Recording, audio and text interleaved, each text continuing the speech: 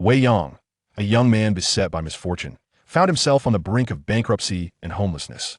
Yet, unexpectedly, he became possessed by the spirit of a master of Jade, embarking on a remarkable journey of fortune through the art of stone gambling, ultimately reaching the pinnacle of his life. Chapter 1. The Shattered Dream of Wealth. Let's go. Another day of potential fortune awaits. This is a village on the outskirts of Pingzhou. 2 years ago, after graduating from an obscure second-tier university in China with a degree in jewelry design, Wei Yang arrived here. He secured a job at a shop specializing in jade raw stones on the famed Jade Street of Pingzhou and rented a modest one-bedroom apartment in this economically priced village, where he has resided ever since. The apartment is small, comprising merely 20 square meters of dimly lit space, consisting of a room, a living area, a kitchen, and a bathroom. The surroundings are equally dismal, with narrow roads strewn with garbage and sewage, and an unpleasant odor pervading the air. Nevertheless, Wei Yang finds a semblance of contentment. Each morning, he awakens as if invigorated, delivering a motivational pep talk to himself before riding his cheaply acquired second-hand electric bike to work. Today is no different. Let's go. Another day of potential fortune awaits. As he steps outside, he gives himself a final motivational boost. Clearly, despite his dire circumstances, he harbors a fervent desire for wealth, which is entirely normal. After all, he is immersed in an industry renowned for creating wealth myths. Daily, tales circulate of individuals who have struck it rich overnight, acquiring homes or luxury cars through sheer chance. Dreams are essential to have. Although he currently occupies the lowest rung as a jade worker, he believes in striving for his ambitions while he is still young. Such aspirations are not beyond reach. Despite spending the first 2 years of his career laboring in menial tasks moving, washing, cutting stones, and handling logistics, she has, over the past year, earned the recognition of his boss, the esteemed Pinggu, known for his golden eye in the jade industry. Pinggu took him under his wing, teaching him the foundational knowledge of jade appraisal. This mentorship has significantly enhanced his life. His salary has seen a modest increase, and he has been introduced to the world of stone gambling, occasionally receiving small dividends from investments. Just a few days ago, Pinggu identified a Tomoyuan raw stone and invited Wei Yang to invest 100,000 yuan. After the stone was cut, its value doubled, and Pinggu informed him that the stone had sold, promising a return of over 200,000 yuan. Thus, what was once a mere dream of wealth is now on the cusp of reality. This is truly exhilarating. Upon leaving his home, he cheerfully purchases 2 meat buns from a roadside stall for breakfast before hastening towards Jade Street. He soon arrives at the public parking lot for Jade Street. Let's go. Work hard. Get rich. After securing his electric bike, he pumps his fist in motivation and begins munching on his slightly cold meat buns as he walks toward the shop. Chui Sheng Yuan is the name of the jade raw stone shop where he works. As he approaches, however, he senses something amiss. The shop door stands ajar, and several colleagues who arrive before him appear anxious and flustered. Wei Yang, why are you so late? His portly friend, Liang Xia, grumbles before lowering his voice to say, "It's bad Pinggu seems to have run away. Impossible." Wei Yang's heart sinks. Without greeting his other colleagues, he rushes into the shop. The scene before him is chaotic, as if a robbery had occurred. The display cabinets that once showcased exquisite raw stones now stand open, their valuable contents missing.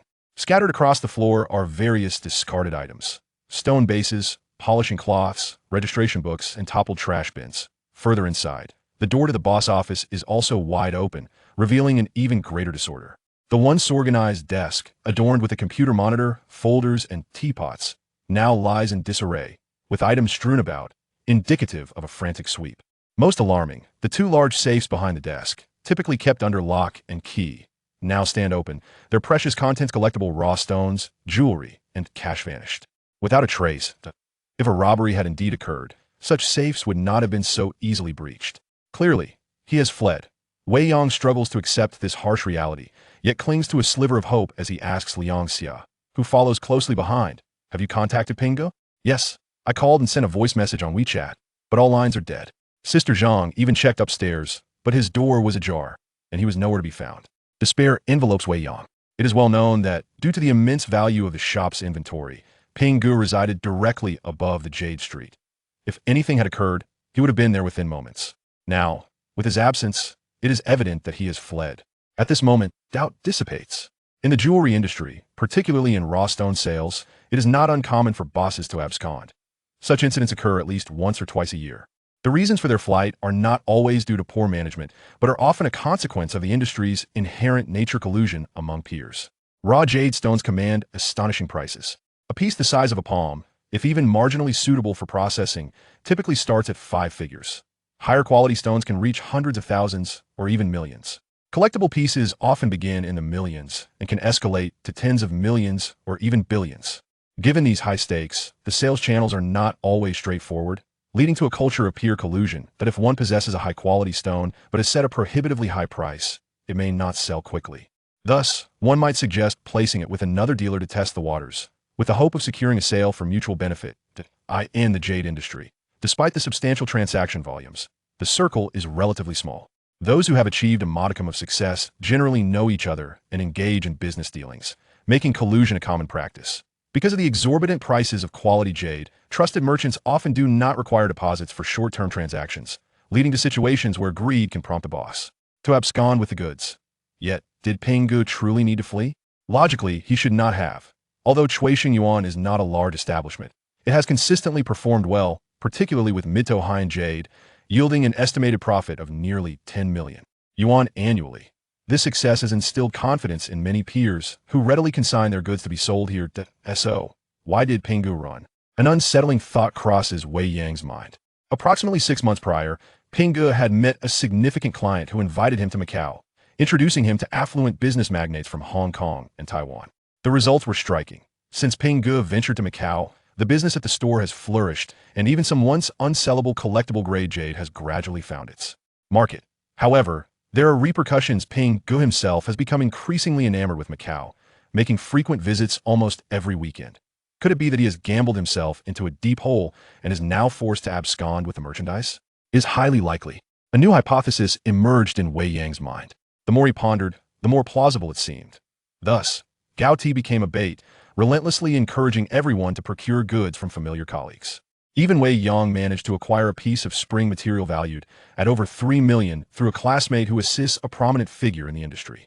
Moreover, just a few days ago, Ping Gu had his eye on a jade rough worth nearly 2 million, proclaiming that this stone was destined for a significant appreciation, enticing everyone to invest. At that moment, Wei Yang was lured into investing, but with insufficient savings, he had to borrow 20,000 from a classmate to barely meet the minimum investment threshold of 100,000. In hindsight, it was evidently a well-crafted trap set by Ping Gu. Damn it, this scoundrel even deceived his apprentice. Wei Yang couldn't help but curse inwardly. He thought to himself that this was disastrous. Not only had his dreams of wealth been shattered, but he had also risked his principal. The more he contemplated, the more anxious he became. Just then, the portly colleague who had been trailing him asked, "Wei Yang, what should we do now?" Behind him, several colleagues looked on expectantly. Despite his youth, Wei Yang, as Ping Ji's sole apprentice, had been managing many of the store's affairs in Ping Ji's absence. Therefore, even after Ping Ji's flight, everyone instinctively looked to him for guidance amidst the chaos. This compelled Wei Yang to force himself to regain composure. "Have we called the police yet?" he inquired. "Not yet. Hold off on that for now. First, contact the clients.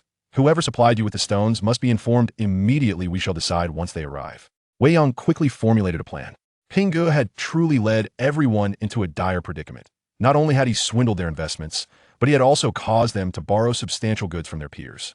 If mishandled, it could jeopardize everyone's future. After instructing the team, he pulled out his phone and hastily dialed his classmate. Over 3 million worth of spring material. What would he do if they pursued compensation? Chapter 2. Adding insult to injury. Approximately 10 minutes later, the first client hurriedly arrived upon hearing the news. It was none other than Wei Yang's university classmate, Yao Xuan, accompanied by her boss, Sister Lin. As they entered, the stunning Sister Lin immediately widened her almond-shaped eyes and inquired, "Wei Yang, what on earth is happening? Did your boss truly abscond?" It seemed likely. In terms of beauty, both Yao Xuan and Sister Lin were exceptionally striking, rare gems indeed. However, at that moment, Wei Yang was too preoccupied to appreciate their allure, consumed instead with thoughts on how to provide Sister Lin with an explanation. This situation was, after all, intricately linked to him. 2 years prior, Wei Yang had accompanied Yao Xuan to Pingzhou in search of employment. While he was largely overlooked, the articulate and attractive Yao Xuan garnered the admiration of the equally beautiful Sister Lin, who became the assistant to a prominent overseas Chinese, rumored to be the daughter of a major mine owner. Subsequently, through Yao Xuan's introduction, he too became acquainted with Sister Lin, who he later introduced to Ping Gu. Thus, the two companies began to establish business relations. Therefore, Despite the fact that the spring material he borrowed from Sister Lin was initially requested by Ping Gu on behalf of the company, the underlying connections could not be denied. Damn it, he thought. It was that scoundrel Ping Gu who had landed him in this predicament. How could he possibly explain this to Sister Lin? Unable to contain his frustration, Wei Yang muttered a curse under his breath. Sister Lin, I sincerely apologize. I have caused you trouble. After swiftly outlining the situation and his assumptions, he bowed deeply to Sister Lin as a gesture of contrition. It's all right. Your prompt notification is already commendable, Sister Lin responded. To Wei Yang's surprise, not with anger, but with a soothing tone. Over 3 million. Are you not the least bit pained by this? He exclaimed. Upon reflection, however, he realized that for someone like Sister Lin, the daughter of a major mine owner with numerous large chain jade and jewelry stores across the nation, such a sum might not warrant a state of panic. Yet, her composure seemed almost too admirable. The more she maintained her calm demeanor, the more guilt Wei Yang felt. He quickly suggested, perhaps we should report this to the police? That seems reasonable, Sister Lin replied, still exuding an air of unruffled serenity. Wei Yang promptly retrieved his phone to call the authorities. Just as he completed the report, another individual burst through the door, accompanied by a thunderous voice. Liang Xia. You bastard, get over here. Another victim had arrived. Wei Yang steadied himself to see that the newcomer was a slightly overweight, middle-aged man dressed in a striped shirt tucked into formal trousers. Recognizing the signature bald head, he immediately identified him as Boss Li from the neighboring store, the former employer of the overweight man, known for his notorious temper. Boss Li had driven the overweight man to resign from his position over a year ago, leading him to join Shui Shengyuan, where he and Wei Yang became close friends. When others change jobs, it often leads to enmity with their former bosses. However, in this case, the relationship between the corpulent man and Boss Li has grown surprisingly amicable since the former's arrival at Shui Shengyuan. Consequently, the business interactions between the two companies have gradually increased. Yet today, Wei Yang sensed impending trouble. Sure enough, the moment Boss Li entered, he pointed at the corpulent man and unleashed a torrent of curses, while the guilt-ridden man cowered behind the imposing figure of Wei Yang, too intimidated to confront the furious Boss Li directly. This only served to infuriate Boss Li further. He surveyed the surroundings and seized a piece of jade from a nearby stand, charging towards them while shouting, Liang Xia, you bastard, after all the trust one placed in you, you've caused me such tremendous losses. This was dire. Someone was bound to get hurt. Wei Yang understood immediately that Boss Li had suffered a significant loss and was now frantic, on the verge of losing his rationality. If he continued to approach the corpulent man, the latter would surely meet a grim fate. It should be noted that the jade in question was harder than steel. No mortal body could withstand its blow. Realizing the gravity of the situation, Wei Yang stepped forward, arms outstretched to block the advance. Boss Li, please calm down. This cannot all be blamed on Liang Xia. At this point, Boss Li had lost all reason and paid no heed to the plea. He shoved Wei Yang aside with one hand while swinging the jade in the other, attempting to bypass the towering figure to strike the corpulent man behind him. Amid the chaos, Wei Yang suddenly felt a sharp pain on his forehead. He reached up to touch it, finding his hand wet with blood. Damn it, he had suffered an undeserved calamity, and it was a bloody one at that. He quickly deduced that during the struggle, the jade had grazed his forehead, but there was no time to dwell on that. With all his strength, he managed to secure Boss Li while using his other hand to wrest the jade from the latter's grasp. Li Ruiyang, have you lost your mind? Sister Lin, standing nearby, could not contain her admonition. This finally prompted Boss Li to regain a semblance of calm. Wei Yang succeeded in seizing the jade, but upon inspection, it was now stained with his own blood. Little did he expect that this trivial item, usually unworthy of attention, would bring him yet another unwarranted disaster. Such an ominous object should be discarded. Li Ruiyang, are you incapable of playing it safe? Must you risk a life and your own in the process? When he returned to the store, hand pressed against his forehead, Sister Lin, who had previously maintained her composure, was now chastising Boss Li. The two were acquainted and had business dealings, but despite both being business owners, their statuses differed significantly. Although Boss Li's enterprise was not insignificant, he paled in comparison to Sister Lin, who had a mine at her disposal. Most of the time, it was he who sought her assistance in procuring goods from Wei Yang Company. Thus, the moment Sister Lin spoke, the man, who was over a decade her senior, immediately became as docile as a lamb, nodding submissively. Look at you, you've caused Wei Yang's head to bleed. Once Wei Yang entered, Sister Lin swiftly turned her reprimands towards Boss Li. He promptly clasped his hands in apology. My dear brother Wei Yang, I apologize for this misfortune. It's nothing. Nothing at all. Now is not the time for grievances. Wei Yang replied. However, Sister Lin insisted. How could it be nothing? Look at the amount of blood you've lost. Hurry to the hospital for treatment. Ji Xian, accompany him. Take my car. She then issued another directive, unwavering in her authority. Despite the considerable blood loss, the experienced Wei Yang discerned that it was merely a superficial injury that didn't necessitate a visit to a large hospital. Thus, after exiting with Yao Ji Xian in tow, he turned right, intending to head to a familiar private clinic behind Jadestone Street for a quick bandaging. Hey, where are you going? Sister Lin's car is right here. Yao Ji Xian, unable to keep pace with him, called out, pointing to a silver Maserati parked by the roadside. There's no need for a hospital. It's just a minor injury. A visit to the small clinic behind will suffice. Wei Yang was compelled to halt his steps. No way. That scoundrel Li Riyang dare to strike you. You must go to the hospital and stay for 10 days or half a month. Extracting a hefty sum from him to teach him a lesson, Yao Ji Xian insisted relentlessly. This left Wei Yang feeling quite exasperated. During their school days, Yao Ji Xian had earned the nickname Little Chili Pepper for her fiery temperament. If one did not provoke her, matters could be easily resolved, but once she was wronged, she would pursue it relentlessly. Now, after 2 years under the mentorship of Sister Lin, a powerful boss, this trait of hers seemed to have intensified. However, Wei Yang interjected, let us not say that. He didn't mean to do it. He felt the need to soothe her. It wasn't that he was unwilling to seek compensation from Boss Li, but rather that they were far too familiar with one another. Despite the disparity in their statuses, he, an employee, and Li, the employer, the greatest concern was that once the matter was settled, he still had to navigate within the industry. If he pressed too hard for compensation and offended Li, it would complicate his future endeavors. Moreover, there was another pressing issue. His finances were quite strained. To stay in a large hospital for 10 days or half a month, the expense would be astronomical. Over the past 2 years, he had managed to save a little by living frugally, but recently, under the influence of Ping Ge, he had invested his savings and lost everything, even accumulating debts, including a loan of 20,000 from Yao Ji Xian. Currently, he had merely about 800 yuan left, and the rent for the month was due shortly. He had originally hoped to rely on this month's salary for sustenance, but now, with Ping Ji's abrupt departure, all his plans had crumbled. How was he to endure the days ahead? In such a predicament, he hardly had the heart to seek compensation from Boss Li. Well, let's drop the subject. I want to press you further. Fortunately, Yao Jishuan was not the type to be unreasonable. After a brief exchange, he quickly acquiesced and followed him to a nearby clinic. The injuries were somewhat more severe than Wei Yang had anticipated. Initially, he believed it to be a mere superficial wound requiring only cleaning and ointment, but ultimately, it necessitated 3 stitches. This prompted Yao Jishuan's reproach. You've been graduated for 2 years, yet you still behave as if you were back in school. Clearly, this was not your concern. Yet you rushed in without considering the consequences. Now look, you've marred your appearance. Be cautious, or you might find it difficult to attract a girlfriend. Oh, it's nothing.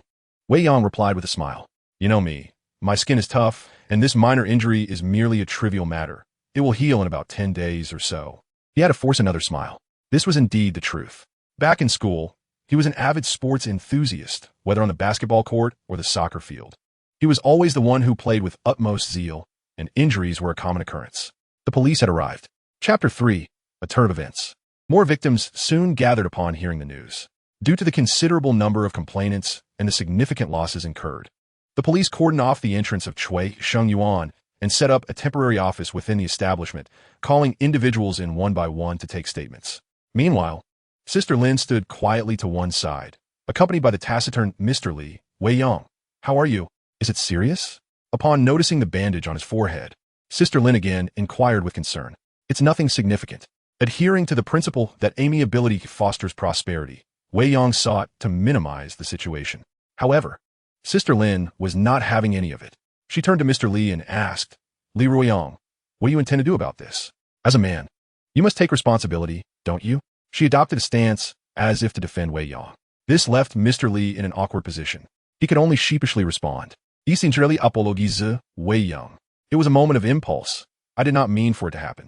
I, too, have suffered considerable loss and cannot compensate you much. He fished out his wallet. Ultimately, he pressed 2,000 yuan into Wei Yang's hands as compensation.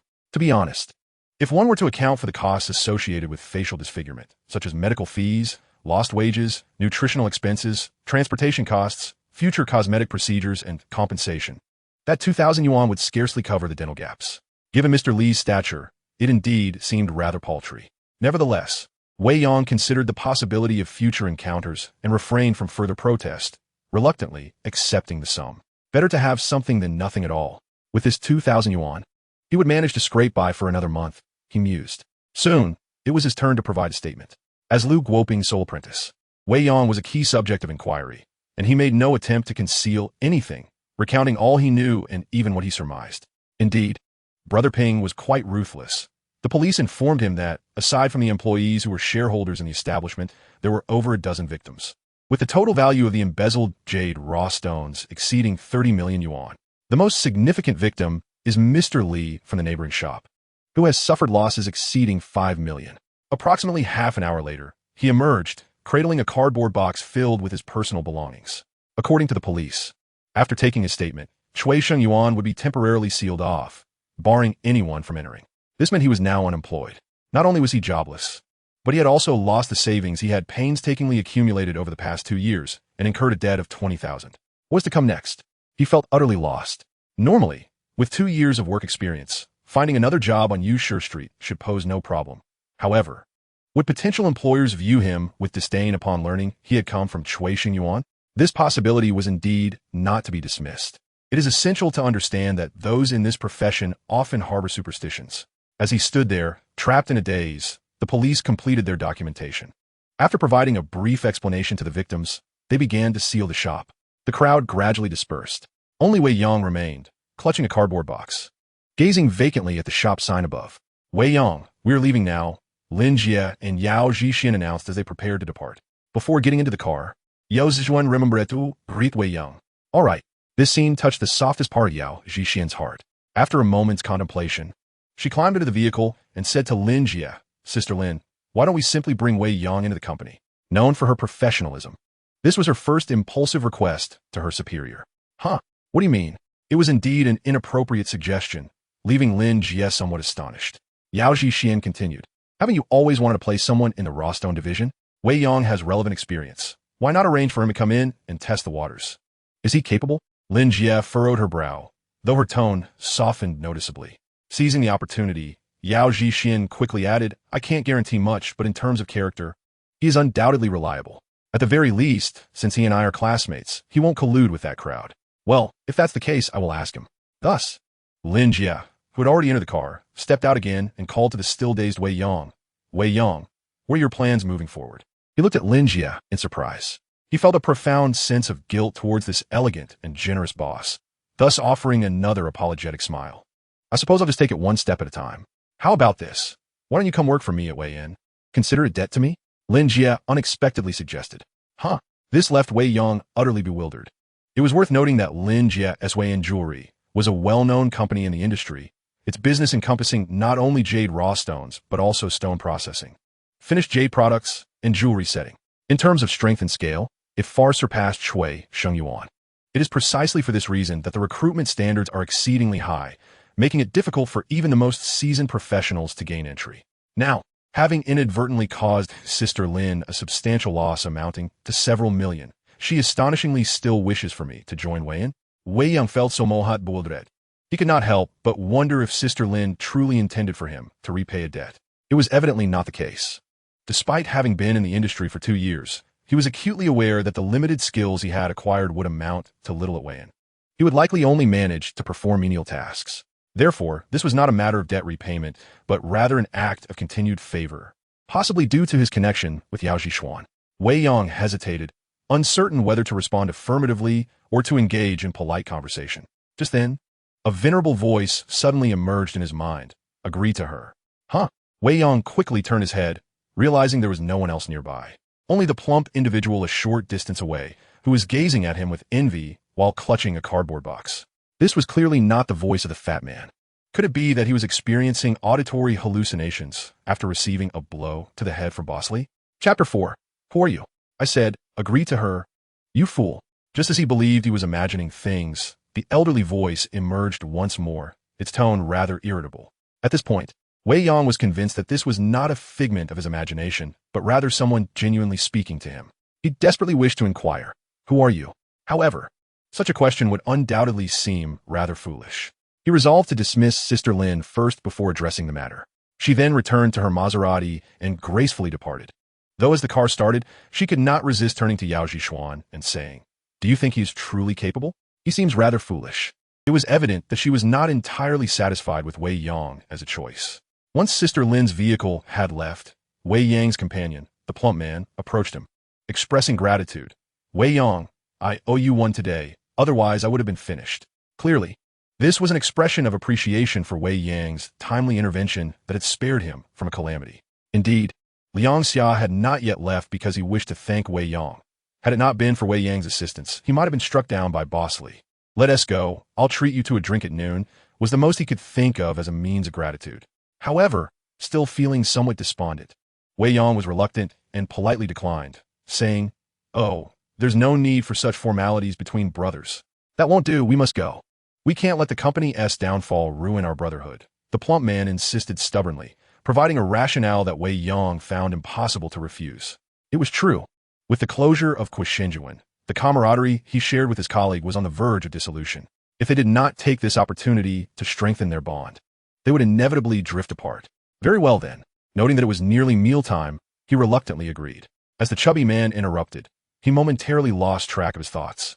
Ceasing his inquiries into the identity of that aged voice, he cast a final glance at the shop, preparing to step away from this place that had consumed 2 years of his youth, ultimately leaving him burdened with sorrow and responsibility. Just then, the ancient voice resurfaced unexpectedly. "Hey, foolish boy, pick up that stone." "What?" Wei Yang was instantly taken aback. Had it not been for the voice's reminder, he might have forgotten that he had once discarded a piece of raw stone, which had brought him misfortune, into the greenery beside the sidewalk. The utterance startled him slightly. What? This voice was somehow connected to that skull-shaped, raw stone? Did it summon spirits through blood? Was he encountering a supernatural event? A chill ran down his spine. Though this was an era of technology, in his hometown, a small county in the mainland, many legends of supernatural occurrences still circulated, and many held steadfast beliefs in them. Wei Yang had once been a skeptic. However, now, what's wrong? "Why aren't you leaving?" urged the chubby man beside him. "Oh, it's nothing. I almost forgot," he replied, suppressing his fear as he approached the greenery beside the sidewalk and bent down to retrieve the skull-shaped raw stone that had once brought him misfortune. Then came a more terrifying revelation. He distinctly remembered snatching this stone from Boss Li with his left hand, which was smeared with his own blood. Thus the stone had absorbed quite a bit of his essence. Yet now, the bloodstains had vanished, and its surface had returned to its original grayish-white hue. Did this mean that it had absorbed the blood? This further convinced him that he was indeed embroiled in a supernatural incident. He stared at the stone's pitted surface, momentarily lost in thought. "What's the matter? That worthless stone isn't worth picking up, so why bother?" inquired the chubby man, his curiosity piqued.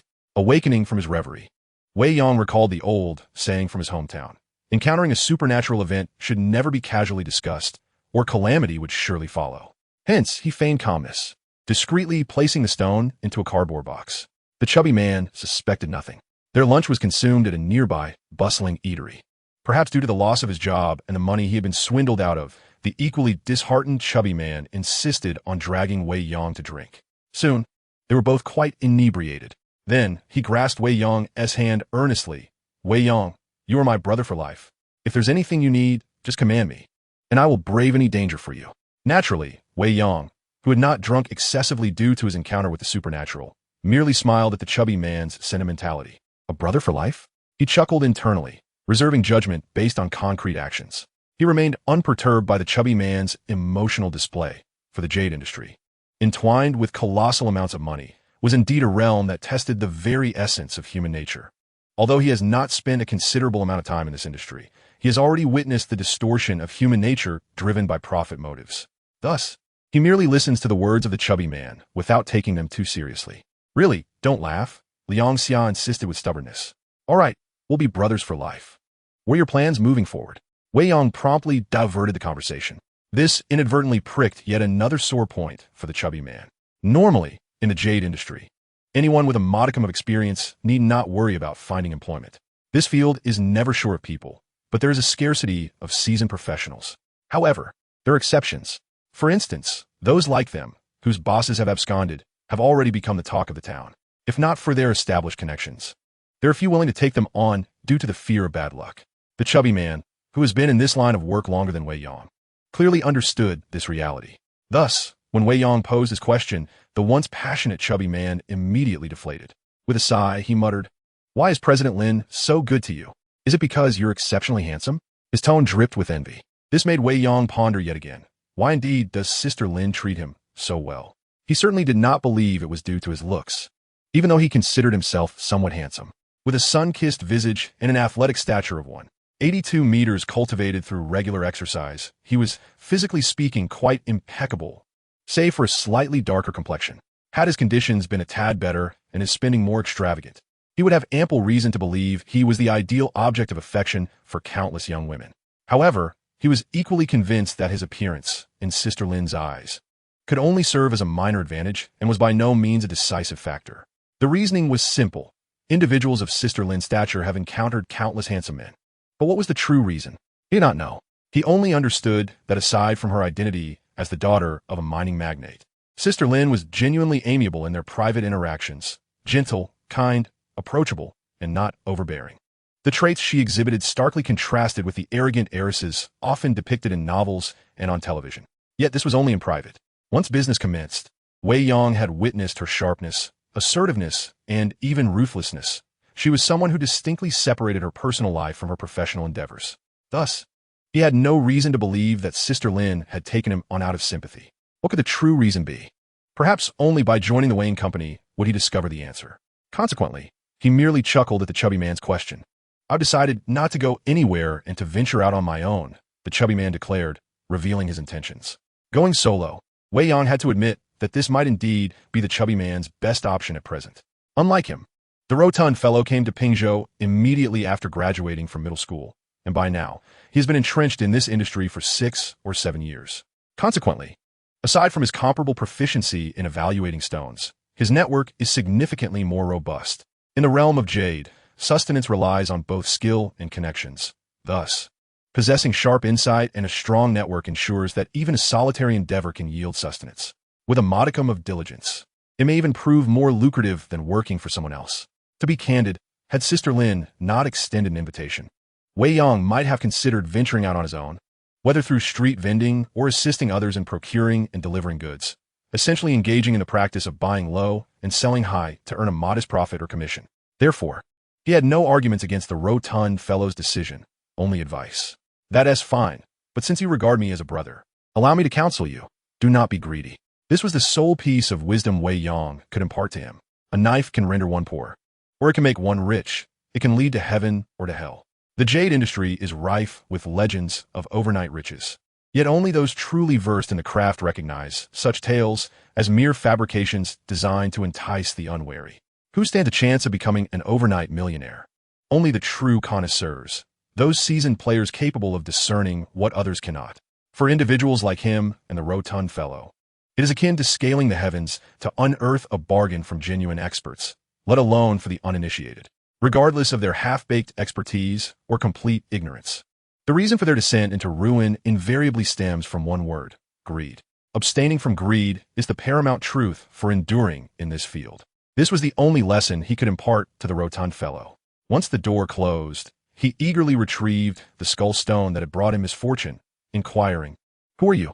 Chapter 5. The Restless Spirit of the Jade Master. Who are you? This question had lingered in Wei Yang's mind for quite some time.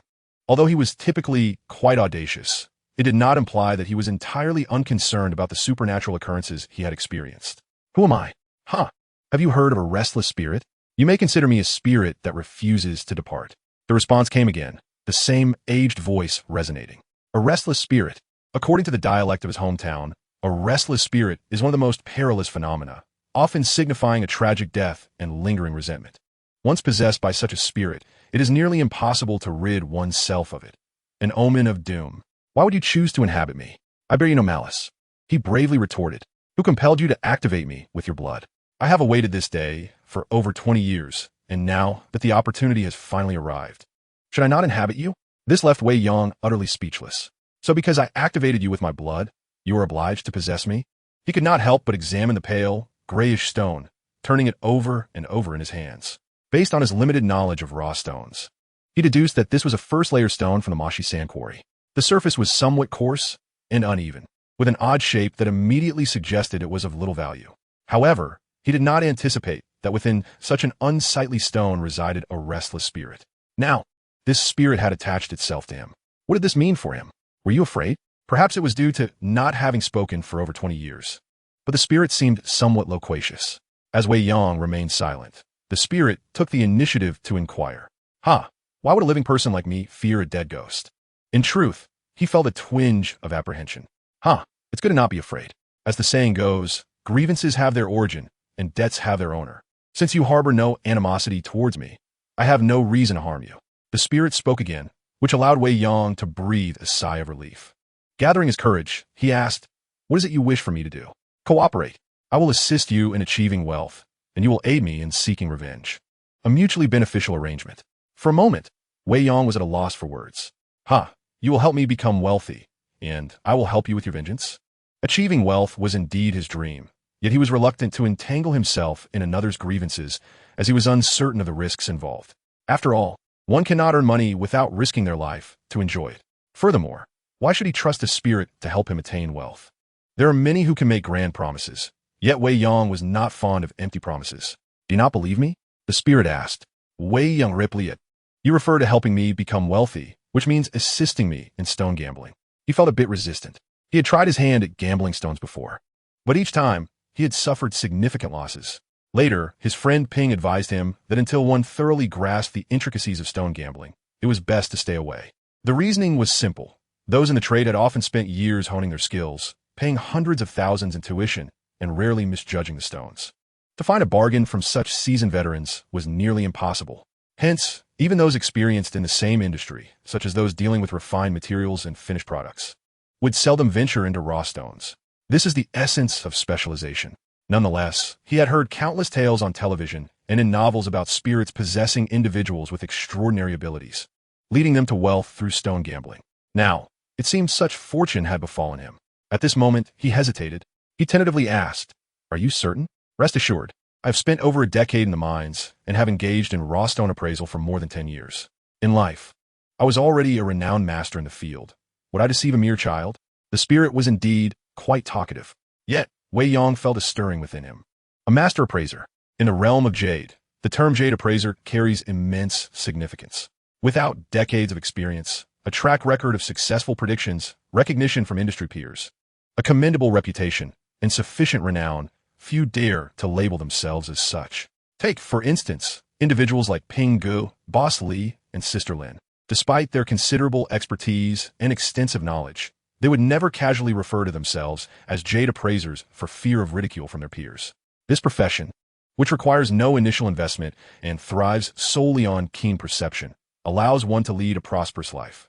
Over the decades, only a handful have earned the right to be called Jade Appraisers within the jade industry. Yet now, this specter dares to claim the title. Is it true? Indeed, it is. Could it be that I need not utter a word for him to grasp my thoughts? Precisely. If he is bold enough to assert himself as a Jade Appraiser, he must have been a significant and renowned figure in his lifetime. But who could he be? Curiosity can lead to dire consequences. It is wise not to delve too deeply into my past identity before you are qualified to do so, lest you invite unforeseen calamity. Wei Yang's suspicions were confirmed, and the realization sent chills down his spine. So, there are no secrets left between us? Indeed. However, is it not somewhat impolite for you to address me this way? Considering my age, I could very well be your grandfather, so at the very least, you should refer to me as grandfather. Wei Yang found himself at a loss for words, hesitant to entertain any thoughts. "Come on, why are you dawdling?" urged the specter once more. It wasn't that Wei Yang was unwilling to seek fortune, nor was he skeptical of the specter. Rather, he was financially constrained. Until this morning, he had only a few hundred yuan left for living expenses, relying on his upcoming paycheck for the days ahead. However, he was taken aback to discover that even his boss had vanished, leaving him with little hope. Fortunately, Sister Lin had managed to secure 2,000 yuan from Boss Li for his sustenance. He intended to use this sum for rent and next month's living expenses. Yet this persistent specter was urging him to gamble on stones, leaving him in a quandary. Go. Why hesitate? He resolved. It was unreasonable to reject an opportunity for wealth that had presented itself out of the blue simply out of fear of spending. He steeled himself. Chapter 6. The great misfortune approaches in the jade and jadeite industry. Pingzhou is indeed renowned, particularly for its jade bangles and other polished items, which are famous both domestically and internationally. As a result, Pingzhou has garnered titles such as the foremost jade market in the country and the largest distribution center for Burmese jadeite. It is evident that Pingzhou is celebrated for its finished products, but this does not imply that there is a lack of raw jade available for sale. In fact, the street where Chui Xingyuan is located is primarily lined with shops selling raw stones, while finished products are concentrated in the jade market. Additionally, the raw stone auctions in Pingzhou are also well known both at home and abroad, further solidifying its status as one of the most significant distribution centers for raw materials in the country. In addition to this, there exists a vast morning market and night market, both bustling with the sale of raw stones and jadeite slabs. Where should one venture? The morning and night markets are not yet open, and the shops along Jade Street can be disregarded, as they predominantly offer mid to high-end raw stones, mostly window-opening materials. With his limited funds, he could scarcely afford even a fragment. Thus, his only recourse was to the raw stone supermarket. Wei Yang swiftly established his objective. As the name suggests, the raw stone supermarket emulates the model of a traditional department store, specializing in jadeite sales. Within this establishment, jadeite is arranged on shelves according to quality, with clear pricing and no haggling allowed. Ordinarily, Wei Yang seldom frequented such supermarkets, for they catered primarily to tourists rather than industry insiders. Consequently, the jadeite offered was mainly of lower to mid-tier quality, lacking significant value for money. However, due to his financial constraints, he found himself compelled to take a chance at the raw stone supermarket. Yet, he harbored grave doubts about the self-proclaimed Jade Appraiser, an incessant chatterbox of an old man, and whether he could indeed assist him in selecting worthwhile pieces from a supermarket. It was crucial to recognize that since the supermarket targeted uninformed tourists, it was rife with either low-quality bulk stones or, at best, visually appealing but ultimately mediocre materials that bore a striking resemblance to marble. Only a scant few genuinely promising raw stones were interspersed among them, and these did not exhibit obvious characteristics of potential value, making it exceedingly difficult for the inexperienced to discern them. At the very least, he and his overweight companion were ill-equipped for such a task. Otherwise, they would have long since exploited this place as a veritable cash machine. True experts in stone gambling had little interest in such low-end venues. Therefore, his decision to set his sights on the raw stone supermarket also bore a hint of curiosity regarding the Jade Appraiser's actual expertise. Just then, a cold snort interrupted his musings. Clearly, his skepticism regarding the Jade Appraiser's skills had not sat well with the old man. As he composed himself, he mounted his dilapidated electric bike once more and arrived at Jade Street. The largest raw stone supermarket was prominently situated at the street's entrance, visible from a distance. It was undeniable that tourists were a lucrative source of income. Upon reaching the entrance, he found it surrounded by a throng of people, comprising men, women, and children alike. Many bore large travel bags, and some sported tourist hats, their features unmistakably marking them as visitors. The air was filled with excited exclamations of "Rise! Rise! Rise!" a hallmark of the raw stone supermarket. Here, after purchasing raw stones, tourists often requested immediate cutting to test their fortune. Consequently, several cutting machines were stationed at the entrance, including oil cutters for larger stones and water cutters for smaller ones. Each time a stone is to be cut, before the cutter even draws his knife, the companions of the stone's owner begin to exuberantly shout up, up, up, their faces flushed with excitement. This is the allure of stone gambling, driven by the frenzy of the myth of wealth. Indeed, it is astonishing. Look at the boss, he has struck gold. This raw stone has appreciated, it has grown. As Wei Yang approached, a voice rang out from the crowd, slightly exaggerated in its fervor. He immediately recognized it as the cutter performing, aiming to entice more visitors to purchase stones. Not only the tourists, but even he himself, drawn by the exaggerated exclamations, could not suppress his curiosity and edged closer to take a look. To his surprise, it was merely an ordinary piece of semi-translucent jade. It hadn't even begun to transform, yet they dared to proclaim its value had soared. He could not help but chuckle knowingly. The value of jadeite is determined by its quality, which is primarily categorized by its type, from lowest to highest. These are bean type, semi-translucent, fine semi-translucent, semi-translucent with clarity, crystal clear, high clarity, and glass-like. Generally, anything below fine semi-translucent lacks processing value, as the resultant products do not even cover the cost of processing, rendering it a mere waste of money. Thus, the so-called greatly appreciated semi-translucent raw stone in the cutter's hands would be considered mere refuse in a reputable jade establishment. Alas, how easily tourist money can be deceived. With this thought, he stepped into the raw stone supermarket. This is a distinctive feature of various raw stone retail shops. Selecting raw stones requires the use of specialized high-intensity flashlights to assess their quality, which is why most places selling raw stones are dimly lit. Windows are typically covered with shades, and only a few dim lights illuminate the interior. This place was no different. "Sir, what quality are you looking for?" A staff member approached him with enthusiasm. Despite the supermarket's label, raw stones remain quite unfamiliar to the tourists, necessitating the presence of guides within the store. "Show me the 2000 range," Wei Yang stated directly, specifying his target. In the raw stone supermarket, the most affordable stones start at 100 yuan, with slightly pricier options at 200 and 500. Anything exceeding 1,000 yuan is considered high-end within the supermarket. Although he was currently low on funds, he did not expect to find anything of value among the cheapest materials, hence he stated his maximum limit. "Certainly, sir, please follow me." The staff member's tone became even more enthusiastic, a broad smile lighting up his face. Clearly, for these employees who rely on commissions to make a living, a 2,000 yuan sale represents a significant transaction. Once completed, the commission would nearly equal a day's wage, prompting him to display his utmost enthusiasm. As he led the way, he inquired, "What type of site do you prefer?" "We have Moksha, Muna, Mowanji, and Nancy." A long list of renowned raw stone sites spilled from his lips. Unfortunately for him, he had encountered Wei Yang, who possessed a modicum of knowledge.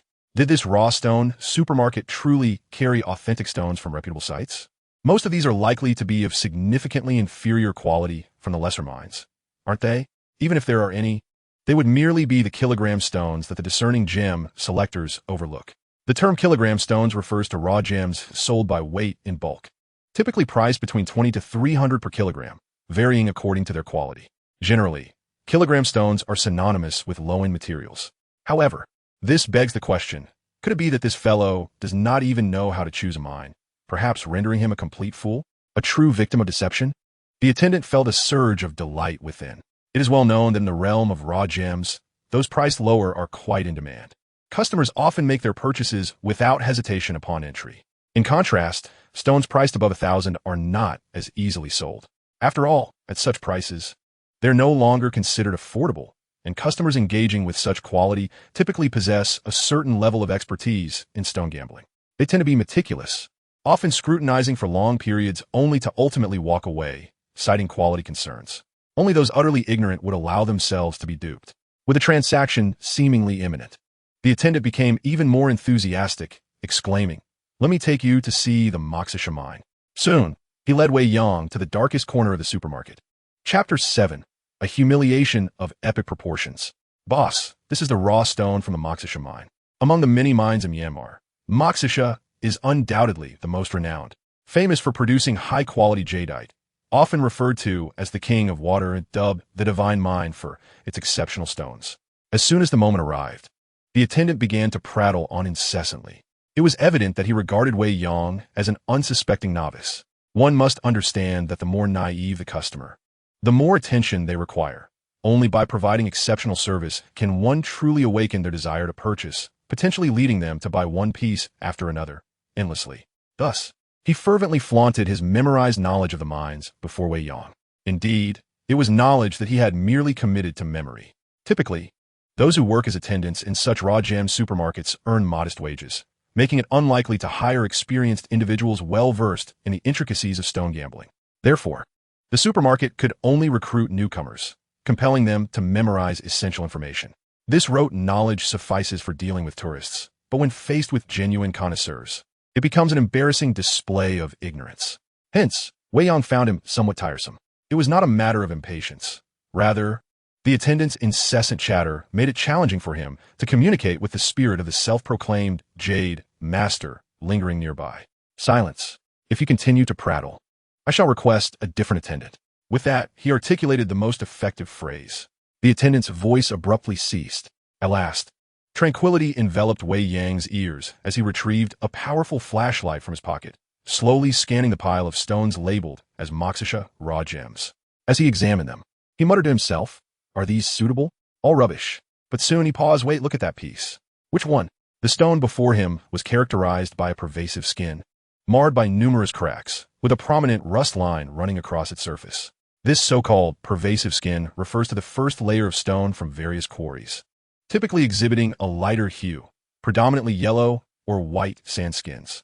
Consequently, it is quite easy to locate in the marshy quarry, which primarily features black sandskin. The multitude of cracks, coupled with the rust line, pointed to a more definitive conclusion. However, disappointment soon washed over him. "Are you certain?"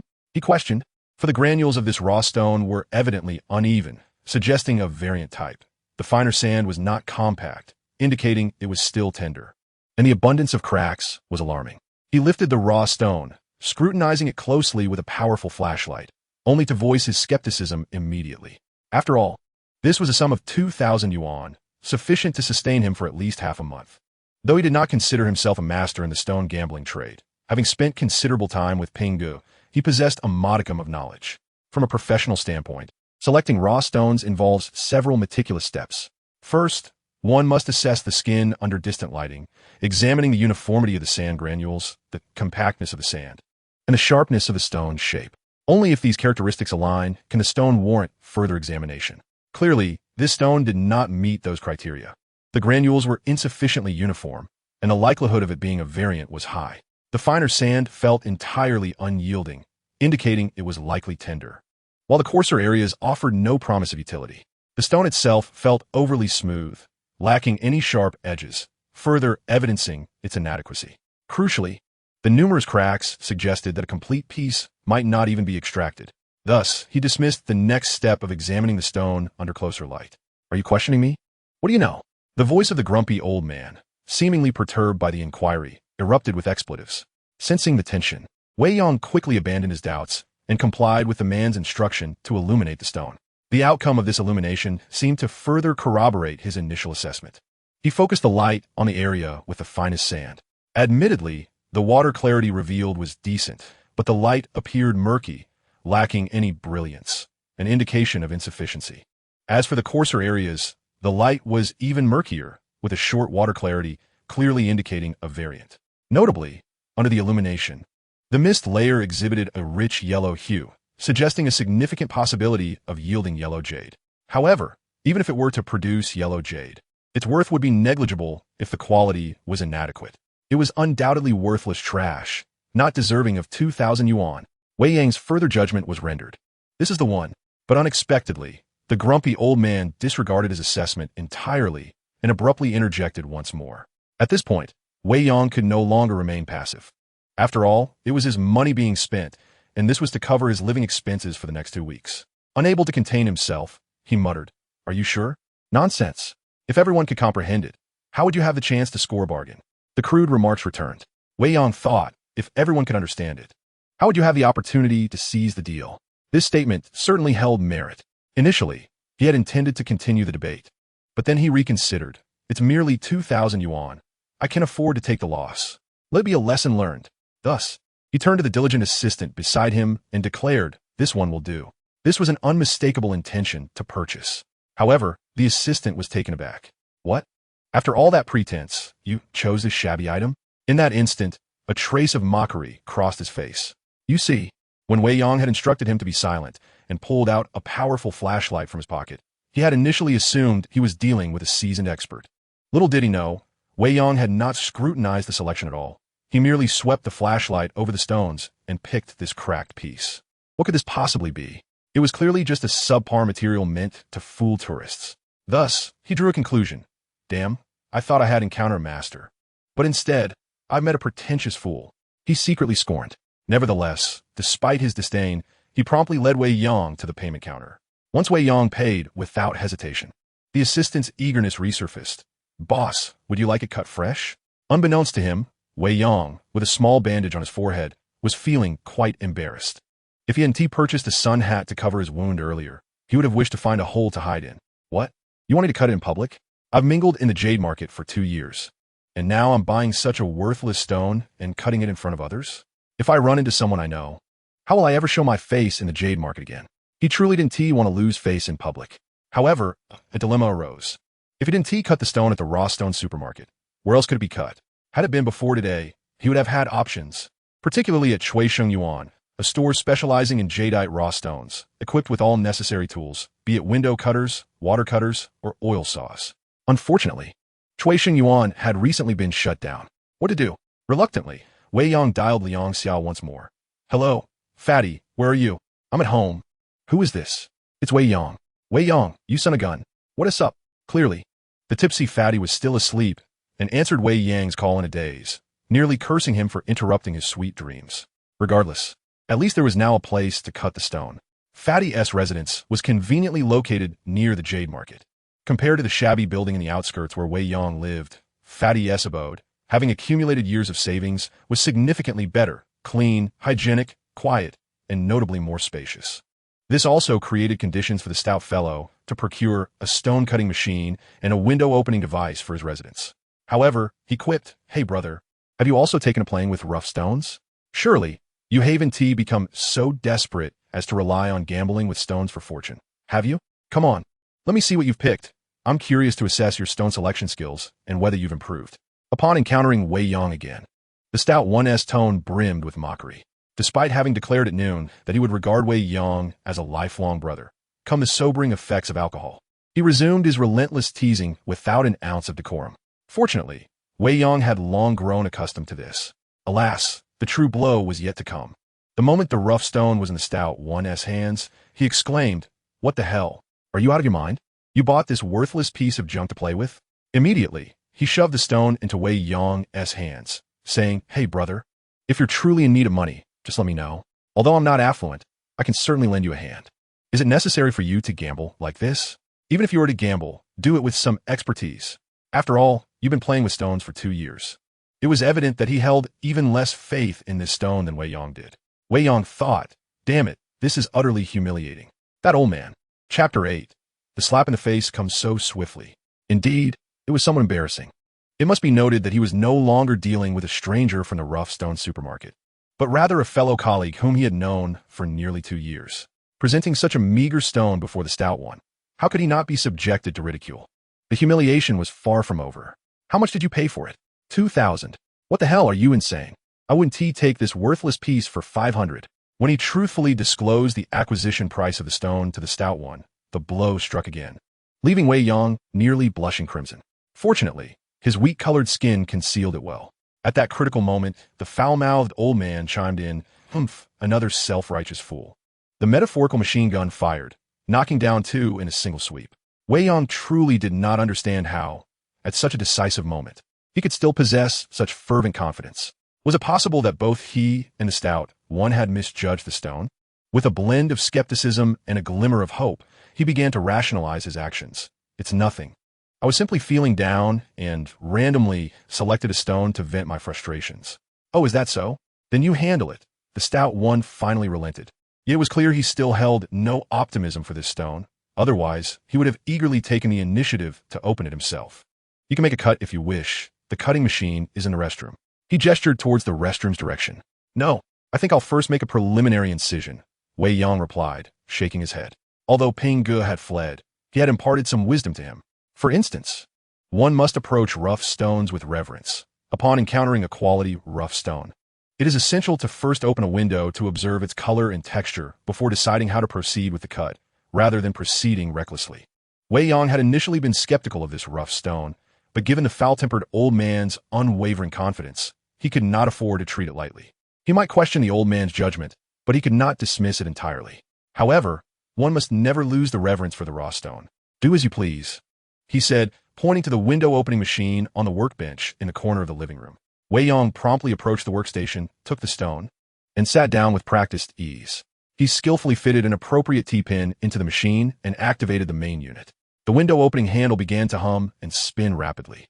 Following this, he opened the dedicated drip tool of the machine, moistening the surface of the raw stone before meticulously inspecting it with a powerful flashlight, then selecting the precise spot for the first puncture. It was a fine sandy area, smooth to the touch, which he deemed to be of tender nature. With that, he grasped the window-opening handle and thrust the pin down. But immediately, he exclaimed, "What on earth? Why is it so hard?" It was no wonder he was taken aback. Though jadeite is renowned for its hardness, with a Mohs hardness rating of 6.5 to 7.5, second only to diamonds and other gemstones. The machine's rotation speed reached a staggering 50,000 revolutions per minute. At such a velocity, a stone of even slightly tender quality would yield effortlessly, akin to slicing through tofu.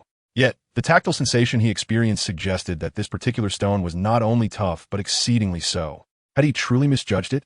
He paused momentarily, contemplating. The initially indifferent onlooker, now intrigued, approached and questioned. Very hard? Is that even possible?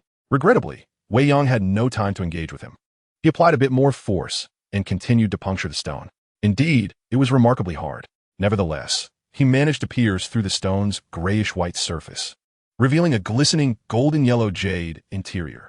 Under the specialized bright light on the workstation, he examined it closely. Goodness, it truly is yellow jade, he marveled, noting that its quality was at least above the level of glutinous ice. Most importantly, the color was an exceptionally rare honey yellow, almost orange. He was utterly astonished, exclaiming once more in disbelief. The now curious onlooker leaned in closer, snatching the raw stone from his hands and picking up the flashlight to inspect it thoroughly. Incredible, he gasped, and then asked, "How much did you pay for it?" 2,000, Wei Yang replied. Incredible, was the astonished exclamation that escaped the onlooker's lips again. Then he declared, "Step aside, let me take over." He audaciously usurped Wei Yang's task, carefully polishing the stone. Approximately an hour later, the once intact raw stone had nearly all of its fine sandy exterior polished away, revealing a vast expanse of golden yellow jade flesh within. Wow, you've truly struck it rich. This quality is barely enough for a ring face, he concluded. The final assessment was clear. It was yellow jade of ring face quality. What does this signify? Among all jadeite ornaments, the highest quality is demanded for ring faces, requiring not only a sufficiently high grade, but also a clean base devoid of inclusions, cracks, or blemishes. If it involves color, the hues must be vivid and uniform. As for the specific type of jadeite, according to the standards of experts, the non-dyed variety must at least reach the level of imperial jade, while the dyed variety should be at least mutton fat jade. Consequently, raw stones capable of being shaped into rings are generally not inexpensive. Indeed, an opportunity has arisen. Regarding the specifics of the potential profit, you now have two options.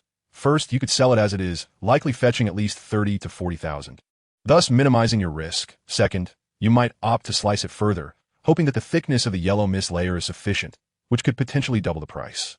However, this option carries its own risks. If the cut does not yield a substantial mist layer, it may diminish in value. Which will you choose? The professional opinion of the hefty fellow soon followed. To this, Wei Yang expressed no doubts, as the hefty man had been entrenched in this industry for 6 or 7 years, possessing a more astute understanding of the pricing of such raw materials and the risks of further cutting than Wei Yang himself. The real dilemma was how to decide. At this moment, he felt somewhat bewildered, purchasing it for 2,000, and after opening it, selling for 30 or 40,000, a near 20-fold increase. If this were to occur at the raw stone market, the owner would surely announce it with a loudspeaker. This could certainly be deemed a minor financial miracle. Frankly, this outcome far exceeded Wei Yang's expectations. He had initially thought that even if the irritable old man had not been exaggerating, a sale of 10 to 18,000 after his 2,000 investment would already leave him immensely satisfied. Little did he know, this was not the crux of the matter. The key point was that prior to the cut, both he and the hefty man had confidently asserted that this was merely a worthless stone. Who would have thought the reality would contradict them so swiftly? He felt as though his understanding of jadeite had been fundamentally overturned. Hey, what are you thinking? Are we cutting or not? Just give me a clear answer. Just as he was lost in thought, the hefty man urged him again. Wei Yang pondered, to cut or not to cut. Had this been before, he would have undoubtedly chosen not to cut, as a near 20-fold increase was already satisfactory. Yet now, he decided to first seek the opinion of the irritable old man before making a decision. At this point, he no longer questioned the old man's expertise in stone appraisal. Wait, don't speak, let me think. He halted Liang Xia's incessant chatter and closed his eyes. It wasn't that he truly needed silence. He required a brief moment to converse with the irritable old man in his mind, seeking clarity on the matter. Digging deep into issues and seeking thorough understanding was one of Wei Yang's defining traits. A rapid dialogue ensued. Do you know the difference between primary and secondary colors? Yes, despite his previously absent teacher who had preferred to withhold knowledge, perhaps fearing that teaching his apprentice would lead to his own demise, thus only imparting partial information. Wei Yang still grasped the basic concepts of primary and secondary colors, thanks to the accessibility of information in the modern digital age. The colors of jadeite are remarkably diverse, encompassing shades of green, red, yellow, blue, and purple. Among these, the most prevalent hues are green, red, and yellow, which collectively give rise to the nomenclature of red Fe and green Cui. The term primary color refers to the hues that are inherently present in jadeite from its initial formation within the mineral, such as the predominant green. In contrast, secondary color pertains to the hues that develop after the jadeite rough stone has detached from its vein, influenced by the surrounding environment through subsequent impregnation. The Fe color, which is characterized by red and yellow, epitomizes a typical secondary color, primarily resulting from the permeation of iron ions into the jadeite rough stone. The distinction between red and yellow is contingent upon factors such as the concentration of iron ions. You are likely familiar with the concepts of primary and secondary deposits, correct? Indeed, the term primary deposit denotes the extensive rough stones located within the jadeite vein, while secondary deposit refers to rough stones that have detached from their original vein due to geological changes, subsequently enduring the erosive forces of flowing water, sediment accumulation, and the immersion in various ions, thereby undergoing further mineralization under conditions of high pressure and low temperature. For instance, the mountain material of Hetian jade is a quintessential example of a primary deposit, while the seed material of Hetian jade exemplifies a secondary deposit. However, due to the differing geological formation conditions, the vast majority of jadeite is classified as secondary deposits, with extensive primary deposits being exceedingly rare. Hence, the mountain material of jadeite is not synonymous with that of Hetian jade. Now, what about the concept of metasomatism? Here comes another inquiry from the irascible elder. This is indeed a crucial point of knowledge. Metasomatism, a term in mineralogy, refers to the process wherein external substances, such as ions, undergo exchanges and substitutional chemical reactions with the original components of the mineral under conditions of temperature, pressure, and chemical solutions, thus generating new mineral constituents. It must be said that despite the elder's cantankerous demeanor, his loquacious nature ensures that he reveals every detail when elucidating specific principles, undoubtedly benefiting Wei Yang immensely. Once these knowledge points are grasped, the underlying principles become readily explicable. Indeed, the original mineral of this rough stone is relatively tender, and the geological processes have resulted in numerous fissures. However, since the yellow Fe is a secondary color, its tenderness and the abundance of fissures intriguingly facilitate the permeation of iron ions. The presence of that rust line on the rough stone further attests to the considerable richness of iron ions in the surrounding environment. When these factors, tenderness, numerous fissures, and abundant iron ions, are combined, one can ascertain that the secondary environment of this rough stone possesses excellent conditions for metasomatism, presenting the opportunity to yield high-quality red and yellow Fe. Regarding the issue of tenderness, under conditions of ample metasomatism, the gaps between the particles of the rough stone can be sufficiently filled with iron ions and other minerals, naturally compensating for any deficiencies. The elder's detailed explanation ensues, leaving Wei Yang in a state of admiration. Previously, he had encountered similar perplexing issues, yet whenever he posed questions to Pingu, the responses were ambiguous at best, lacking the systematic and professional clarity he now receives. It is no wonder he considers himself a master of jade. His expertise indeed surpasses that of every gemstone gambler he has encountered. At this point, Wei Yang harbored no further doubts regarding the old man's ability to appraise stones. However, he still had lingering questions to pose. He directly inquired, why does it exhibit such a tender appearance on the surface? This was the crux of the matter. The reason he and the hefty man misjudged lay in their enchantment by the external attributes of the raw stone. It was only by thoroughly understanding this issue that he could avoid repeating the same mistakes in the future. The tender appearance primarily encompasses two aspects: the shape of the raw stone and the characteristics of its skin, correct? The irritable old man retorted. Indeed, Wei Yang affirmed, the formation of jadeite is an exceedingly intricate process.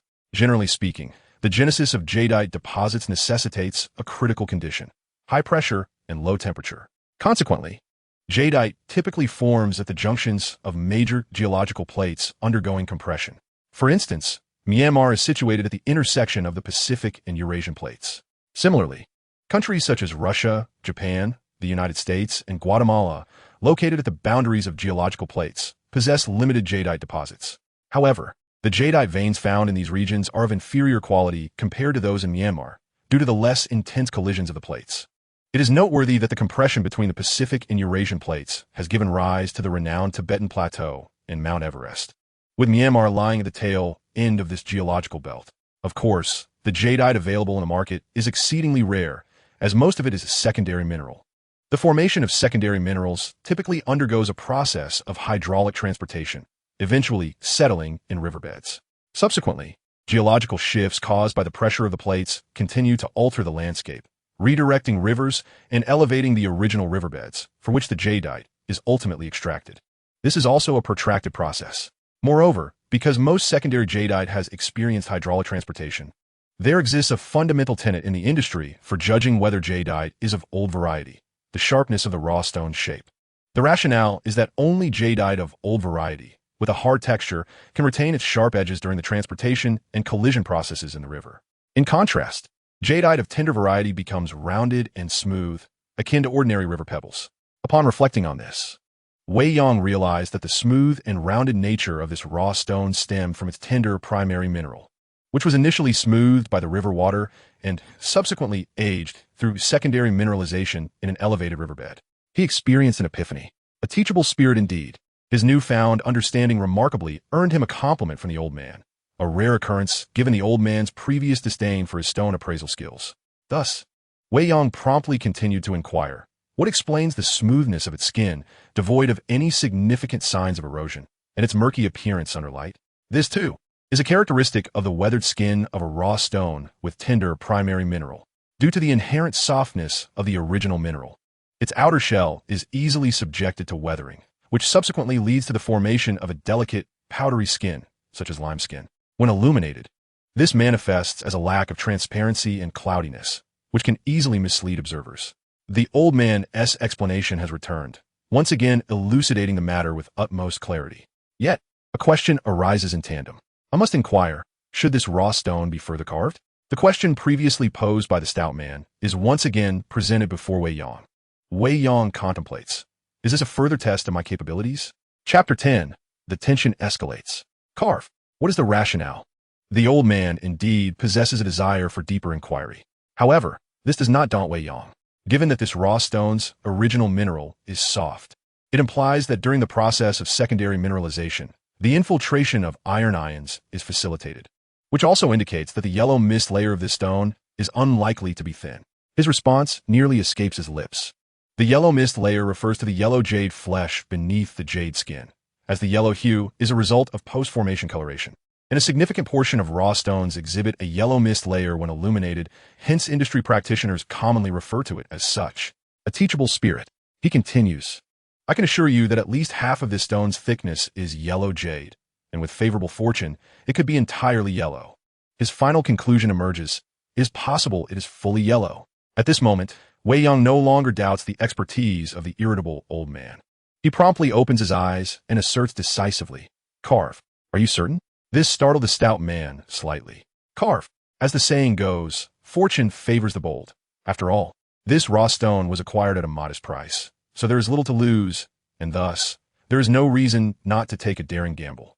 Unable to explain or disclose the existence of the irritable old man, he resorts to an alternative reason to deflect. He then took the raw stone from the astonished stout man's hands and headed towards the restroom. This time, he intended to wield the knife himself. Typically, when the quality of a raw stone reaches a certain threshold, to minimize material loss, one would opt for professional stone-cutting factories utilizing time-consuming wire cutting. However, this raw stone required no such measures, as it bore a significant crack, nearly traversing its entirety. In this scenario, using a water cutter along the major fissure suffices. In terms of stone cutting, Wei Yang, having accumulated considerable experience, is quite the adept. Soon, the entire raw stone was cleaved in two beneath the roar of the water cutter. Is it fully yellow? Wei Yang is eager to see immediately. However, recalling how he was once derided by the stout man upon his arrival, he feels it necessary to seize this opportunity to deliver a resounding rebuttal. Thus, without a glance, he hands the raw stone to Liang Xia, who has been waiting behind him for the outcome. Shortly thereafter, exclamations ensue. Damn, how can your luck be so extraordinary? The stout man quickly erupts in astonishment. The satisfaction of this moment is immense. Yet, Wei Yang feigns ignorance and inquires, what is wrong? Having already gleaned the general outcome from the irascible old man, he felt assured that the final result would undoubtedly be favorable. Yet, he deliberately maintained an air of calmness. This tranquility, however, caused the portly fellow's emotions to spiral out of control. He thrust the bisected raw stone into Wei Yang's hands, grumbling, You take a look for yourself." This was unmistakably born of jealousy. Wei Yang smirked with satisfaction as he accepted his inaugural creation, crafted with the old man's assistance. Indeed, fortune favored him. However, the outcome did slightly deviate from the most ideal scenario. Contrary to the old man's predictions of a fully saturated yellow, the stone's center revealed a sizable, egg-like segment devoid of color penetration. Yet, this was not necessarily a detriment, for the original hue of the stone was, surprisingly, blue. Additionally, the presence of rust lines, once cut, revealed a striking band of red, approximately 2 to 3 millimeters in width. Consequently, this raw stone turned out to be an exceedingly rare tricolored specimen, yellow, red, and blue, commonly referred to as three-color. It is no exaggeration to assert that if the stone's quality were slightly superior, such a distinctive piece could fetch several $100,000 or even $1 million at the market. Undoubtedly, its somewhat inferior quality was a drawback. Upon its division, the clarity of the stone's quality became evident. In the finer sections, it achieved a glutinous ice quality, while in the coarser areas, it merely reached a glutinous state, with slightly rougher texture, which significantly diminished the overall value of the stone. However, there was a fortunate aspect as well. While the surface of the raw stone appeared riddled with cracks, upon cutting, Wei Yang discovered that only a few significant fissures penetrated deeply into the stone, with the remainder being surface cracks that did not hinder extraction. Thus, even the altered portions could yield valuable dual-colored or even tricolored pendants. Although they might not meet the standards for higher quality pieces, they would suffice for crafting animal, floral, or landscape-themed pendants. It was no wonder the portly fellow was so vociferous. Indeed, luck was on their side. "How much do you see this fetching now?" he inquired of Liang Xia, with a conservative estimate. "Selling for over 100,000 is certainly feasible," came the portly fellow's response. This appraisal was within Wei Yang's expectations. Wow, that's an astronomical increase. Purchased for 2,000, yet it could sell for over 100,000, a surge of nearly 50 to 100 times. Such a meteoric rise was exceptional, a rarity within the industry, and once word spread, it would undoubtedly incite envy and resentment among many. As the dust settled, Wei Yang could not help but feel a surge of pride. However, he quickly regained his composure. Despite the windfall, the reason for such a dramatic increase was the remarkably low purchase price. Viewed from another perspective, had the stone's surface quality been typical, its initial price would not have been 2,000, but rather a minimum of 20,000. Following an initial sale, it could rise to around 40,000, effectively doubling. After another cut, the price could soar to over 100,000, multiplying 3 to 4 times. That would represent a truly reasonable appreciation. Thus, such a sudden windfall is undoubtedly a stroke of luck, and it is unlikely that he will encounter another opportunity like this in the near future. Soon, he regained his composure and handed the raw stone to the portly man, saying, "I'll leave this to you to handle. Consider it your first solo venture." Without a moment's hesitation, Wei Yang contemplated converting it into cash. The reasoning was simple. He was in dire need of money. Furthermore, if the irritable old man truly wished to assist him in amassing wealth, he would require capital. However, Liang Xia was somewhat taken aback by his decision and asked curiously, "Why not sell it yourself?" Wei Yang smiled. Why not sell it himself? Indeed, as an experienced professional, he could easily sell the stone himself without lacking for connections. Yet, considering he had an unexplainable old man residing in his thoughts and the possibility of frequently having raw stones to dispose of in the future, perhaps it would be prudent to maintain a low profile. Thus, entrusting the task to the portly man was the wisest choice. "Since we are brothers, we shall share the fortune. I'll give you 5 points as a white card after the deal is done," he promptly declared. The term white card referred to the fee he would need to pay for assistance in selling. Typically, this intermediary fee ranged from 2 to 10, with the percentage decreasing as the value of the stone increased. Generally, for transactions exceeding 6 figures, the white card fee would be 2 to 3 points or a fixed amount, such as 1,000, 2,000, or 3,000. Nevertheless, Wei Yang offered a generous 5-point fee. After all, the cost of the stone was minimal, and giving the portly man a little extra would not hurt. It would only encourage him to work harder on the sale. Moreover, considering the portly man's remark, "If you truly need money, just let me know," he felt it would be unjust not to compensate him fairly. "All right then, I won't hold back. I'll head out to sell it right away." The portly man exclaimed with delight. Wei Yang thought to himself, "You're not even going to be a tad sentimental. You claim to be a lifelong brother, yet you're now profiting from brotherly funds. What a quintessential display of greed." He couldn't help but inwardly criticize the portly man.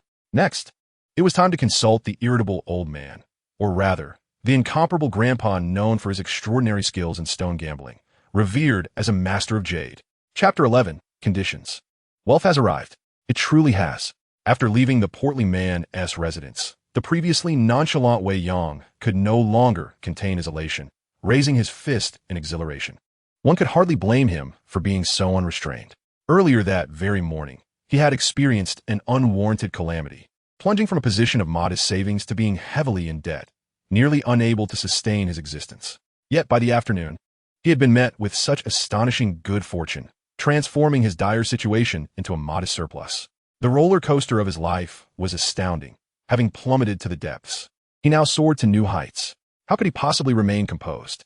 He was acutely aware that the raw jade he had just encountered was of distinctive quality and possessed a marketable appeal, as long as his expectations remained reasonable. It should sell within a day or two. In other words, the irascible old man had unwittingly aided him in escaping his predicament with a mere trial of skill. However, he soon calmed himself, transitioning from excitement to contemplation regarding the subsequent matter, collaboration with the elder. Yet, how should such a partnership be structured? If it were feasible, he would eagerly await the sale of the raw stone, and upon receiving the proceeds, he would promptly accompany the old man to purchase another piece, engaging in a continuous cycle of buying and selling to swiftly ascend to the pinnacle of success. Yet, he understood that this was fundamentally improbable, and even if it were possible, the price he would have to pay would undoubtedly be steep. After all, nothing in this world comes without a cost. Thus, it would be wise to negotiate the terms in advance. Not a soul to haunt me, nor a cantankerous old man to vex me, he mused, only to be met with a retort. Wei Yang could not help but smile wryly. It was evident that the old man was mocking his mercantile tendencies. Yet, he thought to himself, can I really be blamed? If anyone found themselves suddenly plagued by an ominous spirit, their temperament would hardly remain amiable. Once this specter proved to be of considerable utility, the balance of advantages and disadvantages would render the foreboding nature less significant, and respect would naturally follow. This inclination towards self-interest is a fundamental aspect of human nature.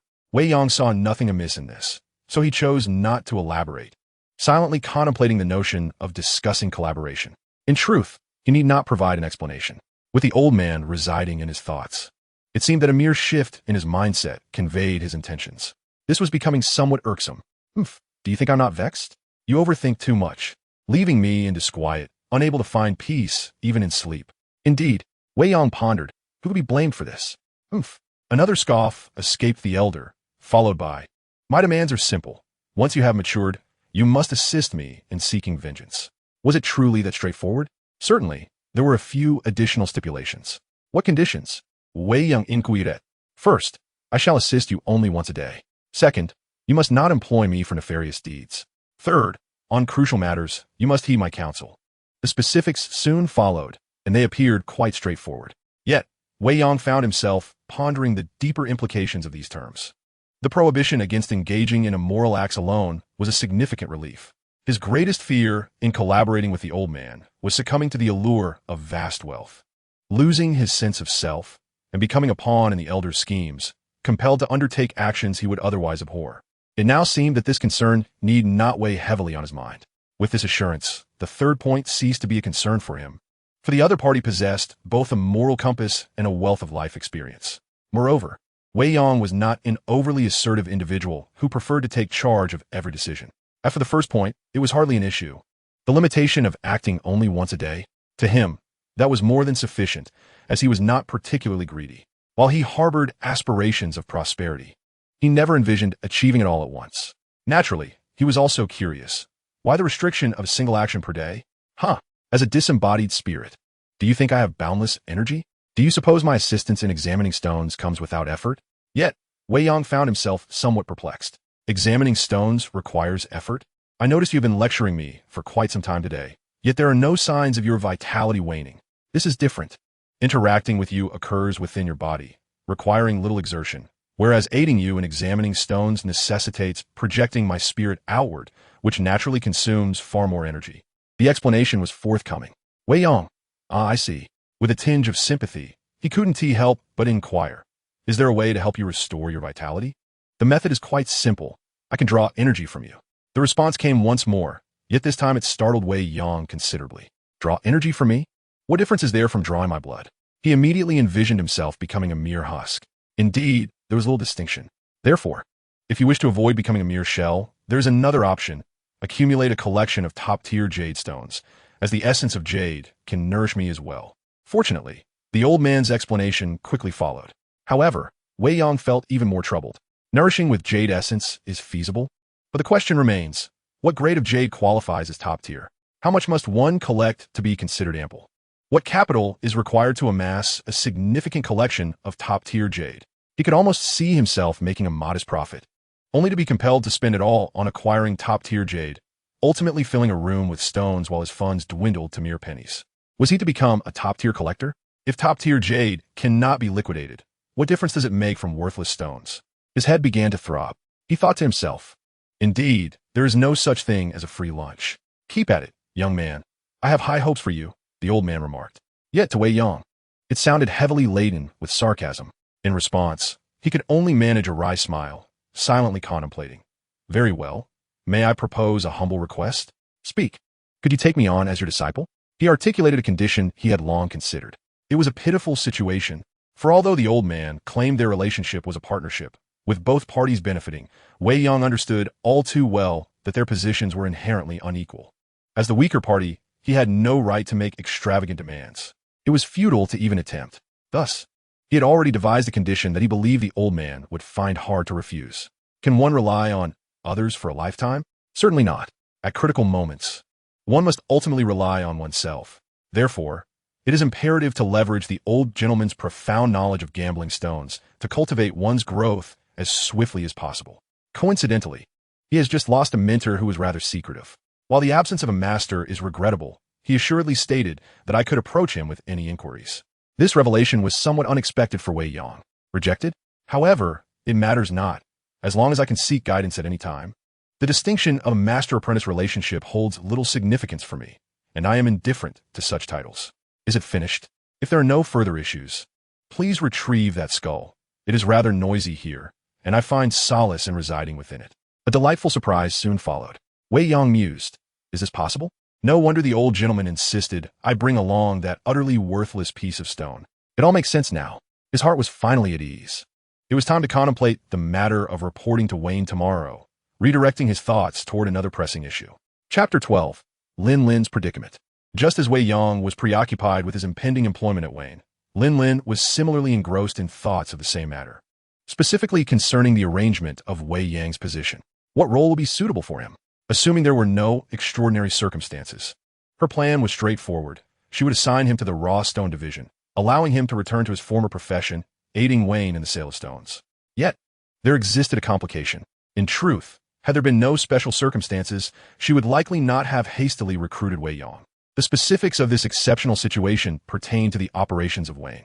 Within the company, the business is divided into 4 primary sectors: raw stones, jade products, jade processing, and jewelry setting, each corresponding to a distinct division.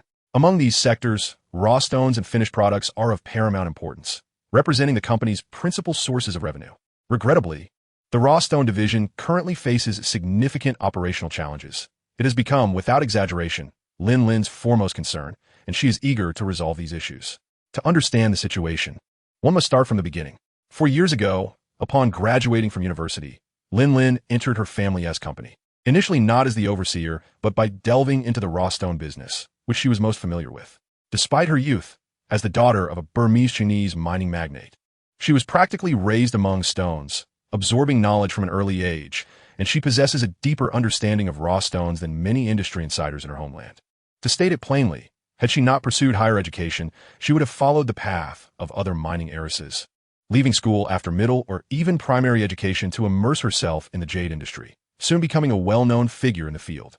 Of course, this is a digression. Education has its merits. At the very least, it has broadened her horizons, expanded her vision, and allowed her to transcend conventional thinking. Take, for instance, Wayne's sales model. Initially, Wayne was not engaged in live-stream selling. Like most traditional jade and gemstone companies, it adhered to a time-honored practice of jade trading that had persisted for centuries. This included the sale of raw stones. Upon Lin Lin's arrival at the company, her foremost task was to stay abreast of contemporary trends by planning to sell raw stones through live streaming. To this end, she recruited a substantial number of new personnel, including Su Haisheng, the current manager of the raw stone division, whom she personally hired. In the beginning, Su Haisheng proved to be quite formidable and exceptionally capable. With his collaboration, despite numerous challenges, Lin Lin swiftly established a thriving live streaming operation for raw stone sales, garnering considerable acclaim from the company's shareholders. Consequently, she was promoted and ascended to the position of company president, overseeing all corporate affairs. Naturally, the shareholders unanimously supported her promotion, primarily hoping she would replicate the live stream sales model for finished jade and gemstone products. After all, we are in the era of live streaming, where most products in traditional industries are being sold through this medium, often yielding significantly higher sales than conventional retail methods. Lin Lin embraced this new challenge with enthusiasm. With a fresh mandate, her focus naturally shifted towards finished products, as the raw stone live stream sales had already gained momentum and Su Haisheng was a reliable ally, allowing her to entrust that segment to him. Initially, everything appeared to be progressing smoothly. However, she soon discovered that despite the seemingly booming raw stone sales, profits remained elusive. After extensive investigation, she was unable to identify the underlying cause. Su Haisheng advised her to adopt a long-term perspective, suggesting that once consumer awareness was cultivated and potential clients with purchasing power increased, sales and profits would naturally follow. Despite her lingering doubts, she ultimately chose to place her faith in him. This trust continued for nearly 3 years.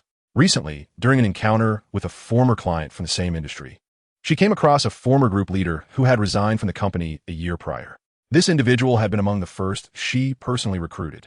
While his capabilities were average, he was diligent in his work. Naturally, upon meeting her former subordinate, she felt compelled to inquire about his unexpected departure. Well, General Manager Lin, the sales department has long been managed by Su Haisheng as if it were his private garden. I could hardly find my footing there, the former subordinate shared. He then recounted various instances of Su Haisheng fostering cliques and marginalizing others. Unfortunately, as one of those sidelined, he lacked detailed knowledge about Su Haisheng's covert activities. Nevertheless, Lin Lin finally grasped the truth. She had been naive and had misplaced her trust. Su Haisheng was not as straightforward as she had envisioned, and the sales department harbored significant undercurrents. Faced with this revelation, her immediate thought was to dismiss Su Haisheng without delay. However, such an action harbors significant risks. The current situation, wherein Su Haisheng has managed the sales department with utmost rigidity, makes any attempt to oust him potentially catastrophic, risking the collapse of the entire department and severely jeopardizing the nascent live streaming business that has only recently begun to flourish. This is not the outcome Lin Lin desires. Thus, after much contemplation, she devised an alternative strategy: to appoint a new individual within the sales department, first to ascertain the specifics of the situation, and ideally to gradually marginalize Su Haisheng, ultimately assuming complete control of the department from him. Consequently, she established a new position within the sales department: Quality Control Specialist. According to her vision, this role would exist independently from the existing sales structure while rigorously overseeing the quality of both incoming and outgoing goods, thereby introducing a new layer of oversight under her control for both purchasing and selling. As a result, the opportunities for Su Haisheng to engage in dubious practices would be severely curtailed, and many issues would begin to surface. It must be acknowledged that her design is remarkably astute. However, implementing it poses considerable challenges. The difficulty does not lie in Su Haisheng's willingness to accept this arrangement. After all, as the company's owner, Lin Lin's prudent decisions must be adhered to, regardless of his objections. The challenge lies in identifying a suitable candidate for the role. Firstly, since this individual is tasked with undermining Su Haisheng, they must possess unwavering loyalty to her, making them resistant to his attempts at persuasion or corruption. Secondly, given that this person's designation is Quality Control Specialist, they must exhibit a high level of proficiency in assessing, identifying, and pricing raw materials. Otherwise, it would be difficult to command respect. Furthermore, as this person would need to engage in a battle of wits with Su Haisheng's close-knit group, they must also possess considerable acumen in maneuvering through intrigue and deception. Thus, the question arises: where can she find a candidate who embodies these 3 essential traits? This dilemma accounts for her well-formed plan being stalled in implementation. Until today, when Yao Zhishuan suggested that she first assign Wei Yang to test the waters and gauge Su Haisheng's dynamics. While she agreed with Yao Zhishuan's proposal, she soon found herself plagued by considerable doubts. Her concern rested primarily with Wei Yang. Is he truly capable? Regarding loyalty, she felt reassured. After all, he has Yao Zhishuan as a guarantor, and she herself has had prior interactions with him, providing her with a modicum of insight into his character. However, she held no expectations regarding his competence. In her view, although Wei Yang possesses 2 years of industry experience, his skills may suffice for basic sales operations. Yet they fall woefully short when it comes to overseeing the quality control of jadeite gambling materials. It is essential to recognize that proficiency in raw material appraisal is cultivated through years of diligent accumulation and extensive hands-on experience in stone gambling and cutting. Ultimately, her greatest apprehension lies with the third point. Wei Yang appears somewhat naive, which raises her concerns. To pit him single-handedly against the cunning Su Haixing team might indeed be akin to striking a stone with an egg, potentially hindering her efforts rather than aiding them. She resolved to confer with Yao Zhishuan before proceeding further. Chapter 13. He is not foolish, truly. The relationship between Lin Lin and Yao Zhishuan is somewhat peculiar. Initially, it was rather straightforward. Approximately 2 years prior, due to work obligations, Lin Lin sought an individual to alleviate the burdensome tasks associated with her role, leading her to announce a vacancy for a presidential assistant. Among the myriad of candidates, Yao Zhishuan immediately caught her eye.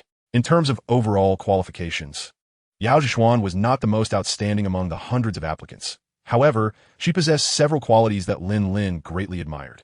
Firstly, her appearance was strikingly beautiful. It is undeniable that we live in an era where looks are paramount, especially in the jewelry industry, where an attractive appearance provides a significant advantage. Secondly, her personality aligned perfectly with Lin Lin's preferences. During the interview, Yao Zhishuan exuded a sense of competence and candor, yet she was not devoid of tact or discretion, showcasing a quick wit. Thirdly, her age was appropriate. Typically, other executives would seek assistants with extensive experience, yet it is essential to remember that Lin Lin herself had only graduated 2 years prior, possessing similarly limited experience. This was the reason Yao Zhishuan, fresh from her studies, was fortunate enough to become her assistant. Of course, despite being titled an assistant, her initial tasks were akin to those of a secretary, performing various menial duties. It soon became evident that Lin Lin had made the right choice. Although Yao Zhishuan lacked experience, she was remarkably quick-witted, eager to learn, and exhibited a strong sense of responsibility. Under Lin Lin's guidance, she swiftly mastered the comprehensive knowledge system of jade and stone inventory management, truly becoming her invaluable aid. Given Yao Zhishuan's competence, Lin Lin was naturally pleased. This satisfaction soon transcended the confines of their professional relationship. As a Chinese expatriate from Myanmar, Lin Lin, despite having attended university domestically, found herself lacking friends upon her arrival in Pingzhou. One cannot exist solely in the realm of work without a semblance of life, and a life devoid of companions is a lonely one. Thus, she set her sights on cultivating a friendship with Yao Zhishuan, who had also been experiencing a shortage of friends in Pingzhou. Come, Zhishuan, accompany me for a shopping spree. Let's go, Zhishuan. I shall treat you to some delectable cuisine. Gradually, outside of work, she began extending similar invitations to Yao Zhishuan. Before long, she discovered that aside from minor differences in personality, they shared numerous commonalities in aesthetics and interests. Most significantly, Yao Zhishuan possessed an admirable sense of propriety, adeptly distinguishing between work and personal life, and engaging with Lin Lin in a manner that made her feel most at ease. Thus, beyond their professional hierarchy, they blossomed into genuine friends in life. It is indeed an unusual relationship, yet Lin Lin remains unperturbed. Being youthful, she does not overly concern herself with the disparities in status and identity between them. It was precisely for this reason that she became acquainted with Wei Yang through Yao Zhishuan, who frequently enlisted Wei Yang as a laborer. Wei Yang, come quickly. My computer is malfunctioning. Please help me fix it, and I shall treat you to a meal once it's repaired. Wei Yang, the company has received a new shipment, and we are short-staffed. Please come and lend a hand. Wei Yang, where are you? Could you please help me purchase something? Lin Lin observed that Yao Zhishuan had a penchant for summoning Wei Yang for even the slightest tasks. Despite the presence of others who could assist, she invariably thought of Wei Yang as her first choice. As long as Wei Yang was not preoccupied, he was invariably responsive to her requests, dutifully completing whatever tasks Yao Zhishuan assigned him. Consequently, Lin Lin developed a favorable impression of Wei Yang. Is being diligent and self-sacrificing synonymous with foolishness? Zixiong, do you think Wei Yang is a bit foolish? She inquired without reservation once they settled into a music cafe near the Jade Market. What? Foolish? Surely not. If you mean he appears somewhat naive or earnest, that may be true. However, to label him as foolish would be utterly unfounded. He is quite perceptive and astute. Do not be deceived by his exterior. The revelation caught Lin Lin slightly off guard. He is clever? Astute? This was indeed unexpected for her, prompting her to ask, "How so?" "Well, during his university days, he had a girlfriend who happened to be my roommate." Yao Zhishuan began to recount memories from their college years to demonstrate that Wei Yang was far from foolish. In Yao Zhishuan's recollection, what kind of person was Wei Yang? Initially, she held a rather unfavorable impression of him. His appearance was passable, yet he was exceedingly earnest and somewhat reticent in engaging with female classmates, presenting himself as a rather uninteresting man. Thus, their relationship began on a distant note, with hardly a few words exchanged. However, gradually, his virtues began to surface. For instance, while he may not have excelled in interactions with female classmates, he forged strong bonds with his male peers, who praised him for his loyalty, generosity, and amiable nature. Furthermore, although he appeared quiet in everyday life, he transformed into a vigorous competitor on the sports field, shining brightly among his peers. Additionally, he displayed a commendable dedication to his studies, consistently achieving excellent grades and frequently being a recipient of scholarships in class. Nevertheless, these traits did not initially spark Yao Zhishuan's profound interest, as he remained somewhat dull and lacked charm. The catalyst that shifted her rigid perception was her roommate, another beautiful girl in their class. It became evident that a boy, provided he possessed sufficient handsomeness and notable qualities, could still attract admiration from girls, even if he lacked charisma. It was her lovely roommate who harbored affection for Wei Yang.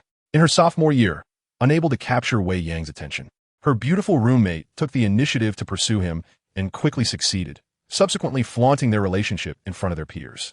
Yao Zhishuan soon had to concede that even those lacking charm possess other virtues.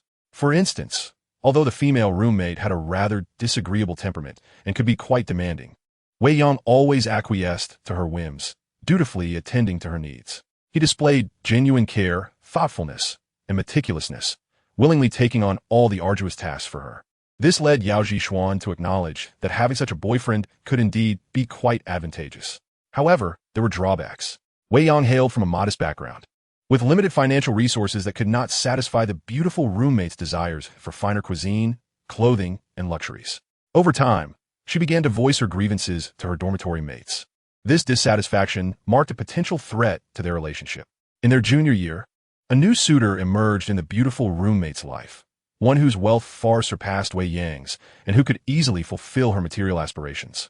Yet in other respects, he could not compare to Wei Yang. Thus, the beautiful roommate made what she believed was a clever decision, to play both sides.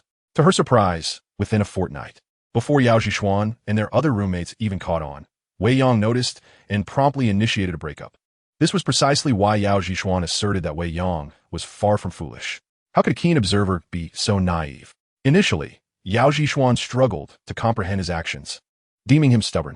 Yet upon reflection, she found his reasoning quite sound, leading to a complete shift in her perception of him. He appeared simple-minded, yet he was far from foolish. In truth, he understood the situation all too well. To ensure her old classmate Lin Lin fully recognized Wei Yang's worth, she shared her insights about him without reservation. This revelation provided Lin Lin, who had previously harbored concerns, with some relief. With this newfound ease, her curiosity shifted, leading her to ask unexpectedly, "Do you have a bit of a crush on him?" "How could that be? He is so dull," Yao Zhishuan firmly denied. Lin Lin responded, "Is he truly that dull? From what you've said, he sounds like a master of playing the fool." Nevertheless, it must be said, he did appear somewhat clumsy, a bit naive, and rather simple-hearted. Chapter 14. Tread Through Murky Waters. Onward, another prosperous day awaits. As usual, Wei Yang filled his lungs with air in the restroom, invigorated and ready to ride his worn second-hand electric bike out the door.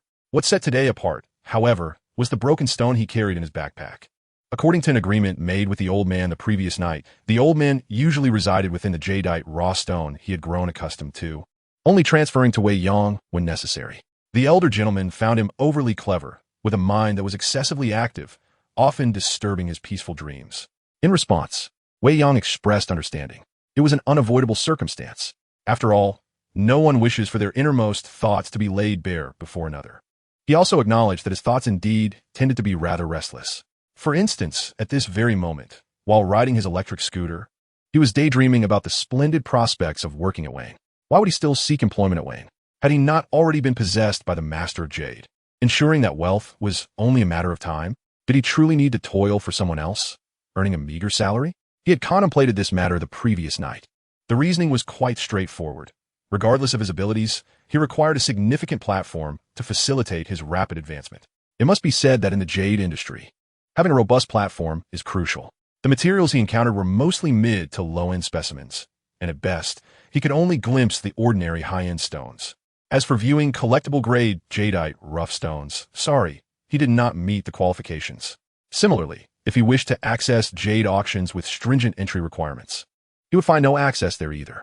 This illustrated the limitations of working independently. Perhaps this was precisely why, when the elder gentleman first possessed him yesterday, his initial request was for Wei Yang to agree to work at Wayne.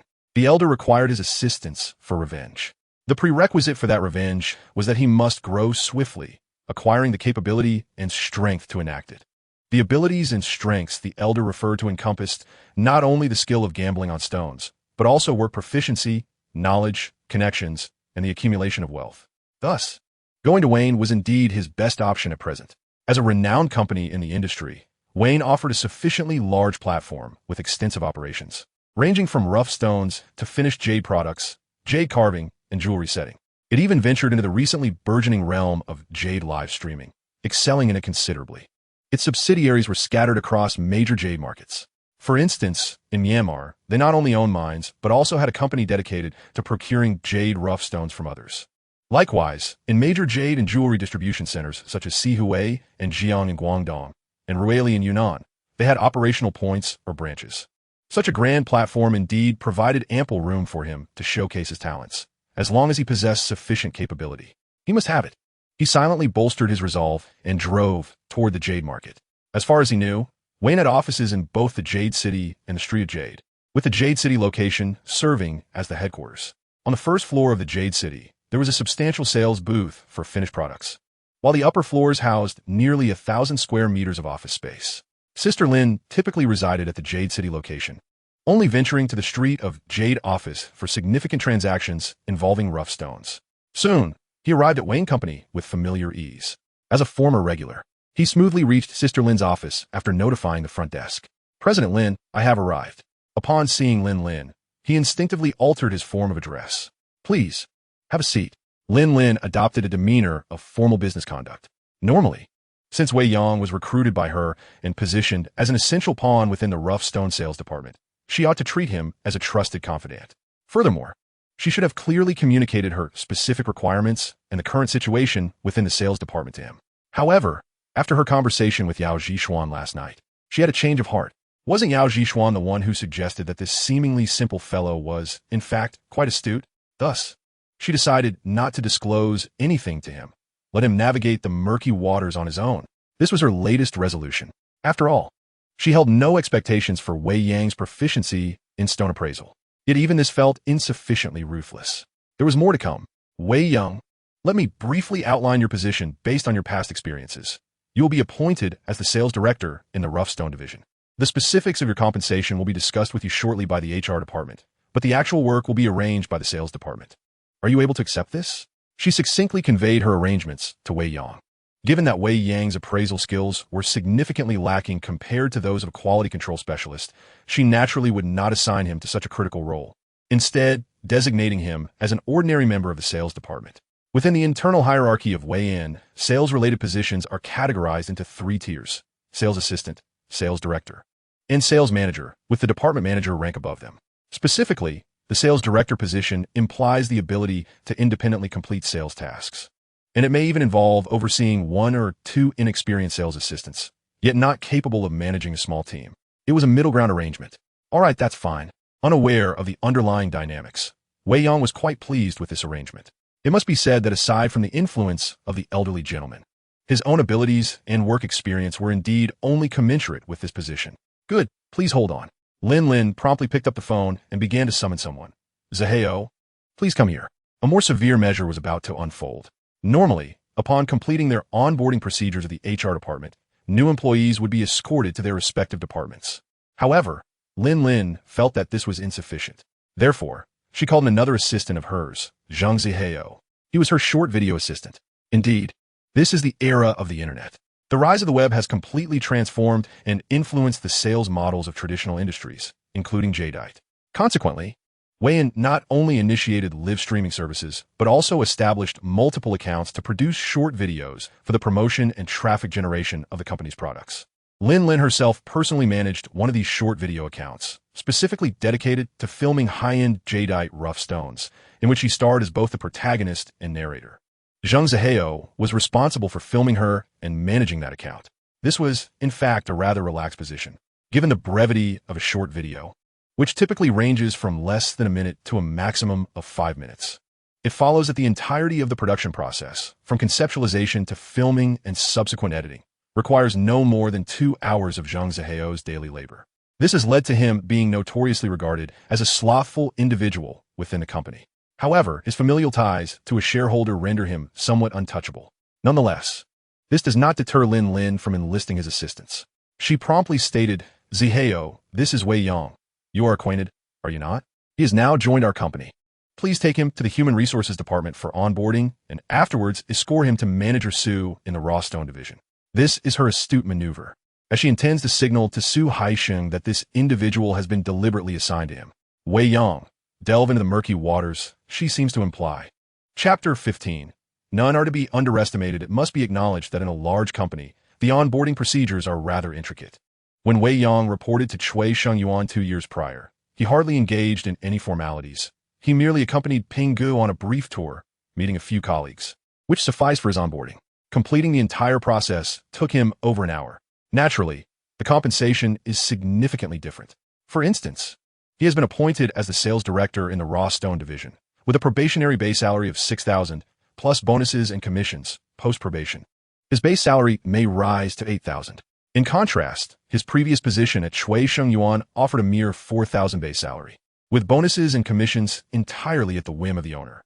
The disparity is quite substantial, and Wei Yang finds himself exceedingly pleased with this arrangement. Moreover, he appreciates the structured environment at Wayne. The company's regulations extend beyond mere onboarding. They encompass various aspects, such as dress code. Previously, at Chui Shengyuan, attire was exceedingly casual. If one were indifferent, they could even attend in shorts and a tank top. Here, however, upon onboarding, he was provided with company uniforms, 2 suits with shirts, along with 2 short and long-sleeve t-shirts emblazoned with the company logo.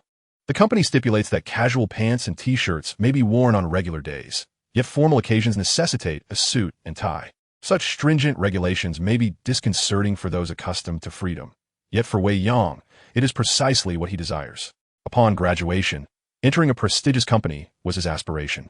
He understands well that without rules, chaos ensues, and to achieve greatness, certain guidelines are essential. This is precisely the discipline he yearns to embrace.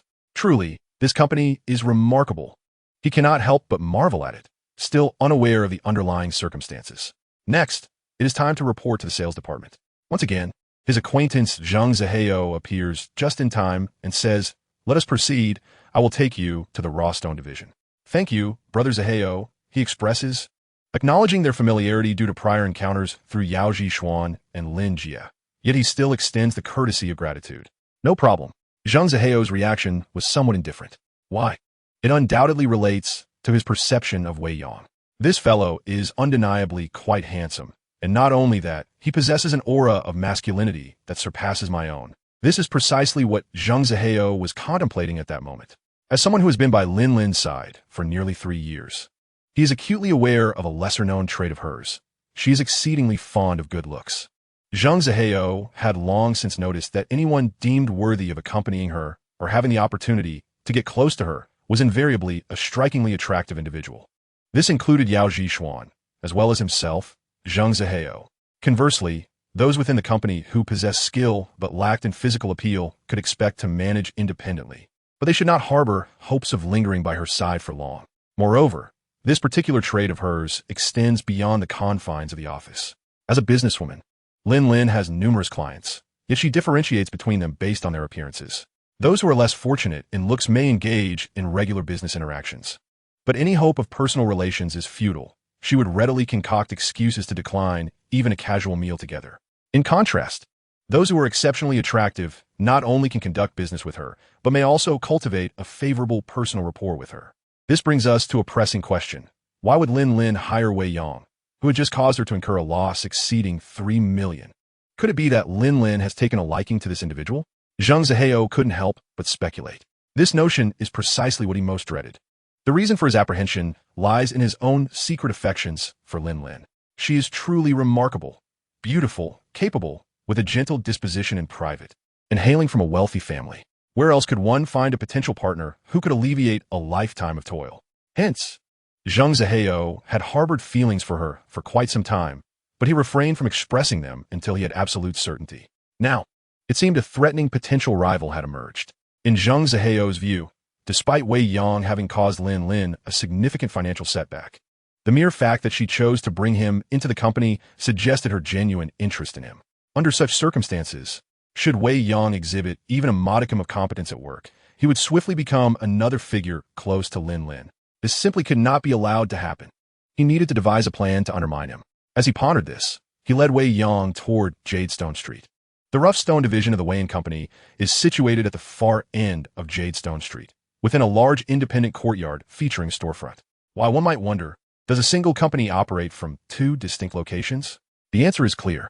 The company headquarters is established atop the Jade Market, conveniently located beneath the bustling Jade and Jewelry Marketplace, facilitating both management and the transportation of goods.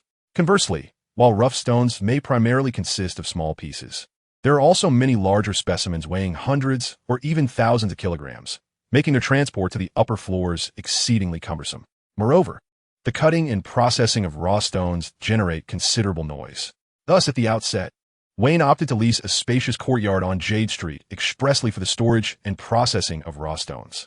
This decision allowed the raw stone division to carve out its own niche in terms of geography. The raw stone division predominantly operated through the sales department, and, as such, manager Su Haisheng effectively became the primary decision-maker within this secluded realm. Now, he welcomed Zhang Zihao and the new employee, Wei Yang, to the department. Prior to Wei Yang's arrival, his resume had already been forwarded to Su Haisheng by the Human Resources Department. Wei Yang, the former employee of Quishenjuan, who had just seen his boss flee.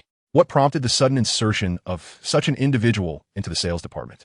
Before Wei Yang's arrival, Su Haisheng had already begun to ponder this matter upon receiving the notification. Procedurally speaking, Wei Yang's arrival appeared somewhat irregular, for the standard protocol dictates that the sales department first articulates its staffing needs, followed by the Human Resources Department's recruitment efforts. Subsequently, a joint interview process takes place, culminating in the onboarding of successful candidates. Clearly, his arrival did not conform to this established procedure. There must be an issue.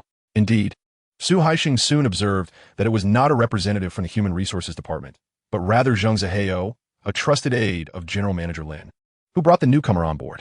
This deviation from protocol raised further suspicions. Could it be that Lin Lin had deliberately placed him there to disrupt the workflow? As soon as Wei Yang arrived, Su Haisheng furrowed his brow. It was evident that this individual was not to be underestimated. Chapter 16. Expel him immediately. Many believe that power struggles, including those inherent in the workplace, are invariably top-down, with those in positions of authority wielding a distinct advantage. However, this notion is misguided. In reality, power struggles often originate from the bottom and are triggered by the non-compliance of subordinates. The underlying motivations frequently revolve around fame, power, and wealth. Furthermore, those in lower positions are not always at a disadvantage. As long as they can fortify their ranks, ensuring a cohesive and formidable front, they can wield power comparable to, or even superior to, their superiors, effectively rendering them obsolete. Throughout the annals of power struggle history, both domestic and international, numerous examples abound. Su Haisheng, indeed, embodies the essence of understanding these power dynamics. Thus, even though Lin Lin is the company's president and the daughter of its major shareholder, and even though he was personally recruited by her to join Wayne, once he had gained sufficient strength, he would not shy away from confronting her. Did she think she could casually place someone in the sales department without my consent? It would not be so simple. This was Su Haisheng's immediate reaction upon encountering Wei Yang, although he could not yet fathom the significance of bringing in this seemingly naive young man. A mere 2 years into his career, he resolved to remain vigilant. Wei Yang, please wait outside for a moment. I need to have a brief discussion with Assistant Zhang. After feigning an interest in Wei Yang's background, he promptly sent him away. Subsequently, he intended to extract some information from Zheng Zihao to ascertain Lin Lin's true intentions. Zihao, what is the situation here? Why would the esteemed general manager personally recruit a mere sales director? Given Lin's busy schedule, such trivial matters could easily be delegated to us. He began to probe Zheng Zihao for insights, which aligned perfectly with Zheng's inclinations. It likely wasn't a direct recruitment by the general manager, Zheng replied. To my knowledge, Wei Yang is a college classmate of Assistant Yao, so it stands to reason that he was recommended to the general manager by her. You know how the general manager is. He is always generous to those around him. I suspect he merely felt obliged to bring him on board, assigning him a position with little thought. Though he serves as Lin Lin's assistant, his connections as a shareholder's relative do not earn him Lin Lin's genuine trust. Therefore, he remains oblivious to the subtle dynamics between Lin Lin and the sales department. However, this ignorance allows for speculation regarding Lin Lin's true motives. Is that so? Su Haixing inquired, following Zheng's lead. That would seem to be the case. From what I understand, the spring materials that Lin lost yesterday were acquired by this fellow from the general manager, resulting in a loss exceeding 3 million. He bears some responsibility for that incident. Considering this, it seems evident that the general manager does not particularly favor him and likely wishes to avoid his presence, which is why he was sent this way. Zheng Zihao's pivotal remark came forth. In light of not wanting Wei Yang to become a fixture at Lin Lin's side, I've been contemplating how to undermine him.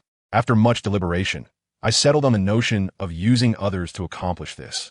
Su Haixing was the instrument he sought to employ. Zheng hoped that, through his manipulation, Su Haixing would swiftly expel Wei Yang from the company, a plan that coincidentally aligned with Su Haixing's own desires.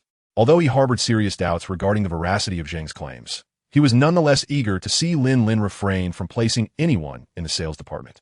Excellent. Drive him out. Immediately. We cannot indulge her in this bad habit.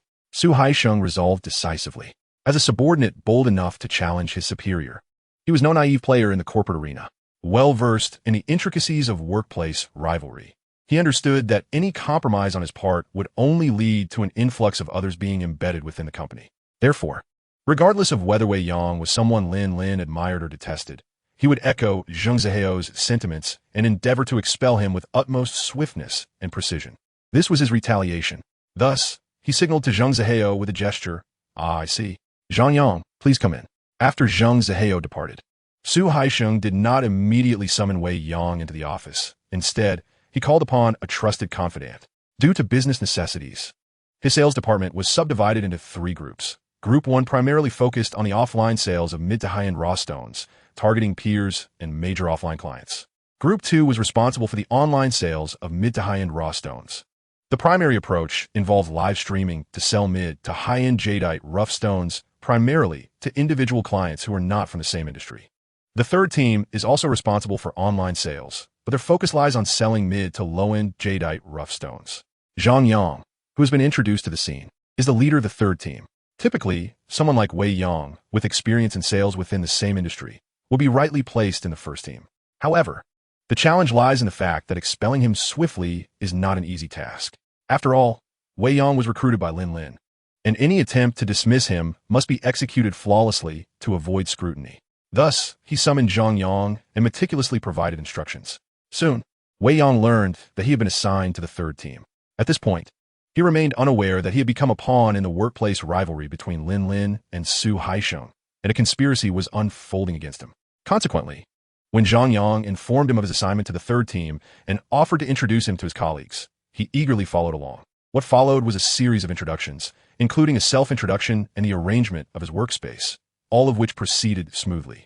The only aspect that slightly surprised him was the seemingly indifferent attitude of his colleagues toward him. They largely ignored his presence.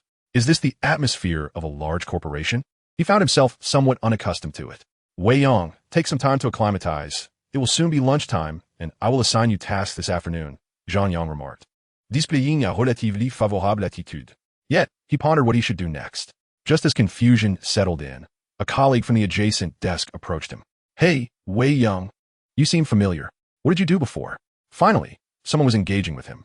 This was a tall, slender individual with skin darker than his own, prominent cheekbones, and slightly protruding teeth, roughly of the same age, exhibiting distinct characteristics of a local from Pingzhou. Given their recent introduction, Wei Yang recalled that his name was Sheng Jifan. I used to sell rough stones, he replied. Having just joined a new company, he naturally hoped to quickly make acquaintances to familiarize himself with the company's dynamics, thus avoiding feeling lost in his new role. How long have you been doing this? 2 years. Oh, I see. Unfortunately, the ensuing conversation remained rather superficial, and soon, Sheng Jifan returned to his own affairs. The work atmosphere at Wei Yang Company indeed felt rather chilly. He couldn't help but reflect on this. Just as he was grappling with uncertainty, a call from Fatty interrupted.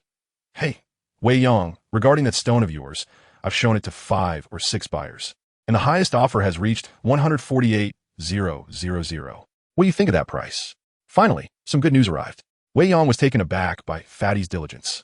Within less than a day, he had managed to pitch the stone to multiple buyers. As for the price, he understood that if he were patient, the genuine buyers who truly appreciated the stone might increase their bids by an additional 30 or 40,000. Yet, he found himself in no position to wait.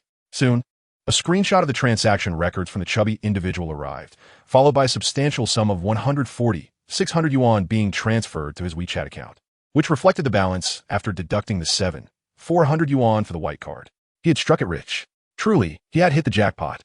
Alas, he found himself unable to share this joy with anyone. Just as a tinge of regret washed over him, Sheng Jifan approached. Wei Yang, it's almost time to clock out. Would you like to join me for dinner? A spark ignited within Wei Yang. It seemed that Sheng Jifan was not entirely indifferent towards him. Why not seize this opportunity to forge a closer bond? With a smile, he replied, Brother Fan, since we've just met today, how about I treat you to lunch? Having just received a significant windfall, he decided to pave the way with a feast. That sounds good. Where shall we go? Sheng Jifan hesitated momentarily, but ultimately agreed. As the clock struck noon, the two of them ventured to a mid-range seafood restaurant near Yusher Street. Brother Fan, feel free to order whatever you like. Soon, the table was adorned with spicy crab, boiled shrimp, a fish stir-fried shellfish, along with several bottles of beer and a few side dishes. And they indulged in a lavish meal. Their camaraderie deepened gradually. Chapter 17, The Work Begins. Hey, Wei Yang, since you previously worked in the same industry, why did the manager assign you to Group 3? You should have been placed in Group 1, under the comforting ambience of good food and drink. Sheng Jifan finally began to open up. What do you mean? Wei Yang inquiret, buzlet. There's a saying in our department. Group 1 eats meat, Group 2 gnaws on bones, and Group 3 is left with just the soup. Among the 3 groups, Group 1 is notoriously known for having less work and higher pay, while Group 3 is infamous for being poor, dirty, and exhausting. Sheng Jifan commenced a detailed account of the department's dynamics. On the surface, all 3 groups in the sales department dealt in raw stones, so one would expect their benefits to be relatively similar. However, that was far from the reality. After all, individual earnings were tied to sales volume. Among the 3 groups, Group 3 boasted the highest sales volume, primarily catering to newcomers in the raw stone market and thus selling mostly mid to low-end products, which resulted in relatively lower sales figures. Group 2 fared slightly better, selling mid-range products that began at several hundred yuan, with many reaching into the thousands and even tens of thousands. Consequently, although their daily sales volume was considerably lower than that of Group 3, their sales figures were significantly higher, not to mention that their work was considerably less burdensome. The most comfortable group was undoubtedly Group 1, which specialized in offline sales. It was well known that Yusher Street attracted both competitors and affluent clients. And given that way, and had a supply advantage, Group 1's raw stones were selling remarkably well through their prominently located storefront. Furthermore, the majority of their offerings were regarded as true mid to high-end raw stones by industry peers, with prices starting at thousands, often reaching tens or even hundreds of thousands. Thus, with just a single sale, their earnings could surpass what Group 3 made in several days. Consequently, the commissions for their sales personnel were naturally higher as well. Are you aware, Sheng Jifan remarked with a hint of envy, that the members of that sales team are quite affluent? Their vehicles typically start at 200,000 or 300,000, and those excelling even purchase homes. His tone conveyed a sense of sympathy for Wei Yang. Clearly, as the saying goes, a mouth that is fed speaks sweetly. Under Wei Yang's generous hospitality, he found himself advocating for Wei Yang, believing that someone with his experience in sales ought to be part of a more lucrative team. Yet, did Wei Yang truly care about this? His primary interest lay in his current occupation. Thus, he inquired, since our 3rd Group S live broadcasts are thriving, why must we sell low-end materials that are hard to price? Wouldn't it be far more appealing to sell mid to high-end raw stones directly? You simply do not understand, Sheng Jifan replied, continuing to elucidate the matter for Wei Yang. Initially, Wei Yang's raw stone broadcasts did not distinguish between the second and third groups. They sold only mid-grade raw stones. However, it quickly became apparent that this approach was untenable. Why, you ask? Because users lacked sufficient understanding of raw stones. For instance, a mid-range raw stone of ice jade quality might be sold for 30,000 among peers, yet in a live broadcast, even selling it at a loss for 20,000 would be deemed expensive by many. Most individuals may not even recognize the value of stones worth a few thousand. The crux of the issue lies in the fact that most users are unfamiliar with the intricacies of the industry and have not developed an accurate perception of jadeite's quality and worth. So what was to be done? The solution was to cultivate understanding. Before the advent of live streaming, large companies like Wei Yang would not stoop to selling mid to low-end jade. However, once live streaming commenced, they were compelled to enter this market segment. This gave rise to the third sales group. The so-called mid to low-end jade typically refers to what is colloquially known as kilogram material within the industry. Kilogram material refers to raw jade stones sold by weight. In Myanmar, once the jade mines are excavated, professionals assess the quality, separating the superior stones for individual sale, while the average quality stones are sold collectively by weight. This explains the origin of kilogram material. Naturally, kilogram material is also graded, commonly classified into 4 categories: A, B, C, and D, with prices ranging from dozens to hundreds of yuan per kilogram. The third group specializes in selling kilogram material. Given that it is kilogram material, a prominent company like Wei Yang Jewelry, with the aim of fostering user understanding, would never exploit customers excessively. Thus, while the volume of sales in the third group is substantial, the profit margins are notably limited. The situation can be summarized as follows: numerous tasks, extensive work, many complications, yet scant profit. This encapsulates the existence of the third group. I see now. Wei Yang India Glianed Followable Insights. After a meal, he had a clearer understanding of the operational model of the entire raw stone division and was well aware of the specific responsibilities of the third group. In simple terms, sales directors like himself and Sheng Jifan found that their core duties were less about direct sales and more aligned with after-sales service. To illustrate, when a customer purchases a raw stone in a live broadcast room, if the quality is satisfactory, there may be subsequent processing demands or other services required, which will be managed by them. As for the sales aspect, that responsibility falls solely on the host. Due to the indirect nature of their relationship with sales, their bonuses and commissions are tied to the performance of Group 3, which indeed presents a considerable disparity compared to Groups 1 and 2. Thus, in a certain sense, being assigned to Group 3 carries a connotation of relegation. However, does Wei Yang care? Not at all. On the contrary, he finds joy in this arrangement. Why? Because prior to the old gentleman's influence taking root in his mind, his job search was primarily motivated by the pursuit of a lucrative income. Yet, with the old gentleman's guidance, that modest salary no longer holds his interest. What he values more is a platform for learning and personal growth. A higher income in Group 1? What does it matter?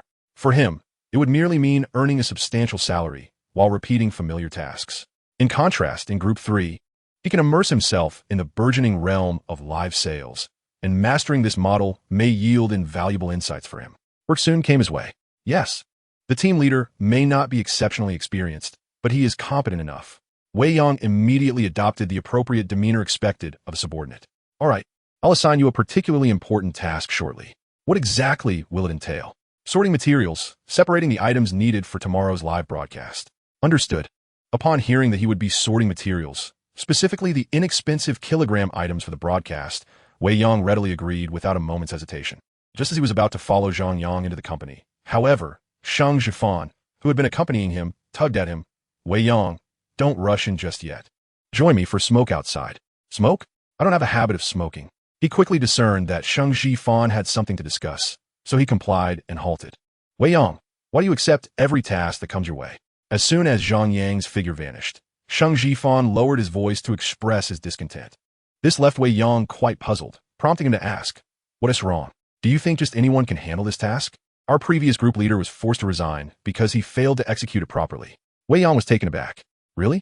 The group leader was compelled to resign? That sounds rather alarming. Chapter 18. An inevitable downfall. What? This task could lead to the previous group leader's resignation? Wei Yang realized that this task was far from simple. He promptly sought further insight from Sheng Jifan, grateful for the sumptuous seafood feast they had shared at lunch. Sheng Jifan lowered his voice and candidly began to unveil the intricacies involved. It is widely known that Group 3 primarily focuses on selling kilogram materials through live broadcasts. Wei Company is relatively fair, selling predominantly high-quality A-grade or B-grade materials, with prices ranging from over 100 to several hundred yuan per kilogram. What many may not realize, particularly those who have not extensively dealt with kilogram materials, is that even within the same batch of materials of equal grade, the quality can vary significantly. The inferior ones may lack any genuine essence, while others range from coarse beans to fine beans, glutinous varieties, and even a small selection of relatively high-value glutinous ice types, color materials, and distinctive blends. This raises the question, how should one sell such a heterogeneous assortment? Initially, Wei Company adopted a straightforward approach, selling by weight. However, they soon discovered that this method yielded insufficient sales volume. Why? Firstly, customers were unable to afford the prices. Secondly, this selling strategy lacked the excitement that customers sought. Consequently, Wei Company evolved their approach. They instituted a pre-sorting process, categorizing the materials by quality and value into several distinct grades. The lowest quality items were retained for practice, with auctions starting at as little as 10 yuan or even for free. The moderately better materials were available for sale at around 3 to 400 yuan per kilogram. The highest quality specimens were allocated to a secondary group for mid-tier sales, with prices starting at approximately 1,000 yuan per kilogram, varying according to their quality. This brings forth another dilemma: how to ensure that the company does not incur losses while simultaneously satisfying the customers. The crux of the matter lies in the sorting process. If the batch sent to the secondary group fails to meet quality expectations, customers will perceive the offerings as exaggerated, leading to stagnant sales. In such cases, the host would complain about the sorting personnel, claiming their sales performance was adversely affected. The same applies to the lower tier group. If the materials priced at hundreds per kilogram turn out to be substandard, customers will react vehemently, and accountability will again be directed towards the sorting staff. Most critically, if high-quality stones are mistakenly categorized as practice materials and auctioned off, the company will incur losses, and ultimately, the responsibility will circle back to the sorters. The consequences can range from salary deductions to outright dismissal. One might ponder the folly of accepting such a role. After recounting these intricacies, Sheng Jifan once again expressed his grievances, adding, "If you truly possess such skills, why settle for being a mere sales manager here? Wouldn't it be more rewarding to operate independently based on your talents?" Wei Yang finally grasped the gravity of the situation. Indeed, if one had the acumen to distinguish and categorize materials by varying qualities and values, why would they choose to work for wine? Earning a base salary that barely exceeds 10,000 yuan as a sales manager? Like the overweight individual who operates independently, earning several thousand to tens of thousands per transaction. It certainly seemed more appealing. Within Wei Company, compensation is closely tied to rank, with significant disparities in remuneration between levels. For instance, in the sales department, staff are categorized into 3 ranks: sales assistant, sales manager, and sales director. Sales assistants are typically recent graduates or inexperienced newcomers, with salaries hovering around 4 to 5,000 yuan per month post-probation. At the level of a sales director like Wei Yang, the basic salary post-confirmation ranges from 8,000 to 10,000, and when commissions and bonuses are factored in, it is possible to earn around 20,000 a month during prosperous times. The compensation is essentially double, if not more, than that of a sales assistant. Progressing further, the sales managers at the team leader level start with a salary of 20,000, and when performance bonuses and commissions are included, one could potentially earn 30 to 50,000 a month or even more. As for the department manager, Su Haisheng, the annual earnings typically begin at 1 million. These details were discreetly revealed to him by Shang Jifan during a meal.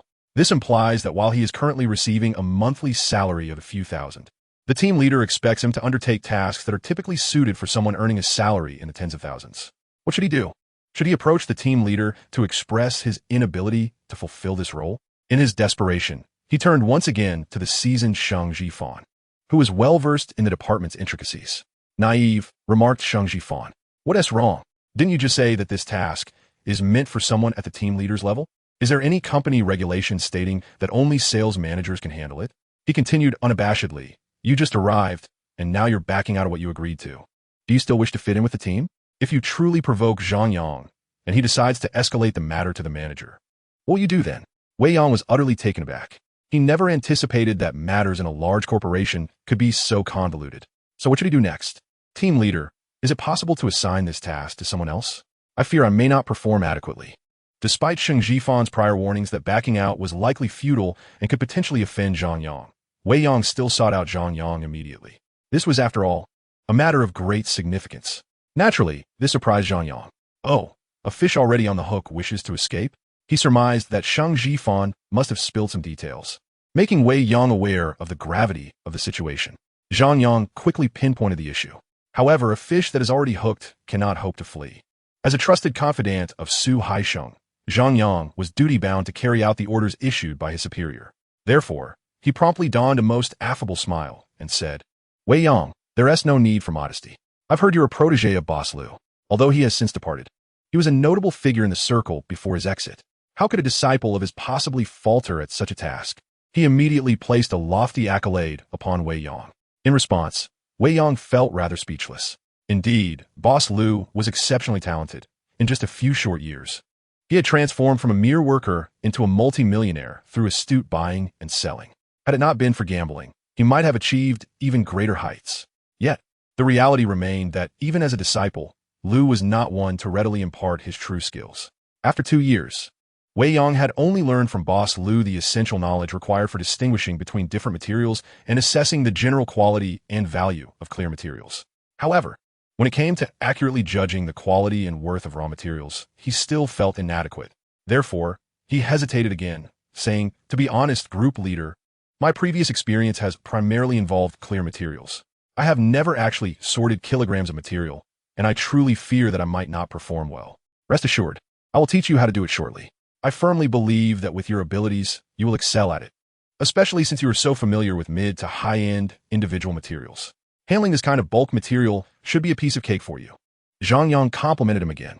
Yet, Wei Yang still wished to resist. You still want to back out? It appears I must employ my trump card. Zhang Yang interrupted Yang reluctante. He continued, let me tell you, the company is soon going to create a position for a quality control specialist in our department. Rumor has it that the remuneration is even higher than what I earn as a group leader. If you perform well in this task, I assure you that I will be the first to recommend you to the manager. He presented a tantalizing opportunity. This was, of course, a strategy that Su Haisheng and Zhang Yang had already devised in advance. In the realm of workplace competition, eliminating rivals is undoubtedly a complex endeavor. A misstep can easily backfire. Hence, before assigning Wei Yang this task, Su Haisheng and Zhang Yang had carefully considered possible countermeasures, including introducing the coveted quality control specialist position as bait. This tactic is akin to using one's own spear against one's shield. Wei Yang. The prospect of becoming a quality control specialist and the possibility of a swift promotion ignited a spark of interest in him. For someone who had already gained the support of the elder, monetary compensation no longer held significant allure. However, a promotion was an entirely different matter. It is well known that with higher positions come broader connections and greater opportunities for growth. Although he was unaware of the specific responsibilities associated with the quality control specialist role, Zhang Yang suggested that it might rank higher than the leaders of all 3 groups, possibly only subordinate to the department manager. Most crucially, as Zhang Yang indicated, the scope of this position would not be confined to the 3 groups, but would encompass the entire department. This meant that he could potentially engage with the work of all 3 groups, presenting an overwhelming temptation for someone eager to advance and develop. Is it truly possible for me to attain such a position? Could it be that my recruitment by General Lin has afforded me this unique opportunity for a trial? He pondered. Therefore, he resolved to accept the challenge, at least to give himself a chance. In the past, he would have shied away from such a challenge. However, emboldened by the elder's presence, he decided to seize this opportunity. Then I shall give it a try. Upon hearing that Zhang Yang would teach him how to sort the materials, he finally gritted his teeth and agreed. Very well, prepare yourself. I shall take you to the storeroom shortly. A radiant smile blossomed upon Zhang Yang's face. Wow, I can't believe my words have ensnared him so easily. Could it be that this fellow is somewhat simple-minded? Chapter 19. The challenge intensifies. So have you pushed? Wei Yang had to admit that the camaraderie cultivated over this meal was quite substantial. However, he could only extend his apologies for his concerns. Thus, he boldly declared, no, brother has decided to take on the challenge. With that, he emphatically clenched his fist. Subsequently, much to Sheng Jifan's astonishment, he thrust his right hand into his bag, searching for the skull. At such a pivotal moment, it was essential to bring forth his trump card. According to the agreement with his elder, the latter usually resided within the skull, recuperating to avoid being disturbed by Wei Yang's overly active thoughts. When a need arose, a mere touch of the skull would summon the elder into his mind. Ready for action? That familiar, aged voice echoed once more in his consciousness. Indeed, and it's a significant task. Although the elder was his final trump card, Wei Yang could not be certain whether the elder could manage such a considerable undertaking. It was important to note that the sales department boasted 2 live broadcast rooms, each operating from 3 in the afternoon until midnight, totaling 9 hours of daily broadcasting. If one were to err on the side of caution, assuming the sale of 1 stone every 10 minutes, these 2 rooms would need to sell at least 100 stones per day. If he were to account for some leeway, he would need to prepare nearly 200 raw stones for the 2 broadcast rooms combined. The question loomed, could the elder withstand such a volume?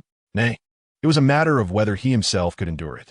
For the elder had previously stated that should he wish to avoid being drained, he could only assist him once a day. Anxiously, he recounted the general circumstances to the elder, met with a brief silence in response. This indicated that even the elder found such a large volume somewhat daunting. Are you certain? A precious opportunity to sell once a day, and you wish to squander it on such inferior material? Do you no longer aspire to wealth today? It's not that it can't be done. This statement from the elder provided Wei Yang with a slight sense of relief. Yet, it also left him in a minor quandary. After receiving over 14,000 from the portly gentleman at noon, he had initially contemplated whether to visit the raw stone supermarket, the Jade Night Market, or even the various shops along the Jade Street for another round of purchases to acquire another raw stone after work. His aspirations were modest. An additional profit of 10 to 80,000 would suffice. Yet now, due to this unexpected task, he found himself compelled to forfeit this opportunity for further wealth. Was this decision truly worthwhile? It ought to be worthwhile. While earning money is undeniably important, what holds greater significance is the necessity to grow and develop swiftly. Opportunities to enhance oneself are exceedingly rare, and he wished to seize this one. This was unequivocally the genuine sentiment residing in his heart. A wise choice. Let us deliberate further. It is a rare occasion that the elder praised him once again. Wei Yang remarked, "You mischievous old man, after all this familiarity, you're still trying to set traps for me. How wicked." After releasing a sigh of relief, he couldn't help but tease the elder. Not far away, Zhang Yang's voice resonated. "Wei Yang, come with me to the warehouse." Wei Yang was soon escorted to the warehouse by Zhang Yang. In a large company like Veen, many operations adhere to stringent standard procedures, particularly for high-value items such as jadeite, where both inbound and outbound processes are meticulously regulated. Consequently, Wei Yang initially filled out the material requisition form under Zhang Yang's guidance. Our company has 2 live streaming rooms. If we exclude the genuine pieces, our daily sales of raw materials like these kilograms of jadeite are approximately 200 kilograms. Therefore, we typically prepare around 300 kilograms each time. Zhang Yang explained while teaching Wei Yang how to fill out the form. Wei Yang was taken aback. Hadn't he just estimated the figure to be around 200 kilograms? Why had it suddenly escalated to 300? Unable to contain his curiosity, he inquired, why so much? Zhang Yang continued, "Is that too much? In our group's live streaming room, we generally take about 4 to 5 minutes to auction off a piece of practice material. For individual pieces, it takes a bit longer, but we can still average around 8 minutes per piece. At this rate, selling 2 to 300 kilograms a day isn't excessive. It doesn't amount to much in terms of profit. For this batch of kilograms, our company procured a large quantity, thus the cost price is relatively low, typically between 150 to 200 per kilogram, with the selling price approximately doubling. So, in a day, we might earn around 70 to 80,000 yuan. He added, "Considering our second and third groups, with so many people laboring tirelessly throughout an entire day, we earn less than what the first group does by selling a single stone." At this moment, Zhang Yang was indeed quite responsible, ensuring that he left no stone unturned in his explanations. This was necessary. If any issues arose during the live stream that led to complaints, the department or higher authorities would undoubtedly follow procedures to investigate and ascertain accountability. Thus, he had to meticulously adhere to every protocol, ensuring that he would not be implicated in case of any mishap. However, this left Wei Yang feeling quite distressed. Previously, Sheng Jifan had informed him that the first group's live stream averaged about 10 minutes per piece, while Zhang Yang now claimed the average time was 2 to 3 minutes shorter. Who was more accurate? Undoubtedly, Zhang Yang, as the group leader, was more precise. It was highly likely that his figures were supported by actual data. Sheng Jifan has misled me, he silently lamented. What left him even more astounded was that after completing the form, Bags of raw stones were quickly transported by the warehouse manager using a cart to the spacious external storage for material distribution. Wei Yang casually opened one bag and began to pour its contents onto the ground, explaining, generally in the live streaming room, the most popular venues are a select few, ranked as follows: Muna, Huika, Moksha, Hejiang, Damakin, and Mowanji. Therefore, we typically prepare an average of 50 kilograms for each venue. This bag, for instance, contains Huika. As he emptied a bag of rough material onto the ground, Wei Yang was momentarily taken aback. He discovered that the pieces were predominantly small, with weights ranging from 2 to 300 grams for the smaller ones and 7 to 800 grams for the larger ones, with very few exceeding 1 kilogram. When he calculated the total weight of this 50 kilograms of material, it amounted to nearly 100 pieces. If every bag contained such a quantity, would he not be in dire straits? Unable to contain himself, he inquired, "So much? How can we possibly manage?" "Not too much," Wei Yang reassured him. Among these several sites, only the ones from Huika and Hejiang are slightly smaller in size. The others are considerably larger. Once you become proficient, you can sort through a piece in just a few seconds. This volume can be completed in less than an afternoon.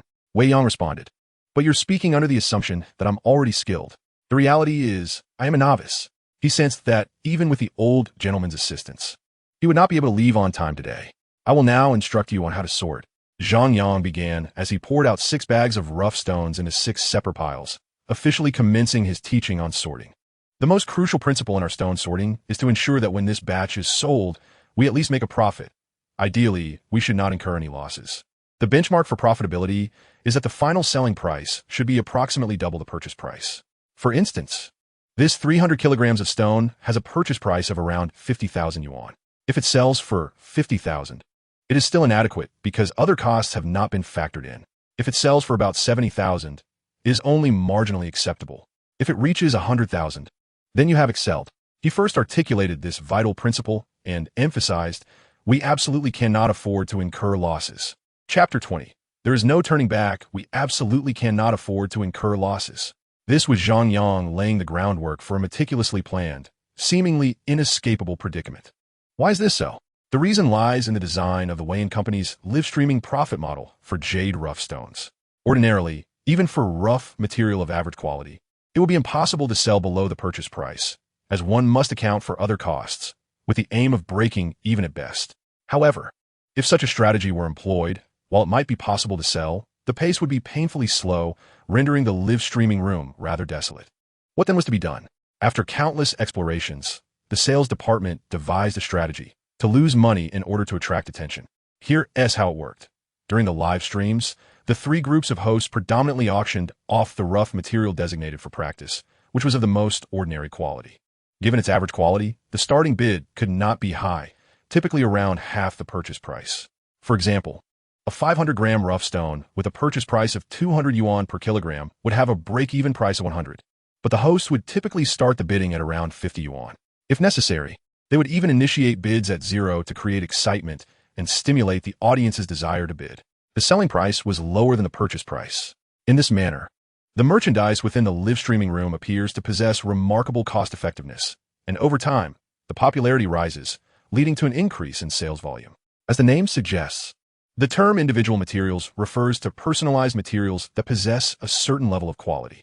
In comparison to practice materials, the quality of individual materials is undoubtedly more assured, as they are generally capable of yielding results. With a stroke of luck, one may even uncover items of moderate quality, such as bangles, which can be considered barely suitable for production. Naturally, the price is higher than that of practice materials. However, individual materials within the live streaming room of Wei Company are sold at a reasonable price, typically with only a slight markup over cost. Consequently, the individual materials in the live streaming room also exhibit commendable cost-effectiveness.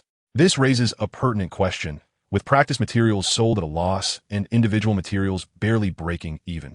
How can the company ensure that it does not incur losses and even achieves profitability? The secret lies in sending medium to high-quality, genuine individual materials for sale in the second group S live stream. A slight difference in quality can result in a 10-fold price variation. Similarly, a minor difference in color can lead to a 10-fold price disparity. For instance, a piece of ordinary jadeite may be valued at merely hundreds of yuan per kilogram, while if it reaches a semi-translucent state, it could cost thousands. And if it attains a fully translucent quality, it may start at around 30,000 per kilogram. The pricing for colored materials is even more dramatic. If a piece of raw stone can yield a small, nail-sized chunk of icy imperial green jade of sufficient quality for a ring face, its price would escalate to six figures, beginning at 100,000. Are there medium to high-quality materials among these kilogram stones? Certainly, there are. Otherwise, Wei and Company would not be acquiring such goods. However, the challenge lies in the fact that these raw stones have already been sifted through by expert appraisers arranged by the miners, indicating that without exceptional discernment, it is quite difficult to identify them accurately. If they cannot be distinguished, they will be mixed in with the third group's individual materials or even practice materials, leading to a potential loss for Wei and Company when a fortunate individual strikes gold. Within the entire sales department, who possesses such discerning vision? Manager Su Haisheng undoubtedly does. The leaders of the first and second groups have a modicum of that skill. However, Zhang Yang, the leader of the third group, falls slightly short in this regard. His ability to pass muster is primarily due to his closeness to Su Haisheng, who, after the better materials have been selected, dedicates a mere 10 minutes each day to assist him in quality checks. Therefore, Zhang Yang perceives this as an inevitable losing battle, unless Wei Yang possesses Su Haisheng's level of discernment. Yet, the crux of the matter is, if he truly had such discernment, why would he settle for a meager salary as a sales director at Wei? The reasoning is straightforward. Thus, when Su Haisheng suggests that they must find a way to oust Wei Yang, who was reportedly personally recruited by General Lin, the two of them devise a familiar strategy. This strategy is considered an old trick, as it is precisely how Su Haisheng had previously forced out the former leader of the third group, with the intent of clearing a path for Zhang Yang. Due to certain circumstances, Su Haisheng must replace the leaders of the three groups with his loyal confidants. If the former leader of Group 3 can be forced out, what chance does Wei Yang have for survival? A smirk of satisfaction appeared on Zhang Yang's face. He then inquired with a congenial demeanor, "How about it? Have I provided sufficient detail? Is there anything you do not understand?" For the most part, Wei Yang comprehended the information. Much of what Zhang Yang had just conveyed had already been discussed with him by Sheng Jifan, and Zhang Yang had indeed elaborated on several points in great detail, leading to a proper understanding of the specific rules. "All right then, take your time to choose.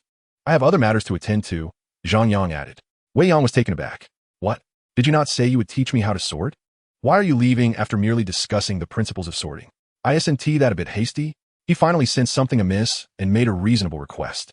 However, the question remained, would Zhang Yang acquiesce? Since the aim was to eliminate dissent, he must extricate himself completely, avoiding any entanglement in the cause and effect. "Come now. Do not be modest. You will certainly manage. Even if you start off slowly, it's no matter. You can always put in extra hours. After all, you've just arrived, and now is your time to shine. As for me, I truly have pressing matters to address. Otherwise, I would not entrust such an important task to you right from the start." He promptly produced a flawless excuse. With this, Wei Yang found himself at a loss for words and could only reluctantly reply, "Very well then, I shall give it a try." Zhang Yang gracefully departed, leaving Wei Yang alone in the warehouse, lost in thought. As for Zhang Yang, who claimed to have urgent matters, he immediately rushed to Su Haisheng's office upon exiting the warehouse. Having successfully caught the fish, he naturally had to report to his superior. Moreover, as the one orchestrating this affair, he harbored some concerns and required reassurance from his boss. "Boss, it's done."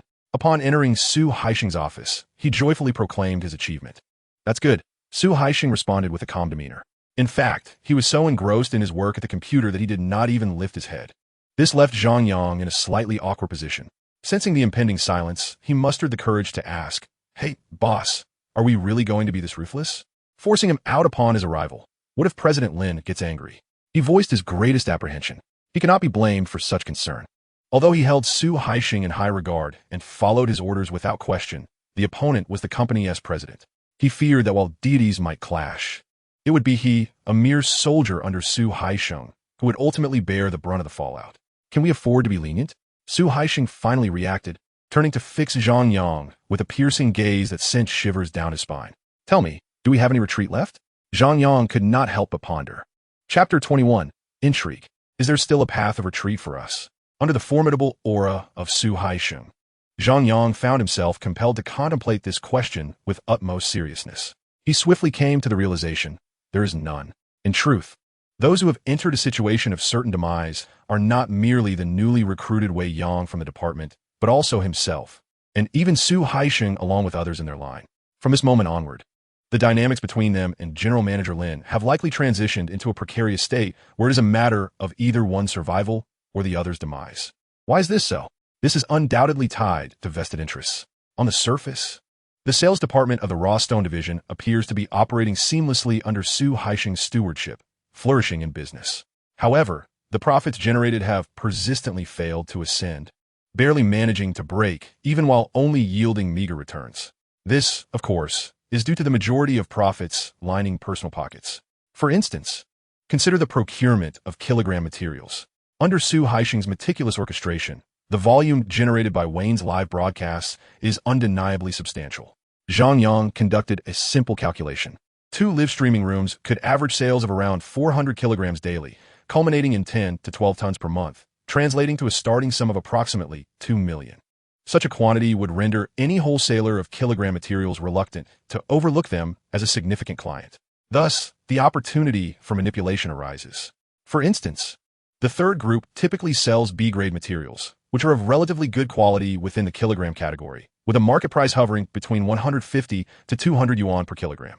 Meanwhile, the second group offers A-grade kilogram materials, with market prices ranging from over 200 to more than 300 yuan per kilogram. However, these prices pertain to small quantities. A client like Wayne, capable of procuring over 10 tons each time, can negotiate a discount of at least 20. This creates a substantial margin for operation. Zhang Yang was aware that each time Su Haisheng went to procure goods, he would bring along himself and the leader of the second group. Upon arrival, he and the second group's leader would handle the inspection, while Su Haisheng would retreat with the supplier to negotiate prices privately. It is evident that Su Haisheng would secure the lion's share for himself. This is merely the profit from procurement. Similar opportunities for exploitation exist in sales.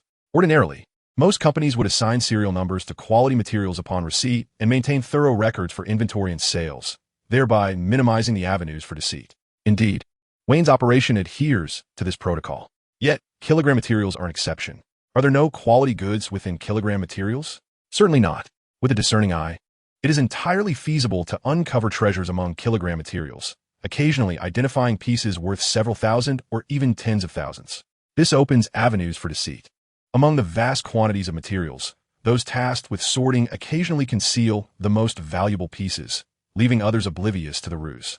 Zhang Yang himself had engaged in such practices frequently. As for Su Haisheng, endowed with an even sharper eye and responsible for the final vetting, his potential for profit from these transactions is significantly greater than that from mere procurement. In a single day, there could be thousands, even tens of thousands. Thus, by the end of the month, how substantial would that amount be? With their continued manipulation, how much can the company's profits realistically soar? This is precisely why Su Haisheng vehemently opposes General Lin's decision to place quality control specialists in the sales department. Once a quality control specialist is appointed, they will oversee both the inflow and outflow, thereby constricting their operational latitude. Consequently, Su Haisheng asserts that they have reached a point of no return. Yet, the notion of retreat still exists. The prudent course would be to resign and depart before the situation is unveiled. However, the question remains, is Su Haisheng willing to part ways? It is likely he is not. As Su Haisheng's confidant, Zhang Yang understands well that the remarkably capable Su Haisheng harbors aspirations of his own. His dream is to one day establish his own enterprise. However, in the jade and stone industry, though the entry barriers are low, achieving substantial growth is exceedingly challenging. At the very least, 3 fundamental elements are requisite: high-quality sourcing, a stable clientele, and an exceptionally robust financial foundation, particularly the latter. The rationale is straightforward. A piece of medium-quality raw stone typically starts at 5 figures, while mid to high-quality stones begin at 6 figures, and a collector-grade high-quality piece often starts at 7 figures, with 8 figures being commonplace. Furthermore, participating in public auctions for high-quality stones necessitates a turnover capital of several tens of millions, if not over 100 million, to yield any returns. This reality renders the dream of those capable yet lacking capital who wish to start from scratch nearly insurmountable. What then is to be done? Su Haisheng contemplates leveraging opportunities through strategic alliances. This illustrates why, despite his evident abilities, he chooses to remain a mere department head at Wei Yang for several years. It must be acknowledged that the larger a company is, the more abundant its resources, and many tasks become notably easier to navigate. For instance, in smaller enterprises, raw stone procurement is invariably tightly controlled by the owner, leaving little room for others to intervene. However, at Wei Yang, only the procurement and sale of high-end raw stones are directly overseen by General Lin, while the sales department, its main focus on kilogram stones, is managed by Su Haisheng. This is largely due to the expansive nature of the company, which often overwhelms General Lin's ability to oversee every detail. Thus, Su Haisheng is reluctant to leave.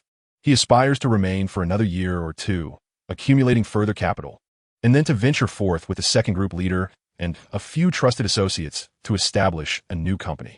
Su Haisheng has long promised them that, when the time comes, they will become minority shareholders and continue to prosper together. As long as Su Haisheng remains, they too are bound to stay, for they have all embarked on the same perilous journey. Now, the pressing issue arises. Given the current circumstances, General Lin has resolutely decided to place individuals in positions to dismantle their meticulously crafted schemes. What follows will undoubtedly be a life-and-death struggle, and whether they can withstand the impending turmoil remains uncertain. Should their plans be thwarted, the consequences could be dire. Zhang Yang felt an increasing sense of trepidation, his complexion turning pale as a result. What's wrong? Do you lack confidence in me? Su Haisheng seemed to perceive his apprehension and inquired with a furrowed brow. No, not at all, Zhang Yang quickly refuted. This response eased the tension in Su Haisheng's brow, who then reassured him, "Rest assured, I have gathered sufficient information regarding Wei Yang. He is merely someone occasionally picked up by President Lin and not one of her trusted confidants. Thus, our task is simply to demonstrate his incompetence, which will allow us to dismantle this situation effortlessly." The intricacies of the matter were elucidated by Su Haisheng, leading Zhang Yang to reluctantly acknowledge that there was indeed a rationale behind Su Haisheng's audacity, which he could not help but admire. "I understand now," he replied, his previously anxious demeanor relaxing significantly. Su Haisheng waved his hand, saying, "Go on, execute the task splendidly." Chapter 22. Let us deliver another decisive blow. How can one accomplish the task both efficiently and elegantly? Upon exiting Su Haisheng's office, Zhang Yang rejuvenated his spirits, preparing to execute his superior's latest directives with precision. He began to ponder this conundrum intently. The need for cleanliness was self-evident. Previously, he had refrained from assisting Wei Yang in selecting stones, as he wished to extricate himself entirely from this affair, leaving no trace of causal connection. The rationale was straightforward. Within the sales department, nearly everyone was aware that he was a trusted aide of manager Su Haisheng. The crux of the issue arose. If the streamers discovered that this batch of selected stones included his share, would they approach Su Haisheng to complain if the quality of the stones was subpar and ultimately unsellable? Most likely not. More often than not, they would endure in silence, perhaps only venting their frustrations verbally. Consequently, he had initially intended to publicly announce that the materials for today's broadcast were selected by a newcomer, thereby distancing himself from any association. Only in this manner could the streamers unreservedly shift the blame onto Wei Yang. However, it now appeared that this strategy might still be insufficient. He needed to employ a tactic of feigned restraint followed by elevation. Zhang Yang quickly devised a plan. He raised his hand to check the exquisite watch on his wrist. The clock indicated it was 2:30 in the afternoon, leaving approximately half an hour until the broadcast commenced. However, calculating the time, the streamers should have already arrived and be preparing for the show. Thus, he made his way to the live broadcast room for his group. Indeed, upon arrival, he found two young women at the broadcast station, meticulously sorting through the materials for the upcoming session, assisted by several men and women nearby. These two young women were the streamers from Group 3. Tall and beautiful, one exuded a slightly domineering aura, named Yuan Qing, while the other, petite and fair-skinned with a hint of baby fat, was the adorable Tian Mengyao. Given the duration of the broadcast, it was evident that a single streamer could not sustain the effort alone. Hence, the company had arranged for the two to alternate their appearances. Live broadcasting is indeed an endeavor that requires considerable finesse. In a manner reminiscent of the two live streaming rooms of Veen Company, both selling raw stones, the second group features two male hosts, while the third group boasts two female hosts. There exists a rationale behind this arrangement. Initially, the third group also had two male hosts, whose technical skills were commendable. However, it became evident that no matter how fervently they promoted their products, sales within the live stream remained sluggish. Upon reflection, It was determined that the clientele frequenting these mid-tier live streams were primarily novices who, regardless of how eloquently the hosts expounded upon the fundamental knowledge of raw stones, struggled to comprehend or engage with the content. Consequently, the company made a bold decision to recruit two charming young women with little foundational knowledge, but possessing articulate speech and an aptitude for charm. After a brief training session, they were promptly assigned to the task, and the results were immediate and striking. Conversely, the second group had also attempted to incorporate female hosts into their broadcasts. Yet despite their efforts at allure, sales of raw stones remained lackluster. Ultimately, the introduction of two male hosts with solid foundational knowledge yielded immediate improvements in performance. This illustrates a disparity in perception. Those lacking expertise are drawn to beauty, while those with a modicum of understanding prioritize quality. As an aside, Zhang Yang promptly approached the two female hosts, greeting them with a flourish. "Hello, lovely Yao Yao and beautiful Qing Qing. Have you missed me today?" The long-haired Yuan Qing glanced up at him, coolly responding, "Zhang Yang, it's already this late. Why aren't you busy selecting materials instead of lingering here?" Her tone carried a hint of disdain, and she did not afford him, the group leader, a friendly demeanor. This left Zhang Yang feeling somewhat awkward, yet also helpless. Despite his position as the leader of the third group, he was acutely aware that hosts like Yuan Qing, who were not only strikingly beautiful but also possessed excellent communication skills and the ability to drive sales, held a status that far surpassed his own. The rationale was simple. Ordinary employees are easily found, but an exceptional host is a rare gem, coveted wherever they may go. Moreover, Yuan Qing's public dismissal of him in front of her numerous subordinates stemmed from an additional reason. He had long harbored designs on her, yet she held him in disdain. "Get lost. With your looks, you are hardly worthy of me." In private, when he became overly persistent, she had even derided him in such a manner. Thus, in comparison, her current demeanor could be considered polite. "Damn it, you wretched girl, once I achieve success, I shall have my way with you countless times," he silently vowed. With a forced smile, he feigned nonchalance, declaring, "Haha, from today onwards, I am liberated from those tasks. I have ample time to spend with you both." "Huh? Who will take over then?" The voice that responded, engaging with him, belonged to the relatively amiable Tian Mengyao. While also influenced by Yuan Qing, remained less harsh in her words. Although she remained unmoved by his flirtations, at the very least, she would not publicly embarrass him. "Ah, have we welcomed newcomers to our department? Is he competent? It is imperative to understand that his master is somewhat renowned in the industry as the Golden Eye. Unfortunately, he had just fled the scene yesterday when he arrived at our company." Following Tianmio's inquiry, Sangyang passionately Young's background, though it was laced with considerable exaggeration. This was, after all, the very purpose of his appearance on the live stream. As the saying goes, the higher one is elevated, the harder one falls. Zhang Yang's intent was to inflate Wei Yang's stature, thereby raising the expectations of the host to an unattainable level. Thus, when the hosts inevitably discovered that the outcome fell drastically short of their inflated expectations, their anger would lead them to lodge complaints and spread the word about Wei Yang's incompetence. This method ensured that Wei Yang's inadequacies would swiftly become common knowledge within the department. It must be said that Zhang Yang's ability to garner Su Haixing's attention is not without merit. He possesses a certain finesse in handling various situations. Really? Is he truly that impressive? The effect of Zhang Yang's words was immediate and striking. Tian Mingyao's seemingly innocent eyes widened in astonishment. Absolutely. However, it appeared that he had perhaps overexerted himself, as Tian Mingyao's curiosity was piqued to the point where she followed up with, "But is he handsome?" "Wow!" Tian Mingyao exclaimed, her mouth agape in exaggerated admiration. Even Yuan Qing seemed intrigued, casting a disdainful glance at Zhang Yang before coldly remarking, "That's just perfect. With your lackluster skills, you should have been dismissed long ago."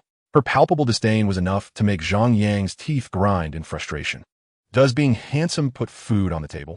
Nevertheless, he consoled himself with the thought that he would not be in the department much longer, realizing he needed to adapt. He quickly donned a smile. "Huh? Yes, Qing Qing is absolutely right. With my poor skills, I should indeed step aside graciously." After finding a way to save face, he continued cheerfully, "You all carry on. I'll won't take up any more of your time. I shall wander elsewhere." And so, he proceeded to his next destination, the live stream room of the second group. In Chapter 23, The Secret of Betting on Stones, we find Wei Yang staring vacantly at the several piles of materials in the warehouse. After Zhang Yang had departed, He conducted a preliminary inspection of the quality of this batch of kilogram materials. Overall, their quality was comparable to that of the rough stones he had encountered at the rough stone supermarket yesterday. The worst among them would fetch a price of 1 or 200 yuan there. This implied that the rough stones sold in the supermarket were of this very kind of kilogram material, with the only distinction being that the supermarket had categorized and priced them according to quality, while here, that task fell to him. However, with such a multitude before him, how was he to proceed? In his moment of uncertainty, he found himself once again seeking the old man's guidance. Hey, old man, give me a tip. After spending a day together, he had grown somewhat accustomed to the old man's temperament. For instance, he understood that the old man did not mind how he addressed him. Thus he became less formal and more casual in his manner of speaking. Useless, what's so difficult about this? Such trivial matters, if conducted in the arena, would typically be the domain of those unskilled laborers akin to stone pickers. Similarly, the elder's words towards him were far from courteous. Especially when it came to matters related to stone gambling, he often commenced with a tone of disdain, and on this occasion, he even referred to the reputed experts in the art of stone selection as mere unskilled laborers. Wei Yang could discern that he harbored an immense pride in his knowledge of stone gambling. Very well, you are impressive. Fortunately, despite the elder's cantankerous disposition, he was unreserved when it came to offering assistance. For instance now, after making a disparaging remark about Wei Yang, he inquired, "Have you studied the stone gambling song?" Of course, he had. In this era of the internet, the once esoteric and highly regarded stone gambling song, which was previously shrouded in secrecy within the community, had become widely disseminated online alongside the rise of stone gambling. As an individual with an insatiable thirst for knowledge in this field, Wei Yang had certainly perused it. The song comprises 24 lines, and he could recite it in its entirety. If there was any regret, it was that he only grasped a general understanding of a considerable portion of its content, failing to fully appreciate its deeper meanings. He accurately conveyed this situation to the elder. The elder then asked, "What about Mr. Chun Tingchong's stone gambling secrets? Have you seen them?" Wei Yang paused momentarily.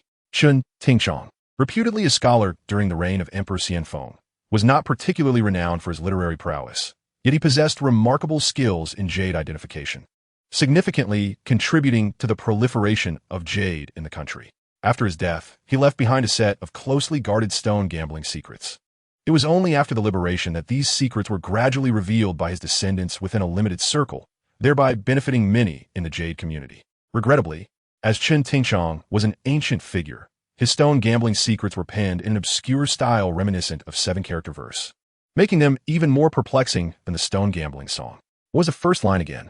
Generally, when observing stones, it is advisable to repeat. One must discern at the factory's entrance. After considerable thought, he finally recalled the first line. That's good to know. Now, I shall systematically teach you the essential techniques for identifying raw stones, integrating these 2 monumental stone gambling secrets. Seize this opportunity to solidify your foundational skills, the elder remarked. Wei Yang was immediately filled with elation.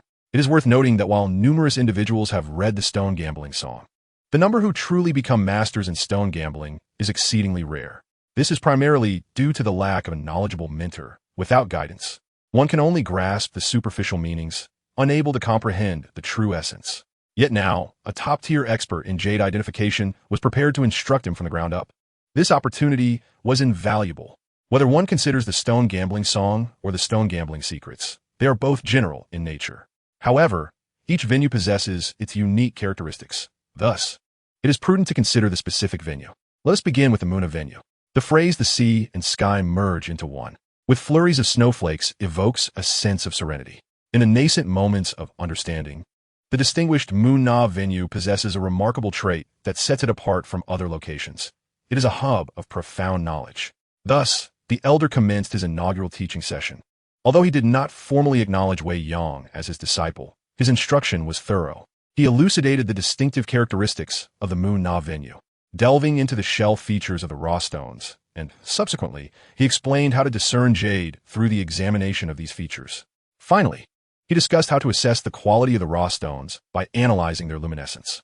Under ordinary circumstances, Wei Yang might have found himself bewildered. Yet before him lay an array of Muna raw stones. As he listened to the elder's discourse, he utilized a high-intensity flashlight for observation and comparison. With a foundational knowledge already in place, coupled with the guidance of a master, he swiftly grasped the rudimentary concepts. It must be noted that while the elder's temperament may be somewhat irascible, his expertise in the realm of stone betting is unparalleled. To illustrate, in the past, when a spirited Pingu from Chui Shengyuan felt inspired, he would occasionally share insights about various venues. However, Wei Yang found that some of his assertions were not entirely convincing. He realized that the majority of Ping Ji's knowledge lacked structure. It was fragmented and anecdotal, often deviating from the accurate information he had encountered online, which led him to suspect inaccuracies.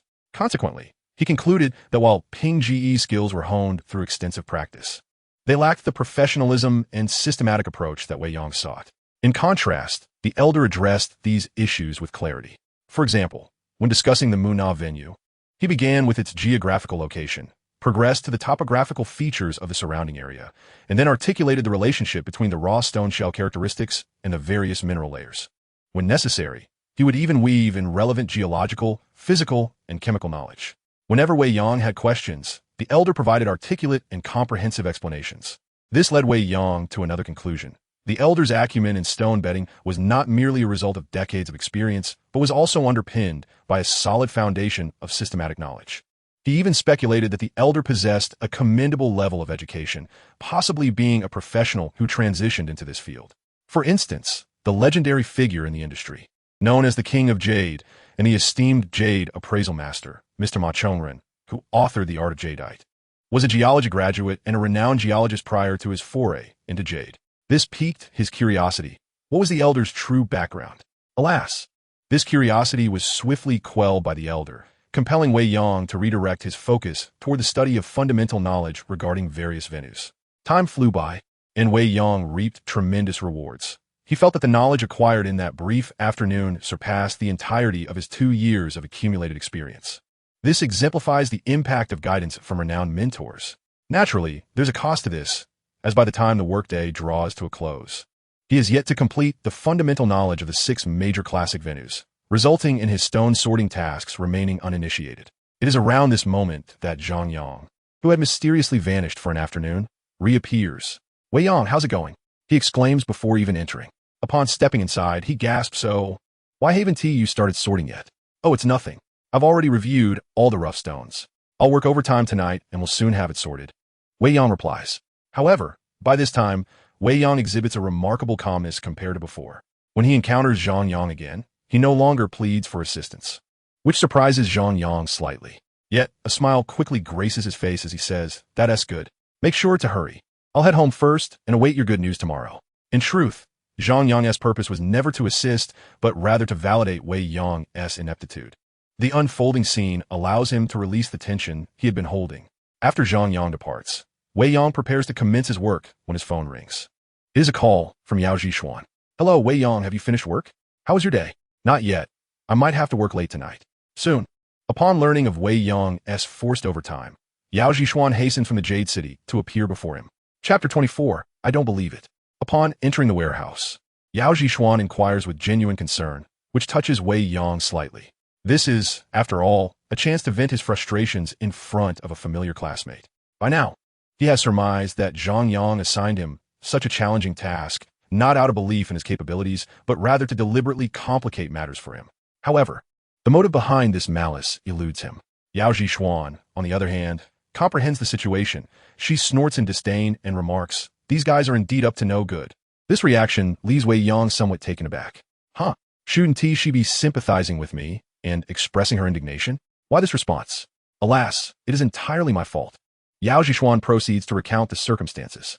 Unlike Lin Lin, who deliberately withheld information out of a desire to test Wei Yang, Yao Zhishuan has no such reservations. Her intention is to share everything she knows to prevent her old classmate from suffering. Consequently, Wei Yang is soon left bewildered. What? The sales department harbors so many secrets? Furthermore, a mere sales manager, not even the head of the division, dares to contend with the company owner? Additionally, the reason Lin has brought me on board is not out of respect, but rather to use me as a pawn in their struggles? He is indeed flabbergasted. Having never encountered the intricacies of workplace conflict, he is at a loss for how to proceed. "I'm sorry, I didn't anticipate the situation would be this convoluted. Had I known, I would have recommended you for this role." Observing his bewilderment, Yao Zhishuan speaks again, her face filled with remorse. Wei Yang found himself at a loss for words. Was it truly the case that large corporations were so intricate? The intensity of the scheming rivalries was reminiscent of a palace intrigue. He could not help but think. He had indeed not anticipated that. With the sole aim of gaining experience, he would unwittingly become embroiled in such a convoluted internal struggle upon entering Vayne, ultimately becoming a casualty. Could this be considered yet another instance of suffering from an undeserved calamity? So this is how it is, he mused. After a moment of stunned silence, he finally reacted, momentarily grasping the situation to lighten the somewhat oppressive atmosphere. He then relaxed and jestingly remarked, "In that case, I suppose I'm doomed? I likely won't last a few days in your company before I'm sent packing. At this point, can you not be serious? It's been 2 years since graduation, yet you still act as if nothing matters, as if the sky could fall and you wouldn't care." However, his somewhat indifferent demeanor once again drew a complaint from Yao Zhishuan. The familiar sensation washed over Wei Yang. In the past, he would have responded to her concerned complaints with a guilty smile or silence. But now he confidently replied, "Rest assured, the sky will not fall." To Yao Zhishuan, however, his confidence appeared as indifference, resignation, and even a lackadaisical attitude. Why was this so? It was because she knew him too well. She vividly recalled that this very demeanor first emerged when he broke up with her beautiful female roommate, wearing a face of utter indifference. Similarly, at graduation, when she urged him to seek employment in Pingzhou, his expression remained unchanged after submitting numerous applications with no responses. Oftentimes, she found herself anxious on his behalf, while he remained unconcerned, leaving her with the impression of the emperor being indifferent while the eunuchs fretted. But what could she say about it? Accuse him of lacking ambition? That was far from the truth. She had long recognized that whenever he encountered insurmountable obstacles, he would readily accept his fate and let go. Yet he would not descend into despair. Instead, he would quietly recommence his efforts from a lower starting point. He was indeed a resilient spirit, akin to an indomitable cockroach. Thus, even when she felt he had resigned himself once more, she did not wish to reproach him. She could only sigh deeply and say, "Well, I shall think of another way." The two were indeed too familiar with one another, just as she understood him. Upon seeing her demeanor, Wei Yang realized she had misconstrued his intentions, believing he had resigned himself to his fate. Yet she was too kind-hearted to admonish him, and thus resolved to seek alternative means to assist him. Wei Yang had to admit that, though Yao Zhishuan had a fiery temperament, she was undoubtedly a good woman. Yet, he could not continually rely on her for support. To his surprise, upon uttering this thought, Yao Zhishuan's fiery spirit ignited once more. With her left hand on her hip and her right finger pointed accusatorily at the untouched pile of raw stones on the ground, she glared at him, exclaiming, "How can you expect me to believe you? You're not going to tell me you can sort them out, are you?" "Why not?" he retorted. "Having been a player of precious stones for 2 years, I find it hard to believe that such a trivial matter could stump me." Wei Yang chuckled as he posed the question. He initially intended to reveal his true capabilities, yet upon recalling the sensitive nature of the old gentleman's affairs, he opted for a more convoluted excuse, realizing it would only complicate matters and delay the upcoming sorting. Thus, he ultimately chose to remain silent for the time being. "I truly doubt your abilities." It was evident that she harbored skepticism regarding his competence, prompting her to set aside her pride and seek assistance on his behalf. This was precisely what Wei Yang, eager to commence the stone sorting, desired. With a smile, he remarked, "If you must seek help, feel free. But whether it be you or President Lin, I implore you not to disturb me again tonight, lest it impede my work. Oh, and please convey a message to President Lin for me, if she genuinely wishes for my assistance. I would appreciate it if she refrains from using me as a mere pawn.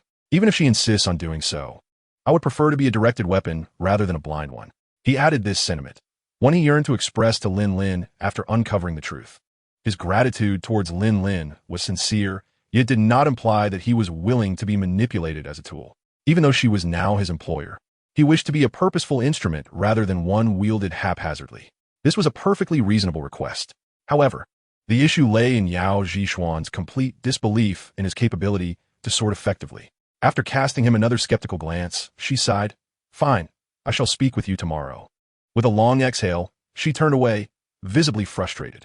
Chapter 25. How is it that you possess such remarkable luck once more? Wei Yang dined within the confines of the warehouse. His new colleague, Shang Jifan, with whom he had shared a meal before, treated him kindly, expressing concern before the end of their shift and even ordering takeout for him. This gesture spared Wei Yang from laboring on an empty stomach. Yet, the question lingered. How should he proceed with the task at hand? It's quite simple, he mused. First, separate the stones that are clearly identifiable, and set aside those that remain uncertain, ultimately leaving them for my assessment. He instructed, remember, the only way to unearth value from this sort of refuse is by discerning the ambiguous, those that others might misjudge. If you can accurately identify these stones, the conundrum will essentially be resolved. The old gentleman's solution had arrived, illuminating Wei Yang's thoughts. Indeed, what a splendid idea. Did Zhang Yang not assert that losses were absolutely unacceptable? Hence, the optimal solution was not to achieve flawless categorization of every stone, but rather to ensure that no losses occurred. The most straightforward and secure method to achieve this was to extract the most valuable stones. With a stroke of good fortune, perhaps 1 or 2 stones could safeguard their investment. The old gentleman was indeed astute. After paying homage to his wisdom, Wei Yang commenced his task. In reality, with the old gentleman's backing, the preceding work was not as daunting as it initially appeared. It is often said that sharpening the axe does not delay the work of chopping wood. Prior to this moment, the elder had devoted an entire afternoon to meticulously reviewing the characteristics and precautions associated with the raw stones produced by several major mines. The reason these stones are categorized as kilogram material lies in the fact that most of them exhibit distinctly inferior outer skins, allowing even those with a modest level of experience to make swift judgments. This is a bean. This is common glutinous jade. This variety is evidently tender. All of these are classified as practice materials. This piece is acceptable, at least it is fine and glutinous, and possesses a bracelet position, making it suitable for sale as a standard individual piece. This specimen shows promise. It has a high likelihood of being glutinous. Thus, it can be sold as a premium individual piece. One by one, Wei Yang quickly sorted the raw stones into different quality categories, setting aside those he was uncertain about for the time being. 300 kilograms of raw stone is neither an excessive nor an insufficient amount. With a clear sorting standard in place, the categorization proceeded at a commendable pace. After becoming adept at the task, Wei Yang was able to sort a stone in just a few seconds. Consequently, the raw stones on the ground diminished at a visible rate, and after a little over an hour, only a sparse collection of about 10 stones remained. These were the ones Wei Yang was unsure about. Before long, he gathered these few stones together and arranged them in an orderly square for stones per row. It was now time for the elder to make his move. Though he had previously stated that he could assist Wei Yang only once a day, this did not imply that he could examine only one stone at a time. Rather, he would assess a batch and select the finest among them. In fact, this was precisely how he operated yesterday at the raw stone supermarket. This piece of wood na appears promising, despite its unimpressive display under the light. The density of its outer skin and the sand casting performance suggest a significant potential for internal transformation. Wood na is inherently a mine known for its internalization. Thus, raw stones with commendable outer skins yet lackluster performance under light are often the ones that yield unexpected surprises. This is a hallmark of the so-called divine mine. Therefore, I surmise that this raw stone at the very least has a glutinous foundation, and with a stroke of luck, it may even yield glutinous ice with floating flowers. The elder quickly made his assessment. In fact, such raw stones might pose a challenge for ordinary connoisseurs, yet for a master like him, they are merely a trifling task, requiring nothing more than a glance for judgment.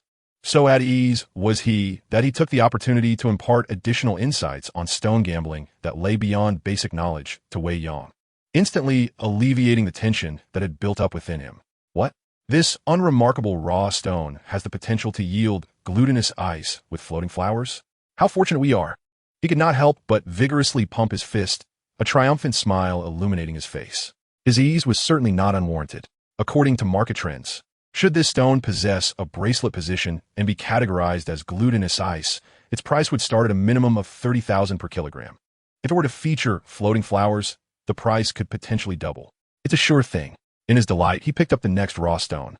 Under the guidance of the elder, pieces of raw stone gradually vanished from his hands, leaving only a final small stone on the ground. This particular piece, weighing less than 200 grams, was a Hejiang raw stone. In terms of difficulty, identifying raw stones from the Hejiang site is relatively straightforward due to its typical characteristics: thin skin, excellent translucence, and numerous cracks. A seasoned expert, with just a beam of light and an assessment of the stone's skin, can usually make a fairly accurate judgment. However, Wei Yang found himself uncertain about this particular raw stone. The reason for his uncertainty lay in the fact that it did not exhibit the typical traits of Hejiang stones. It was almost entirely opaque when illuminated. Yet, the fine texture of the skin was striking, aside from its grayish-green hue. Other characteristics closely resembled the limestone skin commonly found in the Muna and Mosisha sites. Limestone skin is known for often yielding high-quality jade. Therefore, despite its diminutive size, he ultimately chose to set it aside for the elder's appraisal. With only this last piece remaining, the Hujiang stone appeared somewhat peculiar. As usual, he illuminated the skin with a distant light while expressing his doubts to the elder. To his surprise, the elder interrupted, exclaiming, "Hey, you lucky lad. Have you stumbled upon something fortuitous?" Wei Yang was momentarily taken aback. "What do you mean?" he asked, perplexed. The elder's response left him utterly bewildered. "Are you suggesting that this stone could yield something remarkable?" "Absolutely," the elder affirmed. "This is a relatively uncommon limestone skin among Hujiang stones, classified as mountain material. Such stones, due to severe weathering of their skin, typically do not exhibit much when illuminated. However, they possess a significant potential to reveal fine jade. Particularly when the skin exhibits a slight greenish hue, the chances of uncovering something extraordinary increase, with a certain likelihood of revealing fully colored jade. Based on the specific characteristics of this raw stone, I can confidently assert that its quality could reach that of Nuo Bing jade, and in terms of color, it should at least possess a base of spinach green, with the possibility of revealing apple green if fortune favors us." The elder proceeded with his detailed explanation, combining established knowledge with his ultimate judgment. Wei Yang was left in a state of utter astonishment. What? This seemingly unimpressive stone could potentially yield fully colored jade? He was indeed astounded.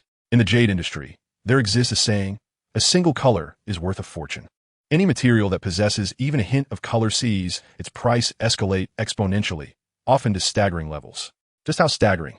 The shades of jadeite green are classified into various grades, from the highest to the lowest. Imperial green, emerald green, spicy green, sun green, apple green, spinach green, bean green, and oil green.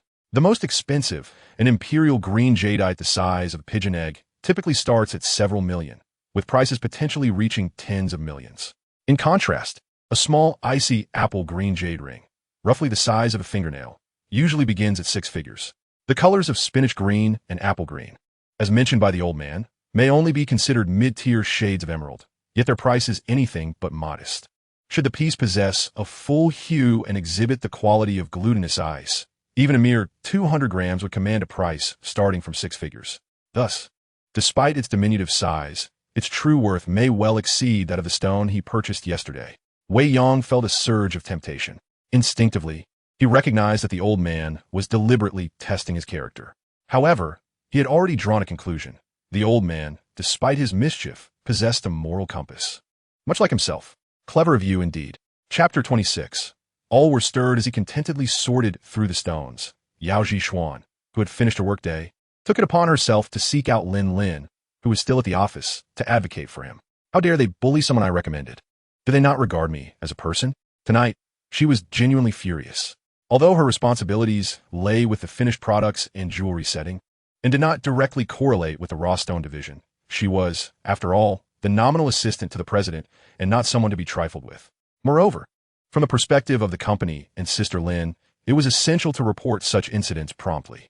With a huff, she stormed into Lin Lin's office. "Sister Lin, this is outrageous. What is the matter? Those individuals are indeed problematic." As soon as Wei Yang arrived, he became their target. Under Lin Lin's inquiry, Yao Xuan succinctly recounted the targeting of Wei Yang. Lin Lin quickly furrowed her brow. Was it possible that Wei Yang had been singled out so swiftly? While Yao Xuan harbored mere suspicions, Lin Lin felt assured of the implications. Why? They were employing the same old tactics, and so hastily? This indicated desperation. Upon hearing the full account, although Lin Lin felt displeased, her frustration did not reach the heights of Yao Xuan's. She soon regained her composure and asked, "What was Wei Yang's reaction? That fellow was rather peculiar tonight. In what way?" He claimed he could handle it. Such a trivial matter would not stump him. Yao Xuan, still simmering with anger, added, "How could that be? He's only been in this field for 2 years. If he truly had that capability, then why?" She halted abruptly. She longed to express that if Wei Yang possessed such talent, he wouldn't be working at Wayne for a meager entry-level salary of 6,000 as a sales director. She also wished to point out that if he were indeed capable, he wouldn't have needed to borrow money from her to invest in raw stones, only to be deceived by Lu Guoping. However, voicing such thoughts would not only bruise Wei Yang's pride, but might also lead Lin Lin to misunderstand, so she refrained. Lin Lin, however, grasped her unspoken implication.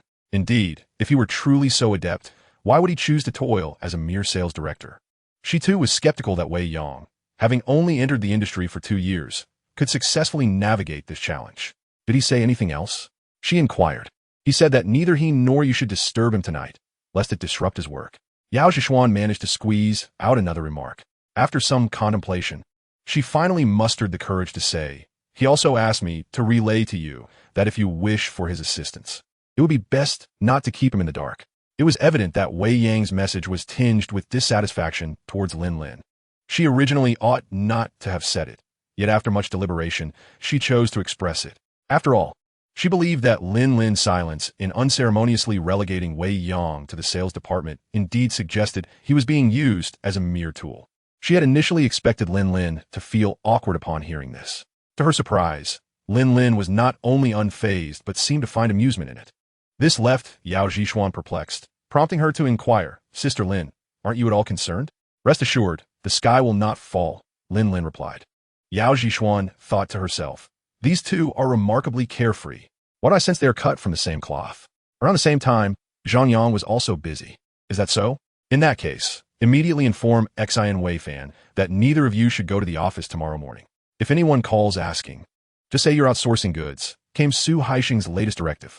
Xin Wei Fan was the leader of the second group, another pawn in their intricate game.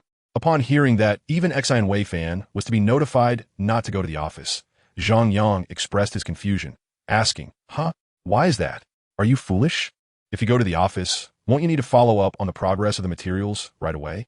If he hasn't allocated them properly, won't you have to remedy the situation? Only if the three of us, who are capable of allocating materials, are absent from the office can we avoid remedying it, which would result in a lack of materials for the live broadcast in the afternoon. This way, we can hold him accountable for the severe consequences, Su Haixing explained. Zhang Yang had to concede that the boss, after all, was the boss. This strategy was indeed clever. Sigh, to be working overtime on my first day is truly unfortunate. He lamented. Indeed, it was quite unfortunate. Now that we are somewhat well off, shouldn't we consider moving to a better place? Working late like this every day, the time wasted on the commute, is unbearable. He mused. He couldn't help but think if the old man were still in his head, he would surely chide him.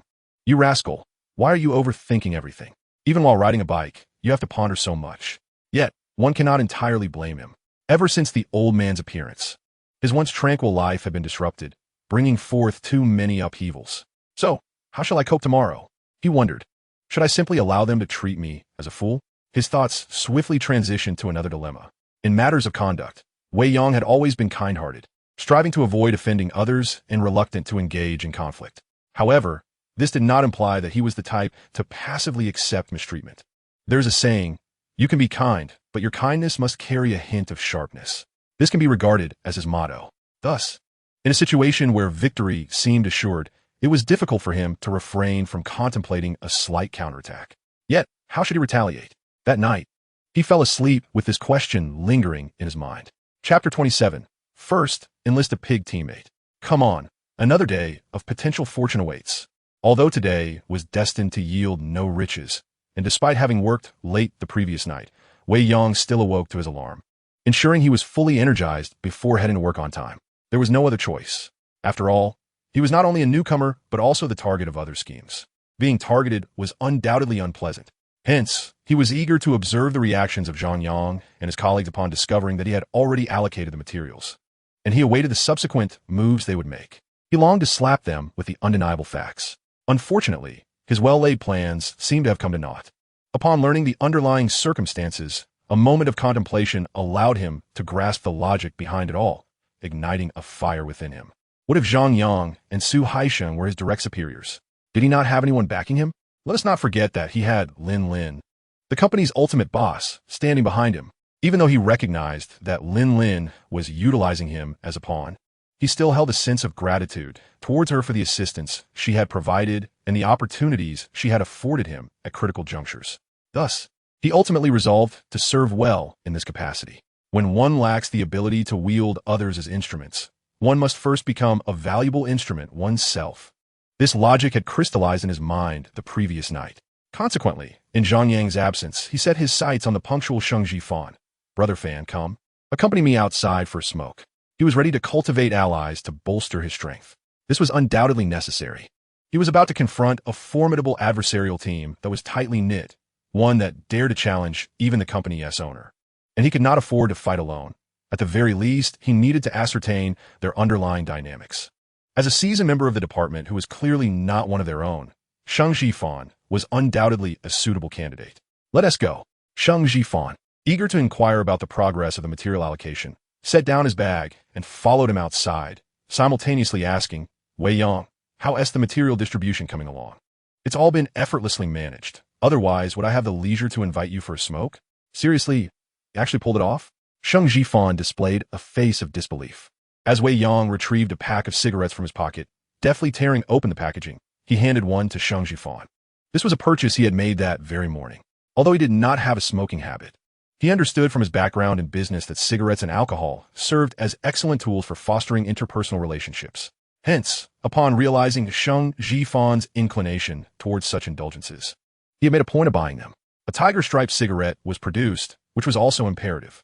He was about to contend with both the departmental big boss and the small group leader. If he had no background at all, how could Sheng Jifan dare to risk standing on the same side as him? What? You were recruited by President Lin? Indeed, Sheng Jifan was so astonished that he forgot to light his cigarette. Could this possibly deceive you? I reported to the department yesterday, and it was Assistant Zheng sent by General Manager Lin who brought me here. Wei Yang then played a somewhat weighty card to substantiate his claims. The effect was, naturally, more pronounced. No wonder. I thought it peculiar that you would dare to take on such tasks on your first day at the company. Sheng Jifan immediately donned an expression of sudden realization. He then began to light his cigarette. However, Wei Yang could discern that the hand gripping the lighter trembled slightly. Whether from excitement or anxiety, he could not tell. Seizing the moment, Wei Yang inquired further, Tell me, you have been at the company for over 2 years. Yet your situation remains dismal. You cannot possibly be one of them, can you? This question nearly caused Sheng Jifan to drop his cigarette as he quickly retorted. How could that be? If I were one of them, how could I be in such a predicament? He hastily added, I was recruited by the former leader of Group 3. Had I not behaved relatively honestly, I might have been dismissed long ago. It was evident that he was indeed quite nervous at that moment. This realization left Wei Yang somewhat disappointed. Alas, it seemed that this fellow was timid and averse to trouble. A mere scare could lead him to divulge everything. If he were to become a teammate, would he turn out to be a liability? He couldn't help but worry. Yet he reconsidered. A flawed teammate was certainly better than none at all. Thus, he promptly declared, Then you should stick with me. Huh? Sheng Jifan's face was a picture of astonishment. Wei Yang leaned in closer and, in a compelling whisper, pressed, What? Are you unwilling? Or perhaps frightened? Huh? What would I be afraid of? Sheng Jifan retorted, albeit with a forced bravado. Nevertheless, he then took a deep drag of his cigarette, tossed the half-finished stick to the ground, and crushed it underfoot before saying, What is there to fear? At worst, we could just find another place to mingle. In truth, he was afraid. This conclusion was readily apparent to Wei Yang from his series of reactions. Yet it mattered little. Without pause, he continued, Now tell me, in our department, who else is allied with them? Well, Sheng Jifan hesitated for a moment before continuing, I am not too clear on the situation in Group 1. However, in Group 2, the leader Xian Wei Fan is undoubtedly in cahoots with them. The bond among them could aptly be described as being inseparable. Furthermore, the key players are the hosts. I suspect that the 2 hosts from Group 2 are also part of their faction, as they seem to follow their directives without question. As for the 2 hosts in Group 3, I cannot say for certain, as they appear to be less conspicuous. Lastly, we, the miscellaneous workers, cannot truly be considered part of their ranks. The reason is simple. Our status is too lowly for them to regard us. Thus, as long as we do not overtly oppose them, we generally remain unscathed. After all, there is an abundance of tasks within the department, and someone must take on the responsibilities. Under his insistence, Sheng Jifan opened up, succinctly conveying the current state of affairs within the department to Wei Yang. It must be said that although this teammate may be somewhat naive and timid, he is indeed a seasoned player in the department and possesses a commendable understanding of its intricacies. This teammate still holds some value. Consequently, Wei Yang's assessment of him improved slightly. Just as he was about to pose further inquiries, Sheng Jifan cast a slightly anxious glance behind him and lowered his voice, saying, It seems that General Lin has arrived. Wei Yang turned around to see a familiar silver Maserati silently coming to a halt behind them, followed by two familiar figures stepping out of the vehicle. One was Yao Xuan, and the other was Lin Lin. Just as I was discussing you arrived? Perfect timing. Chapter 28. How about a gamble? Lin Lin immediately spotted Wei Yang standing at the entrance of the company, a half-burnt cigarette in hand. She frowned slightly. Having just begun her tenure at the company, how dare he venture out to smoke during working hours? Furthermore, his apparent lack of concern in the face of the obstacles being laid before him was perplexing. To be frank, the scene before her left a rather unfavorable impression. However, she was there to confront Wei Yang, so she pushed open the car door and approached him, inquiring, "Wei Yang, what are you doing here?" "Oh, Sister Lin, you've arrived. I was just gathering some information for my colleague." He seemed unfazed upon seeing her. Moreover, had he not already referred to her as General Lin yesterday? Why was he now addressing her as Sister Lin in front of company colleagues? Lin Lin felt a twinge of confusion. Yet, she dismissed her thoughts and directly asked, "Have you sorted out the materials?" "They were sorted out last night." Lin Lin paused, taken aback. That put her in a rather awkward position. To her surprise, this fellow displayed no signs of panic upon encountering her and nonchalantly asserted that everything was settled. Could he truly possess such capability? She found it hard to believe, thinking that even if he had managed to sort them, it would surely be a chaotic endeavor. Thus, she replied, "Take me to have a look." "Sure." Wei Yang readily agreed. "All right, Brother Yang." Shang Jifan nodded repeatedly.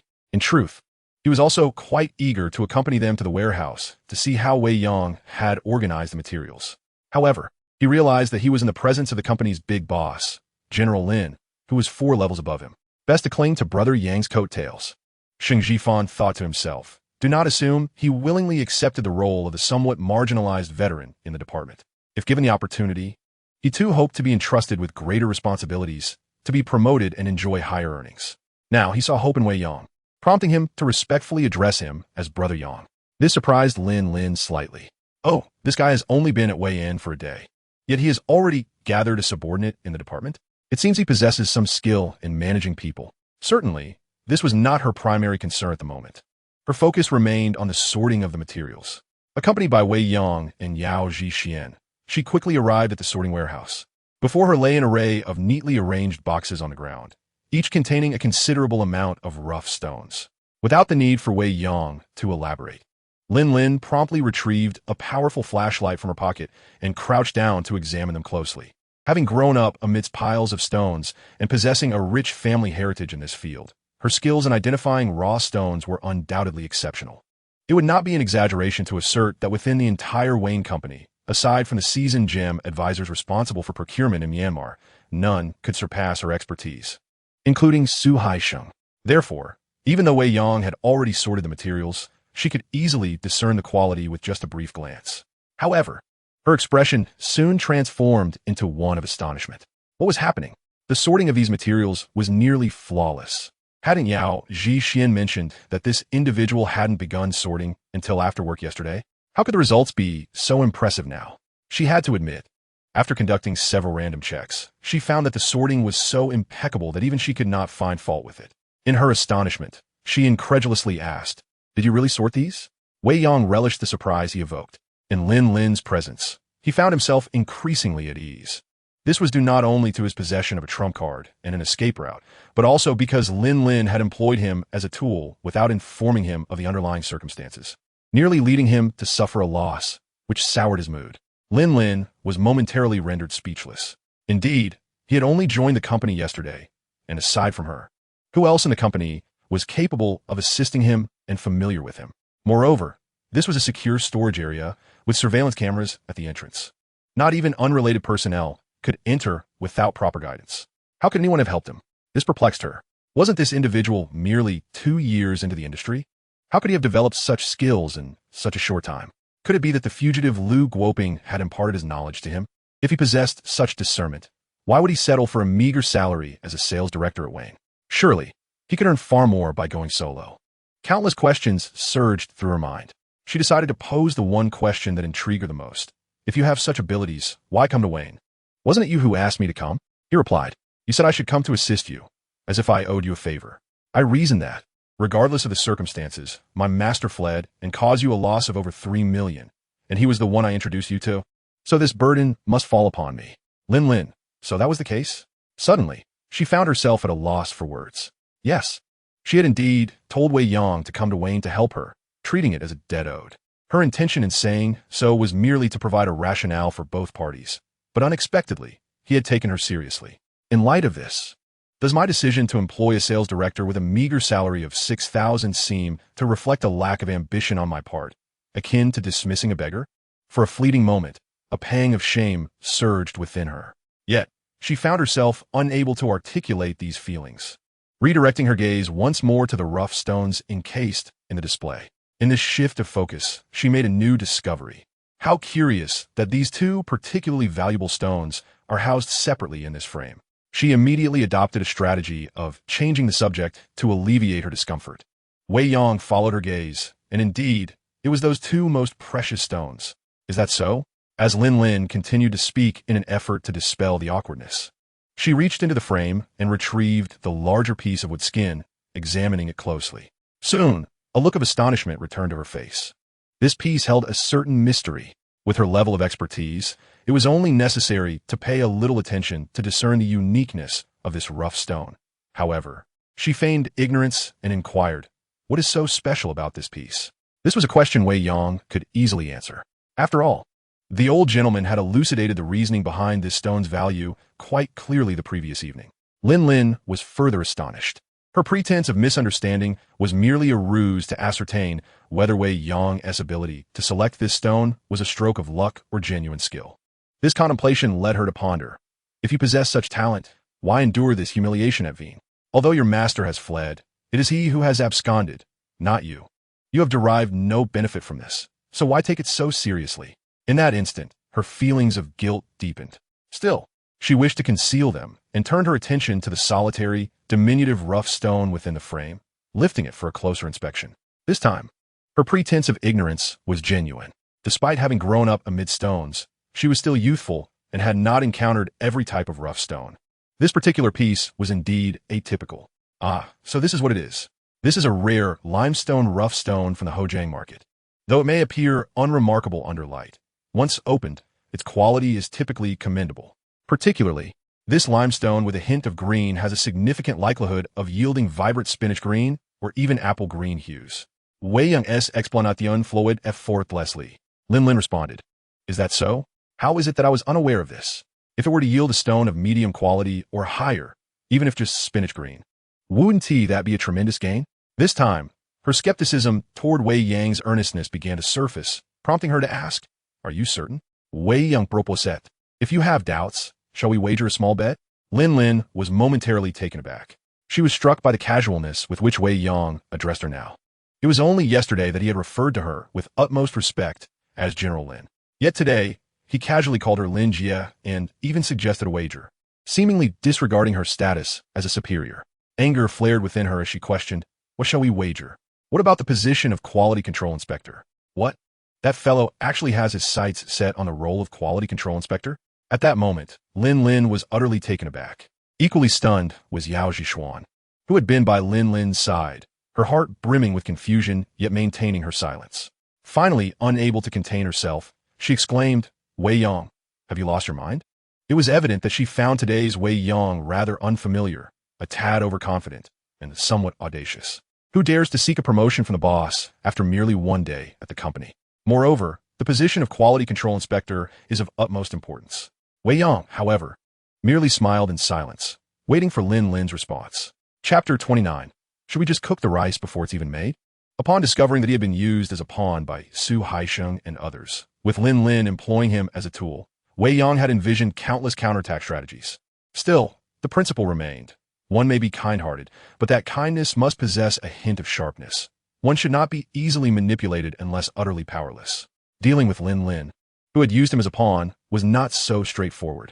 He acknowledged that she had treated him well in the past and had offered assistance, for which he was grateful. However, that did not grant her the right to exploit him as a tool. What then? Two choices lay before him. One could either walk away or approach it as a transaction. He could assist her in achieving her goals, and in return, she would provide what he needed.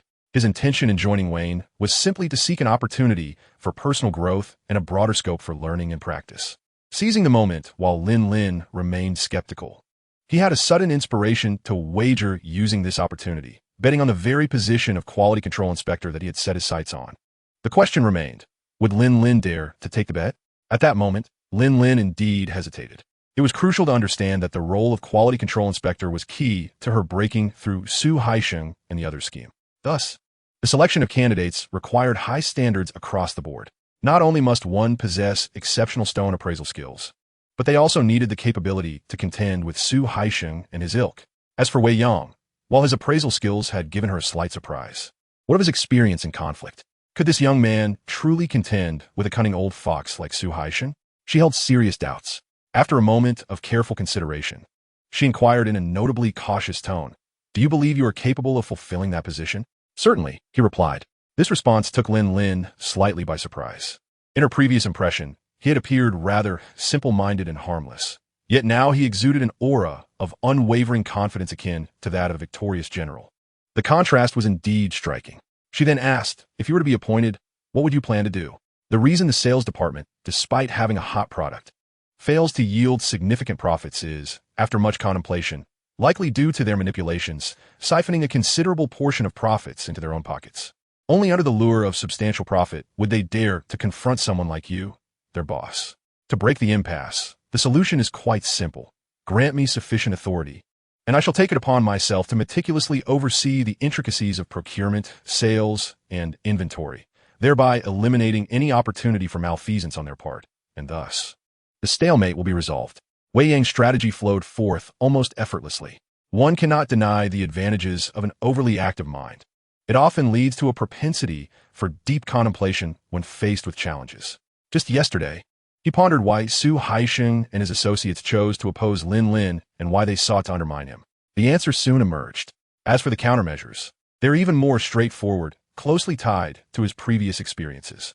Why did Pingu willingly accept him as an apprentice? It was because he recognized Wei Yang's integrity, honesty, and sense of responsibility. In smaller enterprises, owners are exceedingly vigilant against employees engaging in misconduct, fearing the embezzlement of their funds, thus closely monitoring the realms of procurement and inventory. After appointing Wei Yang as his disciple, Pingu, who frequently traveled, promptly entrusted this aspect to him. Consequently, Wei Yang is thoroughly familiar with this domain. Lin Lin was once again taken aback. She had not anticipated that the seemingly naive and youthful Wei Yang possessed such clarity of thought. His current assertions mirrored her own nearly exactly. It is no wonder that Yao Zhishuan remarked, "This fellow appears simple-minded, yet his inner understanding is profound." Now she believed it. However, she still harbored reservations and expressed, "What if our fierce approach adversely affects the company's current sales?" This was the source of her hesitation. Having personally engaged in live streaming, she was acutely aware that igniting success for a company through live broadcasts is a formidable task, while causing it to falter is alarmingly easy. Once it collapses, reviving it becomes exceedingly arduous. She must address Su Haisheng, yet she did not wish to severely disrupt the ongoing live streaming efforts. How could she strike a balance? "Rest assured, that will not occur," he replied. "The reasoning is quite simple. The more trivial the matter, the less likely it is to be widely known. Therefore, I am confident that while the sales department may appear united, in reality, only a scant few truly align themselves with Su Haisheng's interests. In truth, I have also inquired. The only individuals genuinely in cahoots with Su Haisheng are the leaders of Group 2 and Group 3, Xi and Wei Fan and Xi and Wei Fan, along with 2 suspicious hosts from Group 2. The others do not have any vested interests in their dealings. Thus, our task is simple. Swiftly unite all who can be rallied and confront them openly. Do not forget, you are the owner of the company. Once you clarify your stance, those who are not entangled in their interests will naturally know how to choose." Wei Yang's strategy once again poured forth effortlessly. Lin Lin expressed her astonishment anew. "What? Are you implying that my indecisiveness has led to our current predicament? Moreover, you have only been here for a day, yet you have already grasped the dynamics of the sales department?" She could not help but recall the scene outside the company gates. It turned out, this individual was not being idle. He was gathering allies and assessing the situation. Impressive. At this moment, she truly began to regard Wei Yang with newfound respect. No longer did she underestimate him due to his youth or his somewhat naive appearance. She inquired, "How shall we commence?" "Let us do this. Those fellows happen to be absent this morning. If you're feeling bold, why don't we seize the opportunity to take a more audacious approach and turn raw prospects into concrete outcomes. Wei Yang replied with a smile. Lin Lin and Yao Zhishuan were momentarily taken aback by his words. Yao Zhishuan exclaimed, "What? You intend to turn raw prospects into concrete outcomes with Lin Jie? I suspect you're being suggestive, yet I have no proof." Lin Lin added, "To turn raw prospects into concrete outcomes? Are you implying that while they are away, you wish to fully assume the role of quality control manager? You truly are quite bold." After a brief hesitation, she steeled her resolve and asked, "What exactly do you propose?" She had decided to go along with him. Wei Yang pointed to the two stones in the frame. "Didn't you express skepticism? Let us unveil their potential publicly, create a sensation, and establish my name in the department." Lin Lin responded, "Unveiling them to help you establish a reputation? Are you truly capable of such a feat? Are you not perhaps overly confident?" Chapter 30. Wow, so it turns out you're quite skilled. To unveil these two pieces? Do you genuinely possess such confidence? Even Lu Guoping, known for his golden eyes, Wun Ti dare make such claims without hesitation. At that moment, Lin Lin wavered again, unable to resist inspecting the two stones more closely. Could these stones truly yield impressive results? Frankly, even she lacked confidence in that regard. It was akin to the piece of wood she held in her hand. From its exterior, the texture appeared relatively fine and compact, yet it lacked oiliness or patina, and when illuminated, it showed no remarkable traits. Such materials typically yield one of two outcomes. Either they reveal their inner beauty or they fail to separate properly, resulting in something akin to marble waste. For successful unveiling, the quality of the yield would need to be at least on par with icy jade to be deemed worthwhile. As for the other piece, given its small size, if it failed to produce a full color, even achieving icy jade quality would not suffice to claim it was exceptional. On what basis, then? Could you assert that they would yield impressive results, especially in front of an audience? Were you not concerned that failing to deliver would not only thwart your ambitions, but also lead to embarrassment? She indeed harbored deep doubts about Wei Yang's proposition. Yet, she could not deny that this approach, whether for Wei Yang or for herself, was an intriguing gamble. Why so, you may ask? The rationale was simple. Wei Yang was new to the company and lacked experience. If he were to be appointed quality control manager without any reputation, it would be challenging to gain acceptance. Similarly, if she were to bestow this title upon him, it would undoubtedly be perceived as a trivial matter, met with opposition from Su Haisheng and his associates. Thus, she resolved, "Very well, I shall heed your suggestion." With a firm determination, she acquiesced to Wei Yang's proposal. This was a decision born out of necessity. After all, in a short span of time, it would be quite challenging for her to find a more suitable candidate than Wei Yang. Furthermore, as the esteemed president of Vane, she did not wish to be perceived as indecisive or lacking in audacity by Wei Yang. The authority to make decisions was completely entrusted to him. Without a moment's hesitation, Wei Yang promptly retrieved his phone and called Sheng Jifan, saying, "Ah Fan, wait for me in the stone cutting room. I need your assistance." In this critical moment, he took advantage of his recently acquired subordinate. In a large corporation like Vane, the equipment for stone cutting was naturally comprehensive. Due to the needs of a live broadcast, there existed a small stone cutting room between the two live streaming studios of Group 2 and Group 3, equipped with a window cutting machine, a small water cutter, and a medium oil cutter, all of which were readily available. Moreover, in the finished product processing department, there was a large workshop that housed not only water cutters, oil cutters, and wire cutters, but also large water cutting machines and various other cutting tools, including pressing and engraving machines, ensuring that nearly all necessary equipment was at hand. However, at this moment, Wei Yang only needed to process 2 small stones, and since he aimed to establish his reputation, the sales department would suffice. Thus, his initial thought was naturally to utilize the stone cutting room within the department. But then he added, "Oh, by the way, I made a bet with General Manager Lin, planning to cut 2 exceptional pieces. Inform your colleagues in the department that those interested can come to the stone cutting room to witness the excitement." Lin Lin was taken aback. Was that necessary to say? "Are you seeking revenge for me, treating you like a mere tool yesterday?" For a moment, she found herself at a loss for words and could only silently follow Wei Yang, who held a piece of stone, towards the sales department's stone cutting room. At that moment, the stone cutting room was not devoid of activity. Although the sales department's live broadcast was not scheduled to commence until the afternoon, the stone cutting room was not solely busy during live broadcasts. In fact, it was often busier post-broadcast. The reason was simple. Selling raw stones during a live broadcast involved considerable follow-up services. If the stone was cut well, clients would request assistance with window expansion, skinning, slicing, and preparing pieces for production. Moreover, due to the overwhelming number of stones sold during the live broadcast, and with most of the quality being acceptable, many follow-up tasks had to be postponed until the following day. This constituted the after-sales work. Had Wei Yang settled into his role as sales director, he might very well have been busily engaged here, simultaneously liaising with clients and processing stones. Everyone was initially occupied, and the atmosphere in the stone cutting room was quite cheerful. Unexpectedly, 3 individuals abruptly entered. General Manager Lin. Those with keen eyes immediately ceased their work, respectfully greeting her. This salutation drew the attention of everyone in the stone cutting room to Lin and Wei Yang, who had just stepped through the door. What was going on? Why had General Manager Lin and assistant Yao suddenly arrived? And who was the man beside her? Speculation began to swirl among the crowd. After all, Wei Yang had only arrived the previous day and had merely met everyone in Group 3 before being swiftly dispatched to the warehouse by Zhang Yang, meaning that many present did not recognize him at all. Certainly, there are familiar faces. For instance, Shang Jifan, who had just received a notification from him. At the moment he received Wei Yang's call, he was diligently occupied in the stone cutting room, attending to his clients. Hence, he decided to wait there. However, this meant he could not inform his colleagues in the department to come and witness the excitement as Wei Yang had suggested. Nevertheless, it was of little consequence. After all, the stone cutting was not a fleeting affair, and he had ample time to manage it. As soon as he spotted Lin and Wei Yang entering, he promptly approached them. President Lin. He greeted Lin with utmost respect before turning to Wei Yang and inquiring, "Brother Yang, how may I assist you?" His address of Brother Yang drew the attention of everyone present in the cutting room to Wei Yang. Under such scrutiny, Wei Yang, who had never been in a position of dominance before, felt a slight discomfort.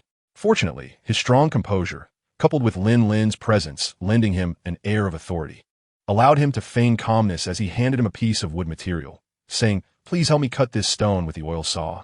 "Certainly. How should I proceed?" Shang Jifan lowered his demeanor even further, almost bordering on sycophancy. It was evident that he perceived this as a potential opportunity to change his marginalized status within the department by aligning closely with Wei Yang. His expertise in the field was indeed commendable, so much so that not only the individuals in the cutting room, but even Lin, who stood beside him observing silently, could not help but nod in subtle approval. As an expert herself, Lin could discern that if the wood material were to be processed well, the skin would likely not be thin. Thus, opting to cut from a center was indeed the most prudent choice. Only by doing so could they potentially secure bracelet-sized pieces from both ends. It seemed that Wei Yang possessed some considerable skill. Consequently, Lin's expectations of him rose further, prompting her to cast a glance at the other piece of raw stone still in Wei Yang's possession. What was his plan for that one? Would it truly yield a product of commendable quality? She pondered. Wei Yang, exhibiting decisiveness, approached the window-opening machine and addressed the individual seated at the machine. "Brother, may I take the first shot?" The man promptly stood up and stepped aside. It is worth noting that Lin followed closely behind Wei Yang. He naturally took a seat, skillfully wetting the skin of the raw stone, then meticulously illuminated it with a powerful flashlight before grasping the window-opening handle, ready to proceed. The others in the cutting room, hesitant to approach Lin, quietly gravitated towards Shang Jifan, who was busy loading stones into the oil saw. One individual whispered, "Shang Jifan. Who is that?" "That's our new department head, Wei Yang, who joined yesterday." "Isn't he the stone gambling expert that Zhang Yang mentioned yesterday?" "Who else could it be?" "How many people in our company can attract President Lin's attention with their stone skills?" At that moment, he finally began to feel a sense of empowerment, akin to a former serf becoming a master. Everyone immediately turned their gaze towards Wei Yang, who had begun to reveal the treasures within the raw stones. So it is he. Indeed, he exudes an aura of a true master. Some began to display expressions of admiration. It is worth noting that just yesterday, Zhang Yang had boisterously proclaimed in 2 live streaming rooms that a gambling stone expert had recently joined their department. Among those present, many were the grassroots staff who had assisted in the live streams, and upon realizing that the legendary expert stood before them, it was only natural for them to express their reverence. For all those who delight in the art of stone gambling, becoming a master is a nearly universal aspiration. If one cannot achieve it, then one can only revere the true experts. Chapter 31. A Breakthrough. Witnessing a surge, observing the throng around him, Shang Jifan felt a surge of inspiration and resolved to fulfill another task assigned by Wei Yang through the voices of the crowd. As he placed stones into the oil-cutting machine, he remarked, Brother Yang has wagered a small bet with General Lin, claiming that the two pieces he selected from the warehouse's bulk materials will both yield miraculous results. If any of our colleagues are interested, you are welcome to witness this marvel together. For the sake of effect, Shang Jifan embellished Wei Yang's words slightly. While Wei Yang had suggested that everyone could come to enjoy the spectacle, he framed it as an opportunity to witness a miracle. Are you saying these two pieces were chosen from the bulk materials? Someone asked in astonishment. What else could it be? Let me tell you, extracting good materials from the sandwash stones does not denote great skill. Only those who can uncover treasures from the bulk materials are the true masters. The sandwash stones refer to high-quality raw jadeite, which typically yields excellent varieties, starting from icy-grade stones. As Shang Jifan mentioned, discovering valuable items from the clearly defined sandwash stones is indeed relatively easier. A seasoned expert usually has a 60 to 70% chance of success. Of course, this is not absolute. Thus, everyone's attention shifted once more towards Wei Yang, who was poised to make his revelation. Can this stone truly reveal vibrant colors? At that moment, Wei Yang felt a twinge of anxiety, yet he steadied his nerves and cautiously inserted the needle. The skin was slightly soft, but as the needle penetrated 2 to 3 millimeters deep, it suddenly seemed to stiffen. There is hope. Elated within, he swiftly withdrew the needle from the raw stone and held it up to the working light. It was green. It truly was green, bathed in the strong light. Through the minuscule hole he had painstakingly created, he distinctly observed a glimmer of green. Suppressing his overwhelming joy, he feigned calmness and said to Lin, who stood nearby, exuding a faint fragrance, "Sister Lin, it's really green. Quickly, take a look." Upon hearing this, Lin, who had maintained her composure until now, could no longer contain her excitement. She eagerly took the raw stone from Wei Yang's hand and grabbed a powerful flashlight from the table, directing its beam towards the tiny hole. "Wow, it's surging, really surging," she exclaimed, unable to restrain her enthusiasm. Such is the allure of stone gambling. Even the wealthiest individuals, no matter how composed, find it arduous to maintain their equanimity once the stakes in stone betting surge dramatically. A mere glimpse of green can incite a frenzy among countless admirers. Lin's exclamation once again captured the attention of everyone within the cutting room, prompting them to gather closer, emboldened by curiosity, eager to witness the birth of a miracle. This is the allure of stone betting. Each time a fine stone is cut, onlookers flock to witness the spectacle, eager to share the tale of newfound wealth. In such moments, social hierarchies become inconsequential. Has it surged, President Lin? The crowd gazed intently at the stone in Lin's hands. After her proclamation, she returned the stone to Wei Yang, further elevating the crowd's expectations.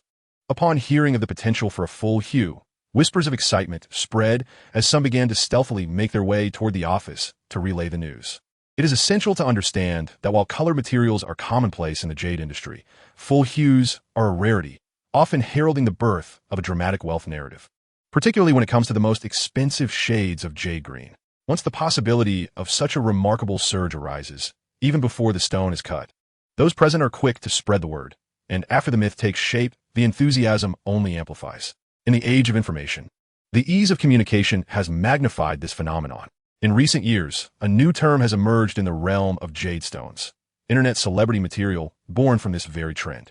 Currently, the rough stone Wei Yang is examining, though it may still be some distance from becoming a viral sensation, should not be underestimated. It was selected from a bulk lot costing merely over 100 yuan per kilogram, translating to a mere 30 to 40 yuan for this particular stone.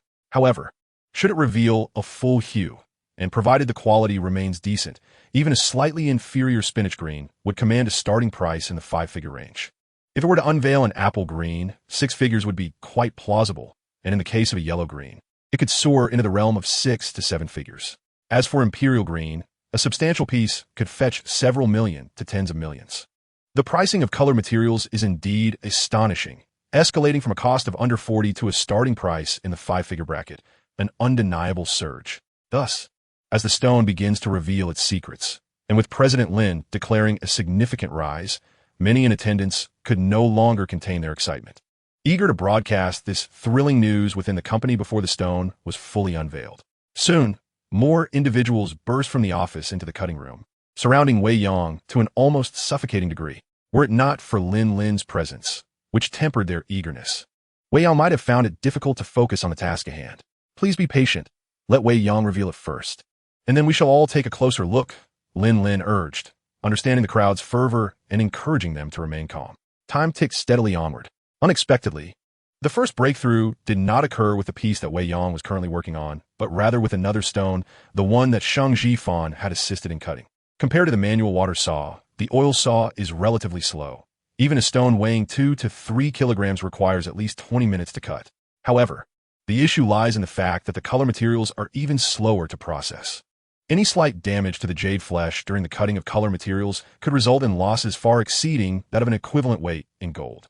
Thus, at this moment, Wei Yang held a stone in his left hand, the window-opening handle in his right, and a flashlight clamped in his mouth, carefully proceeding with the cutting process. Bit by bit, suddenly, a loud clang resonated from the oil saw that had been overlooked by everyone. The stone was cut. Shang Jifan, still on his post, squeezed through the crowd to report, "Brother Yang, that piece is ready. Would you like to open the pot yourself?" Opening the pot refers to lifting the top cover of the oil saw. There exists an unwritten rule when cutting stones. The owner of the stone must be the first to see the result. Therefore, even though the stone belonged to the company, it was brought in by Wei Yang, and since Shang Jifan was his subordinate, he naturally adhered to this convention. "No worries, you can handle it. Just bring it over once you're done." At that moment, Wei Yang was entirely uninterested in that stone. "All right." Shang Jifan happily accepted the task, and the crowd followed him toward the oil saw. Soon, a commotion erupted from that direction. Wow, it's a significant increase. It's glutinous ice, and it even has floating flowers. There's a bracelet shape, both sides intact. This is truly remarkable. For such a clean base and delicate texture, a glutinous ice bracelet of this quality would easily fetch at least 50 to 60,000. Two of them could exceed 100,000. And with the bracelet core and edge scraps, a conservative estimate places this material's value at over 100,000. Is this really what we extracted from our company's kilogram material? The crowd gathered around the cut piece of wood, buzzing with excitement and pulling out their phones. Although, in terms of quality, this stone was a far cry from the viral materials. If it were to be noted that it was extracted from kilogram material with a cost of less than 400 yuan, it would undoubtedly possess the elements necessary for widespread circulation. From 400 yuan to a selling price exceeding 100,000, the increase could reach 20 to 30 times. Thus, the stone, now divided into two halves, circulated among the crowd, everyone enthusiastically snapping photos with their phones. This caused Shang Jifan to stomp his feet in frustration, exclaiming, Hey, don't rush. Let General Lin and Brother Yang take a look first." However, the crowd was too engrossed to heed his words. With fresh and significant material unveiled, how could they resist sharing it immediately to garner more attention and comments? Lin Lin observed and confirmed that it indeed aligned with Wei Yang's initial predictions. The skin was quite thick, nearly a centimeter. Yet, this thickness contributed to an exceptional quality. The water content reached glutinous ice standards, accompanied by floating flowers. So precise, this guy truly has talent. As she marveled at the stone, she couldn't help but glance at Wei Yang once more. At this moment, Wei Yang remained unfazed, wholly engrossed in carving the stone. Lin Lin could not help but concede that his intense focus was indeed quite admirable. This scene prompted her to borrow a popular online phrase to express her sentiments. This fellow, who could surely thrive on his looks alone, why must he also possess such remarkable talent? In comparison to that piece of wood, this stone was undoubtedly a soaring gem. Chapter 32. The name of the master finally. He finished. Wei Yang exhaled a long sigh of relief. It must be said that opening a raw stone, especially one of such high quality, was quite a laborious task. Thus, after completing the endeavor, he casually glanced at the stone under the light and handed it over to Lin Lin, who had been by his side throughout. He treated the stone as if it were merely a worthless scrap, revealing no signs of overwhelming joy. This demeanor only added to his air of mastery. In truth, his nonchalance was not an affectation. The nearly hour-long concentration had indeed been tiring. Moreover, during the process, he had illuminated the stone intermittently, already possessing a good understanding of its quality. Consequently, upon completion, his mindset remained tranquil. What stirred Lin Lin's emotions, however, was the uncanny accuracy of his predictions. Her agitation did not stem from the considerable value of the stone unearthed, but from this fact. Indeed, it was the anticipated apple green. It was entirely saturated in color. Furthermore, due to the so-called dragon's presence in water, its unassuming exterior revealed a texture akin to that of a glutinous ice. Most crucially, Perhaps due to its origin as a mountain stone, it had not endured excessive water erosion or transportation, thus lacking the multiple cracks characteristic of other Jiangxi raw stones. All these factors combined ultimately led to a significant surge in value. How much could it possibly fetch? Lin Lin swiftly assessed its worth. Despite its modest size, the absence of cracks suggested that securing 2 to 3 full-color pieces should not pose a problem. Although its texture was not as refined as ice, nor its color the higher-grade Jingyang green, a comparable quality piece of similar size on the market could easily sell for between 100 to 200,000 yuan. Consequently, the current market value of this raw stone should range from 300,000 to 400,000 yuan. Was this amount significant to Lin Lin? It was hardly worth mentioning. Not only this stone, but even the spring material worth over 3 million yuan that had been whisked away 2 days prior had not caused her much heartache, as she possessed numerous superior collectible raw stones in her safe. Thus, what truly unsettled her was not the stone itself, but Wei Yang. She had never imagined that, by hiring Wei Yang for less than 10,000 yuan a month, she would witness him create a value of over 400,000 yuan for the company just a day after his arrival. Wasn't that a tad too surreal? Given his capabilities, why would he endure such indignity at Win? In the realm of stone gambling, one's acuity is paramount. Thus, those who excel in this craft often disdain working for others. Given Wei Yang's current prowess, she undoubtedly qualifies among the elite in the field. This raises a pertinent question. Did Wei Yang join Wayne merely to assume responsibility for her wayward mentor, Lu Guoping, and to settle his debts? She had almost been swayed by this notion and felt a twinge of sympathy, yet her belief has since waned. Consequently, she snapped photographs of the 2 stones, intending to share them on social media, and handed them to the eagerly awaiting Sheng Jifan, instructing him to safeguard them. Turning to Wei Yang, who remained seated, she said, "Let us proceed to my office." It was essential for her to clarify the matter. As they departed, the previously tranquil, stone-cutting room erupted in excitement. Sheng Jifan, hurry. Let me see. I want to see first. Brother Fan, good buddy, let me have a look. While the raw stone was still in Lin Lin's possession, no one dared to act impulsively, but with her absence, the crowd quickly surrounded Sheng Jifan, clamoring to behold the stone. Everyone yearned to be the first to share this treasure on social media. Astonishingly, a vibrant array of colors had been revealed from the kilogram stone. Such explosive news would undoubtedly create a sensation. Sheng Jifan was taken aback. After being marginalized within the department for over a year, he suddenly found himself the center of attention. Excitedly, he called out, "Everyone, please be patient. It won't run away. There's enough for all to see." Naturally, he took a photograph for himself before passing the stone to the colleague who referred to him as a good brother.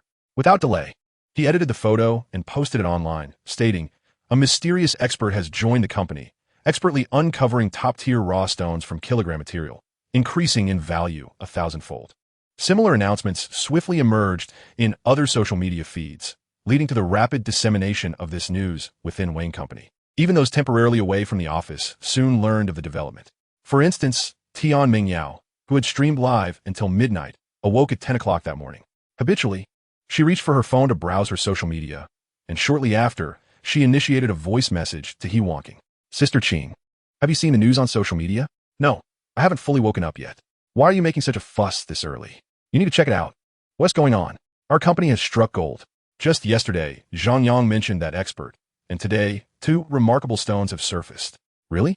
Let me see." "Wait, aren't they going live this afternoon?" "You're being foolish. Hurry to the office and secure those 2 raw stones.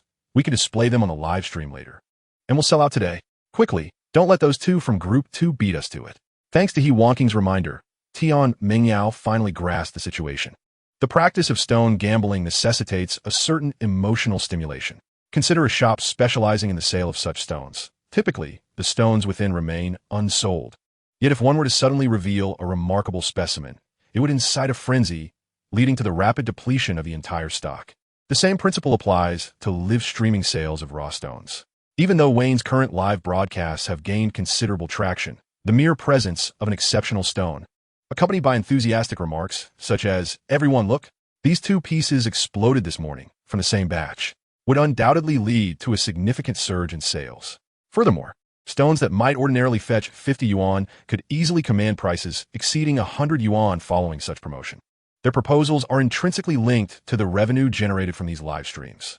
This connection has even prompted He Wanqing to express her eagerness to accompany her to the company to secure those two explosive raw stones. It seemed Zhang Yang was indeed truthful yesterday.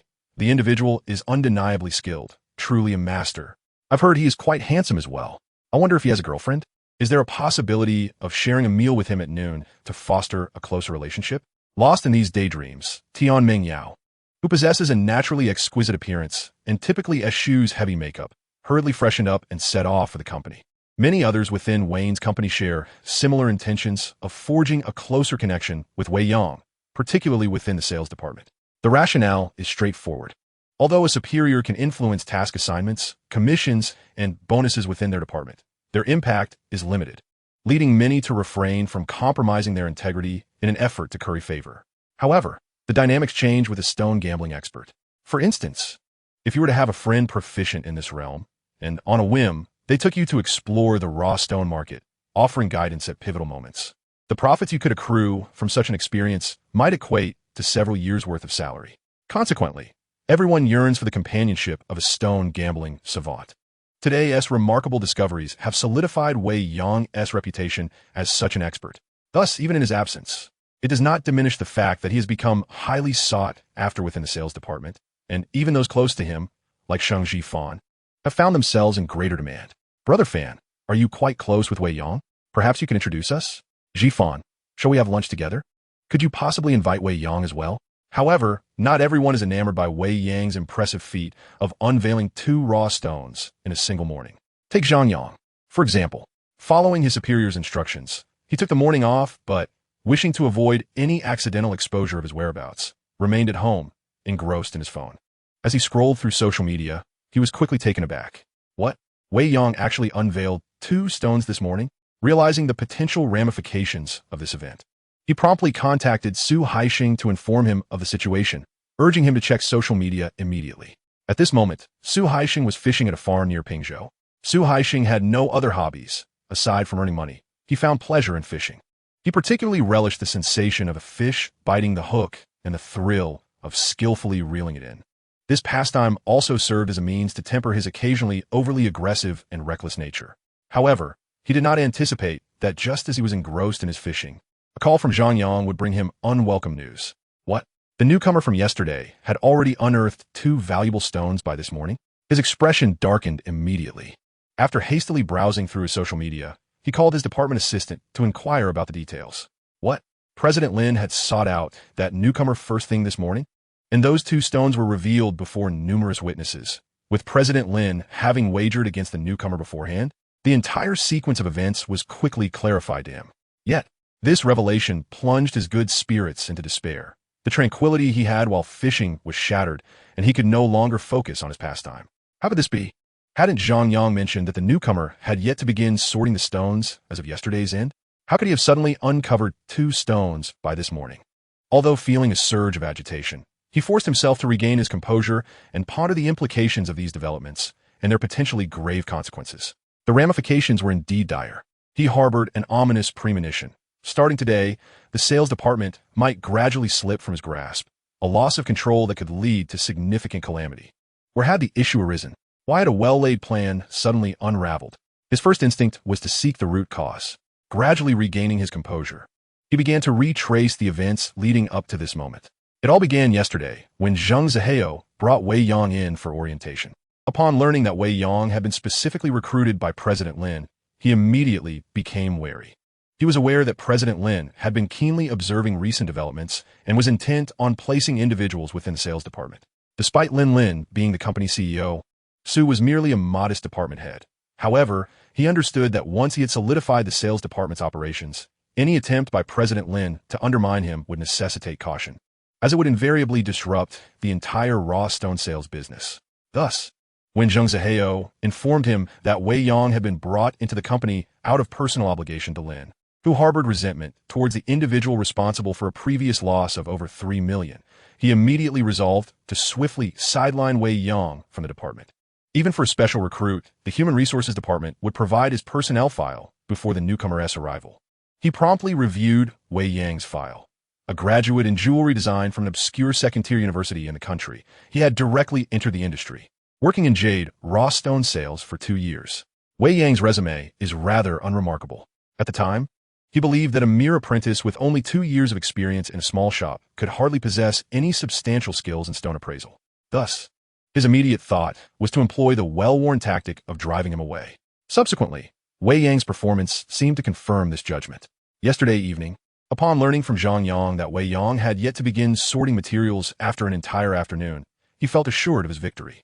However, this morning, General Manager Lin unexpectedly appeared, and with Wei Yang, they astonishingly opened 2 rough stones, causing a sensation throughout the company.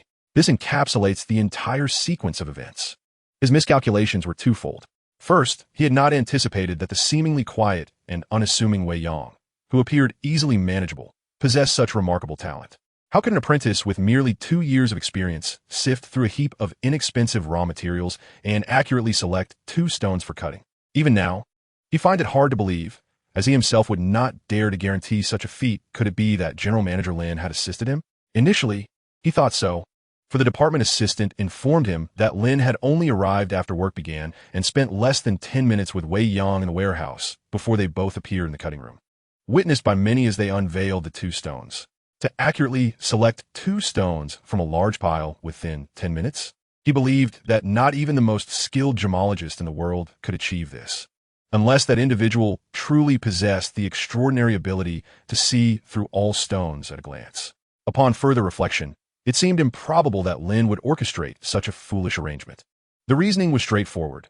Lin could assist Wei Yang temporarily, but could not support him indefinitely, since she had placed Wei Yang in this position and publicly aided in his rise to prominence. Her true intent must have been to help him secure and stabilize his position as a quality control expert. To maintain such a role, one must possess genuine skills, for Lin could not be expected to assist him daily in selecting stones. If one day she ceased to help, he would inevitably expose his limitations.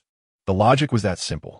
Thus, after much contemplation, he ultimately concluded that Wei Yang was indeed a master in stone appraisal. The honesty he exhibited yesterday, his apparent submissiveness, and his inactivity throughout the afternoon were all mere ruses intended to mislead Zhang Yang and himself, allowing them to lower their guard. This was his greatest oversight. He had truly underestimated the young man, who was not only a skilled stone appraiser, but also adept at playing the fool to deceive the tiger. His second miscalculation was failing to foresee that Lin would seize the opportunity in their absence to launch a surprise attack and elevate Wei Yang's status in the sales department in such a manner. Thus, was it all part of Lin's elaborate scheme, including Zhang Ziheo's deliberate remarks about her disfavor towards Wei Yang, along with Wei Yang's clever subterfuge and Lin's sudden intervention? Were all these intricately designed by Lin to ensure Wei Yang's firm establishment in the position of quality control expert? This was the conclusion Su Haisheng arrived at after much contemplation, a thought that sent shivers down his spine. He was nearly startled into a cold sweat by his own conclusion, and it was impossible for him not to think this way. It is well known that those with guilty consciences, when confronted with unfavorable circumstances, tend to envision the worst possible outcomes, scaring themselves half to death before devising countermeasures from the most dire scenarios. Su Haisheng's internal demons were particularly formidable. He understood all too well that once the quality control position was firmly filled by someone appointed by General Manager Lin, the impenetrable fortress he had meticulously constructed in the sales department over the past 3 years would develop a significant breach, entirely eroding his operational latitude. Such a situation would result in substantial losses for him. Why is this the case? The answer is simple. The sales department, despite its booming performance, has perpetually yielded modest profits. The sole reason for this lies in his flawless control, wherein the majority of the profits have found their way into his own pockets. The existence of this new quality control position would significantly curtail his maneuverability. What should he do next? Should he decisively choose to leave before everything is fully exposed? This was the first thought that crossed his mind. Yet, he was unwilling to concede. The reason for his reluctance was obvious. He simply could not bear to relinquish this lucrative opportunity. Having been in the industry for over a decade, he had worked for others and even ventured into entrepreneurship multiple times, ultimately facing losses so severe that he nearly had to sell his family home. Ultimately, he had managed to secure a position at Wei Yang through the skills honed from numerous educational encounters. Why had it come to this? The explanation is straightforward. In the realm of stone gambling, lacking substantial capital means that possessing a modicum of stone appraisal skill does not guarantee success. Often, The profits from 10 successful ventures can be obliterated in a single reckless gamble, leaving one with no capital to start anew.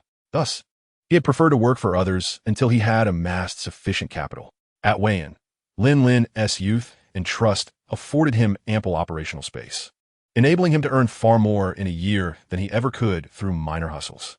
Now, however, that bounteous opportunity seemed to be slipping away. What to do? Should he make one last stand?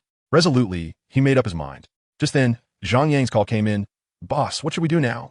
After arriving at a decision, his mood began to stabilize, and the demeanor of a seasoned leader re-emerged within him. Chapter 34. So, you think you can outsmart me? Whether Su Haisheng was merely indulging in baseless fears or not, one thing he had indeed surmised correctly. At that moment, Lin had resolutely decided to appoint Wei Yang as the crucial quality control specialist. Of course, before finalizing her decision, she had numerous uncertainties she wished to clarify. "Wei Yang, please take a seat." After ushering Wei Yang into her office on the second floor, she invited him to sit at the tea table meant for guests. "Please wait a moment. I will prepare some tea for you." She promptly began to boil water and brew tea.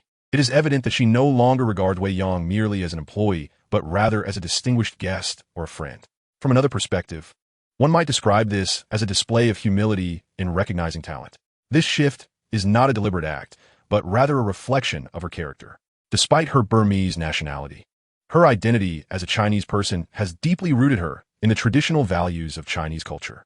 The Confucian ideals of benevolence, righteousness, propriety, wisdom, and trustworthiness have profoundly influenced her, manifesting beautifully in her demeanor. Consequently, she is not a stringent superior, especially towards those she values. She prefers to engage in a manner that is equal and casual, much like her relationship with Yao Zhishuan. Now, due to his demonstrated capabilities and wisdom, Wei Yang has earned her favor, to the extent that she considers him to hold slightly more weight in her esteem than Yao Zhishuan. It would be unjust to accuse her of fickleness or disloyalty. The rationale is simple.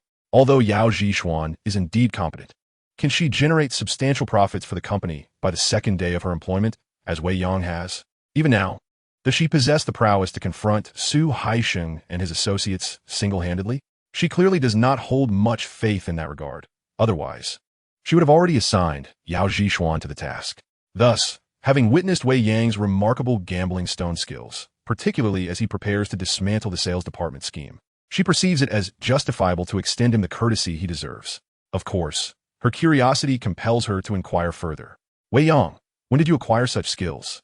She casually asks, while expertly rinsing cups in a basin with boiling water, her tone reflecting her genuine intrigue. She had never anticipated that Wei Yang, who has only been in the industry for 2 years, would possess such extraordinary abilities in stone appraisal, leaving her somewhat humbled. The moment of testing Wei Yang has arrived again. Fortunately, he had already contemplated this scenario and prepared a response that could withstand scrutiny. "You speak of gambling stones? Lin Jia, have you forgotten that my former master, who has since vanished, was renowned for his golden eyes in a limited circle? To conceal the identity of the elder, he deftly attributed the credit to the now absconded Ping Ge. However, that alone was evidently insufficient. Lin, skeptical, retorted, "Lu Guoping's skills in stone gambling are indeed commendable. But surely his ability to teach his disciples cannot be so exceptional? It cannot be said that it was solely his instruction." Wei Yang promptly countered, well prepared for her probing. "Then who was your teacher?" Lin continued, pouring water from a kettle into a purple clay teapot with graceful finesse, reminiscent of an experienced tea master, a sight that was truly delightful to behold. "The internet, of course. Lin Jia, let's not forget that we are in the age of the internet. Those once secret techniques of stone gambling can now be found online, in written materials and videos, if one is diligent enough to search. To be frank, in my quest to master the art of stone gambling, I have followed numerous short video accounts of experts in the field, including yours, Lin Jia. So by that measure, you could be considered, albeit modestly, as a fractional mentor to me." In an effort to convince Lin, he even resorted to a light-hearted jest, which in truth was a candid statement. To hone his skills in gambling on stones, and given Ping Ji's tendency to keep secrets, he was compelled to turn his gaze towards the internet, where he diligently followed the short video accounts of dozens of stone gambling experts. Consequently, his foundational knowledge had become quite solid, so much so that even the old man could not refrain from praising him on several occasions, remarking on his potential. This, however, had to remain unspoken. Yet, to manage Lin's inquiries, he presumed it would suffice, albeit barely. Unfortunately for him, seated beside Wei Yang was Yao Zhixian, who had been harboring her thoughts for far too long. You are deceiving us. If you truly possessed such skills, why would you need to borrow money from me? With the absence of outsiders, Yao Zhixian could no longer contain herself and sought to expose Wei Yang's fabrication in front of Lin Lin. The impact was immediate. Lin Lin promptly redirected her skeptical gaze towards him. Clearly, she found it hard to believe that a master of stone gambling would need to solicit funds from a young girl. How much could she possibly lend him? 70 or 80,000 at most. Yet, if Wei Yang indeed had the ability to unearth treasures from raw stones, wouldn't that amount be trivial? Thus, her suspicions were rekindled. Fortunately, Wei Yang had already devised a response. Am I deceiving you? I only discovered this ability the day before yesterday, you know? This immediately piqued Lin Lin's curiosity. How so? Lin Jia. It is as follows. When Pingu was still around, he had threatened me, declaring that if I dared to touch the stones before mastering my craft, he would sever my hands. Consequently, I only dared to observe, never to engage. Another blame was laid upon the already fled Pingu. This too was a truth that could withstand scrutiny. He continued, then, the day before yesterday, Pingu absconded. As you are aware, he deceived us out of the investment money we employees had put in, including my savings accumulated over 2 years and the 20,000 I borrowed from Yao Zhixian. Yet another fact was laid bare. Lin Lin, who had been present at the scene, nodded in acknowledgement, urging him to proceed. To be honest, after being swindled by Pingu, I was left with only a few hundred yuan. Had it not been for Lin Jia securing 2,000 yuan in compensation from General Li, I might not have even survived this month. Wei Yang then adopted a tone of lament, presenting another undeniable fact. This instantly garnered Lin Lin's sympathetic gaze, along with her further curiosity. And then I pondered that even with those 2,000, it would not suffice. So I resolved to take a risk and use that amount to purchase a stone from the raw stone supermarket. Another truth was revealed. At this point, both Lin Lin and Yao Zhixian were thoroughly intrigued. Lin Lin inquired, what was the outcome? The result was a significant gain. I unearthed a piece of yellow jade of commendable quality, which I sold for over 14,000. To substantiate his claims, he produced his phone, revealing his WeChat conversation and transaction records with a portly individual, presenting it for Lin Lin's perusal. Yao Zhixian, intrigued, leaned in closer. Suddenly, the two young women were taken aback. What? This fellow had not merely surged by 2 yuan, but 3? Such a talent must be extraordinary. Wei Yang wore a smug smile, observing the astonished Yao Zhixian, internally musing, little spicy pepper, how dare you undermine me? Did you truly believe I could not handle you? Chapter 35, Ascending the Heights. Lin Lin was indeed astonished by Wei Yang's remarkable journey, which seemed almost miraculous. There were so many things that left her in disbelief. For instance, it was hard to fathom that an apprentice who had only entered the field 2 years ago could acquire such exceptional skills in stone gambling merely by watching videos online. Was this even possible? Initially, she was skeptical. However, upon reflection, it was not entirely implausible. To illustrate, in a short video she created, she always began by explaining the knowledge of the market and the characteristics of the raw stones before demonstrating practical applications. The purpose of this approach was to impart fundamental knowledge about stone gambling and enhance the audience's understanding of jadeite. Although the information was somewhat fragmented, if one dedicated themselves to learning, over time, they could indeed accumulate substantial knowledge. Unfortunately, most viewers were more interested in the spectacle and the final outcomes, neglecting the initial explanations, herself included. When watching others' videos, she often lacked the patience to absorb the preliminary discussions and instead skipped directly to the conclusion. Not to mention her failure to seek out relevant textual resources online. Thus, was this the reason why someone like her, who had grown up amidst piles of stones, found her skills in stone gambling lacking compared to his? She felt her understanding had been profoundly challenged. Yet, despite this upheaval, she ultimately believed Wei Yang's assertions. This led her to pose another question. Since you have discovered this remarkable talent, why do you still work at Wayne? She tossed this old question back into the conversation, thinking to herself, don't even try to say it's to repay me. Save that for the gullible. Wei Yang certainly would not resort to such an explanation. It was not merely for money, nor solely to express gratitude. Rather, it was to provide himself with greater opportunities for growth. He candidly expressed his most genuine thoughts, contrasting the pitfalls of working independently with the advantages of being associated with a large company. Soon enough, Lin Lin found herself once again astonished by his reasoning. Why? because there were countless individuals in the world who, upon discovering a modicum of talent, aspired to venture out on their own to earn more money, never contemplating that remaining in a large corporation, while perhaps less lucrative than self-employment, offered immense opportunities for advancement that freelancing could never match, especially in the jade industry. Such behavior was undoubtedly short-sighted. It seemed this fellow not only possessed remarkable skills in stone gambling, but also had a thoughtful vision and a broader perspective. No wonder Yao Zhishuan remarked that he was quite perceptive. She reflected with a sense of admiration. Now, her perception of Wei Yang has transcended mere admiration. It has evolved into a profound respect, compelling her to regard him with renewed appreciation. In her mind, Wei Yang is no longer just a capable assistant she fortuitously discovered, but rather a trustworthy and esteemed partner, one with immense potential for success. Given this realization, she declared with utmost sincerity, "Very well, you assist me, and I shall provide you with everything you desire." She continued, "For the time being, consider yourself my dedicated assistant in this area, as well as the quality control specialist for the sales department. First, help me address the issues within the sales division, and then we shall discuss other matters." The ultimate appointment soon followed, yet the outcome astonished both Wei Yang and Yao Zhishuan beyond their expectations. Wei Yang remarked, "I merely sought to secure the position of quality control specialist. Truly." Yao Zhishuan responded, "Lin Jie, isn't this a bit too audacious? Aren't you concerned that he—" Clearly, she too found the appointment astounding. After all, the trajectory from sales director to sales manager, then to department manager, and finally to the all-encompassing role of presidential assistant involved a leap of 3 ranks. Was this not the legendary ascent of 3 levels at once? What is there to fear? Fear that he might become the next Su Haishan? If he possesses such capabilities, why would he resort to unscrupulous means to achieve wealth? However, her thoughts were interrupted by Lin Lin. "What do you mean by that? Are you worried his abilities won't suffice for the assistant position? Have you considered that if you can serve as my assistant, why can't he? Do you truly believe you are superior to him?" Lin Lin countered with a series of probing questions. Yao Zhishuan replied, "That is not my intention. I came in under the guise of an assistant.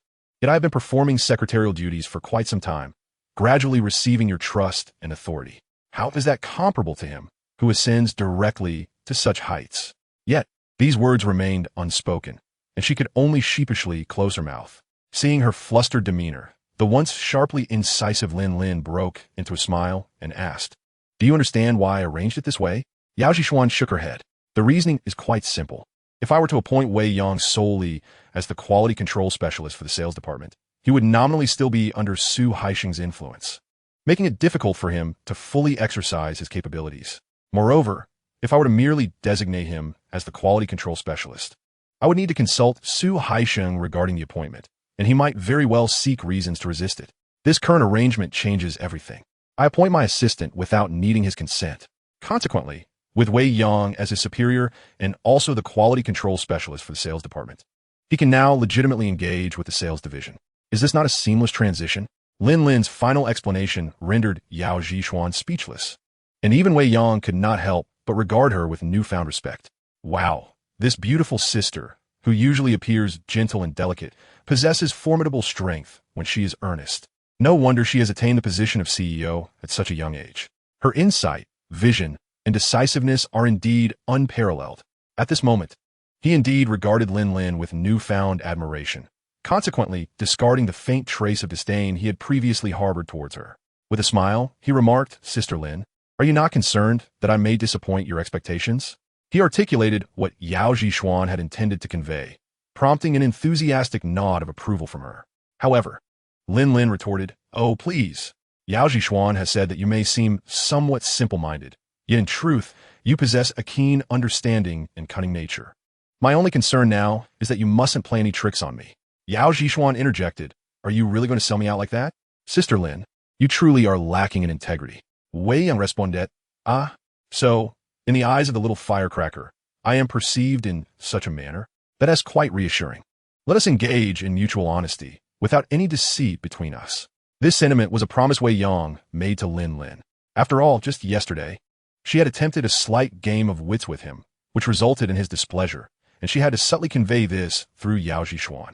For instance, he was aware of seizing the opportunity to solidify his position while Su Haisheng was absent. Moreover, he had only been there for 2 days, yet had already garnered a subordinate. Such tactics were not something an ordinary individual could conceive. Additionally, Among the young individuals she knew, who else could be like Wei Yang, unperturbed by immediate gains and focused instead on broader avenues for advancement? These reasons underpinned her audacious decision to promote him directly to her assistant. In summary, Wei Yang had achieved a meteoric rise at Wayne Company, and once this news spread, it would undoubtedly astonish many. Chapter 36. Gaining two annoying little admirers. Lin had made her decision, but the final appointment would have to wait until the afternoon. According to Lin, since he was to be the executive assistant to the president, he needed an independent office. His new workspace would be adjacent to Lin's office, an impressively spacious one at that. Furthermore, upon learning that he lacked a vehicle and was riding a dilapidated second-hand electric bike, Lin immediately vowed to transfer her BMW X5, which she had purchased upon her arrival, for his use. The rationale was that the executive assistant to the president of Wayne must possess an appropriate level of prestige and should not be subjected to ridicule. As for the specifics of his compensation, that was a matter best left unspoken. Once revealed, it would likely incite envy in Yao Zhishuan, who had been Lin's assistant for 2 years. It was likely for this reason that Lin, citing the necessity of confidentiality regarding personal financial matters, temporarily sent Yao Zhishuan away when discussing his remuneration. If one were to provide a rough estimate, it would likely be commensurate with Su Haixing's salary for the time being. However, Lin assured that should he assist in resolving the issues within the sales department and significantly enhance revenue, his compensation would see substantial increases, with no upper limit. The specifics would depend on his contributions to Wayne Company. In essence, Wei Yang had now essentially entered the realm of an annual salary in the $1 million bracket, with an independent office and a luxurious vehicle at his disposal. Before Wei Yang lay 3 items that made him feel as if he were caught in a dream, especially considering that just 2 days prior he had been fretting over his living expenses. Fortunately, he found himself within an industry renowned for its ability to conjure wealth. Is a $1 million annual salary substantial? Relative to other fields, it may seem quite impressive. However, within the jade industry, it is hardly remarkable. Numerous companies thriving through livestream sales offer their hosts salaries that commence at $1 million. Moreover, many small to medium-sized enterprises proclaimed their ambition to challenge the $1 million salary mark when seeking new talent. Specifically for Wei Yang, in instances akin to today, assisting Wayne in earning $1 million could require merely 3 or 4 transactions. Thus, he swiftly reconciled himself to the reality of ascending into the middle class. Of course, minor concerns did plague his thoughts. He could not help but ponder, as the assistant to the president of Wayne Company, it would be rather unbecoming for him to continue residing in the dimly lit handshake building on the outskirts of town, all while driving a BMW X5. A new residence must be sought. Little did he realize, however, that many were already waiting for him. Wei Yang thought, the effect is astonishing. So quickly, there are those eager to seek my patronage? This truly surprised him. To be candid, his gamble with Lin, showcasing those 2 pieces of jade before a crowd, was indeed intended to enhance his reputation and garner support. Yet, he had not anticipated such a favorable outcome.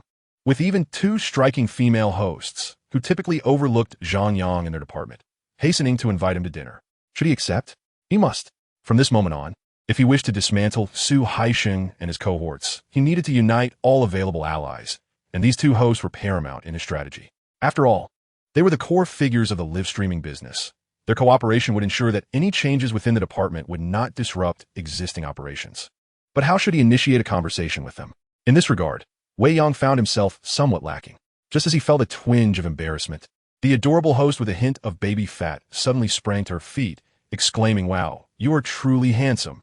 Without hesitation, she darted toward him, her diminutive stature compelling her to look up, curiously inspecting the corner of his forehead, which bore a small bandage necessitating his cap to be worn backward for concealment.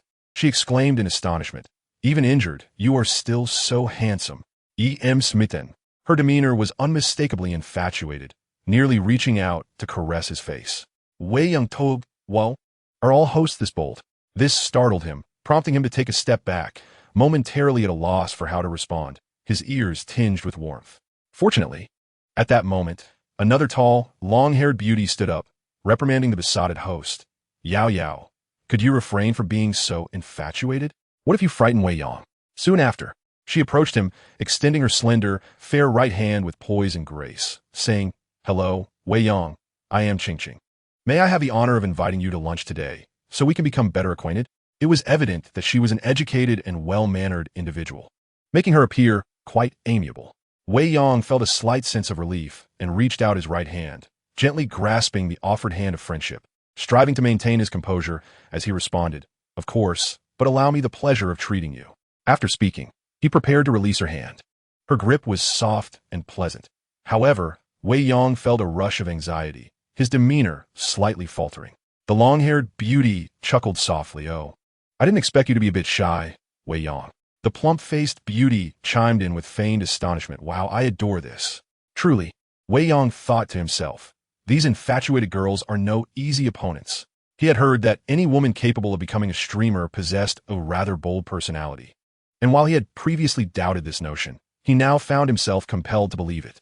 Just imagine, in front of so many colleagues, these two young ladies dared to tease him so openly upon their very first meeting. What might they do in a more private setting? He felt a headache coming on, pondering whether he should reconsider his initial intention of befriending these two streamers. Just as he was grappling with this dilemma, Shang Jifan, who had been observing from the sidelines, interjected, "It's already time to leave work. Let's head out and let Brother Yang treat us." This provided a temporary reprieve from Wei Yang's embarrassment. Chapter 37. The streamers are impressive. Once again, they found themselves at the same seafood restaurant as the previous day, though this time the group had expanded to 4, filling a relatively quiet booth to capacity.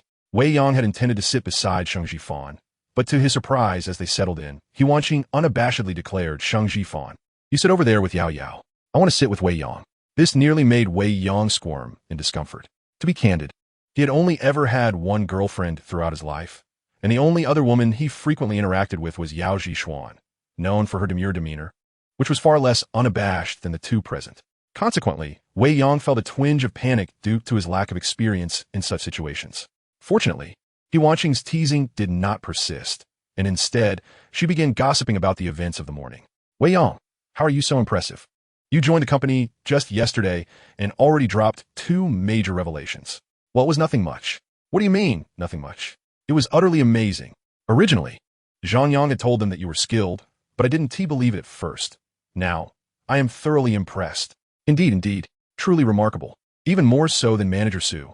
As the conversation flowed, He Wanqing and Tian Mengyao enthusiastically praised him, adopting the demeanor of devoted fans. Leaving Wei Yang with little opportunity to contribute, he decided to wait until they finished their compliments before responding. "Hey, Wei Yang, since you are so exceptional, why is your position merely that of a sales manager? In my opinion, you should at least replace that shameless fellow Zhang Yang. Indeed, given his level, he pales in comparison to you. The most crucial point is that he is quite unattractive, with a face full of blemishes, far from your charm." A new dilemma arises, presented in a call and response manner. This is undoubtedly advantageous for him. However, how is he to respond? He cannot simply agree with them and disparage Zhang Yang mercilessly, nor can he prematurely declare, in the absence of an official announcement regarding his new appointment, that he has become an assistant to the president, positioned even higher than Su Haisheng. Thus, he is left to smile in silence, faced with the 2 beautiful anchors who had previously scarcely acknowledged him. Today, Shang Jifan feels a surge of desire to showcase himself. Upon noticing Wei Yang's silence, he interjects, "You needn't worry about that. The reason Yang Ge was appointed head of sales must be due to the unexpected nature of the situation, a temporary arrangement, right? After all, hasn't the company stated its intention to establish a new position of quality control officer in our department?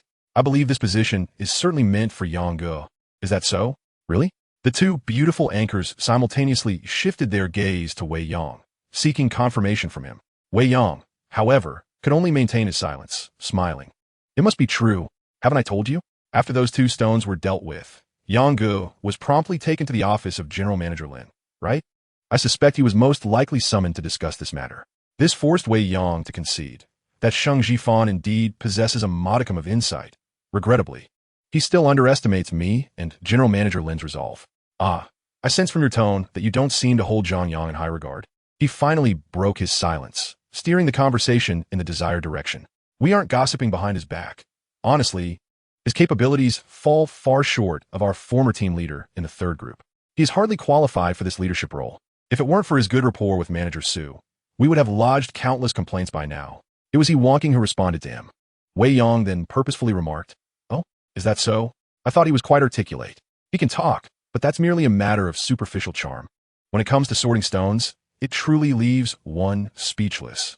He often manages to extract bricks from raw materials, while in practice, he can occasionally yield something worthwhile. To be frank, if it weren't for Mai and Yao Yao's decent eloquence, the live stream would have descended into chaos long ago. Her tone was laced with indignation and disdain. Clearly, her anger stemmed from Zhang Yang's sorting skills, which had adversely affected her and Tian Mingyao's streaming performance. This piqued Wei Yang's interest. If that were the case, could he not seize upon this point to take Zhang Yang down a notch, employing his own tactics against him? He was indeed tempted. It is essential to note that Lin Lin had entrusted him with the primary task of finding a way to dismantle Su Haixing's impenetrable defenses, which necessitated identifying a suitable point of leverage. Never mind him, he thought, just as he was lost in contemplation when he wonking spoke again, shifting the topic. Wei Yang, since you're so adept at stone gambling, could you teach me and Yao Yao? How about this? Shall we simply take you as our mentor? Now to the main point. For He Wanqing and Tian Mingyao, their greatest regret lies in their eloquence. However, they lack a professional background in jade identification, rendering their skills rather limited. Regrettably, even if they wish to learn, they cannot find a suitable master, as even Zhang Yang from Group 3 is of a similar caliber and rather self-absorbed. Thus, on their way to the company, they had already conspired that it would be ideal to apprentice under Wei Yang, the newly arrived expert. This was the true reason for their keen interest in approaching him and their initiative to invite him to dinner. They understood that to thrive in this industry, improving their skills was the paramount path, especially since enhanced abilities could potentially lead to greater financial rewards. However, this request seemed rather abrupt for Wei Yang. What? With my meager skills, which I have yet to master, you wish to take me as your teacher? Who would have thought? Don't be so modest. The reason you hesitate to accept us is that you find us lacking, isn't it? He Wanqing interjected, exuding a sense of pressure that left Wei Yang momentarily at a loss for words. Is this the consequence of gaining notoriety? At that critical juncture, Shang Jifan, eager to assert his presence, chimed in. Qing, have you ever heard the saying, to truly learn, one must? Wei Yang thought, this rascal is throwing me a curveball. Is he trying to create more trouble for me? He shot Shang Jifan an irritated glance. TCH, He Wanqing, seemingly an experienced player, also cast a disdainful look at Shang Jifan. This awkward topic should have ended there, but unexpectedly, Tian Mingyao, sitting across from Wei Yang, suddenly giggled. To truly learn, one must sleep with the master, right? That's not a problem. Wei Yang, you can choose either me or Sister Qing. Neither of us has boyfriends. After speaking, she looked at Wei Yang with a teasing expression. Wei Yang thought the host is truly bold. Chapter 38, Swinging the Hoe. The host is indeed audacious. Wei Yang once again felt the truth behind this phrase. Yet, he did not expect that the seemingly sweet and adorable Tian Mingyao could shift gears so swiftly. Her speed was beyond mere high velocity, it was akin to launching a rocket. Quite overwhelming. However, upon reflection, it made sense as a host. She faced countless affluent patrons daily, and without a thick skin and assertiveness, one could hardly manage the myriad topics, both risque and innocent. This boldness was honed through countless instances of flirtation. Nevertheless, Wei Yang found himself somewhat unaccustomed to it, despite the fact that in the jade industry, particularly in finished products, female practitioners may outnumber their male counterparts, and many of these women, like He Wanqing and Tian Mingyao, possess a similar assertiveness, teasing him occasionally. He still found it difficult to adjust, as, for the present moment, it was all the more awkward when he was playfully teased by a little girl from the first grade, who might even be slightly younger than him. Should he reveal his identity as the assistant to the president to make her behave? He couldn't help but ponder this thought. However, after some reflection, he decided against it. The reasoning was straightforward. The current generation, whether from the 90S or 00S, not only those skilled women like He Wanqing and Tian Mingyao, but even those girls who struggled to support themselves, would not exhibit an overwhelming reverence toward so-called leaders, provided they possessed a hint of individuality. Thus, he let it go. Wei Yang was quite aware that his discomfort, while insignificant in daily life, might become a weakness in a profession that necessitated constant interaction with a wide array of individuals. Therefore, he might as well view this as an exercise to refine his character's shortcomings. With a resolute heart, he half-jokingly remarked, "You little rascal," daring to tease the leader. "Be careful, or I might just give you a hard time in the future." "Oh, great leader, I'm so scared. Please don't be like that." Tian Mingyao immediately switched to a teasing tone, feigning innocence. Wei Yang had to admit that aside from her spirited demeanor, the girl's personality was indeed quite endearing. Being around such a person should be enjoyable and not overly exhausting. What relieved him further was that, Despite her vivacity, Tian Mingyao displayed a commendable sense of propriety, not relentlessly teasing him. This allowed Wei Yang to regain the initiative in the conversation. He swiftly seized the opportunity to inquire, "When did you both join the company?" "I joined over 2 years ago, 6 months after Qingjia," she replied. Wei Yang Chaojulat Mentali. Lin had been promoted to president 3 years ago, indicating that both of them must have been recruited by Su Haisheng. He feigned curiosity and asked, "So you were both hired by Manager Su? How is he? Is he good to you?" It was evident that he had begun to contemplate undermining Su Haisheng's influence. "He's all right, neither particularly good nor bad. As long as we perform our duties well, he doesn't interfere much," she replied. This revelation brought a palpable sense of relief to Wei Yang, affirming that his previous judgment had been correct. Those who were truly duplicitous were often hesitant to overtly recruit too many allies. Hence, the adversaries he would need to confront were not the entire sales department, but rather the small group intimately connected to Su Haisheng's interests. It was time to decisively wield the proverbial hoe. A plan to break the stalemate was gradually taking shape in his mind. Just as Wei Yang was enjoying seafood with the 2 charming female hosts, Su Haisheng was having lunch with his 2 capable aides. Initially, Su Haisheng had intended to dine at a farm with friends, but the unexpected upheaval at the company earlier that day disrupted his plans, prompting him to excuse himself from his friends and join Xian Weifan and Zhang Yang. Since the change had already occurred, it was imperative to face it with courage. Before confronting the situation, he felt it necessary to confer with his 2 trusted aides to devise a strategy, ensuring that they would not falter under pressure. However, when the 3 gathered, the atmosphere was notably somber. Su Haisheng could clearly perceive that both Xian Weifan and Zhang Yang appeared disheartened and low-spirited. "What is the matter? Do you feel as though the sky is about to fall?" He initiated the conversation, hoping to uplift their spirits. Zhang Yang interjected, "Boss, is it likely that the position of quality control officer will be solidified today?" Su Haisheng affirmed this possibility. Given the stakes involved, he had already instructed another confidant, the department assistant, to monitor the situation closely. Just prior to their meeting, the assistant had called to inform him that after those 2 stones were unveiled, General Manager Lin had summoned Wei Yang to his office for a private discussion, which lasted until just before closing time. What could they possibly have discussed? What else could it be but the position of quality control officer? Su Haisheng was acutely aware that his actions against Wei Yang would inevitably provoke a counterattack from General Manager Lin. Thus, he had come to terms with the reality that Wei Yang was likely to assume the role of quality control officer. "What shall we do then?" Zhang Yang inquired anxiously.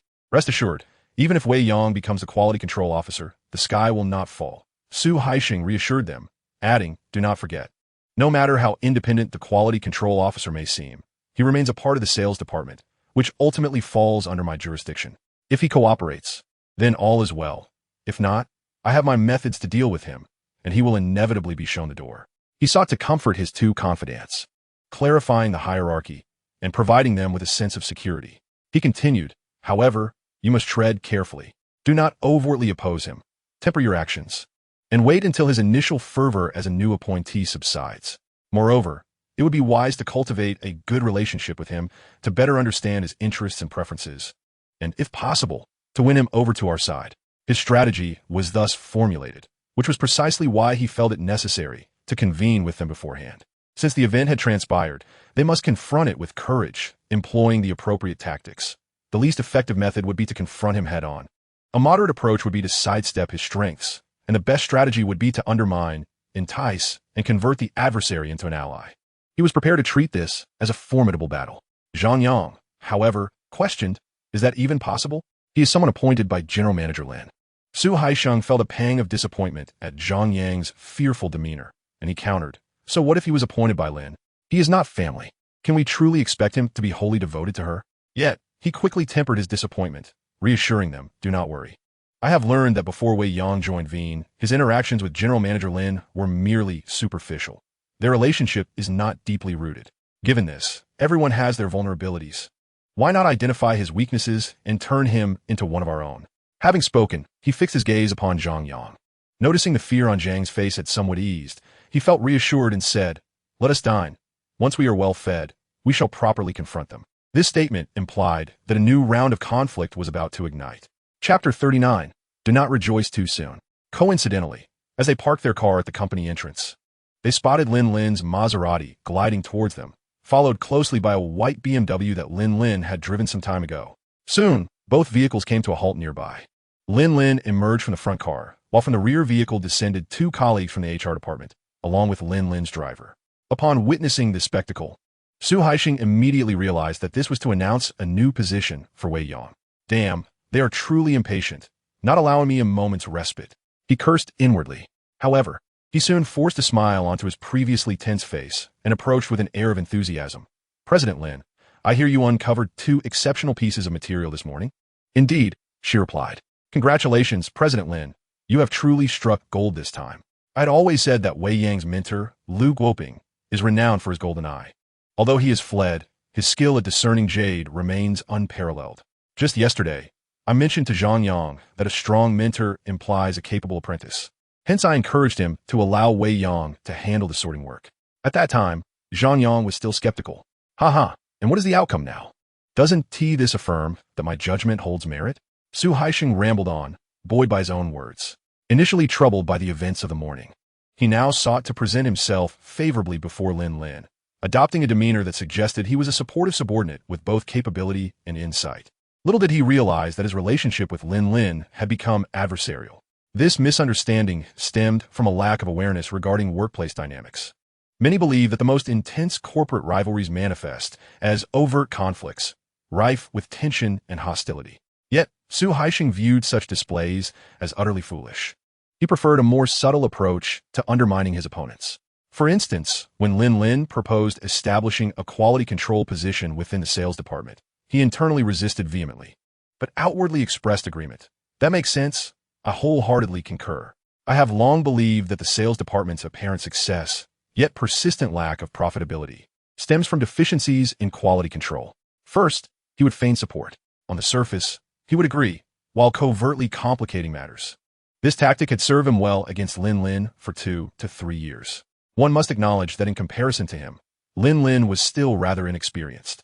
Particularly in the realm of guile, she was far from matching Su Haixing's finesse. It is akin to the present moment. She is acutely aware of the insincerity in Su Haixing's words, yet she finds herself unable to respond with similar duplicity. Instead, she strives to suppress her disdain and inquires. So, you have a favorable opinion of Wei Yang then? Of course.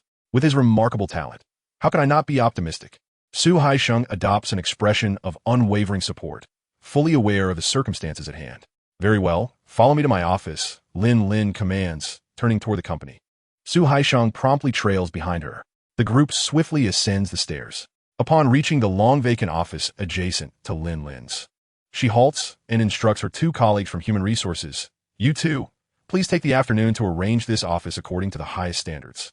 This further perplexes Su Haixing, for the vacancy of this office is not without reason. Within the entire wine company, there exist 4 major divisions. Among them, the raw materials division and the finished product division are the core profit-generating sectors. Thus, both divisions have designated general managers. However, Lin Lin concurrently serves as the general manager of the raw materials division, leaving the position temporarily unfilled, though the office has been reserved for it. The very one now being prepared. Is it conceivable that, in addition to appointing Wei Yang as the quality control officer of the sales department, they're also considering assigning a general manager specifically to oversee me? A wave of apprehension washes over Su Haixing. Nevertheless, he takes a step forward, following Lin Lin into her office. Manager Lin, since you also hold a favorable view of Wei Yang, I shall refrain from further comments and proceed to announce the company's latest appointment.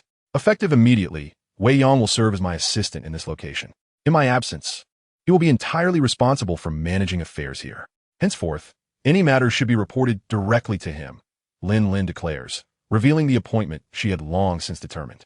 Su Haixing is momentarily taken aback. What? The assistant to the president? We are to report to him? He is in charge? This outcome certainly exceeds his expectations.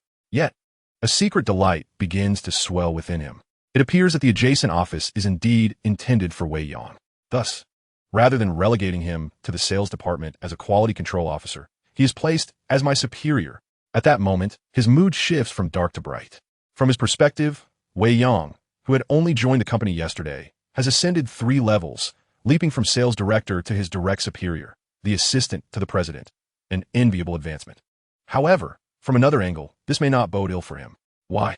Previously, the sales department was directly managed by Lin Lin, who was unable to effectively oversee him. Now, with a younger, less experienced Wei Yang at the helm, does it stand to reason that he could manage him? Ridiculous. This is the crux of his hidden glee. Yet, he may have celebrated too soon. Lin Lin continues, furthermore, until we identify a suitable replacement. Wei Yang will also temporarily assume the role of quality control officer for the sales department. I hope manager Su will provide his support and cooperation. Another pivotal appointment has now been revealed. Su Haisheng is utterly dumbfounded. What? The appointment of that rather foolish individual as the assistant to the president, coupled with his concurrent role as a quality control officer in the sales department, has left me perplexed. How am I to navigate this situation? Initially, I had presumed that even with Wei Yang designated as the quality control officer, he would still fall under the purview of the sales department, thus allowing me ample opportunity to maneuver. However, now Wei Yang has transformed into my superior, simultaneously assuming the role of quality control officer, effectively placing me between a rock and a hard place. This has rendered my prospects bleak, and I find it difficult to muster a smile. After a moment's calm, I delicately questioned, has he been elevated to the position of assistant to the president so abruptly? Might this not be a tad too swift? This leaves little room for advancement. A significant faux pas in personnel appointments. I immediately adopted a demeanor that suggested I was considering Lin Lin's best interests. Yet, Lin Lin retorted without hesitation, Manager Su, why not do this? Go to the raw materials and select 2 stones for me. If they yield an increase of 4 to 500,000, I shall grant you his position and let him take your place as the sales manager. How's that sound? Su Haisheng was momentarily taken aback.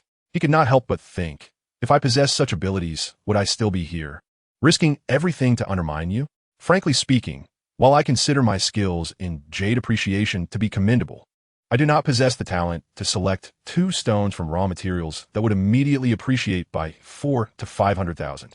I am confident that Lin Lin does not either. Furthermore, even if one could, I would prefer to remain the sales manager rather than assume the ostensibly prestigious but operationally detached role of assistant to the president, due to the lack of practical influence. Thus, I forced a smile and said, President Lin, you truly put me in a difficult position. I lack such prowess. I initially dismissed Lin Lin's suggestion of selecting 2 raw stones. However, I soon queried, might it be that Wei Yang's success was merely a coincidence? I attempted to resist the tide. Lin Lin responded, whether it was a coincidence, you may verify by examining the raw stones he has sorted in the warehouse, and see if you can outperform his selections. Su Haisheng found himself at a loss for words once more. From Lin Lin's unrelenting statement, he comprehended that Wei Yang's ability to uncover 2 exceptional stones that morning was no mere fluke. It was genuine skill. Such talent was so remarkable that even Lin Lin believed that even a seasoned veteran like herself might struggle to match it. The bluntness of her remark was indeed disconcerting. Fortunately, Su Haisheng had long been seasoned in the workplace. He chuckled heartily. It seems I have been rather presumptuous. Individuals like Wei Yang, with such talents, should indeed be afforded either generous compensation or greater opportunities for expression, as that is the only way to retain them. Fully aware that the circumstances were unchangeable, I chose to bow my head once again. Please understand, and I hope you will support and cooperate with him. Such talent is truly rare, Lin Lin stated. In terms of performance, she may not rival Su Haisheng, but she knew very well that as the president of the company, standing firmly on principles rendered any pretense unnecessary. Absolutely, certainly. Su Haisheng forced a smile, even though it appeared more pained than joyful. It's settled then. I'll inform Human Resources to issue Wei Yang's appointment notice. You may carry on, Lin Lin declared, dismissing him. With a heavy heart, Su Haisheng descended the stairs, visibly dejected. Chapter 40. What? President Wei?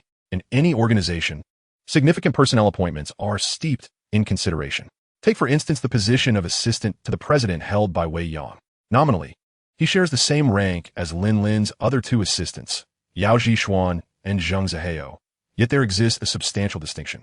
This lies in the term practical authority. On Yao Zhishuan's side, while she too assists Lin Lin in managing the affairs of the finished products and jewelry setting departments, both divisions have specific leaders who report directly to Lin Lin. Therefore, she is a true assistant in every sense of the word. In contrast, Wei Yang is similarly tasked with overseeing the raw stone and jade processing divisions, yet the raw stone division lacks a general manager. Moreover, Lin Lin has imposed an additional condition. When she is absent, both divisions report directly to Wei Yang. Consequently, while he holds the title of assistant, his actual authority surpasses that of a straightforward appointment as the general manager of the raw stone division. effectively placing him on par with the vice president overseeing both the raw stone and jade processing divisions. To speak candidly, should Wei Yang succeed in resolving the issues within the sales department and continue to astonish Lin Lin in the realm of Jade Appraisal? What would prevent her from promoting him to vice president? Detractors may argue he lacks experience. Yet it is worth noting that Lin Lin herself assumed control of the raw stone division immediately upon graduating from university and was elevated to president just over a year later. In private enterprises, particularly in the jade industry, the hierarchy is less rigidly observed. What truly matters is tangible skill. Thus, Wei Yang's appointment holds utmost significance within the entire organization. Given this, should his subordinates be informed in advance? From a standpoint of respect, undoubtedly, it is necessary. This is precisely why Lin Lin did not immediately issue the appointment letter, but instead chose to notify Su Haixing beforehand. However, even Lin Lin did not anticipate the ease with which she navigated this hurdle with Su Haixing. Such unusual smoothness raises concerns. This, in turn, led Lin Lin to worry whether Wei Yang could successfully fulfill his responsibilities. After contemplating, she decided to call Wei Yang to discuss matters further, intending to introduce him around the company and present him to everyone. This left him little opportunity for a midday respite. Consequently, he engaged with his colleagues, symbolically sharing some fundamental knowledge about Jade Appraisal. For someone with a solid foundation, further refined by the elders' guidance, this was hardly a challenge. Thus, he quickly garnered a following of admirers, further solidifying his reputation as an expert. What is happening? Why are so many people congregated in our group? Zhang Yang, just entering the office, found himself quite perplexed. As he took a few steps forward, he glimpsed through the throng of people, spotting Wei Yang, who was surrounded and fervently engaging with the crowd. How did this fellow suddenly become so popular? Was it merely because he had cracked a couple of stones? Although Su Haixing had advised him to maintain a good rapport with Wei Yang before any confrontation, jealousy surged within him, compelling him to exclaim, "What are you all doing?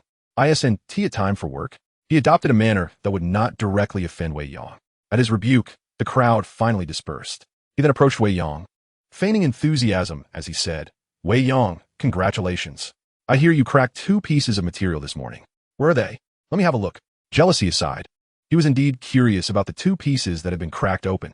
Wei Yang, however, remained indifferent. After all, his new appointment had yet to be made public, so he continued to address Zhang Yang as the team leader. He then inquired, "What about the other materials? Have they been sorted?" "They have been sorted and are in the warehouse," Zhang Yang commanded. Even though he had learned that Wei Yang was almost certainly to be appointed as the department's quality control officer, he wished to wield the authority of a team leader one last time. He felt a twinge of regret that he could not use the sorted materials to assert dominance over Wei Yang. "Very well," Wei Yang replied, unconcerned, as he called upon Sheng Zhifan and several other colleagues who had begun to idolize him to fetch the materials from the warehouse. Meanwhile, Zhang Yang naturally accompanied the silent Xian Wei fan to the live broadcast room of Team 3, eager to see the 2 pieces that had been cracked open. Ah, the lovely Qing Qing and the adorable Yao Yao. A day apart feels like 3 seasons. Have you missed me? Upon seeing He Wanqing and Tian Mengyao, he greeted them in his usual overly familiar manner. In response, He Wanqing shot him a disdainful glance, while Tian Mengyao quipped, "From today onward, I won't think of you anymore. I only want Wei Yang. He is just too handsome, so charming and generous, unlike you." This was yet another blow to Zhang Yang. What? It's him again? Now even Tian Mengyao was infatuated with him? Truly, as the saying goes, comparison breeds hurt. Before Wei Yang's arrival, even if Tian Mengyao had not shown interest in him, she would not have publicly embarrassed him. But now, she uttered words that pierced his heart. Undoubtedly, it was deeply hurtful. This was merely a way for him to save face. Yet, what occupied his thoughts was whether he should find a way to deliberately make things difficult for Wei Yang when he brought the materials over to diminish his arrogance. Just as he pondered this, Su Haixing arrived. Upon entering the live broadcast room, he immediately inquired of Zhang Yang, "Where is that Wei Yang?" "What? Wei Yang?" Zhang Yang momentarily failed to grasp the situation. "I am referring to Wei Yang. By the way, Wei Yang has been appointed as the assistant to President Lin, overseeing all affairs in this realm. Henceforth, you shall address him as President Wei upon encountering him. Additionally, he will temporarily serve as the quality control specialist for our department." In contrast to Zhang Yang's astonishment, Su Haixing, who had already come to terms with this reality, maintained a more composed demeanor. Since direct opposition is unfeasible, he resolved to find ways to approach him, gradually fostering a closer relationship. Consequently, As Wei Yang is now an assistant with substantial authority, he began to refer to him as President Wei in accordance with workplace norms, despite it feeling somewhat awkward initially. This is Su Haixing's current strategy.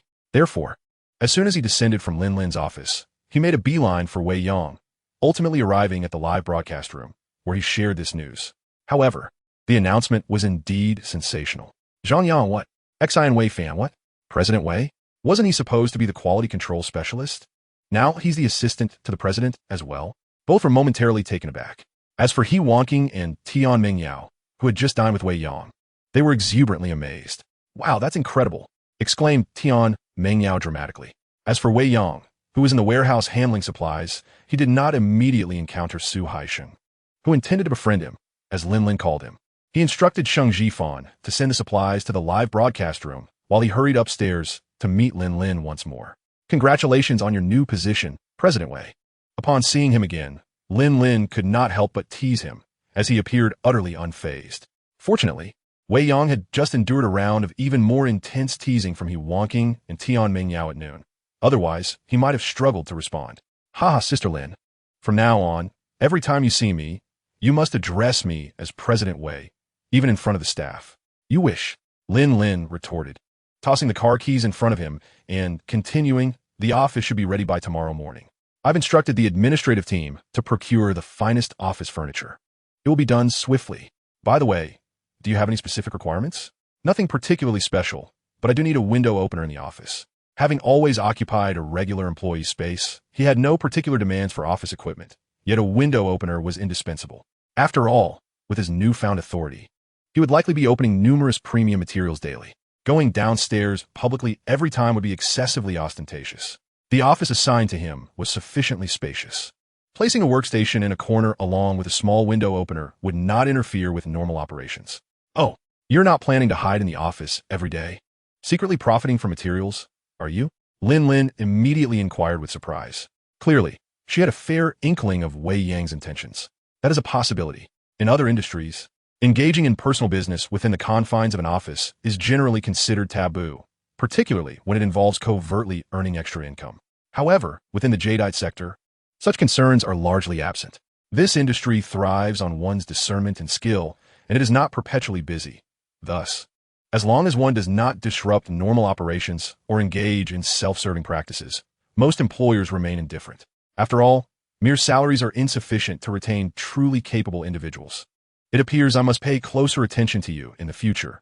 When encountering exceptional materials, one must seize the opportunity. Lin Lin's response was both anticipated and surprising. He could not resist inquiring, do you really need to keep an eye on my modest earnings? With so many quality materials in the company, you could have as much as you desire. This was indeed an unexpected revelation. The jadeite industry abides by an unspoken rule. Wealth is to be shared. Whenever someone is poised to acquire materials, those who share a good rapport with them may proactively request to invest, and the buyer typically does not refuse, contingent upon the closeness of their relationship. Wei Yang pondered this. Wei Yan truly had an abundance of quality materials. In Pingzhou, many high-end, even collectible pieces have circulated from Wei Yan, which means that Lin Lin, as the president, indeed has access to as much as she wishes. This statement holds a grain of truth. An intriguing phenomenon exists within the jadeite industry. Those who mine do not necessarily process the materials themselves. More often, they opt to sell the raw stones to the next buyer. The subsequent purchaser, having acquired the unprocessed jade, might choose not to cut it, but rather to open a window at a favorable position before selling it again. The next buyer may make a single cut before selling it to manufacturers, who will then transform it into jewelry or decorative pieces. This concept is encapsulated in the adage, good jade enriches 3 families. But the question arises, why enrich 3 families with good jade? Is it because they do not wish to profit? Certainly not. The underlying reason is that jade possesses the potential for significant appreciation, even surging in value, but it also carries the risk of substantial depreciation. Not every merchant possesses the discerning eye of a top-tier jade expert. Consequently, most traders, for the sake of prudence and long-term strategy, typically handle only those materials they can evaluate with at least 70 to 80% certainty. Otherwise, they prefer to earn less and pass the risk to the next buyer. Given that every stage, from opening the stone to cutting it, and eventually to crafting it, entails risk, the cycle of passing materials from one trader to another persists, with each entity assuming considerable risk to profit. This encapsulates the true essence of the saying, good jade enriches three families. Despite Wei and substantial enterprise, the principle of risk aversion remains paramount for Lin Lin. After all, the company is not solely her family's. There are other shareholders involved. Wei Yang quickly grasped this concept. It is worth noting that he has followed nearly 100 professional short video creators related to stone gambling and has already discerned pattern. Among these creators, materials priced in the hundreds or thousands can often be opened and cut at will. However, when it comes to materials exceeding 10,000, few dare to open them carelessly, and even fewer would cut them without caution. Once the materials reach six figures, it becomes exceedingly rare for individuals to dare to casually open the windows. As for 7- or 8-figure materials, it is nearly impossible to find anyone willing to take such risks across the entire network. Despite the fact that these short video creators possess fortunes often amounting to tens or hundreds of millions, they remain hesitant to embrace risk. Only those with exceptional skills and a bold spirit possess the audacity to engage with high-value raw stones. In Wei Yang's perspective, a classification can be made. Those who have just entered the field and learned the most fundamental jade knowledge can be categorized as bronze. Individuals like his former self and the plump fellow, who possess a certain degree of experience as jade workers, are classified as silver. Those with more experience who have ventured into entrepreneurship or hold significant positions in large companies fall into the gold category, exemplified by figures such as Su Haixing. Medium-scale bosses who have made their fortunes through stone gambling, such as Boss Lee, who caused him considerable misfortune, belong to the platinum level. Those who have gained a modest reputation in the industry, like Brother Ping, known as the Golden Eye of Ping Zhou, albeit now fled, can barely be categorized as diamond level. As for the Supreme Star, it must be a universally recognized expert, exceedingly rare, and willing to engage with materials worth several 100,000 or even millions. The strongest of the strong must at least be of master level, akin to the venerable elder who is associated with him. The glory of kings need not be elaborated upon. It is essential to be a Jade Master like Ma Chongran, who may only appear once in several decades. According to this classification, Wei Yang perceives Lin Lin's level to lie between platinum and diamond. Thus, even if her family possesses a mine, she must still exercise caution when encountering six-figure materials. As for himself, he is an exception, with the elder's spirit accompanying him. He can fearlessly engage with any materials he can afford, provided they do not exceed 8 figures. This is a rather unconventional approach, and it is a bold statement. Due to mutual recognition and appreciation, the relationship between the two has progressed remarkably quickly, in Wei Yang's view, transforming from a purely hierarchical dynamic to one resembling that of friends or partners. Such an unusual scene in the workplace is indeed a rarity. Now, let us address the matter at hand. After discussing their grand plans for wealth, Lin Lin finally broached the main topic, recounting Su Haixing's unusual behavior to Wei Yang. She cautioned him, urging him to be careful and vigilant, warning him not to be deceived by Su's superficiality.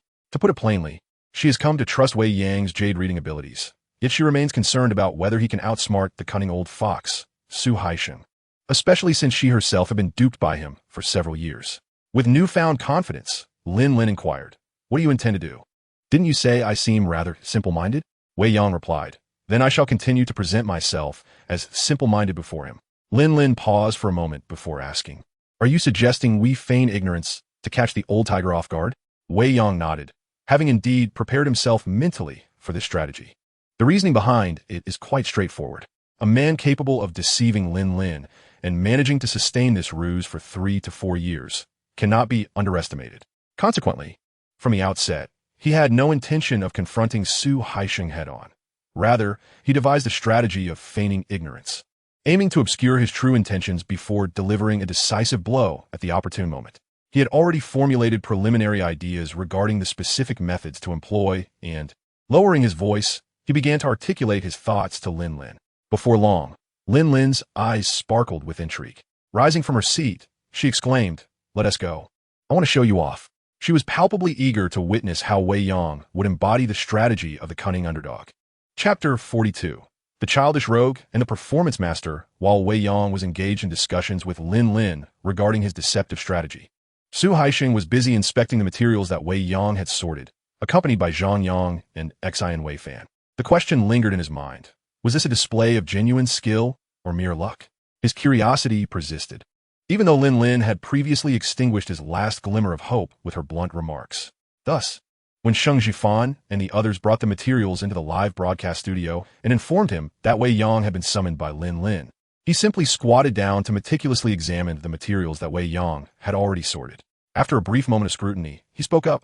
Hey Zhang Yang, I must admit that Wei's sorting skills are indeed significantly superior to yours. Once again, Zhang Yang found himself the unwitting target of 1,000 points of damage. He could hardly restrain himself from retorting. The materials I sorted ultimately passed through your hands, so by saying this now, aren't you acknowledging that even you fall short of Wei Yang? This was indeed the truth, yet it was not entirely accurate. The reason his sorted materials had been met with disdain by Huan Qing and Tian Mingyao was not solely due to Su Haisheng's lack of competence. Rather, it stemmed from his lack of diligence. The reasoning was straightforward. After he had sorted the materials, they were handed over to Su Haisheng, who would only dedicate around 10 minutes each day to oversee them. What could be accomplished in such a brief span? Su Haisheng typically disregarded the practice materials, focusing instead on those of slightly higher quality. Yet, his primary aim in examining these materials was not to ensure accurate categorization, but rather to identify truly valuable items for his own gain. The rationale was clear. Did it matter to him whether the sorting was done well enough to generate greater profit for the company through live broadcasts?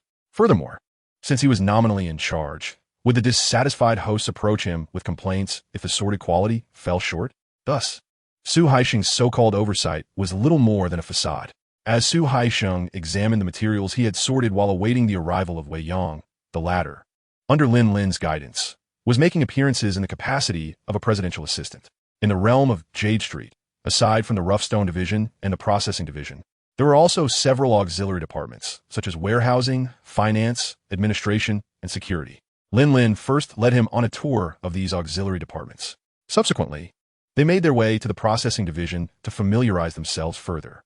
Finally, the duo headed directly to the sales department, swiftly entering the live broadcast studio where Su Haisheng was stationed. Manager Su, they greeted.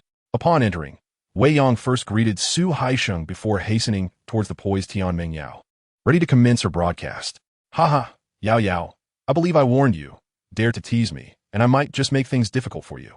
He audaciously disregarded the presence of leaders Zhang Yang and Xian Wei Fan, choosing instead to jest with a mere small streamer. And that too in front of Lin Lin and Su Haisheng. You must address me as President Wei. I refuse. It is imperative. I still refuse. Qing may abstain, but you must comply. Why? Because she does not often tease me. The two engaged in a playful banter before the multitude of viewers in the live stream, exuding a flirtatious charm. Isn't this a tad juvenile? Has President Lin hastily appointed such a childish individual as an assistant? Su Haisheng, taken aback and left astounded by the scene, could not help but ponder. Indeed, it was rather immature. Lin Lin shared this sentiment, albeit she understood that Wei Yang's display of childishness was heavily laced with theatrics. Please step aside. I am about to go live. Do not disrupt my broadcast. Ultimately, Tian Mingyao dispatched Wei Yang back to Su Haisheng with this remark. Su Haisheng promptly ventured to inquire, President Wei, shall we retreat to my office for a discussion? Oh, to your office? I am eager to observe how Yao Yao and the others conduct their live stream. Is there something you wish to discuss, Manager Yang? If so, feel free to speak here. He was able to directly communicate his desire to cultivate a closer relationship with Wei Yang in front of Lin Lin. Let those who divided it continue to do so, as before. Su Haisheng was momentarily taken aback. As before? What then is the point of Lin Lin assigning you the role of quality control specialist? Furthermore, how dare you express such sentiments in front of her? This revelation was indeed a surprise, one that left him incredulous. Thus, he feigned ignorance. Oh, that may not be appropriate. Manager Yang, it's not that I am unwilling to undertake this task. Rather, I possess a rather unfortunate flaw. What flaw? Whenever I come across a somewhat distinctive material, I am compelled to scrutinize it thoroughly, often inspecting it repeatedly for 10 minutes or even half an hour. This flaw is manageable with a small quantity of stones, but when it comes to sorting materials, it is exceedingly time-consuming. Hence, should I be responsible for sorting, I would spend the entire day merely doing that, neglecting everything else, and potentially even working late into the night, as I did yesterday. I refuse to work overtime daily. Thus, I have already informed President Lin that I will not be in charge of sorting materials, but will only oversee the final quality check. Wei Yang elaborated. Zhang Yang interjected. So, your reluctance to commence sorting materials until the end of the day was due to this flaw? Had you mentioned it earlier? It would have spared me the misconception that you were incompetent, ultimately leading us into such a passive predicament. At this moment, he felt utterly despondent. Suhaisen Zima? So you possess such a flaw? Is this the true reason behind your remarkable Jade appraisal skills after merely 2 years in the industry? Could you be the legendary Jade enthusiast? Such thoughts occupied his mind at that moment. However, regardless of the circumstances, upon witnessing Wei Yang's detrimental habit, it was undoubtedly advantageous for him, Zhang Yang, Xian Wei Fan, and others. Thus, he felt a surge of joy and feigned curiosity as he inquired, what specific measures will be taken? He proposed, let me borrow someone first. Who shall I borrow? Sheng Jifan. And then? Once Team Leader Zhang and Team Leader Xian have sorted the materials, I will first hand over to Sheng Jifan, and when I find the time, I will come down to conduct an inspection. Wei Yang articulated his premeditated plan. Initially, he intended to personally oversee the sorting of materials. Yet that would indeed be a waste of his time and would obstruct the discovery of issues. After consulting with Lin Lin, he devised this stratagem to placate the other party. Naturally, there was a cost involved, namely, the inability to resolve issues swiftly in the short term. Nevertheless, both he and Lin Lin agreed that, in the face of such a cunning opponent as Su Haisheng, investing a little extra time was a worthy sacrifice. Very well. We shall heed your counsel, General Manager Wei. Su Haisheng breathed a sigh of relief. Clearly, this was an opportunity he could not have wished for more. Prior to this, he had been concerned that Wei Yang, being rather impetuous, would oppose him upon assuming his position. Now, feeling somewhat at ease, he cautiously suggested, there is one more matter. General Manager Wei, I wonder if you are free tonight? Since we will be working together daily, I would like to invite the 3 team leaders from the sales department to join us for dinner, so we may become better acquainted. Tonight? Wei Yang replied, I cannot, as I have plans with a friend. How about tomorrow or the day after? I shall treat you then. This was indeed the truth. Just last night, Yao Xian had expressed a desire to treat him to a meal to celebrate his new position, but unfortunately, due to the sorting of materials, it had to be postponed to tonight. Additionally, he wished to enlist the help of Fatty in finding a place to live, so he had invited him along as well. Prior arrangements could not be disregarded. Upon hearing this, Su Haisheng felt a swell of happiness. What? This fellow not only did not decline my invitation in front of Manager Lin, but he also took the initiative to suggest treating us? It seems he has no intention of opposing us at all. After this trial, he was exceedingly pleased and remarked with a smile, very well, we shall await your notification. He departed with satisfaction. Witnessing this exchange, Lin Lin could not help but comment, goodness, this childish fool is quite the performer. I was under the impression he was rather simple-minded. Chapter 43. The Livestream Tool, Selling Out. Wei Yang indeed stayed to watch the livestream. Logically, he should have continued to tour the entire sales department with Lin Lin, but he told her there is no need for that. Most of the people in the sales department already know me. He then urged Lin Lin to leave. This assertion held truth. It is worth noting that he had already become a celebrity within the entire Wayne company.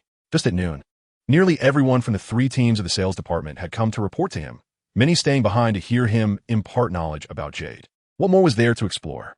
To flaunt his promotion to assistant to the president? Instead of idling away time, it would be far more prudent to remain and observe a live stream. He was eager to ascertain whether the materials he had assessed aligned with his judgments. This, in fact, serves as a swift method for self-improvement.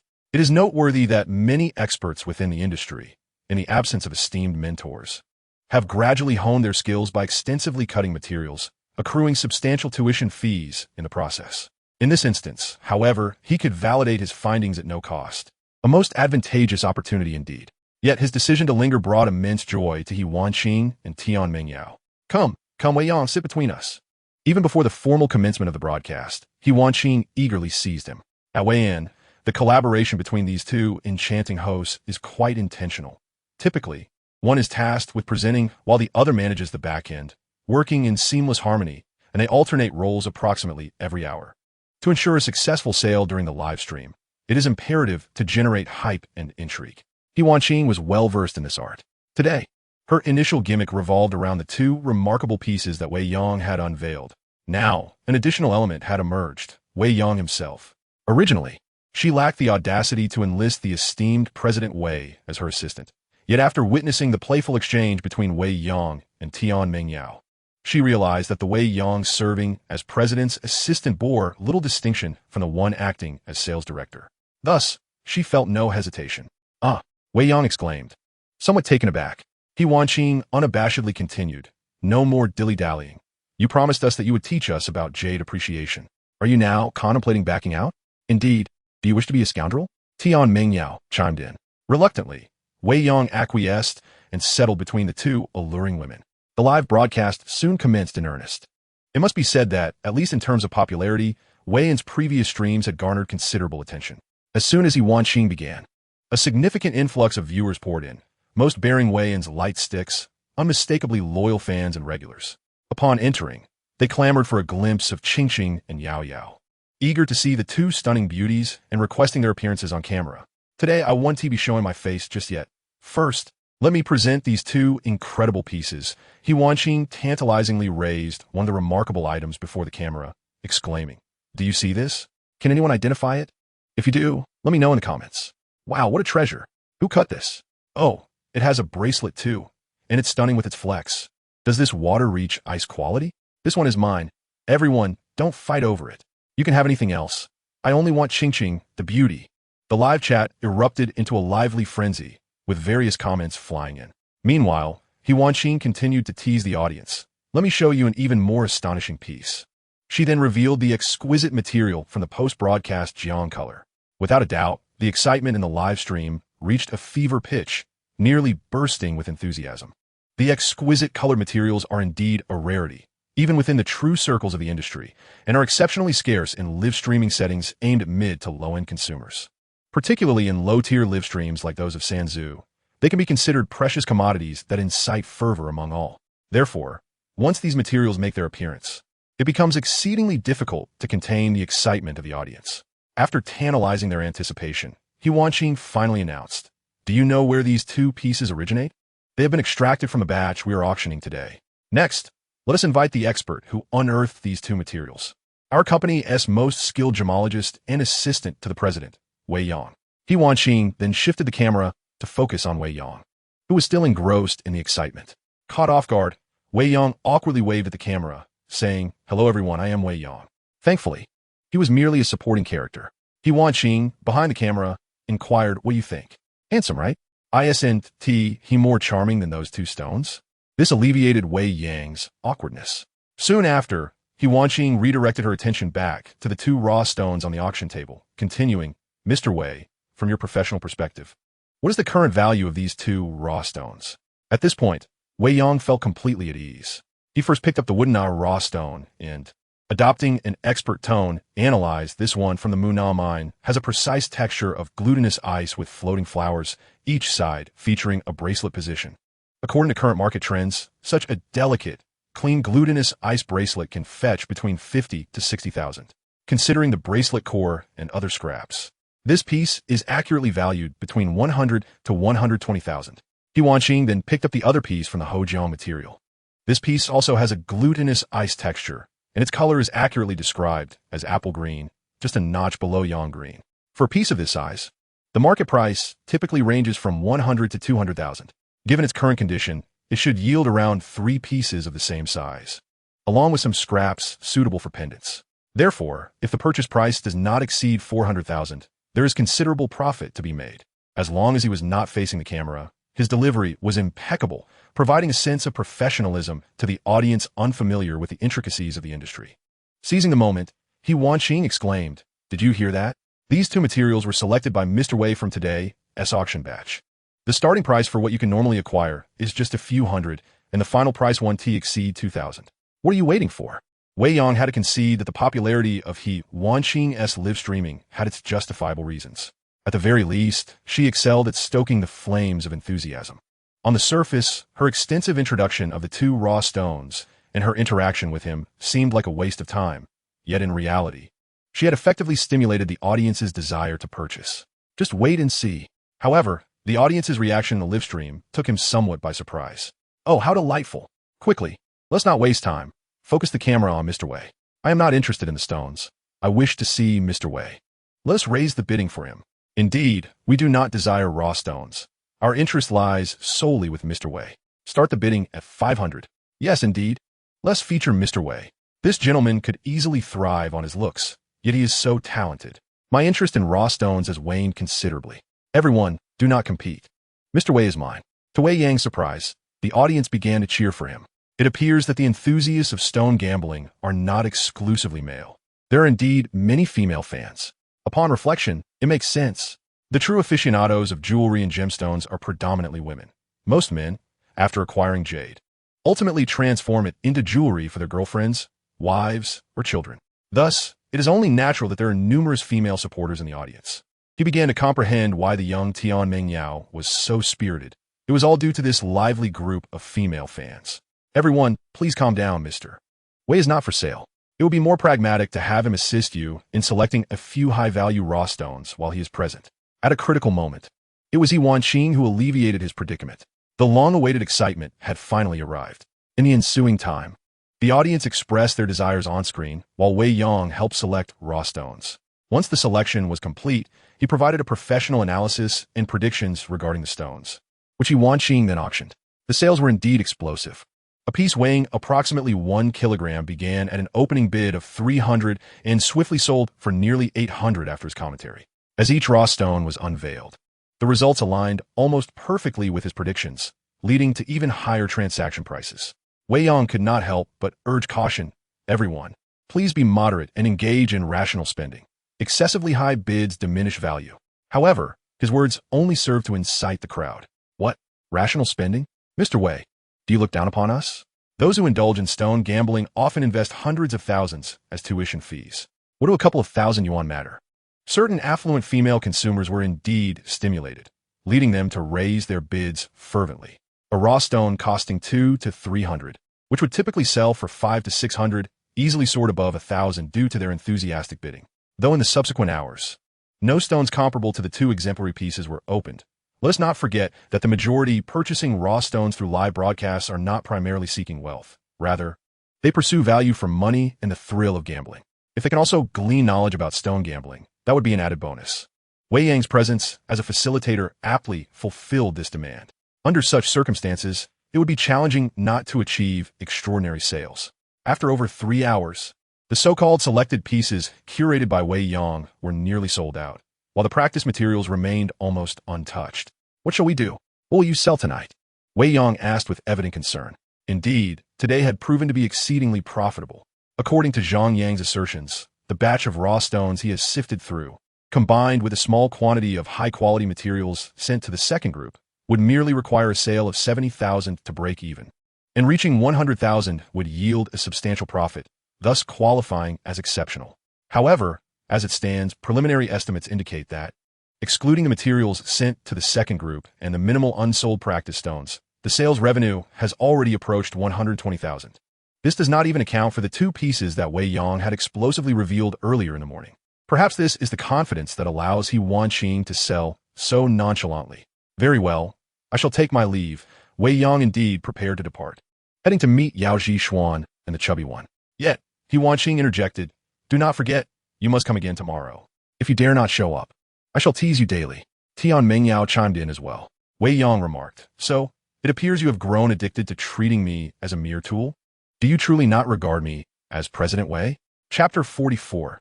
Two women can also stage a performance. As the saying goes, there are ears behind the wall. Today's live broadcast, due to Wei Yang's unexpected participation, welcomed 2.5 additional viewers into the stream. One was Su Haisheng, the other was Lin Lin, and the half was Yao Zhishuan. For Su Haisheng, his interest in this broadcast was natural, stemming from a desire to delve deeper into understanding Wei Yang. From Wei Yang's oblivious standpoint, it was evident from the moment the broadcast commenced until his departure post-work.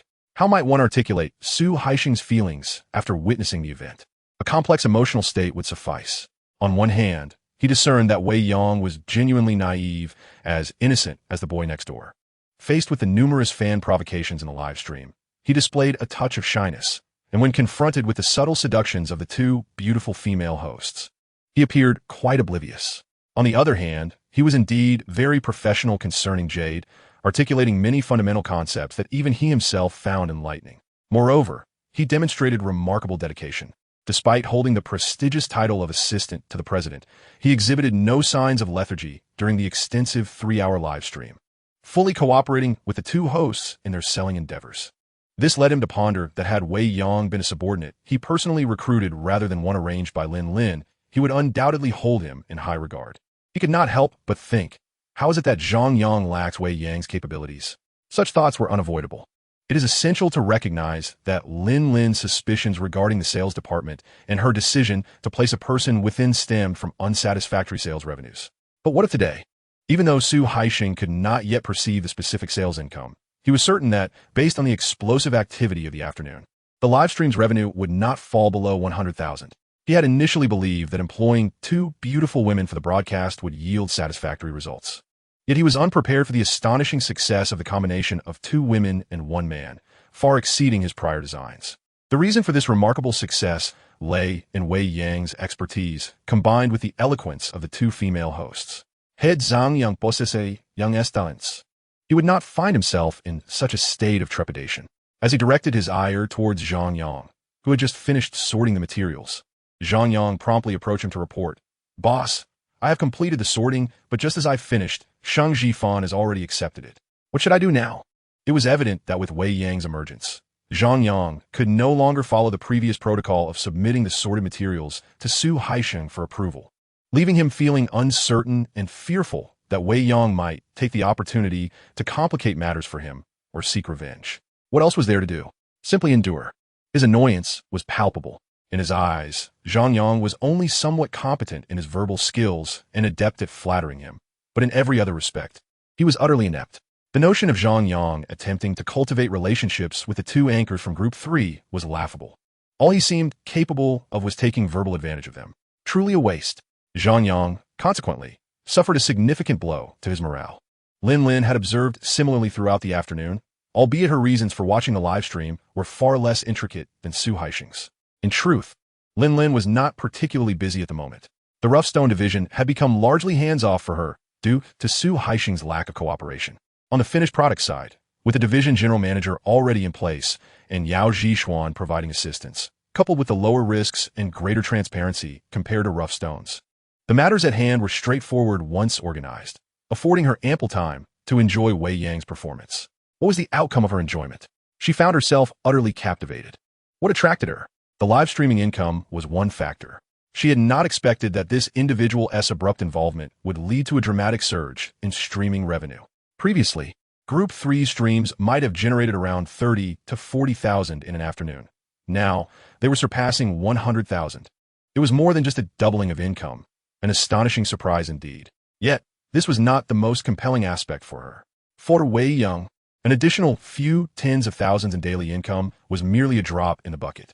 Another alluring factor was Wei Yang's professionalism. But even this was not the pinnacle of her fascination. The most captivating element was the playful teasing Wei Yang endured in the livestream.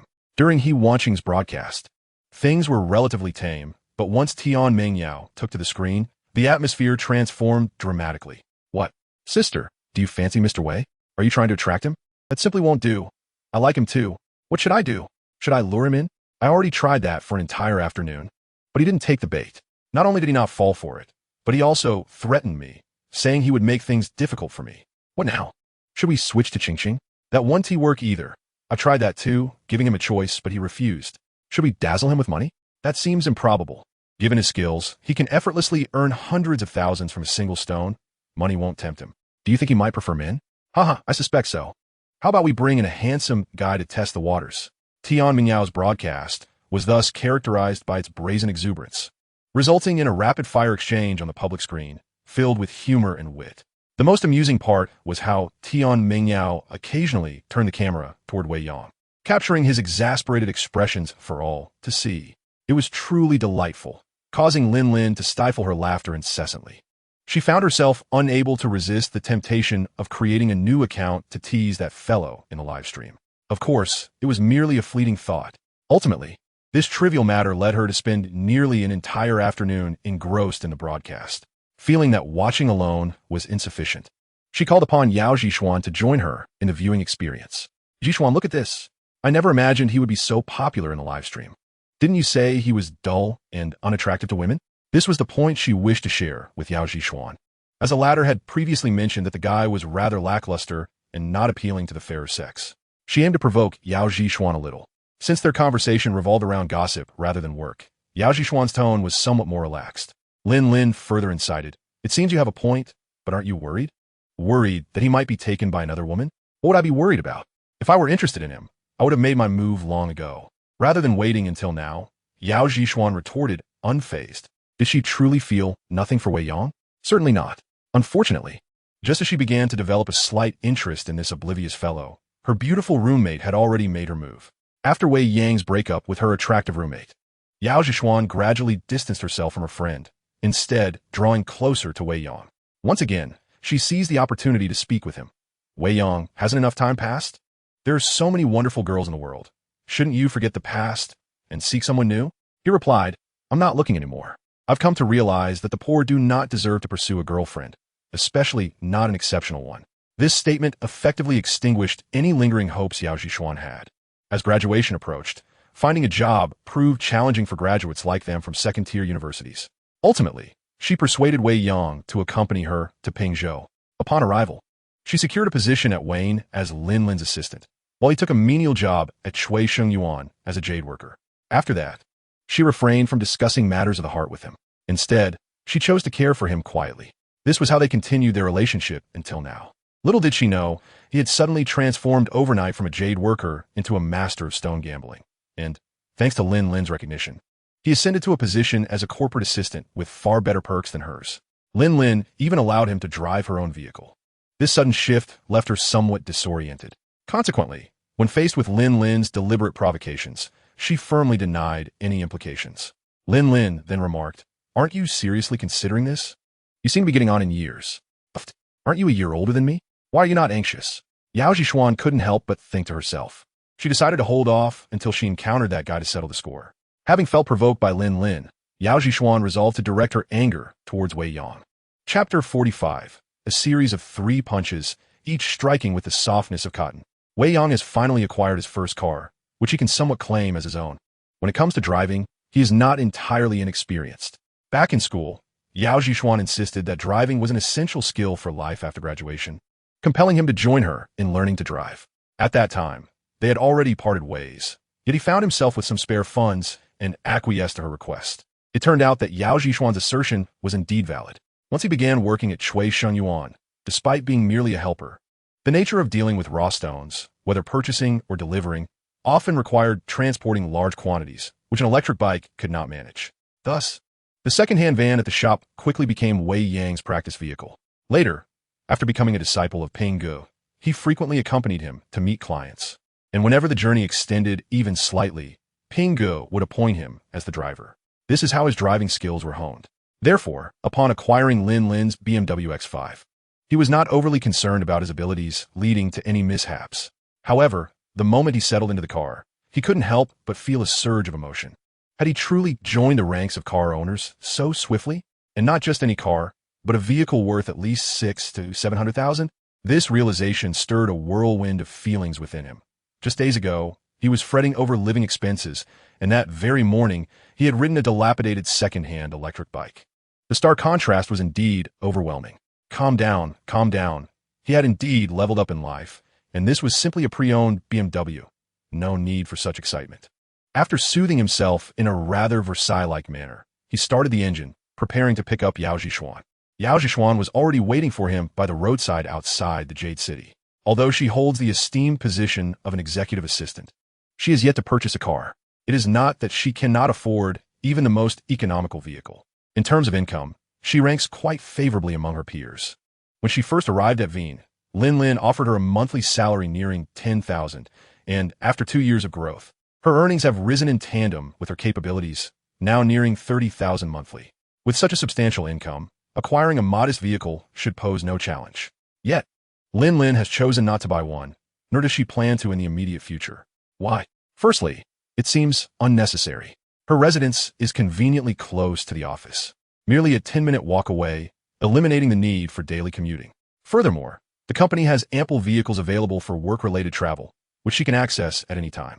When it comes to leisure outings after work, she typically accompanies Lin Lin, rendering a personal vehicle redundant. Secondly, it relates to her personal aspirations. When it comes to spending, women and men often differ. When men acquire wealth, their immediate thought is to purchase a car, while women tend to think of acquiring property. Yao Zhishuan is no exception. As someone from another province, lacking a home, even with a high income, leaves one feeling unanchored. Therefore, since receiving her first paycheck, she has been determined to save for a home. A house signifies a home, and a home fosters a sense of belonging. Her thoughts were quite straightforward. However, the realization of this dream was anything but simple. Despite Pingzhou being the largest jewelry and gemstone distribution market in the country, it is merely classified as a town within the administrative hierarchy, overshadowed by districts and cities. Is it a given that housing in a town is inexpensive? Certainly not. The city above it is the renowned Foshan, famous throughout the Pearl River Delta region. Even more illustrious is Guangzhou, which lies across the river from Pingzhou, consistently ranked among the top 3 or 4 cities nationwide. This implies that Pingzhou, despite its designation as a town, is situated in the very heart of the Pearl River Delta. Consequently, even if housing prices were relatively low, they typically start at around 20 to 30,000 per square meter for better locations and superior environments. Prices of 30 to 40,000 or even 40 to 50,000 are quite common. Therefore, although her salary is no longer modest, accumulating enough for a down payment on a house still requires a considerable amount of time. Without a home, why purchase a car? This was her most fundamental thought. Little did she expect that the fellow who had recently borrowed money from her would acquire a car before she did. Isn't that infuriating? Moreover, once he turned his fortunes around, he began to flaunt in the live stream, being teased by other women, which consequently led to her being mocked by Sister Lin as well. Isn't that vexing? Thus, at that moment, Yao Zhishuan's mood was far from radiant. When Wei Yang pulled up beside her in his BMW X5 and, with a sense of pride, gestured for her to enter, her spirits sank even lower. Once in the passenger seat, she could not help but exclaim, "Oh, must I trouble you, Mr. Wei, to come personally? How can a mere girl like me bear such a burden?"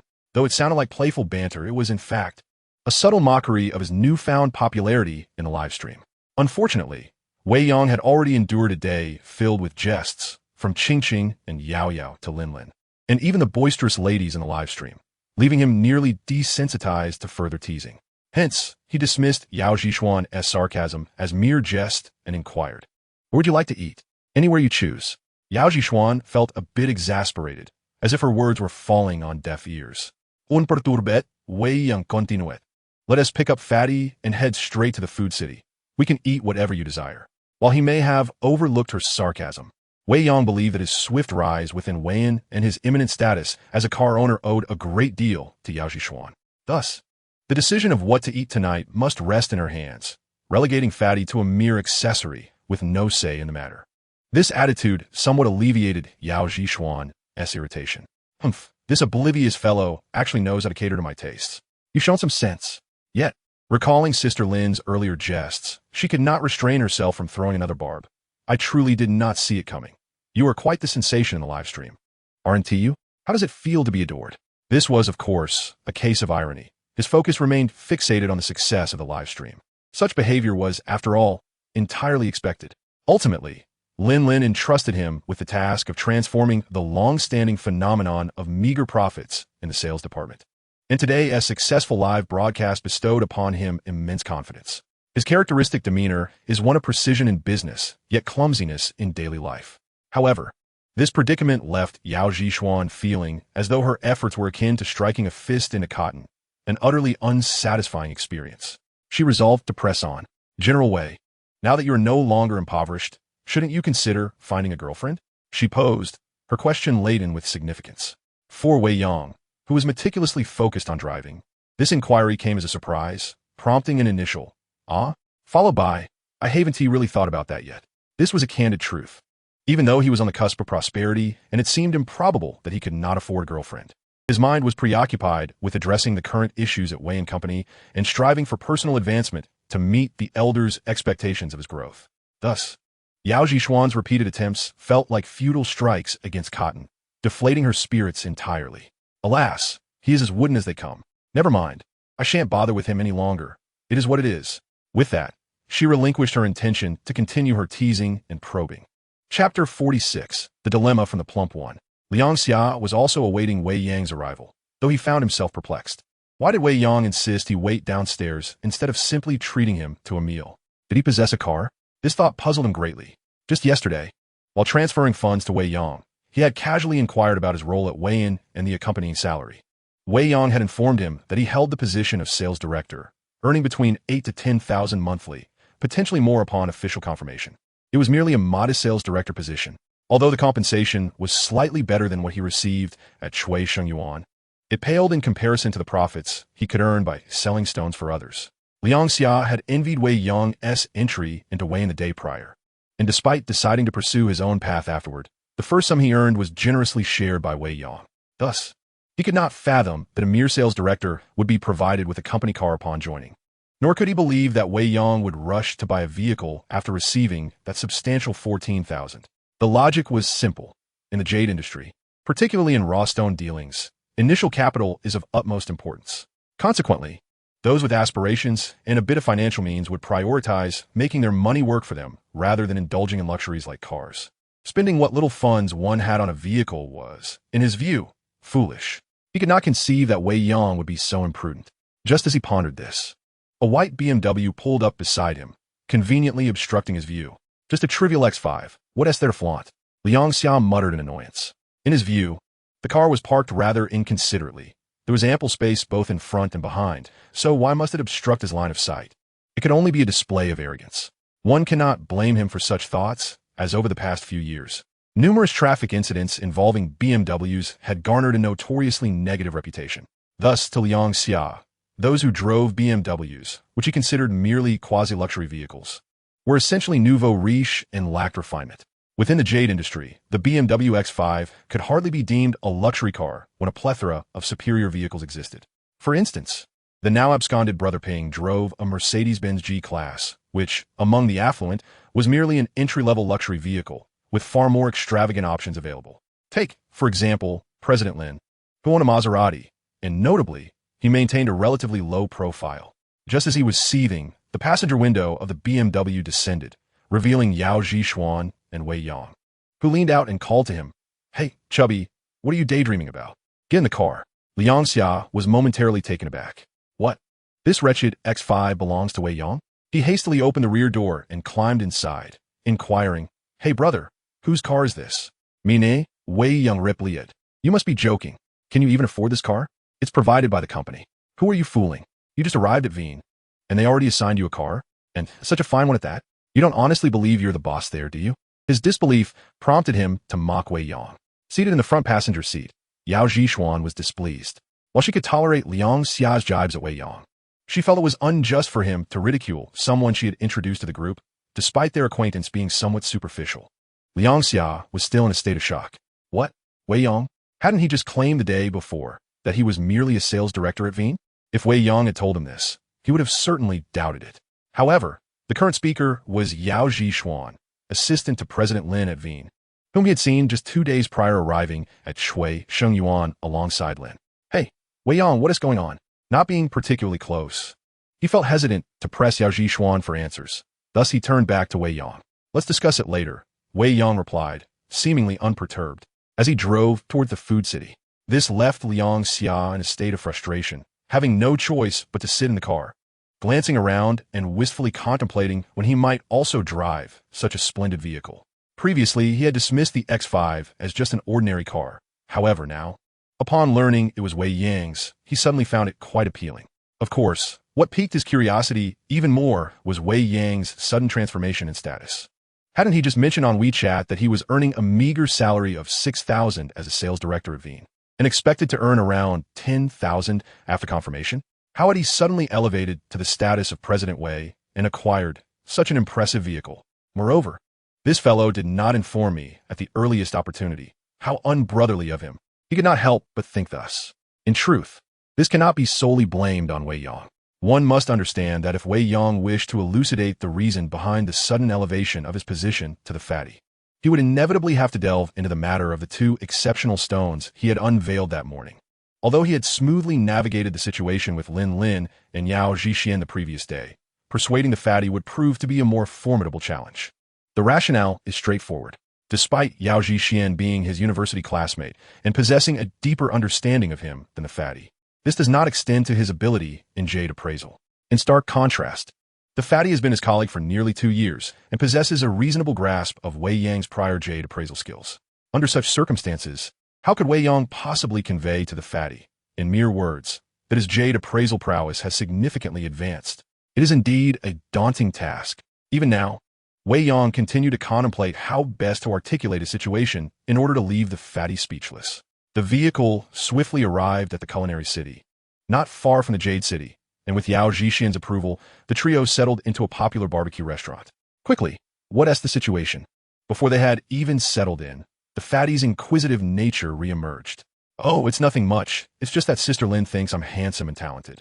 In her delight, she appointed me as her executive assistant, Wei Yang replied, half-jokingly. He was not particularly fond of jesting, yet he made an exception in the presence of the fatty. After all, having spent nearly every day together over the past 2 years, exchanging banter had become a norm between them. Don't be ridiculous. You look rather dark and unremarkable. How could General Manager Lin possibly take notice of you? The fatty retorted, not holding back in his disbelief. I'm not trying to discourage you, but a beauty like General Manager Lin, with both wealth and looks, would have an abundance of suitors if she were truly drawn to handsome men. There is no way she would choose you. The fatty's skepticism was palpable. With no retort available, Wei Yang could only respond, Brother, I unveiled 2 exceptional stones again today. Do you believe me? Faced with the challenge posed by the fatty, he had no choice but to resort to his trump card. What? You unveiled 2 more stones? You must be dreaming. Liang Xiao's reaction was characteristically brutal. When 2 individuals are exceedingly familiar with one another, there is little need for pretense. And when 2 peers are equally matched, their familiarity can lead to an unwillingness to concede. Thus, when Wei Yang claimed to have unveiled 2 more stones, how could the fatty possibly believe him? In his eyes, Wei Yang's Jade appraisal skills were at most on par with his own, if not inferior. To unearth a single exceptional stone would be remarkable enough. To claim 3 was absurd. Unbeknownst to him, Wei Yang leaned closer and inquired, You don't truly believe that the piece of yellow jade I unveiled that day was merely due to luck, do you? What else could it be? The fatty replied, incredulous. Do you know what it means to cultivate color? Of course. Do you comprehend the principles of postnatal coloration? Do not merely attribute it to the simplicity of iron ions. I seek a deeper understanding of the specific chemical principles. At this juncture, the once self-assured, rotund individual found himself momentarily at a loss. Beyond the iron ion's role, what other chemical principles govern postnatal coloration? This was a question he could not answer. It is essential to note that his knowledge of jade was acquired through hearsay and practical experience, lacking systematic study. Are you familiar with the concept of interaction? The rotund man continued to be perplexed and shook his head. I am aware. Following this, Wei Yang interjected. Do you understand why the yellow mist layer of that yellow jade is so thick? After pondering briefly, the rotund man shook his head once more. I'm aware. Wei Yang then posed another question. This was indeed a statement that irked the rotund man, yet his thirst for knowledge compelled him to inquire. Why is that? It was time for Wei Yang to showcase his understanding. In the ensuing moments, he elaborated on the principles of postnatal coloration, discussed the geological environment of that yellow jade, explained the reasons behind its thick yellow flesh, and clarified why its surface appeared tender, yet was, in fact, quite aged. In summary, he conveyed everything he had comprehended that day, along with the teachings of the elder, leaving the rotund man utterly bewildered. Wei Yang, satisfied, inquired, Do you still believe that I stumbled upon it by sheer luck? The rotund man was rendered speechless. However, he had new questions to pose, thus abandoning the matter that had embarrassed him, and instead asked, How do you possess such extensive knowledge? Even if Pingu secretly instructed you, he could not have imparted all of this. He reluctantly accepted the possibility that Wei Yang's expertise in jade might slightly surpass his own, yet he remained filled with doubt. Indeed, Pingu could not have taught me so much, but I can learn from others. From whom? Online. When I casually scroll through short videos. Do you not recall your remarks about my idleness, even as I found the beginner tutorials quite engaging? Now you see their value, do you not? Wei Yang Goenteret. Presenting a fact. It was true. He would often scroll through videos related to stone gambling in his spare time, and influenced by him. The rotund man occasionally indulged as well, albeit skimming through the explanations in favor of the final outcomes, deeming the commentary tedious. He found the explanations overly simplistic, suitable only for novices. After hastily watching, he would then mock Wei Yang, claiming that finding such enjoyment in novice content was exceedingly dull. This was indeed a fact. Now, with this fact laid bare, the rotund man began to question his own existence. Could those short videos truly impart profound jade knowledge? Should I not begin to take them seriously? He could not help but ponder. Yet, having reflected on this, he posed another question. Why did I not notice your remarkable abilities before? Previously, Pingu forbade me from touching stones privately. Did he not warn me that should I dare to play behind his back, he would sever my hands? This, indeed, was another undeniable truth. In the previous narrative of Chui Shengyuan, the other employees were free to engage in their antics with stones, even if it meant losing their trousers in the process. Pingu would merely chime in with a sardonic remark, suggesting that they should refrain from such pursuits until they had honed their skills. This was clearly a manifestation of schadenfreude. However, under Wei Yang's jurisdiction, such behavior was strictly forbidden, with dire consequences for those who dared to transgress. The portly fellow was well aware of this distinction. Consequently, when Wei Yang presented this fact, the portly man was rendered speechless. He then retrieved his mobile device, opening his photo gallery and began scrolling through images, inquiring, "Look, these are the two exceptional pieces I unearthed at the company, selected from the kilogram stock." Upon scrutinizing the images of the two remarkable raw stones, the portly man was quickly astonished and exclaimed, "No way, such exquisite materials truly came from the kilogram stock?" Clearly, as someone knowledgeable in the field, he could swiftly ascertain the true value of these stones post-extraction. Yet, he found it difficult to believe that such high-quality materials originated from the kilogram stock. "Why not ask Yao Zhixian?" Wei Yang continued. "I revealed these stones in front of her and Lin Jie. Before the extraction, I even wagered with Lin Jie, asserting that they would indeed yield exceptional results. I also predicted their characteristics post-extraction, and they aligned perfectly with my forecasts." The portly man was once again taken aback. "What? You accurately predicted their quality before extraction? That's astonishing." His skepticism lingered, prompting him to glance at Yao Zhixian for confirmation. Yet her expression affirmed the veracity of Wei Yang's claims. For the portly man, this was an inconceivable reality. Why, you may ask? Because if Wei Yang could truly accomplish such feats, it was indeed remarkable. He could not help but ponder whether Pingu, had he not absconded, could have achieved such precision in discerning exceptional stones from the kilogram stock, along with accurately forecasting their inner attributes. Perhaps he could have, or perhaps not. The portly man could not be certain. Thus, if Wei Yang's assertions were true, his current proficiency in Jade Appraisal could at least rival that of Pingu, revered for his golden eye.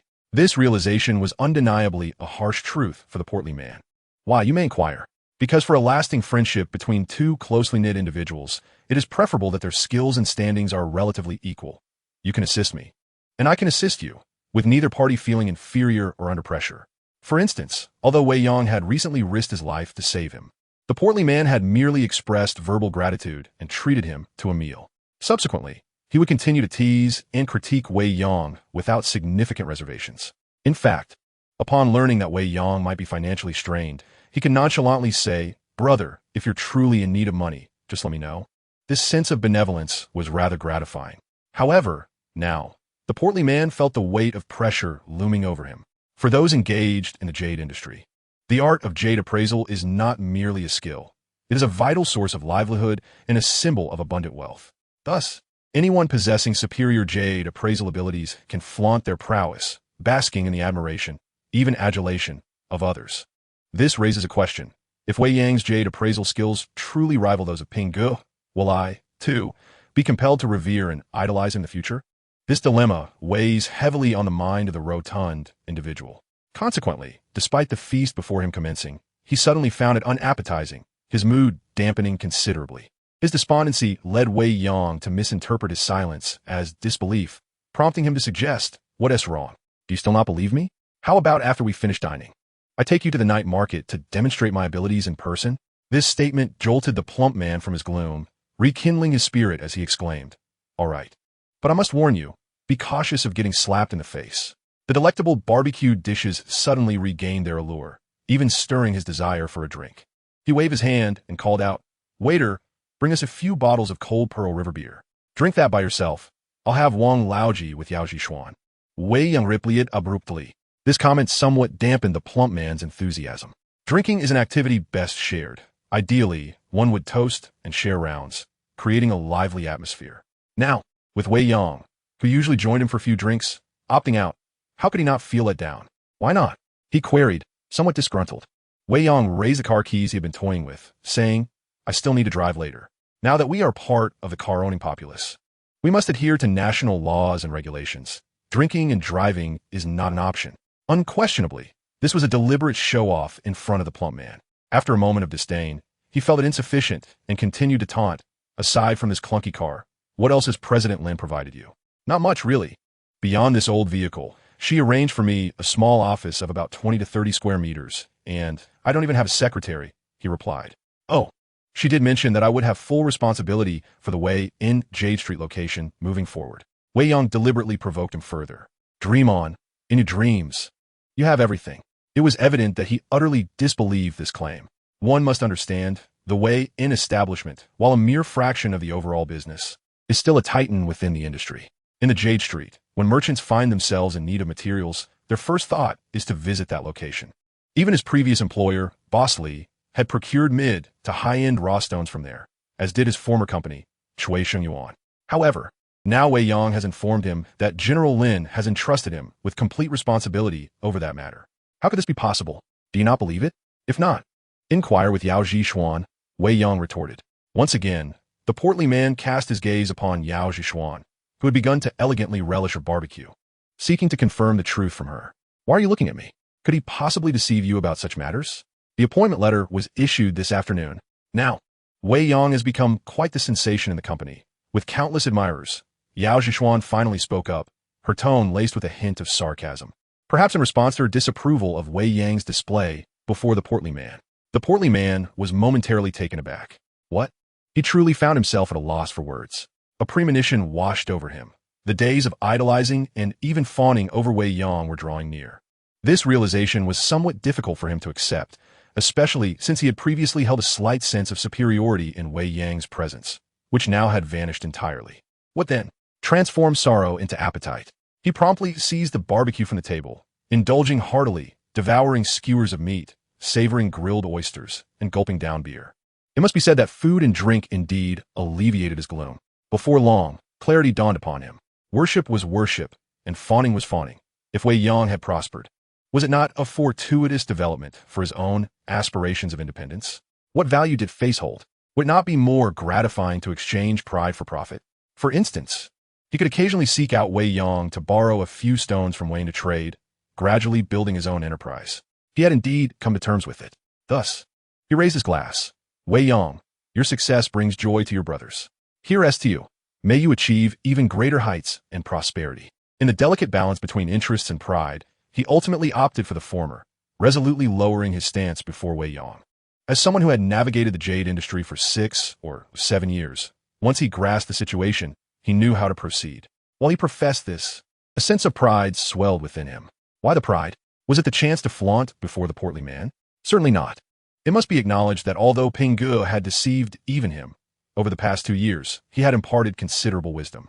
For example, Ping Ge frequently droned on about the nature of their profession. In this line of work, what place do emotions hold? In the face of profit, all sentiments are mere trifles. One must treat it as a business to thrive and endure. These were some of the rather unsentimental lessons he had learned. Though he did not wholly agree with all of Ping Ge's assertions, upon reflection, he found them quite sensible. Take the portly man as an example. Undoubtedly, if he wished to work at Wayne while earning his own income, many matters would require the portly man's assistance. In such circumstances, would it be better to nurture a friendship or to discuss mutual benefits? The latter, of course. For instance, if he is unable to convince the hefty fellow that assisting him would be advantageous, the latter would undoubtedly retort, "Why don't you seek a place yourself? I am quite occupied as well." This principle holds true. Hence, despite not being inherently ostentatious, he deliberately sought to provoke the hefty individual tonight. In his quest to thoroughly win over this companion and ensure he willingly undertakes arduous tasks for him, he has indeed exerted considerable effort. Oh, by the way, could you do me a favor?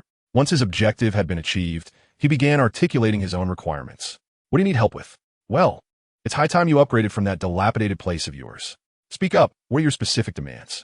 The hefty fellow readily acquiesced.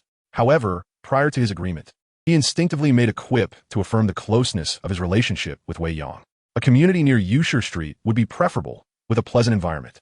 It must include parking, ideally fully furnished, with all necessary appliances, ready for immediate occupancy. As for the size, either a 2-bedroom apartment or a 3-bedroom would suffice. And the price is of little concern.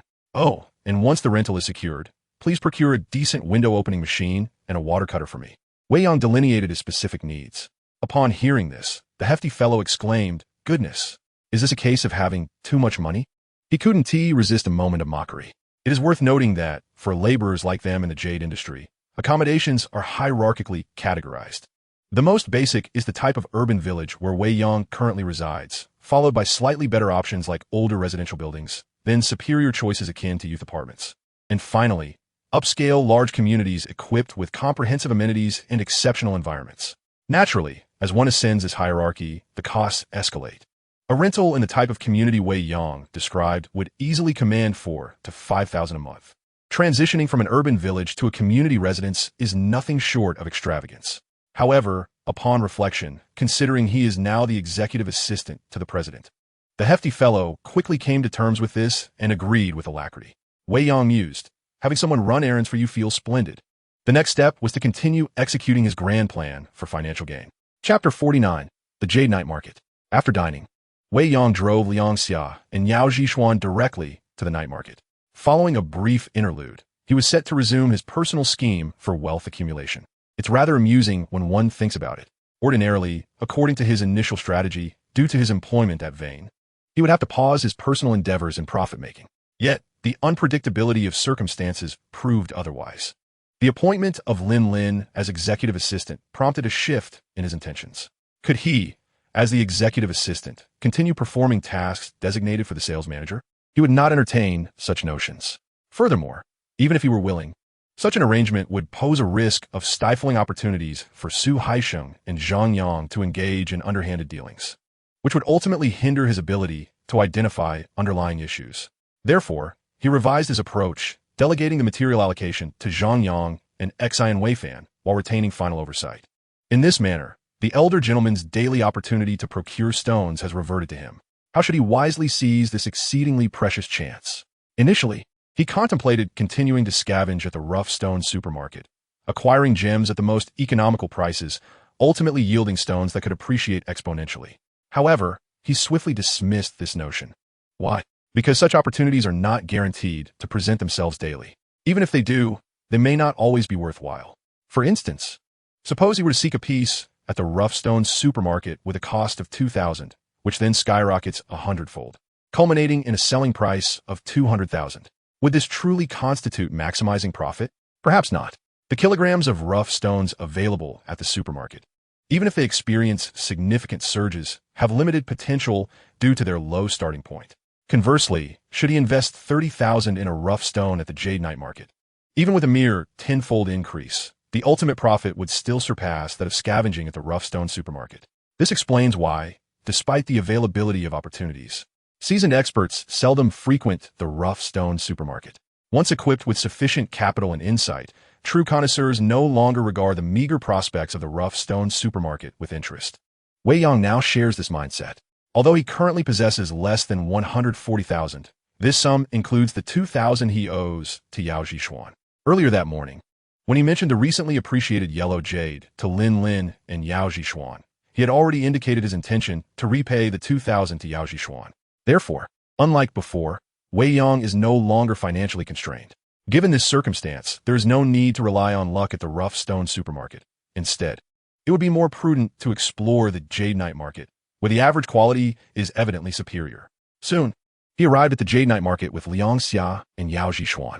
The night market is indeed a distinctive feature of jade stone commerce. Selecting jade stones in excessively bright light can impair judgment. Thus, transactions in Myanmar, the origin of jade, traditionally occur at night, gradually giving rise to the concept of a trading night market. This practice has since been adopted domestically, leading to the establishment of vast jade night markets in major trading locations such as Ruili, Yingjiang, Pingzhou, Sihui, and Zhejiang. However, unlike buyers setting up stalls in Myanmar, the situation in China predominantly features sellers displaying their wares. Weaker vendors might find a spot in the plaza outside the night market, laying down a cloth and displaying their stones, while stronger vendors would rent a larger temporary stall on a fixed cement platform within the market to conduct business. In essence, most Jade Night markets resemble familiar local food markets, except that the items for sale here are rough stones worth thousands or even tens of thousands. While the stall owners may appear unremarkable, each one could very likely be a proprietor with a fortune exceeding 10 million or even a billion. The trading volume is indeed astonishing. It is rumored that in the prominent jade trading hubs across the country, merely showcasing a piece at the Jade Night Market can yield a monthly turnover exceeding the annual GDP of an entire county. This is no exaggeration. For instance, When Wei Yang arrived with his companion at the Jade Night Market, it was already a bustling sea of people, with numerous stalls surrounded by eager patrons, their lights shimmering brightly. "Where shall we go?" As they stepped onto the market's periphery, his companion inquired. This posed a genuine dilemma for Wei Yang. Do not underestimate the scale of the Jade Night Market. In fact, including the outdoor stalls, there are at least several thousand booths, selling everything from raw gambling materials to refined jade, and even slab materials. Naturally, Wei Yang's destination was the raw materials section. However, even within that area, there are nearly 1,000 stalls, making it quite a challenge to navigate through them all, even if one were to merely glance at each. Let us head into the market, he decided, abandoning the notion of browsing the outdoor stalls. The quality of vendors varies significantly. Those in the square primarily consist of individual merchants, though they may have some decent items in terms of both quantity and overall quality. They fall short compared to the more established vendors within the market. He speculated that it wouldn't be long before his companion would join the ranks of the square's vendors, while he himself would become a regular at this vibrant night market. Before long, he led them into the market itself. "What do you plan to buy this time? Which stall are you considering?" His companion asked again, evidently eager to see if Wei Yang could achieve another remarkable gain. This posed yet another minor challenge for Wei Yang. What constitutes a remarkable gain? It is a concept closely related to the purchase price. For example, if Wei Yang procured a piece weighing several hundred to a couple thousand grams, and its value doubled, that would be a small gain. If it increased 3 to 5 times, it could be considered a significant gain. However, for a remarkable gain, it must at least exceed tenfold. Conversely, if he were to acquire a high-quality raw stone costing tens of thousands or even over 100,000, a rise of 20 to 30% would be a small gain, while a 70 to 80% increase would be deemed significant. A doubling or tripling of value would then be categorized as remarkable. Presently, he aimed to secure a piece priced above 10,000, ideally around 70 to 80,000, with a ceiling of no more than 120,000. What would qualify as a remarkable gain within that price range? At least a 5-fold increase, he thought, setting a modest target for himself. What kind of raw stone holds the potential for such remarkable gains? High-quality sand-free materials are unlikely to yield such results. Such pieces are typically transparent under light, allowing seasoned experts to make educated assessments. Thus, unless extraordinarily unique, achieving even a 4 or 5-fold increase would be challenging, if not impossible. Additionally, raw stones from regions like Hojang, Huika, Nanki, and Damakin, which exhibit overly pronounced characteristics when illuminated, also pose difficulties. The materials from these major sites generally exhibit excellent performance under illumination. Even a piece of glutinous jade can reveal a significant length of light reflection. Experienced connoisseurs can often assess the quality by examining both the skin and the light performance of the stone. Thus, the remaining challenge lies in the highly unpredictable black stones and the raw jade from the renowned Muna site. After a moment of contemplation, Wei Yang's thoughts became clear. Chapter 50. A grand venture awaits. The term black stone typically refers to the lower strata of jade from various sites. Generally, as one excavates deeper, the surrounding soil, known as the stone feet, darkens in hue. Once reaching the deep layers, the soil turns black, and due to environmental factors, the surface of the jade rough often becomes enveloped in a layer of black, waxy skin, giving the stone an overall black appearance.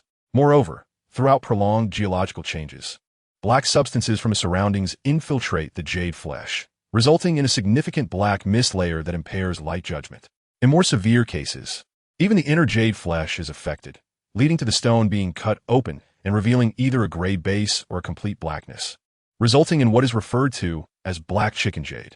Thus, a common saying in the industry states that 9 out of 10 black stones are black chicken jade, which illustrates this phenomenon.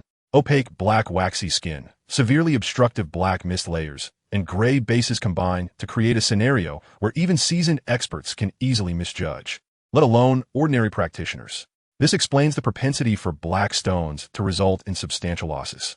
Conversely, black stones can also yield high-quality jadeite, and due to their inherent difficulty in assessment, their purchase prices are relatively lower. Once appreciation occurs, the potential for significant gains, or even explosive increases, is substantial. This volatility, both steep declines and surges, characterizes black stones. Moreover, if players lack extensive experience and discernment, the likelihood of substantial loss increases. Consequently, those who dare to engage with black stones are often referred to as warriors in the industry. However, Wei Yang quickly dismissed this notion. This was not out of disbelief in the elder's abilities and discernment, but rather because blackstone is merely a collective term. Numerous sites are renowned for producing black stones, such as the famous Lao Pagan, Mo Wanji, Mo Shisha, Mo Liang, Go Ingjiao, and Nan Mo. Given the plethora of sites, even before the elder takes action, Wei Yang would find it challenging to make a selection. Therefore, he decided to focus on the Muna site. The potential for fortune at Muna is indeed considerable.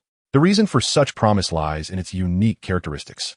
The concept of internal transformation suggests that while the skin of the raw stone may appear mediocre, the inner quality can be remarkably superior.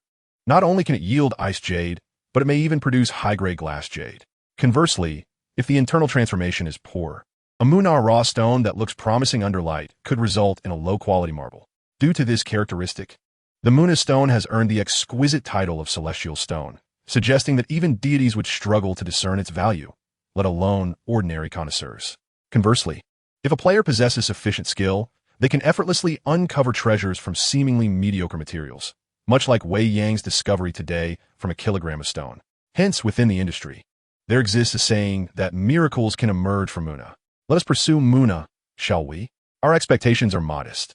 A mere tripling or quintupling of value would suffice. What say you, esteemed elder? After solidifying his resolution, he sought the venerable elder's counsel once more. Indeed, this could be an opportune moment to impart the intricacies of Muna to you. However, he added, but must you not aspire for greater heights? Are you content with simply tripling or quintupling your investment? At this current pace, when will you ever procure your first piece de resistance in the realm of collectible jadeite? Wei Yang pondered.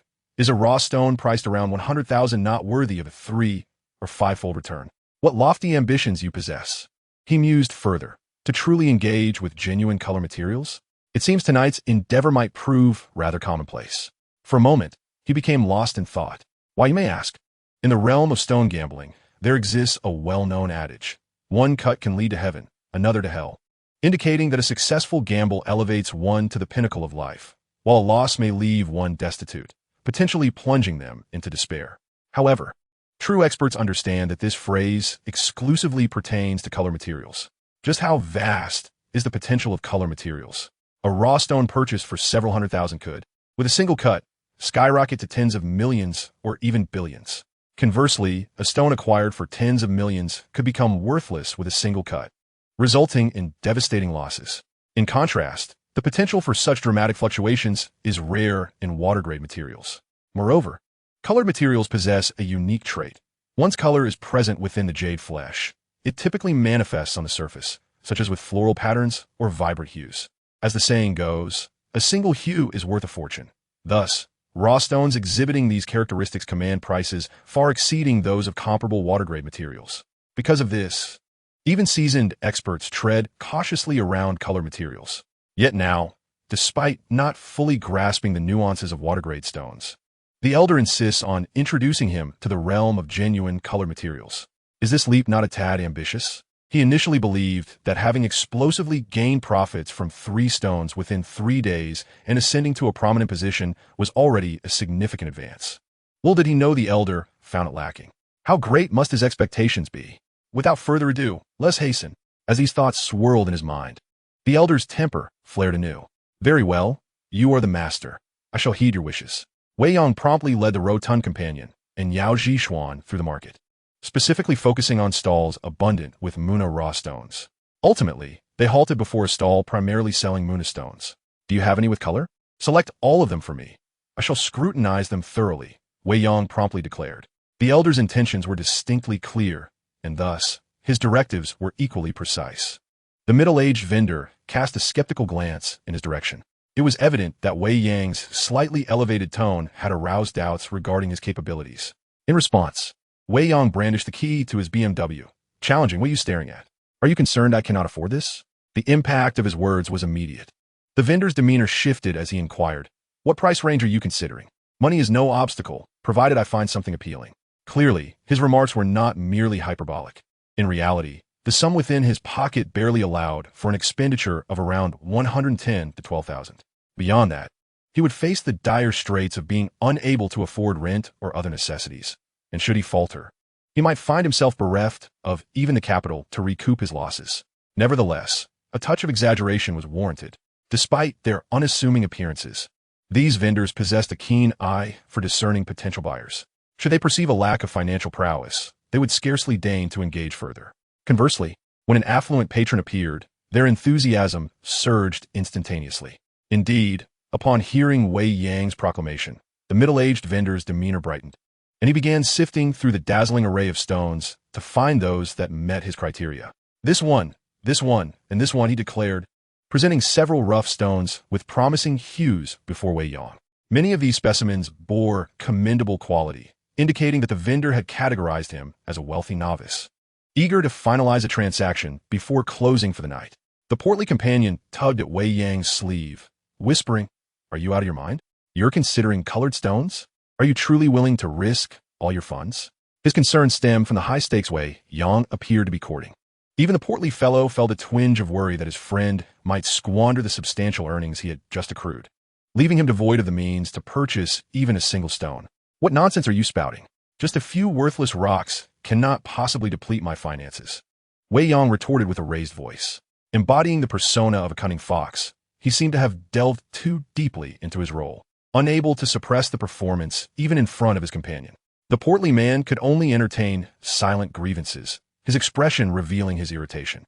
"So what if you are now the assistant to the president of Wayne? Is that truly something to boast about?" he thought to himself. Meanwhile, the vendor observed this exchange with delight. Clearly a wealthy young heir accompanied by his entourage has come to squander money at the jade market. His anticipation was directed towards Wei Yang. Yet, a dilemma now presented itself to Wei Yang. Before him lay nearly 20 pieces of colored rough stones. How was he to choose? What should he do? He could only seek counsel from the elder once more. Quite simple. Those of exceedingly high quality and overly impressive appearance can be disregarded. You cannot afford them anyway. The elder's voice resonated, beginning once again with a blunt critique. This left Wei Yang momentarily speechless. Moreover, those stones that solely exhibit the characteristics of Songhua without any color bands can be disregarded entirely. Even if they were to appreciate in value, the increase would be negligible. Thirdly, as previously stated, those that are overly conspicuous should not be considered. If they are easily comprehensible to anyone, there is little opportunity for you to seize a bargain. The elder's second and third points of advice followed, providing Wei Yang with a clear direction. He promptly produced a powerful flashlight and meticulously scrutinized each stone. First, he eliminated those that were clearly pits, as they could not possibly yield anything of value. Next, he dismissed those that appeared too promising, as they were beyond his financial reach. In a short span, numerous raw stones were cast aside under his careful evaluation. It must be noted that during the past few days, compelled to sort through kilograms of material, he had indeed made gains. Initially, he systematically absorbed knowledge about the market, followed by sorting and later validating through live demonstrations of stone cutting, which effectively formed a complete cycle of gambling on stones. Consequently, his understanding of the raw stones from the Muna market had significantly deepened. However, the ultimate result of this enhancement was that he found himself left with a rather unremarkable stone. Was it possible that he could not find a single stone that met his criteria? Perhaps it was time to seek out another vendor? Holding the last stone, which he hardly regarded as promising, he found himself pondering. Just then, the elder's voice reemerged. "This one." Chapter 51. "Are you out of your mind?" "This one?" Wei Yang was somewhat taken aback. He immediately illuminated the stone again with the flashlight, scrutinizing it closely. Yet, the outcome still did not inspire much confidence. Why was that? In a certain sense, this raw stone had its merits. For instance, it represented the most typical yellow, salt sand skin from the Muna market, resembling the raw stone he had cut open earlier that morning, weighing approximately 3 kilograms. Furthermore, in terms of the skin's appearance, it was denser and more compact than the stone from the morning session, and under the light, it exhibited a clarity that was a notch better, thus internalizing a significant hope. Most crucially, the surface of the stone displayed a faintly visible color band, which, when illuminated, revealed a hint of vivid green, barely aligning with the elder's request for color material. Indeed, the stone skin exhibited a remarkable integrity, showing no evident cracks, thereby presenting a relatively high possibility of yielding a bracelet. These were all advantages. However, the issue lay in the fact that the surface granules of this stone were excessively coarse. In the jade industry, there is a saying, coarse sand, coarse flesh, fine sand, fine flesh, implying that stones that appear too rough on the outside will not harbor much quality jade within. Conversely, fine texture and age are fundamental requirements for high-quality jade. And if the flesh is coarse, no matter how old the variety, it holds little value. Additionally, despite the stone having a band that nearly encircled half of its surface, this band was not thick, merely faintly visible, and it was unlikely to be wide once cut. Overall, spending 20 to 30,000 yuan on a chance for a colored, translucent bracelet might be feasible, but the likelihood of significant appreciation was minimal, let alone a dramatic increase. This was his assessment. Unable to contain himself, he inquired, "Are you certain?" Once again, he challenged the old man. "Nonsense. If you could comprehend it all, how could there be any significant oversight for you to exploit?" At his challenge, the ill-tempered elder erupted with expletives, adding, "I ask you, do you believe me? If not, then leave without a word. If you do, let us discuss the price directly." Wei Yang thought to himself, what a cantankerous old fellow. He won't even allow for doubt. A cold huff was his only response. With no other recourse, he turned to the stall owner, who had been watching him intently for quite some time, and asked, "How much for this piece?" 800,000, came the reply. Wei Yang was taken aback. Why don't you just go rob a bank? He was acutely aware of the irregular pricing practices within the jade industry. For instance, in Myanmar, a jade stone valued at 100,000 might be quoted at 1 billion, only to be negotiated down to around 100,000. However, this was in the domestic market. There was no way this stone could possibly be worth 800,000. Could he stubbornly counter with 50 or 60,000? That would be disastrous. In the jade trade, there exists an unwritten rule. Either you refrain from making an offer, or once you do, and the seller agrees, you are obliged to purchase it, or else risk being met with the seller's wrath without any sympathy from onlookers. At a critical moment, the burly man could no longer hold his tongue, exclaiming, "Boss, do you truly think we are naive enough to be fleeced? This stone is as coarse as sand. Clearly, it is of inferior quality. Who would pay 800,000 for it? That would be sheer folly." By professional instinct, the burly man initially negotiated on behalf of Wei Yang, but upon realizing the stall owner was unyielding, he abandoned the effort and said, "Wei Yang, let us depart. This seller is not sincere in conducting business." But the old man, the stall owner, set such an exorbitant price. There is no room for negotiation. What shall we do? While the burly man was negotiating with the stall owner, Wei Yang found himself once more in discourse with the elder. Deep down, he too was uninterested in the stone. Hence he had no desire to haggle. Whether you negotiate or not is up to you. I can only inform you that the quality of this raw stone is at least of icy grade, with the possibility of being of glassy quality. Furthermore, the color bands within are far broader than what you might perceive on the surface. Wei Yang was instantly dumbfounded. What? The quality begins at icy level, and glassy is a possibility? The color bands are much wider than what is visible on the skin. What did this signify? He was aware that a bracelet of icy jade, even with just a hint of imperial green, would start at 1 million, if fully colored. It could fetch at least 10 million, categorizing it as a premier collectible. Now, this piece of raw jade, weighing approximately 3 kilograms, if it indeed could transform into icy jade, would yield at least 2 kilograms of jade flesh. Valuing icy jade at around 200,000 per kilogram, this raw stone could be worth 400,000, and that is without considering color or bracelet positioning. If it does present a bracelet position, the value would at least double. Should it also exhibit color, the worth could multiply several times over. It seems that the vendor's quote is not entirely unreasonable. Wei Yang initially intended to walk away, but after hearing the old man's words, he changed his mind and said, "Boss, please provide a reasonable selling price. If you truly wish to sell, I can offer 300,000. Perhaps recognizing that they were not mere novices, and considering that the hefty fellow intended to take Wei Yang away, the vendor eventually relented, taking a significant cut for himself.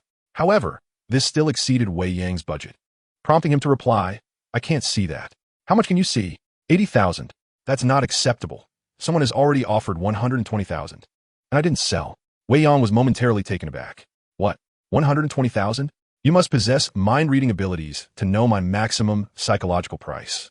As an insider, he understood that the vendor's claim of a previous offer was likely a mere tactic to elicit a higher price, indicating that if he could produce 120,000, the stone would likely be his. So, should he comply? Certainly, knowing he could afford it. He realized that refusing might alienate the old man in the future. Thus, he gritted his teeth and declared, "I will also offer 120,000, not a cent more. If you choose not to sell, I will take my leave." With that, he placed the stone on the vendor's table and feigned a departure. All right, I'll sell it to you, wrapping up my business." Indeed, as he turned to leave, the vendor quickly spoke up, feigning a look of considerable loss. Wei Yang, not one to be overly dramatic, promptly took out his phone to prepare for payment. Meanwhile, he heard the hefty fellow exclaim, "Wei Yang, are you out of your mind? You're willing to pay 120,000 for this worthless stone." Chapter 52. Absolutely impossible, unless both of them wish to abandon their careers in this industry. This was no mere exaggeration. The underlying reason was the industry rule that once a price is offered, it must be honored. In truth, this rule is not as stringent for tourists. If they make an offer and decide not to purchase, the vendor might scold them but would not resort to violence. After all, we live in a society governed by law, where coercion in sales is prohibited.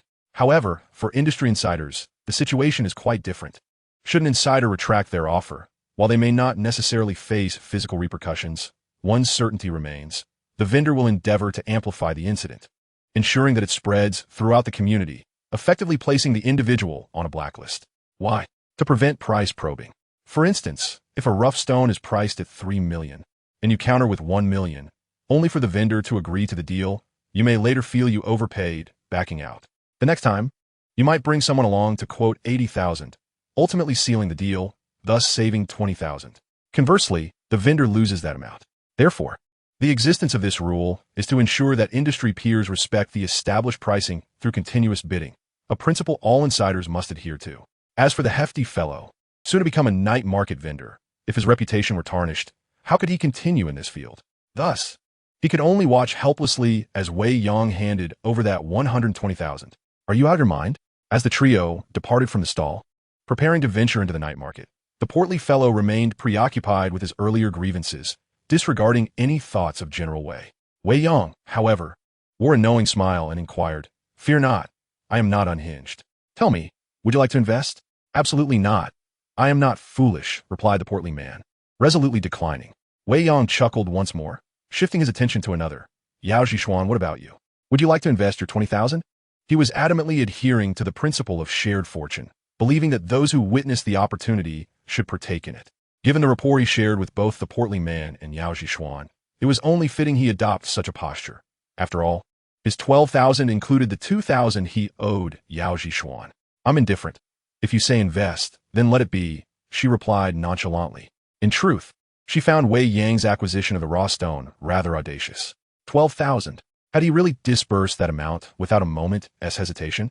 Was he perhaps overly confident after his recent streak of luck with 3 stones? Though her understanding of raw stones was limited, Liang Xia's intense reaction led her to believe the price was indeed inflated, substantially so. Wei Yang promptly responded, "Very well, I shall consider you an investor." Yao Zhishuan retorted, "You could at least express some courtesy, not even a word of gratitude?" A flicker of disappointment crossed her face. Wei Yang then turned back to the portly man, persistently asking, "Are you certain you want to invest?"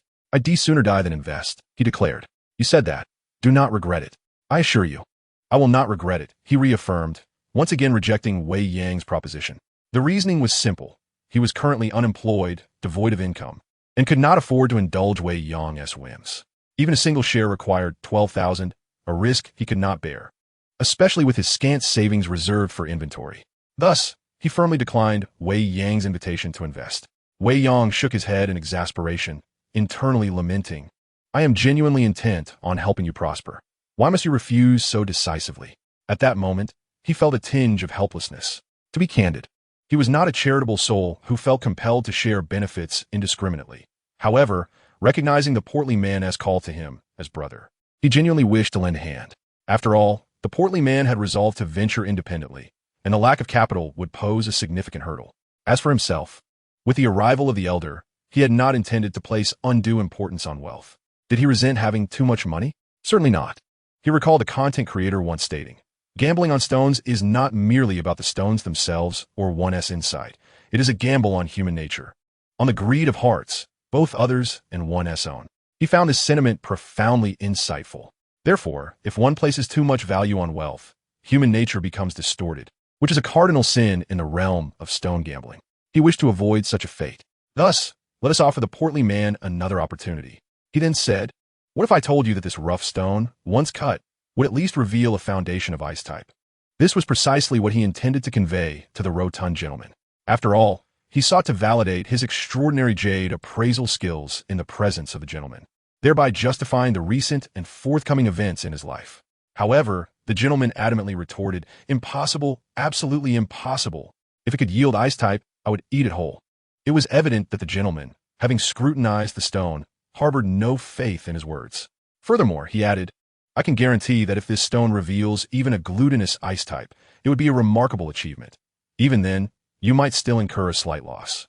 Wei Yang, at a loss for words, thought to himself that, had it not been for the elder's assertion, he would have concurred with the gentleman's prediction. Regrettably, he could not question the elder's wisdom, for the truth was simple. He had never encountered anyone more adept in Jade Appraisal than the elder. This indicated that the stone lay within the realm of ignorance for both himself and the gentleman, fostering an unwarranted confidence in the latter. Such unfounded self-assurance was a common affliction among adults. The less knowledgeable one was, the more likely they were to be overconfident. Resigned to this reality, he replied, "Very well. Once you assist me in finding a place tomorrow, meet me at Wayne, and I shall reveal the outcome, so we may see whose prediction holds true." He had entirely relinquished the thought of profiting from a gentleman. Why wait until tomorrow? Let's find a place to cut it right now. The gentleman's competitive spirit had been ignited, and he was eager to drag Wei Yang into an immediate cutting. Naturally, Wei Yang resisted. After all, he still harbored ignorance regarding this stone, and he was unwilling to make a hasty cut without fully understanding it. Moreover, the finer the stone, the more reverence it deserved. It required a careful approach. He declined the gentleman's proposal. Chapter 53. A surge awaits. Following the order of their arrival, Wei Yang first escorted the gentleman downstairs before seeing off Yao Jixuan. The notion that this stone might indeed possess a foundation of ice type lingered in her thoughts. Wei Yang's assertion had genuinely startled her. Unlike Liang Xia, upon hearing Wei Yang's statement, she did not continue to doubt, but chose instead to believe. Why? Because her understanding of rough stones was limited. Thus, she was free from the concept of overconfidence born from superficial knowledge. Additionally, she had witnessed Wei Yang's impressive unveiling of those two stones earlier that morning, and she had listened to his explanations of Jade Appraisal knowledge during the live broadcast, which left even Mr. Lin singing his praises of Wei Yang's skills. Under such circumstances, how could she remain aligned with Liang Xia? Thus, a question arose. If this stone truly could reveal a foundation of ice type, would she not be reaping significant benefits from Wei Yang? This was the dilemma she now faced. It is worth noting that although she lacks knowledge about raw jade, she possesses a profound understanding of finished jadeite products. It would not be an exaggeration to assert that she is more aware of the prices of such products than Wei Yang and Liang Xia. Consequently, she is acutely aware that if this raw stone were to yield ice-grade jade, its selling price could potentially multiply by 4 or 5 times at the very least. Her initial intention to invest was to alleviate Wei Yang's losses. However, it has now transformed into a scenario where she stands to share in Wei Yang's profits without having contributed anything. This predicament leaves her in a quandary.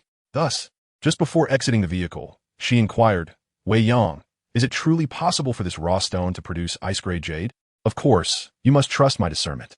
It must be said that once the persona of a jade connoisseur is established, it is indeed burdensome to maintain, even in the presence of classmates like Yao Jixuan, who remains ever the performer. "Perhaps I should withdraw my investment," Yao Jixuan suggested. Wei Yang retorted, "Are you afraid of taking advantage of me? Yet, when you offered your assistance, did you not consider it might benefit me? You truly are domineering. Is this a consequence of your recent success? You were not like this before me." Resigned, she decided not to engage further. "Suit yourself," she remarked before alighting from the vehicle. However, after disembarking, her unease persisted, prompting her to decide to discuss the matter with Sister Lin. The term handshake building refers to the proximity of buildings such that residents can extend their hands from their windows to shake hands with those in the opposite building. While this description may be somewhat exaggerated, it illustrates that the distance between the buildings is quite minimal. Consequently, the passage between the buildings is barely wide enough for a single vehicle, making it impossible to park below the building. Thus, one must resort to parking at the village parking lot or temporary roadside spots along the main village thoroughfare. This leads to complications. Do not underestimate the residents of the villages on the outskirts. In fact, the indigenous people here are quite affluent, with nearly every household possessing at least one vehicle, and some families even owning several. Additionally, aside from workers like Wei Yang, there are frugal small business owners who also tend to have cars. This situation results in an extreme scarcity of parking spaces in the evening. On this particular night, Wei Yang encountered difficulties finding a parking spot, having to circle the main road of the outskirts several times before finally managing to seize a space as another vehicle departed. This ordeal left him quite agitated. "Old man, come out quickly. It's late at night, and instead of sleeping, you disturb my dreams. Isn't that bothersome?" Clearly, the old man was displeased at being disturbed once more. However, the fact remains that until Wei Yang clarifies the true nature of this raw stone, he cannot find peace. "Please, you must explain to me why this stone is at least ice grade," he implored with a smile. "Have you ever heard of the concept of a sand pile?" "No." "Did you play with sand as a child?" "Yes." "Then you should understand the concept of a sand pile, correct?" "I do." As you examine the granules of this raw stone more closely, take note of whether they exhibit any discernible characteristics akin to fly wings. After a brief dialogue and a reminder from the esteemed elder, Wei Yang once again grasped the powerful flashlight and meticulously scrutinized the skin of the raw stone. To his astonishment, there were indeed no evident fly wings. This newfound observation left him quite taken aback. The so-called fly wings represent a unique feature exclusive to jadeite among all types of gemstones. It is widely recognized that jadeite is composed of tightly arranged crystalline particles, and due to its distinctive composition, these particles, when illuminated, reflect light in a manner reminiscent of the iridescence of fly wings. Coarser crystalline particles yield broad reflections, while finer ones create a starry sparkle, and those of extreme fineness, such as icy or glassy varieties, may appear quite subtle. This characteristic becomes most pronounced on the cut surface of jadeite, but under bright light, it can also manifest to some extent on the skin of the raw stone. This, in fact, serves as one of the methods experts employ to discern whether a piece of jadeite is coarse or fine. However, it is peculiar. Despite the apparent coarseness of this raw stone's granules, why do they not exhibit clear fly wings? This phenomenon is known as sand piling. Do not be misled by the rough texture of the skin. These granules are not the stone's crystalline particles, but rather an accumulation of imperceptible crystalline grains. Much like the sand piles one played with in childhood.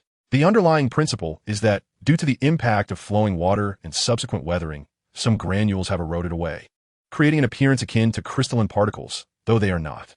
Consequently, individuals with only a superficial understanding, like you, may easily misinterpret this, leading to misjudgments. The elder provided a more detailed explanation, perhaps wishing to avoid prolonged disturbance from Wei Yang, and thus spare him from waking from his reverie. This time, he did not withhold information.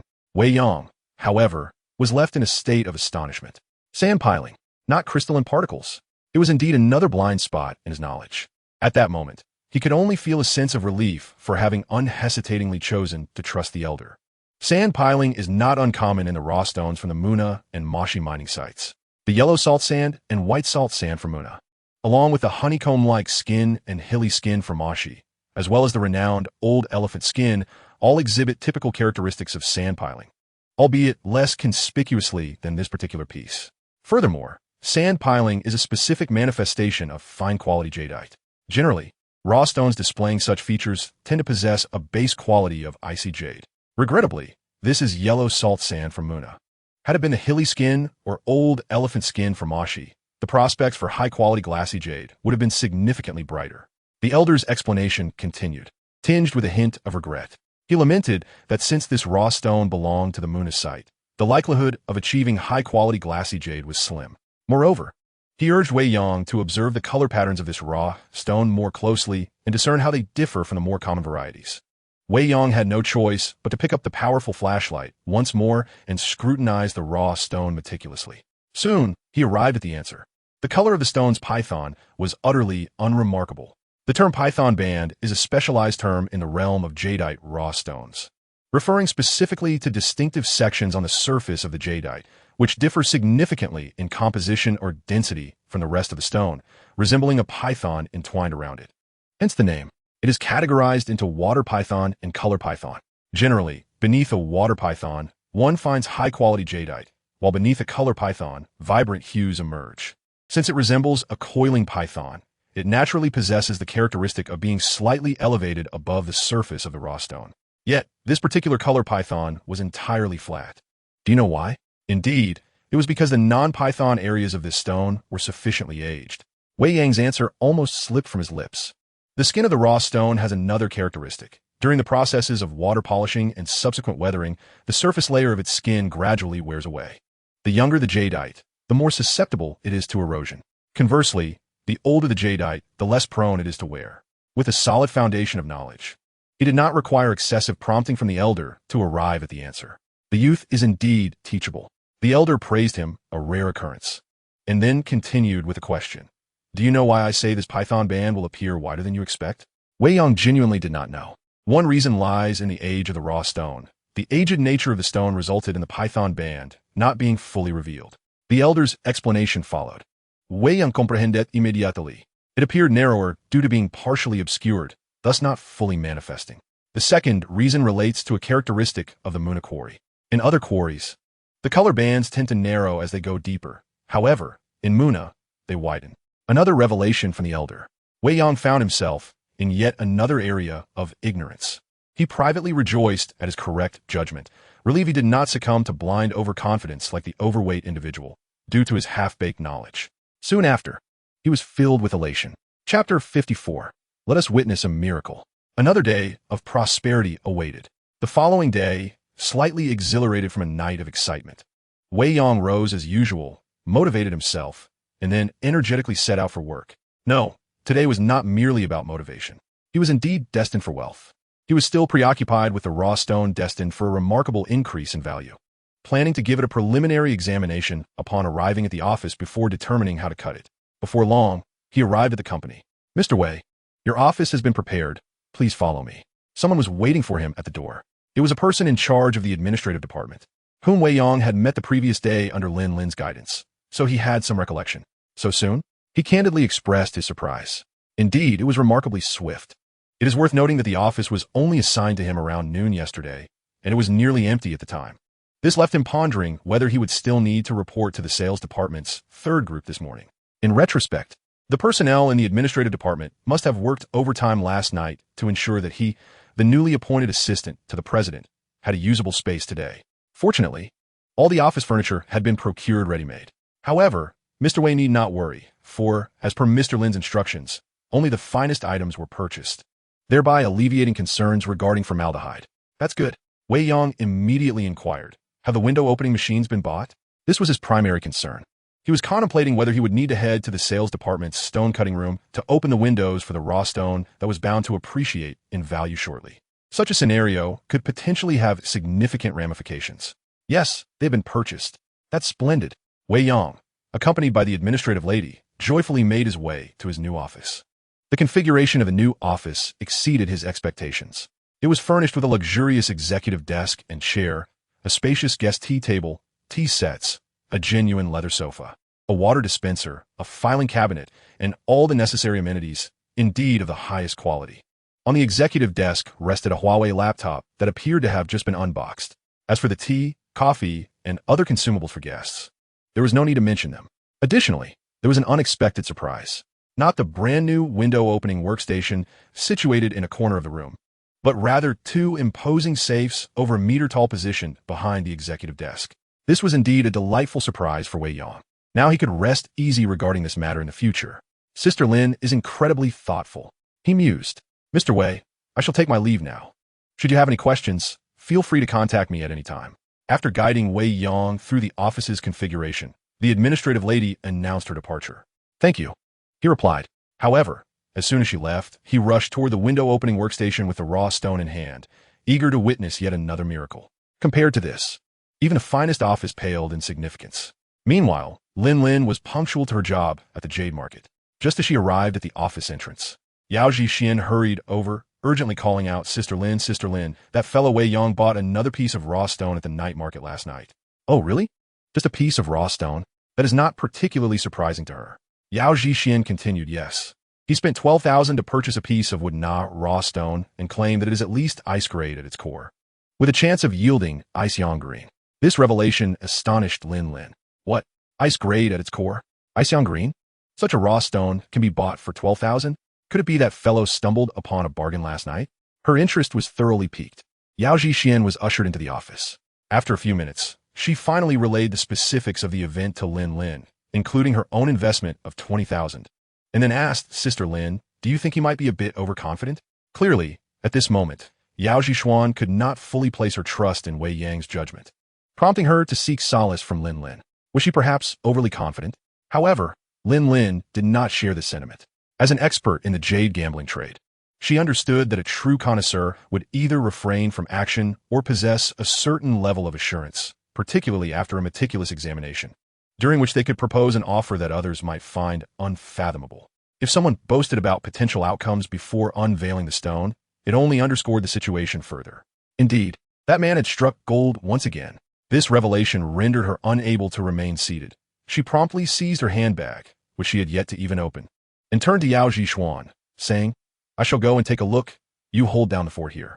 Yao Zhishuan responded, "Why are you like this? I sought you out hoping you would reprimand him. Also, if you're so curious, why not bring me along?" Upon bursting into Wei Yang's office, Lin Lin found him already in the process of opening the rough stone. He had to concede that this particular stone was exceptionally challenging to unveil. Why? Because among all the markets, the stones from Moon Na were notoriously thick-skinned. In contrast, locations like Kaika, Hojiang, Nanxi, and Damakin, which are renowned for their water stones, often had skins that were merely a thin layer. The black stones from places like Mowangi and Moxisha had slightly thicker skins, but they generally measured around 2 millimeters. As for the Moon Na stones, the one Wei Yang had cut yesterday had a skin thickness of a full centimeter. This one was somewhat better, with a thickness of approximately 5 millimeters. However, the problem lay in the fact that the quality of this stone was evidently much older, resulting in his inability to make any progress. After quite some time and several needle replacements, he managed to pierce a small hole in the rough stone. Fortunately, the jade flesh that was revealed appeared dark and murky under natural light, indicative of high-quality water. It was akin to how the depths of a pool might appear dark in dim lighting, at least promising ice.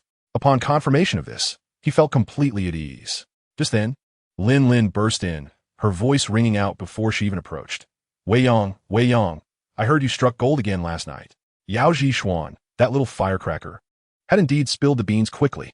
Upon hearing this, Wei Yang exchanged knowing glances with Lin Lin and playfully remarked, "Apologies, you've arrived too late. You can only bear witness to the miracle now." His jest stemmed from his earlier comment. "Let us make money together, boss."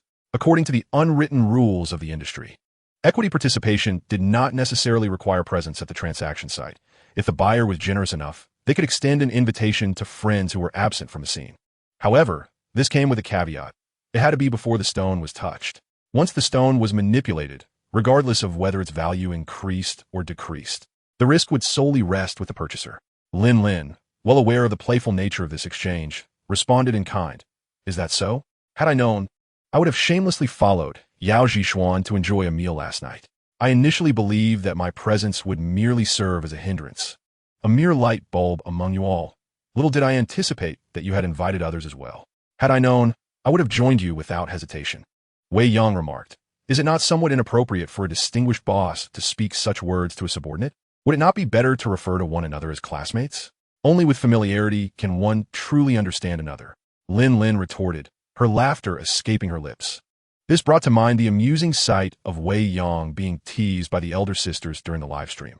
Much like his present expression of dismay, this fellow indeed possesses a delightful charm, she thought to herself. Yet, rather than continue to tease Wei Yang, she urged, quickly, "Show me the miracle." Chapter 55. Do you wish to learn? Call me Master and let me listen. The raw stone, already punctured, was soon placed in Lin Lin's hands. "Wow, it's truly icy," she exclaimed naturally, before scrutinizing the surface of the stone. Her haste to arrive was not merely to accompany Wei Yang in his pursuit of fortune, but to witness yet another surge in his success and, in the process, to enhance her own jade appraisal skills. After all, every instance of remarkable growth signifies knowledge that even many experts may not acquire. How would she assess this raw stone? If given the chance to purchase it, would she spend 12,000 on it? As she examined it, this question lingered in her mind.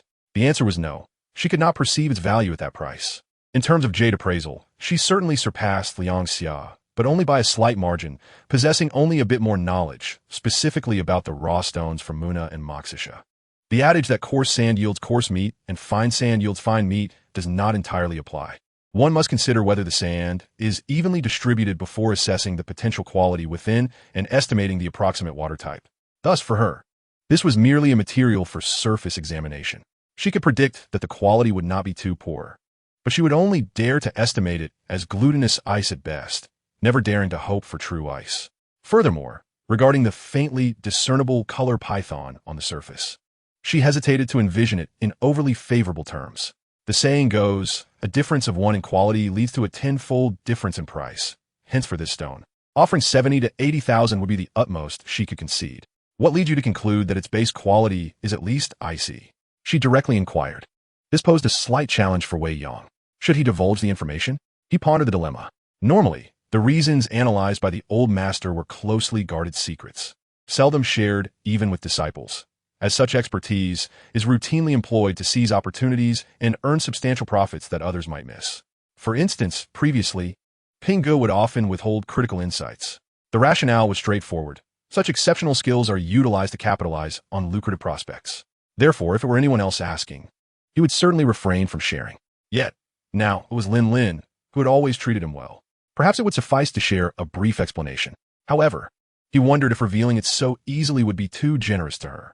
Upon recalling that she had just been teasing him alongside Yao Zhishuan, he suddenly had an idea and remarked, "Do you wish to learn? Call me master and let me hear it." Lin was momentarily taken aback. "Oh, is this fellow trying to flirt with me or take advantage of me? He certainly has some audacity, far from the wooden demeanor Yao Zhishuan described." Reflecting on how he had been playfully teased by 2 streamers and numerous players during yesterday's live broadcast, she felt ready to retaliate. "Oh, so you watched yesterday's stream too?" Wei Yang quickly caught on and replied, "That's where you're mistaken. I endured the jests of so many while laboriously earning money for you. And now you tease me? Be wary of my potential strike." All right, I was in the wrong. Lin hastily conceded, feeling threatened. Given their similar ages and the fact that she had already lost her authoritative facade yesterday, it felt natural to admit her fault now. It must be said that this manner of interaction fostered a friendship between 2 individuals who had initially come together due to their respective interests, creating an environment in which both felt comfortable. "In light of your brave admission of guilt, I shall briefly explain." Wei Yang decided to be gracious and began to discuss the concept of stacking sand with Lin while handling the raw stone. Lin indeed learned something valuable. After expressing her surprise at her unexpected acquisition, she inquired, "What shall we do next? Are you going to continue?" "I'm done with that.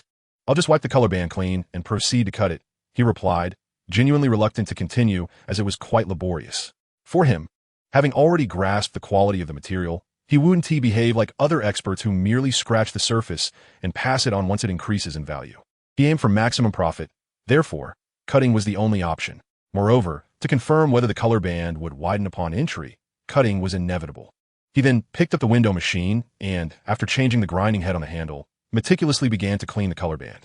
As he did, a delightful surprise emerged. What had once been faintly visible transformed into a width of 5 to 6 millimeters, radiating a vibrant, vivid green hue. Lin, who had been observing him closely, promptly expressed her astonishment and professional opinion. "Indeed, it's true. As the saying goes, a single color is worth a fortune.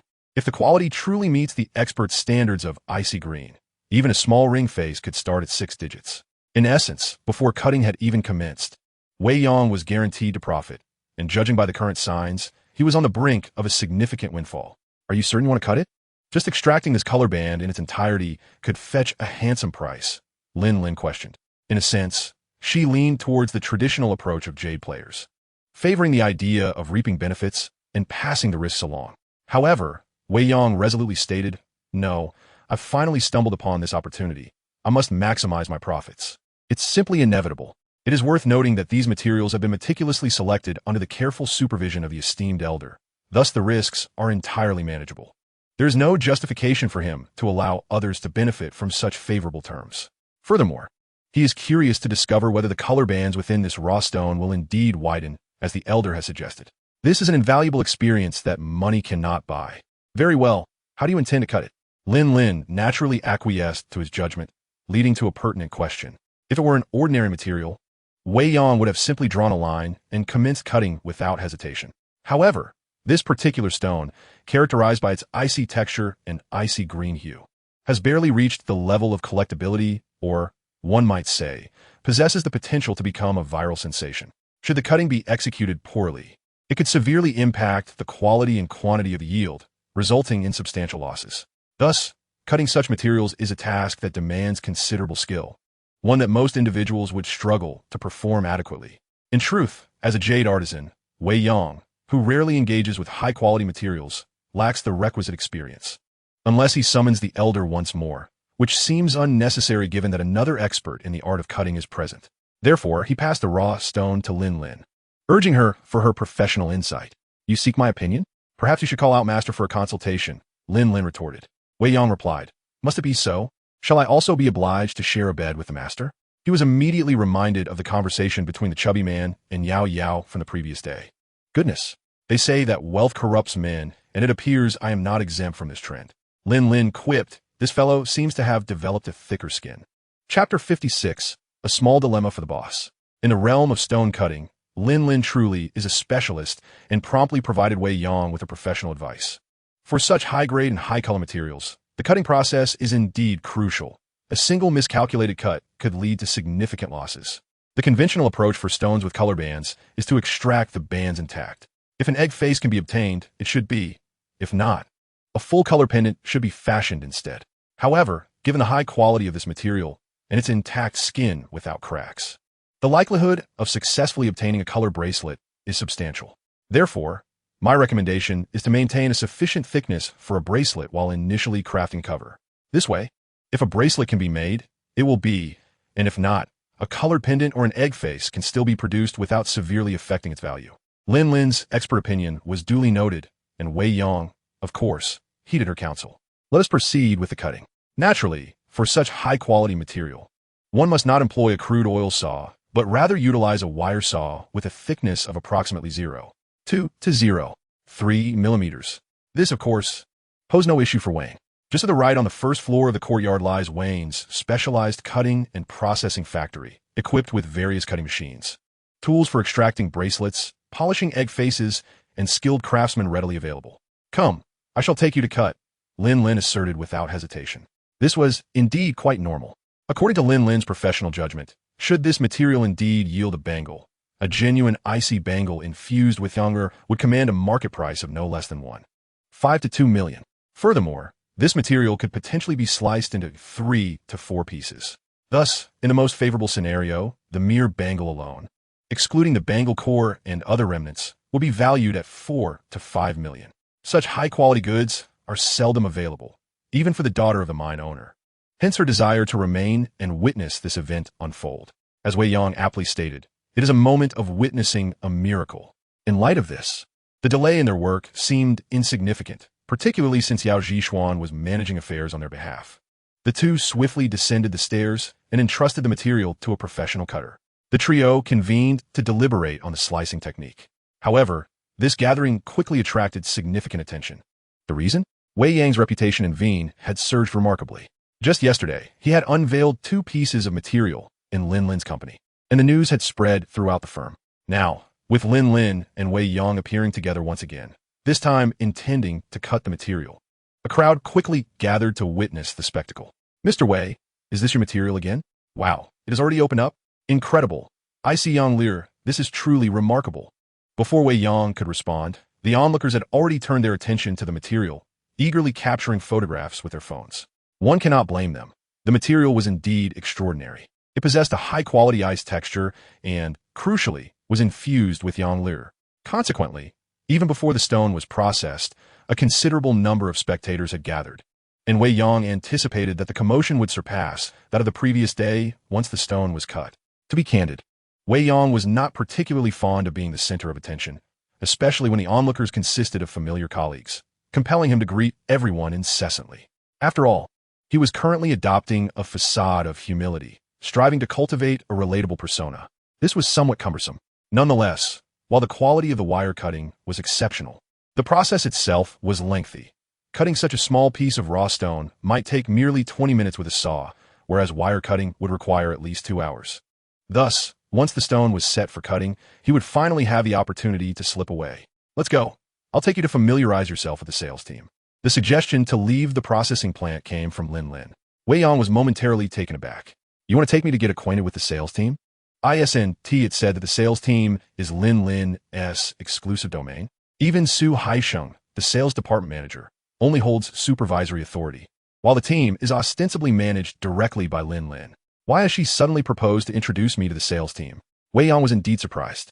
It is noteworthy that among the 3 teams in the sales department, the first team specializes in selling actual pieces through offline methods. with starting prices typically in the tens of thousands and six-figure transactions being commonplace, with 7- and 8-figure sales also occurring. The business primarily involved industry peers. Given the substantial sums involved with a particular piece of material, Lin Lin naturally harbored reservations about entrusting its management to others.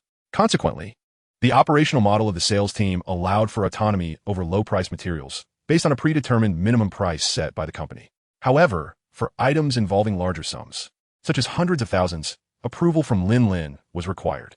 As for high-end and collectible materials valued in the millions, the sales team held merely the right to recommend clients, with all negotiations remaining under Lin Lin's purview. Thus, despite Lin Lin stating that her assistant would oversee matters in her absence, he did not entertain notions of interfering with the sales team, nor had he even made an appearance there. Unbeknownst to him, this inadvertently posed a small dilemma for Lin Lin. Specifically, this morning, Lin Lin had not considered much beyond her simple intent to verify whether the 12,000 yuan piece purchased by Wei Yang could indeed yield the icy green quality he claimed. The outcome was already apparent. Conservatively estimated, the piece, if left uncut yet polished to reveal its color band, could easily be valued at over 1 million yuan. Should it yield a colored bracelet upon cutting, its worth might soar to 2 or 3 million yuan, a remarkable increase. While such a surge might not raise eyebrows in the case of others, it was particularly concerning regarding Wei Yang. Why? Because his rapid ascent was indeed alarming. Just days prior, he had been duped by his mentor, losing not only his hard-earned money, but also his job, nearly rendering him unable to support himself. Ultimately, he relied on Lin Lin to procure 2,000 yuan for sustenance. Yet, unexpectedly, he turned around and invested that modest sum into a kilogram of material, which he subsequently sold for over 100,000 yuan. Following that, upon entering the market, he helped the company realize profits from 2 additional pieces valued at a minimum of 4 to 500,000 yuan. Lin Lin had initially believed that, despite Wei Yang's impressive jadeite acumen, it was unreasonable for him to escalate his ambitions so quickly. Yet he proceeded to invest nearly all his resources into yet another piece. This reckless approach was nothing short of audacious. Moreover, it was compounded by the fact that his investments continued to appreciate dramatically, catapulting his wealth from tens of thousands to the millions. This left Lin Lin pondering what caliber of materials he would pursue next. Items worth hundreds of thousands? Perhaps even millions? Should he persist in this audacious manner, only experiencing gains without setbacks, one could only wonder what level of wealth he might attain in a month or two. A modest goal? Lin Lin recognized that such tales of wealth might sound fantastical in other industries, yet in the realm of jadeite, they were not entirely implausible. For instance, a colleague of hers, also a short video content creator, had once initiated a challenge claiming he could transform an initial investment of 1,000 yuan into 10 million within a month through daily buying and cutting of materials. Ultimately, the challenge posed by this peer proved successful. Additionally, another accomplished colleague had previously initiated a challenge to achieve minor goals within a month, which was also effortlessly accomplished. In the jade industry, those who possess true insight and skill are capable of effortlessly creating such legends of wealth. Wei Yang, who just days ago was engaged with kilograms of raw material, has now transitioned directly to mid to high quality materials in the 6-figure range, even unveiling pieces approaching collectible grade. What lies ahead? With capital exceeding 1 million, will he directly pursue collectible grade materials? Given his audacious approach and his remarkable jadeite prowess, is it truly difficult for him to realize a minor wealth myth? However, a question arises. Once he discovers that achieving a minor goal comes with such ease, can Wayne retain him merely through a title of assistant to the president that lacks substance? An increased investment is imperative. This is precisely why Lin Lin, on a whim, decided to take him to familiarize himself with a group in sales. Did he not express a desire to leverage the company's platform to witness truly grand spectacles? So, let us fulfill that wish, while simultaneously engaging in a mutually beneficial collaboration. Chapter 57. Luring him in. Due to Wei Yang's audacious strategies, Lin Lin indeed conceived a new idea. Since she cannot hinder his recklessness, why not leverage it for a cooperative win-win situation? Her reasoning is grounded in substantial rationale.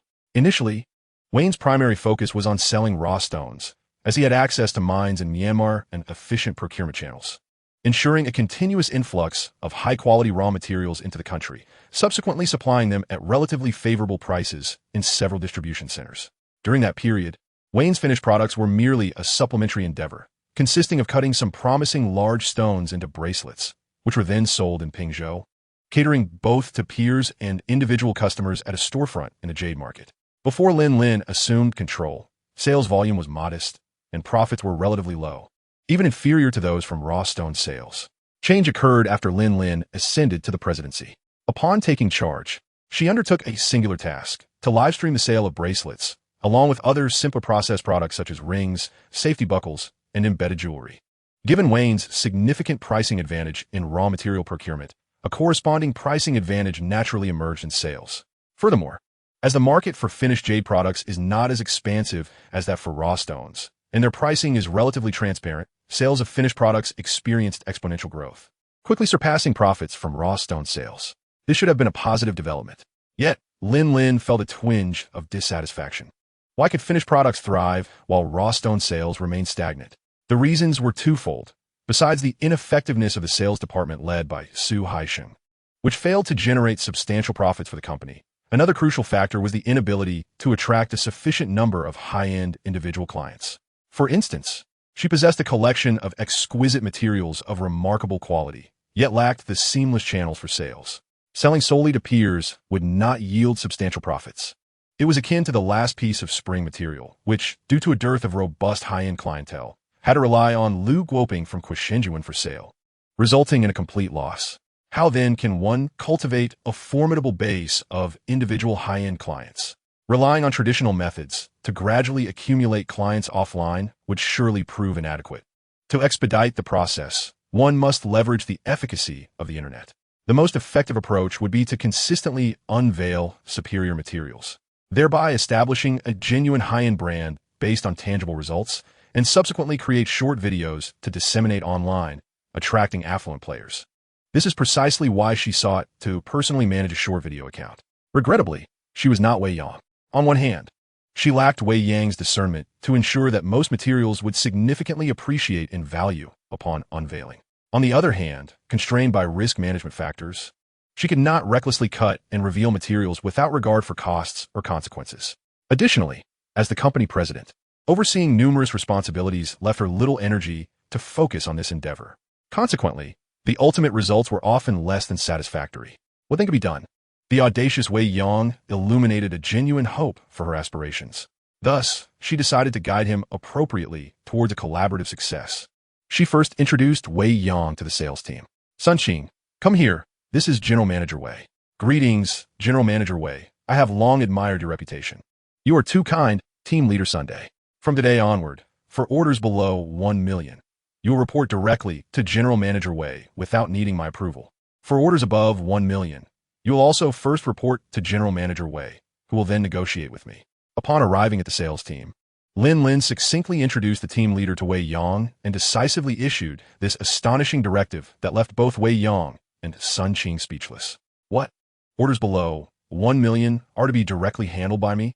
Is Lin Lin being overly audacious? Does she not fear my inadequacies might jeopardize her sales team? Wei Yang was indeed momentarily taken aback. However, in the presence of team leader Sun Qing, he refrained from questioning Lin Lin. Instead, numbly followed her and Sun Qing to gain a cursory understanding of the sales team's operational model. This was, in fact, a business he was familiar with. Nevertheless, given that Weiyan was a large corporation with extensive operations, numerous clients, and numerous regulations, it took him over an hour to fully comprehend the entire operational model. Lingye, don't you think your decision was a bit hasty? Aren't you worried I might mishandle the sales team? Upon entering the office, he immediately voiced his concerns to Lin Lin. While others might covet more responsibilities and greater power, Wei Yang held a different perspective. He believed that having fewer trivial matters was preferable, as he had his own grand ambitions and did not wish to expend excessive energy on minutiae. Lin Lin merely smiled. She thought to herself, with your capabilities, could you possibly disrupt my sales team? In truth, she harbored little concern regarding that possibility. The reason is quite simple. Under the current model at Weiyan, the only way to ruin a sales group is through collusion between upper and lower levels, benefiting oneself at the expense of the public. After all, the existing sales channels are stable, the operational processes are mature, and risk control is relatively stringent. If it were Su Haisheng, she would indeed be concerned about this, which is why she has never delegated authority. However, with Wei Yang, she is entirely untroubled. The rationale is clear. Why would someone capable of effortlessly earning millions take risks for a meager profit gained through collusion? This reasoning is straightforward. Wei Yang's subtle refusal seems to corroborate her assumption. Wei Yang, what a peculiar request. Should I get a try? He quickly added. I lack experience in this area, and fear I may betray your trust. Once again, he gently declined. Lin Lin remarked, have you forgotten? You were originally in this line of work. The live streaming aspect is what you are unfamiliar with. Wei Yang, could I then disregard the live streaming segment? He once more politely declined, saying, I might not be able to manage. Oh, really? It seems that you have had no interruptions this morning, Lin Lin teased. In the afternoon, will you find yourself so bored that you'll return to the live streaming room to assist? This left Wei Yang momentarily speechless. Indeed, on the surface, he bore the heavy responsibility of toppling Su Haisheng and setting the sales department on the right track. Yet, having adopted the strategy of feigning ignorance and luring the enemy into a trap, he found himself in a state of idleness. As the saying goes, those who are mentally engaged govern others, while those who toil are governed. What he was currently doing merely involved a slight exertion of his intellect. There were not many tasks that required his direct involvement. So what could he say? To outright declare his reluctance to take on this work? As a mere employee at Wei Yang, that would seem rather excessive, wouldn't it? Just as he hesitated, Lin Lin inquired, once this material is cut, what do you plan to do next? Something worth hundreds of thousands or millions. Whatever comes my way, as long as the capital is sufficient and the material appeals to me, the amount of money is inconsequential. Little did he realize, this was precisely what Lin Lin had anticipated. She couldn't help but think, this guy is indeed reckless. He has no intention of adhering to the conservative rules of Jade players. So what to do? Tempt him. Chapter 58, The Tool Man Rises. Tempt him. Having confirmed her judgment, Lin Lin resolved, saying, are you still planning to scour the night market for materials every day? Perhaps, he replied. But going to the night market every day is exhausting. It's easy to become overwhelmed and the cost-effectiveness isn't great. Instead, how about selecting materials at Wei Yang? I could provide them to you at cost price. Lin Lin began to dangle the bait. This left Wei Yang momentarily stunned. Is it really such a good deal? He found it somewhat hard to believe. To be frank, he certainly understood that there was no shortage of quality materials in Wayne, and that their prices were likely more affordable than the market average. However, he never entertained the thought of procuring materials through the company. Why? Because he was concerned about being accused of misappropriating company resources for personal gain. Yet now, Lin Lin suggested that he could sift through the company's inventory, and even offered to provide them at cost price. What did this mean? It was important to note that, as he had just learned, the materials imported from Myanmar, whether sourced from the company's own mines or procured from others, were marked with their cost price before being sent to the domestic market. If they remained unsold domestically, they would typically be marked up beyond the cost price for sale to competitors. In order to ensure a minimal profit margin, each piece was assigned a base price, with clients generally receiving prices above that threshold. But now, Lin Lin was proposing to provide them at cost price. Was this not a bit too generous? Was she essentially offering him an opportunity to benefit at the company's expense? Nevertheless, Lin Lin had a point. If he were to search for materials at the night market without a clear objective, he might not find anything worthwhile after an entire evening of effort. And even if he did, the cost-to-value ratio would likely be unsatisfactory. Thus, he found himself somewhat tempted. Yet, is there truly such a thing as a free lunch? He promptly inquired, are you certain? Aren't you afraid I will take all the quality materials from Wayne? At this question, Lin Lin instead smiled. To be candid, had Wei Yang not asked this, but rather agreed outright, she might have reconsidered or sought to impose additional conditions. The reasoning was simple. She was well aware of Wei Yang's exceptional Jade appraisal skills. If he were allowed to choose freely without any restrictions, he would undoubtedly select all the prime materials, rendering the business unviable. No owner would willingly incur such a loss. Thus, it was evident that she was testing whether Wei Yang would be swayed by financial temptation. The outcome was satisfactory to her. She then feigned sudden realization, saying, oh yes, I can allow you to choose freely. How about this? Limited to 1 piece per day. 1 piece per day? This was more than sufficient for Wei Yang, considering that the elder would assist him only once a day at most. However, he still felt this might raise suspicions of him taking advantage of the company. So he deliberately remarked, then I shall choose only the best and most expensive. Lin Lin couldn't help but chuckle. She could easily discern that Wei Yang was using irony to remind her that even if he were allowed to select just 1 piece daily at cost price, the company would still incur losses. After all, the more expensive the material, the higher the potential profit. Yet, The irony lay in the fact that this fellow was unwilling to seize the opportunity presented to him. How amusing.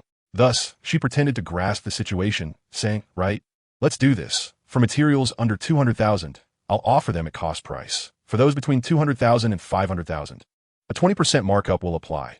And for materials above 500,000, we can negotiate based on specifics." Finally, she had articulated the most reasonable terms in one go. In truth, marking up the cost by 20% essentially establishes the baseline price against which competitors sell. Offering this price to Wei Yang is indeed reasonable. At the very least, it provides her with a viable explanation for the company. The rationale behind deliberately limiting the cost conditions to below 200,000 is quite straightforward. The affluent individual consumers emerging online predominantly concentrate their purchasing potential within this range. After all, personal users tend to favor small, exquisite items, those of modest size yet acceptable quality, suitable for crafting pendants or bracelets for themselves or their families.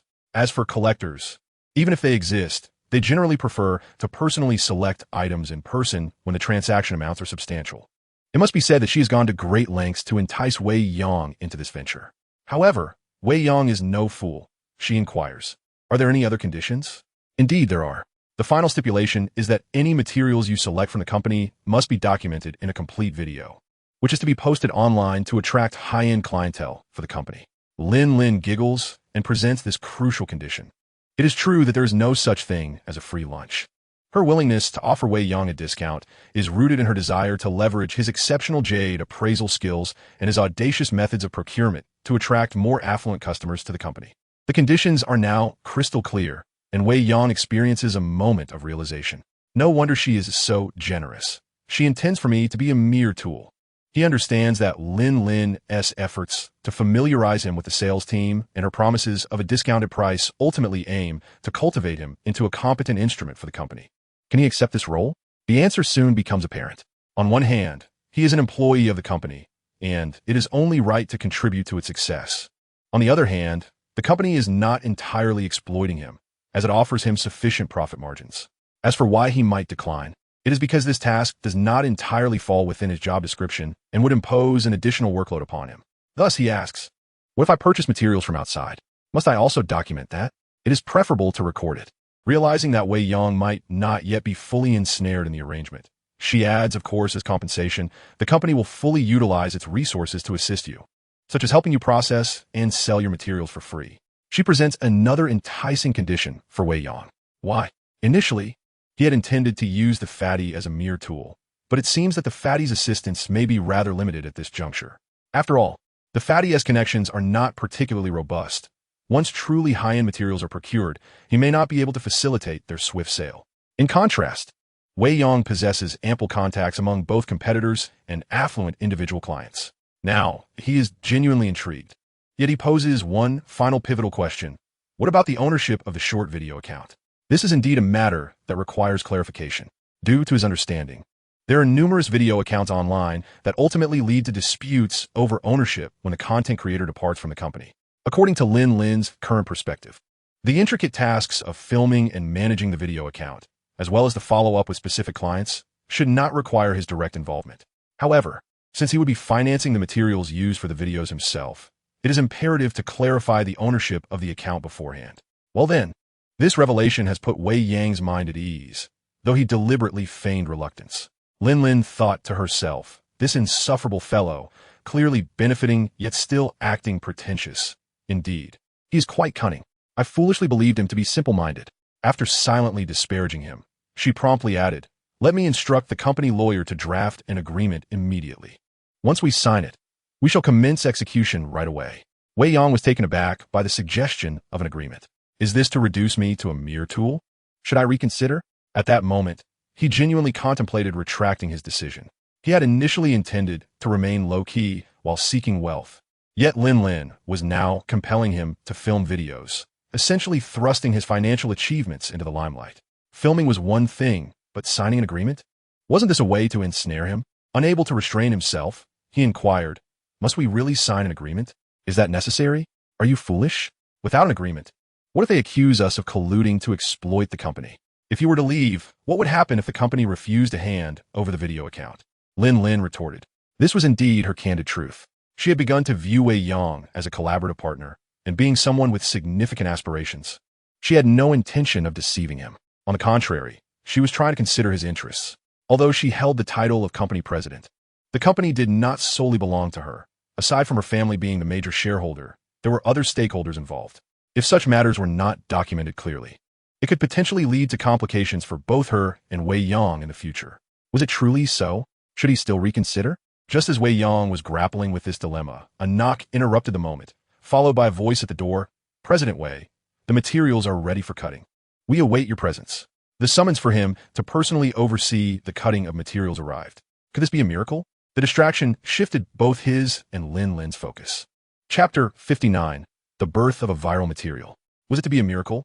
The anticipation for this answer extended beyond Wei Yang and Lin Lin, encompassing many others within the company. It is worth noting that when the materials were taken for cutting, they were photographed and shared on social media by the factory workers, and the news spread rapidly within the company. The cutting was executed by Wei Yang, the company's rising star. The convergence of these two significant factors was sufficient to captivate the attention of everyone within the company. Consequently, even before the material was fully processed, numerous individuals began to meander around the factory, eagerly monitoring the progress of the cutting. As the material neared completion, a throng had gathered outside the factory, eagerly awaiting Wei Yang's personal arrival to witness the unfolding marvel. Unfortunately, just as Wei Yang was about to descend the stairs, he was intercepted by Lin Lin. Hey, Wei Yang, wait a moment.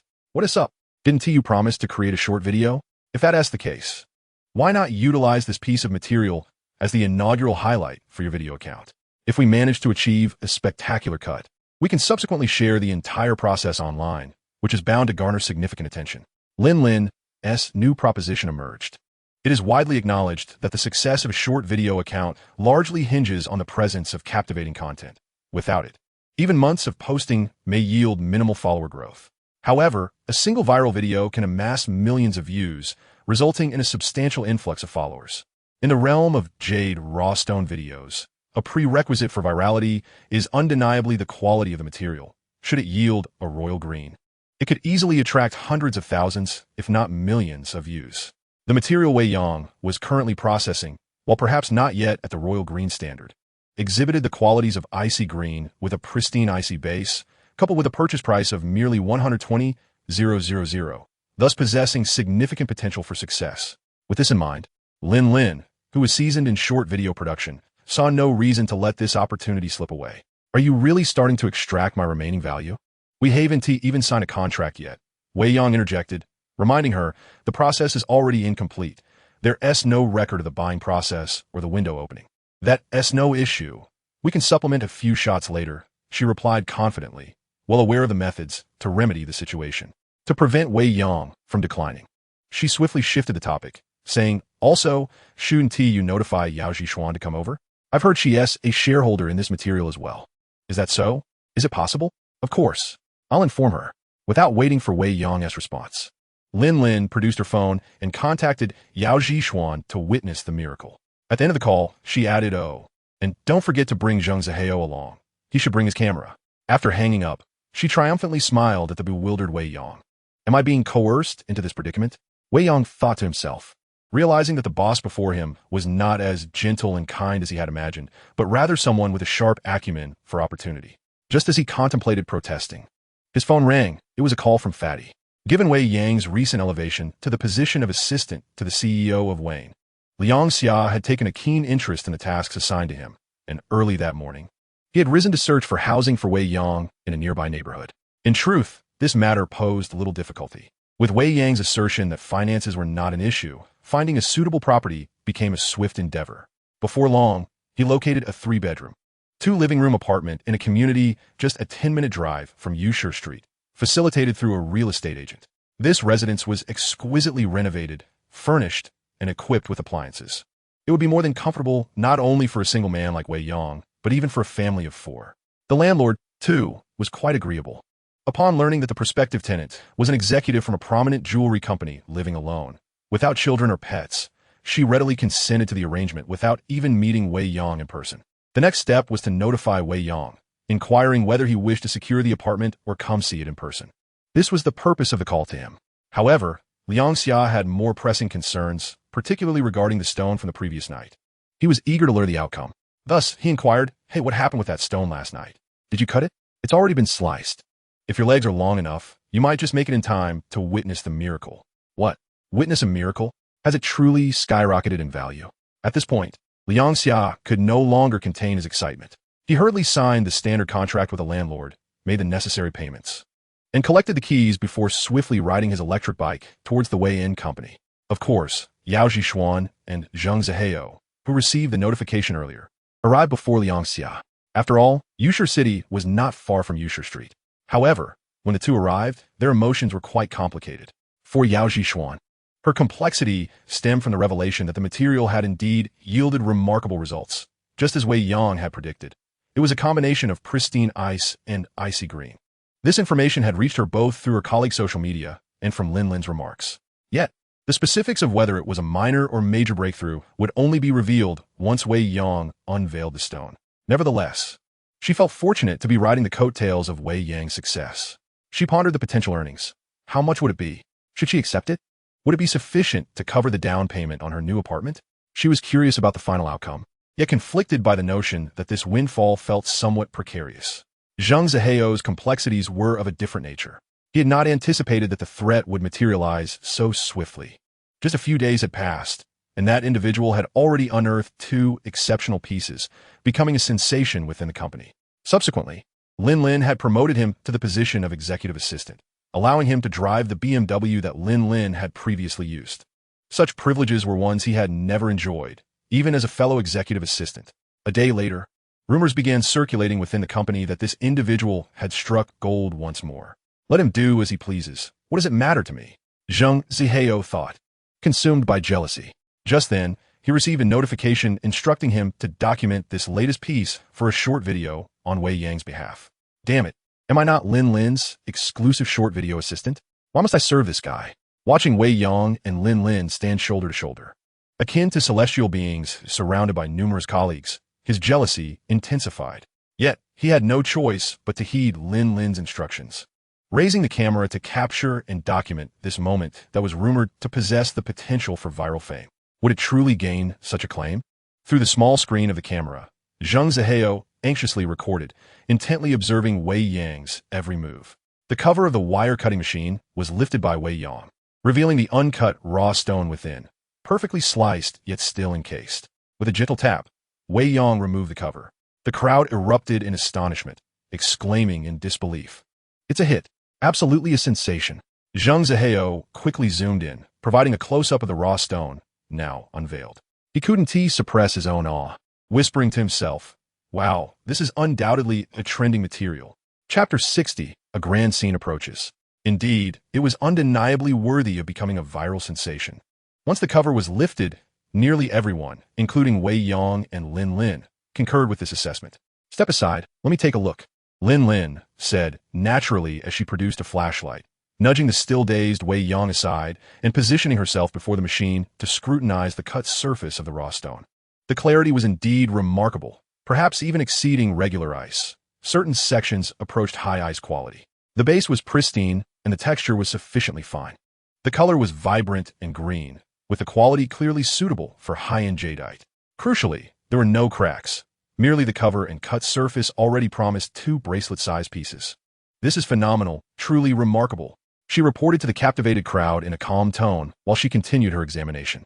Another wave of exclamations erupted, and the onlookers rapidly retrieved their phones, excitedly snapping photos of the unremoved material from the machine, each acting as though they were the rightful owners of this treasure.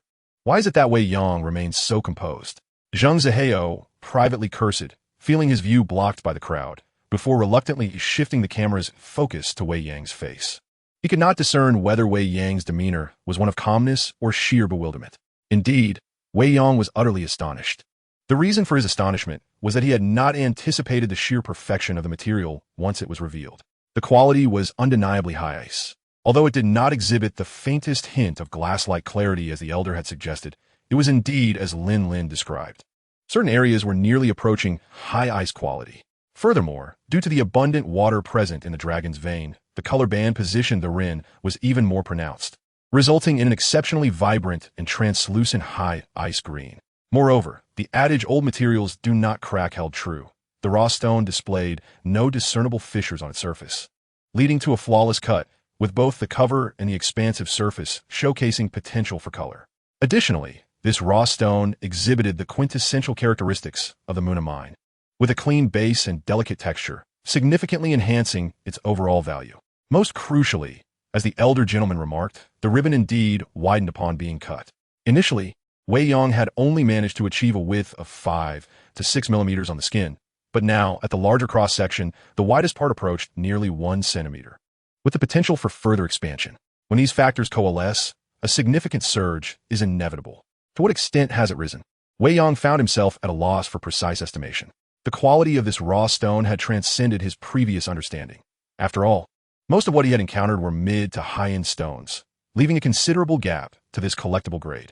One thing he could ascertain with certainty was that it would undoubtedly fetch a price exceeding 7 figures, likely in the mid-7 figures range, approximately 4 to 5 million. So, have we become millionaires? This realization left him momentarily stunned. Having once been a poor lad, the sudden influx of wealth was something he found difficult to acclimatize to. Hey, what do you plan to do next? Are you considering keeping it for yourself, selling it outright, or continuing to cut it? Lin Lin nudged him again. Wei Yang snapped back to reality. Indeed, it was time for him to make the next decision. Logically, this raw stone had undoubtedly reached a collectible quality, aligning with the elder's advice to accumulate exquisite stones. Yet for him, who was in dire need of capital, the notion of collection felt like a distant dream. Given the stone's quality far surpassed his comprehension, he had no choice but to seek Lin Lin's expertise once more, as she was more knowledgeable about high-quality stones. Originally, he had intended to hand over the stone to Fatty for processing post-cutting, but now he speculated that even Fatty's capabilities may fall short in handling such a premium raw stone. Thus, he turned to Lin Lin again. Hadn't she mentioned that as compensation for enlisting her assistance, the company would leverage its resources to help him process the materials? Indeed, that was the case. Lin Lin smiled. Didn't you say you want to maximize your profits? Didn't you express a desire to witness the grandeur of high-end products? How about this? Let me first introduce you to the frenzy of high-end finished products. With that, she pulled out her phone once more, beginning to make calls. Sister Gua, hurry over to Jade Street. We need your help with a piece of material for Wei Yang. After hanging up, she explained to Wei Yang. Sister Gua is the head of our company's finished products division. She specializes in handling high-end materials with bangle potential. Let us wait for her to arrive before proceeding. As the saying goes, each profession has its own expertise. The processing methods for materials suited for different purposes vary accordingly. In this instance, prioritizing the sale of a bangle would yield maximum profit, necessitating the involvement of a master well-versed in high-end bangle planning and sales. In the Wei Yang Company, the individual known as Sister Gua Daijun is a professional in this domain. Before long, a woman in her 30s, with slightly wavy hair, fair complexion, and an air of refinement, hurriedly arrived. Sister Gua, this is the material. Please assist Wei Yang in determining how to maximize the profit from it. Lin Lin once again articulated Wei Yang's specific needs to Guodaijun. Mr. Wei, it's an honor to finally meet you. Congratulations. Guodaijun exchanged a courteous remark with Wei Yang, but it was merely a fleeting pleasantry. Before Wei Yang could reciprocate, she produced her flashlight and leaned down to scrutinize the materials still mounted on the machine, delving into her examination with great focus. The scene was unmistakable. She epitomized the archetype of a formidable professional woman. The materials indeed appeared to be of exceptional quality. It was rare to encounter several bangles of such caliber throughout the year. Wei, you are in for windfall. Like Lin Lin, Guodaijun had a tendency to engage in self-talk while assessing the materials. After several minutes, she finally stepped away from her inspection and turned to Wei Yang, declaring, if we seek to maximize profits, my recommendation is quite straightforward. Continue processing the primary material until all bangle positions are extracted, adhering to the thickness standard of 12 millimeters for the fat round bars. Subsequently, we shall use the lid to press the bangle samples, applying the measurements of 56, 57, and 58 for the golden circumference, thus crafting the bangles as prototypes. We can discuss subsequent procedures later. The term fat round bar refers to the shape of the bangle.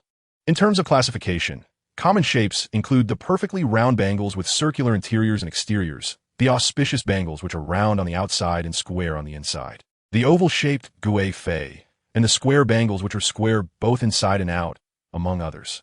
From a valuation perspective, Bangles of equal quality command the highest prices when they are round, followed by auspicious bangles, with the Gui Fei being the most economical. Notably, fat round bars with a diameter reaching 12 millimeters are the most valuable. Therefore, from a professional standpoint, Gui Daijun naturally advised opting for the fat round bars. And to minimize material waste, she suggested continuing with the standard thickness for processing. Clearly, in her view, the most profitable course of action was not to sell the materials outright, but to transform them into finished products. After all, her expertise lay in the sale of bangles, and there was no reason to cede profits to intermediaries. Guojia, I will follow your lead. Please make the arrangements. Wei Yang readily acquiesced to the expert's advice. Very well. Let us continue processing the primary material while it remains on the machine, adhering to the 12 millimeter standard, she instructed. Director Su, please personally handle the lid. Drawing circles according to the 58 circumference, pressing the bangle discs, and refining the bangles yourself. Guo Daijun was indeed a remarkably efficient professional woman. As soon as Wei Yang granted her authority, she promptly issued directives, even enlisting the factory director as assistants. The processing division primarily served the finished goods department, so she felt no hesitation in her arrangements. However, she then turned to Wei Yang and added, Wei, please distribute a red envelope among the team, encouraging them to forego their lunch break to assist in expediting the work, aiming to complete everything by the afternoon. Wei Yang had no objections and immediately sent a generous red envelope of 1,000 yuan to Director Su. Following this, Guo Daijun suggested, next, let us find a place to sit down and discuss how to proceed with this material. Let Wei Yang treat us to a sumptuous lunch. Today, we must indulge ourselves. Lin Lin chimed in. Considering the time, it was indeed nearing lunchtime, to which Wei Yang readily agreed. Thus, Guo Daijun, Lin Lin, Wei Yang, Yao Zhishuan, Zheng Ziheo, and others promptly exited the company, preparing to dine at a nearby restaurant while also deliberating on the subsequent handling of the materials. A grand spectacle is about to unfold. At this moment, the portly figure hurriedly arrives. Chapter 61. Fortune awaits. Poor Liang Xia, after much effort to arrive, finds himself merely following Wei Yang and the others to a nearby seafood restaurant without even glimpsing the material. His frustration mounts as he realizes he cannot inquire about it. Each person present is a mid-level manager from Wayne, and even Wei Yang lacks the authority to speak. The one in command is Guo Daijun. Mr. Wei, just call me Wei Yang. Guo Jia. Let us dispense with formality. Very well. Regarding this material, once it is processed, what are your plans for it? I would appreciate your insights, Guo Jia. To maximize profits, it is certainly preferable to press the bangle immediately after slicing and sell it at the market stall. However, given the exceptional quality of these bangles, it is difficult to predict how long they will take to sell. Another option is to auction it, which could potentially yield a higher price than selling directly at the stall. Is the quality of this bangle sufficient for auction? Absolutely. I examined it closely. The second piece, once pressed, will likely exhibit about a quarter of its color, and with such superb quality, it will showcase a full spectrum. 4 bangles of this caliber, entering the market effortlessly fetches over 2 million, and, at auction, 3 million is certainly within reach. Under Guo Daijun's guidance, the two engaged in a harmonious dialogue regarding the future handling of this material, leaving Liang Xia utterly astonished. What? A single bangle can easily sell for over 2 million? What in the world has been cut from it? His astonishment deepens with the revelation of the piece atop the lid. Although the color band on that piece may be slightly narrower, it too boasts high quality and hue. Such bangles can comfortably command around 1.5 million in the market. Moreover, after the second piece is cut, 2 more should follow, if they all yield bangles. The third piece should also exhibit color, and any piece that does will easily sell for over 1 million. The viability of the fourth piece displaying color remains uncertain. Yet regardless, the first 3 alone guarantee substantial profits. Guo Daijun, leveraging her professional insight, provided her expert assessments. The portly figure was left in a daze. What? Not only will one bangle net 2 million, but there are also 2 to 3 more that could each fetch over 1 million? Are we discussing the material Mr. Wei purchased last night? Just as he was grappling with this revelation, Guo Daijun inquired, by the way, how much did you pay for this material? 12,000. I found it at the night market. Then you've truly struck gold. A slight loss in profit is inconsequential, given the low cost of your material. Guo Daijun offered a perspective once more. Liang Xia, in disbelief, thought, what? This truly is the material bought last night? My heavens, what do we cut from it? He suddenly realized he had seemingly missed a golden opportunity to ride the wave of fortune, one that Wei Yang had repeatedly presented to him, only to be turned down time and again. Oh my goodness, what have I done? He felt a pang of regret. At that moment, Wei Yang was equally bewildered. Although he had anticipated that this material would yield a significant return, he never expected it to reach such an astronomical price. How much could it possibly sell for now? The first piece is valued at 1.5 million. The second piece, which should be the main attraction, is estimated at 2 million. The third piece, conservatively estimated, might be around 1.2 million. For the fourth piece, let us calculate it based on the IC bracelet plus materials, approximately 300,000. Adding it all together, does that not already amount to 5 million? Have we truly become millionaires? To validate his estimation, he suppressed his overwhelming joy and inquired of Guo Daijun, Sister Guo, if we were to transfer this to a colleague, how much do you think we could sell it for? How much discount should we offer? Of course, the premise is to avoid significant losses. No, it should be to ensure we do not earn too little. Regarding the sale of finished products, he admittedly lacked knowledge. Thus, he was entirely unaware why transferring it to a peer would necessitate an additional valuation of 20. Do you mean to sell it together with the scrap? Wei Yang suddenly comprehended. Can it really fetch a good price? Wei Yang asked again. Sister Guo chuckled and replied, rest assured, high-end goods like this are rarely seen in the market throughout the year. Once I spread the word, I guarantee that many colleagues will rush to acquire it, each offering increasingly higher bids. In the realm of finished product sales, particularly high-end bracelets, Guo Daijun is indeed an expert. She understands that although high-end items may not sell quickly, they are highly coveted among merchants. For them, encountering one is enough to make them eager to purchase. Why? Because the profit margin is substantial. For instance, if she values one piece at 2 million and encounters a customer with insufficient funds, even if it is offered at 1 million, the customer might hesitate. However, if they encounter a customer with ample resources who genuinely appreciates the item, even asking for 3 million would not deter them from making the purchase. This exemplifies the allure of highly scarce high-end goods. Duriasure Wei Yang, the rising star of the company, she continued, here is the plan. After we finish our meal, the sample bracelet should be ready. I will take photos and send them to some capable colleagues, urging them to come to your office at 8 p.m. tonight for a bidding session. I assure you, the money will be in your hands by tonight. A bidding session? Wei Yang was still somewhat puzzled. Yes, a bidding session. We will display the items and accept bids, piece by piece, awarding the item to the highest bidder. Live bidding is a customary method among merchants dealing in finished products. Although the attendees might not be numerous, they are all individuals with both demand and capability. In a scenario where supply is limited, they can indeed offer prices that may not fall below market value. This encapsulates the allure of high-end finished products. Wei Yang thought, is it truly possible to engage in such a manner? Is this what Sister Lin referred to as a grand spectacle in selling finished products? Does this mean I am genuinely on the path to wealth? Chapter 62. The Manifestation of Humanity in the Face of Wealth. Wei Yang is indeed on the verge of becoming wealthy. Everyone present has already recognized that this is not mere speculation, but an established reality. What reactions did everyone have to this?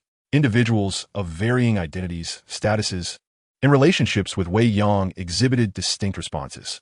Some were filled with chagrin. For instance, the portly gentleman's immediate reaction was one of frustration, lamenting his missed opportunity to ride the coattails of fortune and amass wealth, a sentiment that overshadowed any feelings of envy or resentment typically associated with human nature.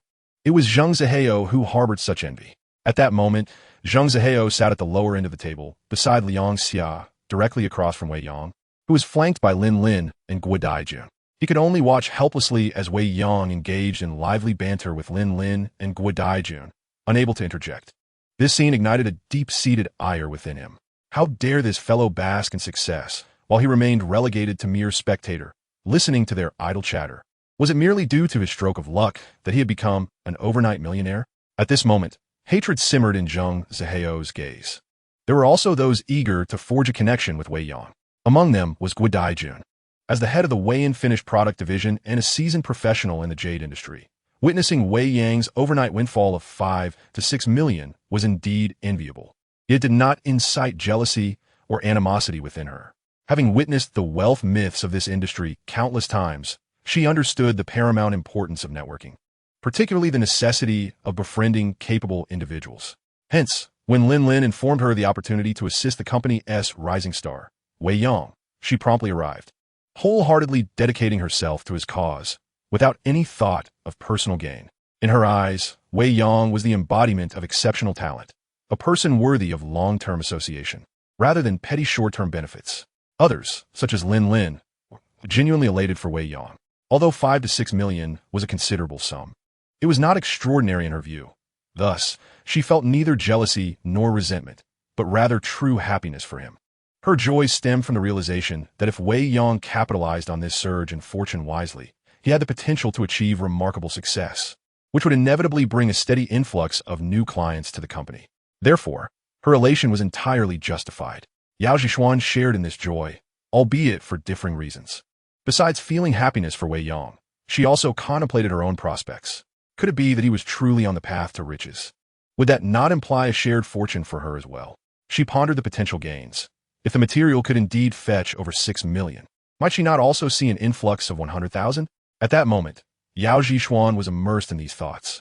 It is worth noting that due to Wei Yang's words from the previous night, she had invested 20,000 in this venture. With his assurance that regardless of profit or loss, he would honor his word. Reflecting on this, it became apparent that he was intent on sharing his fortune with her. Should she really turn down this unexpected windfall? Before arriving here, she had been deeply conflicted about whether to regard this share as valid and whether to seize this fortunate opportunity to amass wealth. However, she quickly came to a realization. Given her understanding of Wei Yang, who was resolutely determined to lead her to prosperity, she thought it unwise to be overly sentimental. Such behavior would likely infuriate him. Accepting the situation with grace seemed preferable, especially since it appeared that, with his current capabilities, wealth was no longer an issue for him. Having come to this conclusion, she prepared herself mentally to embrace the opportunity. She even entertained the thought of using this unexpected windfall to purchase a home, thus fulfilling a dream she had cherished for 2 years, yet had always deemed unattainable.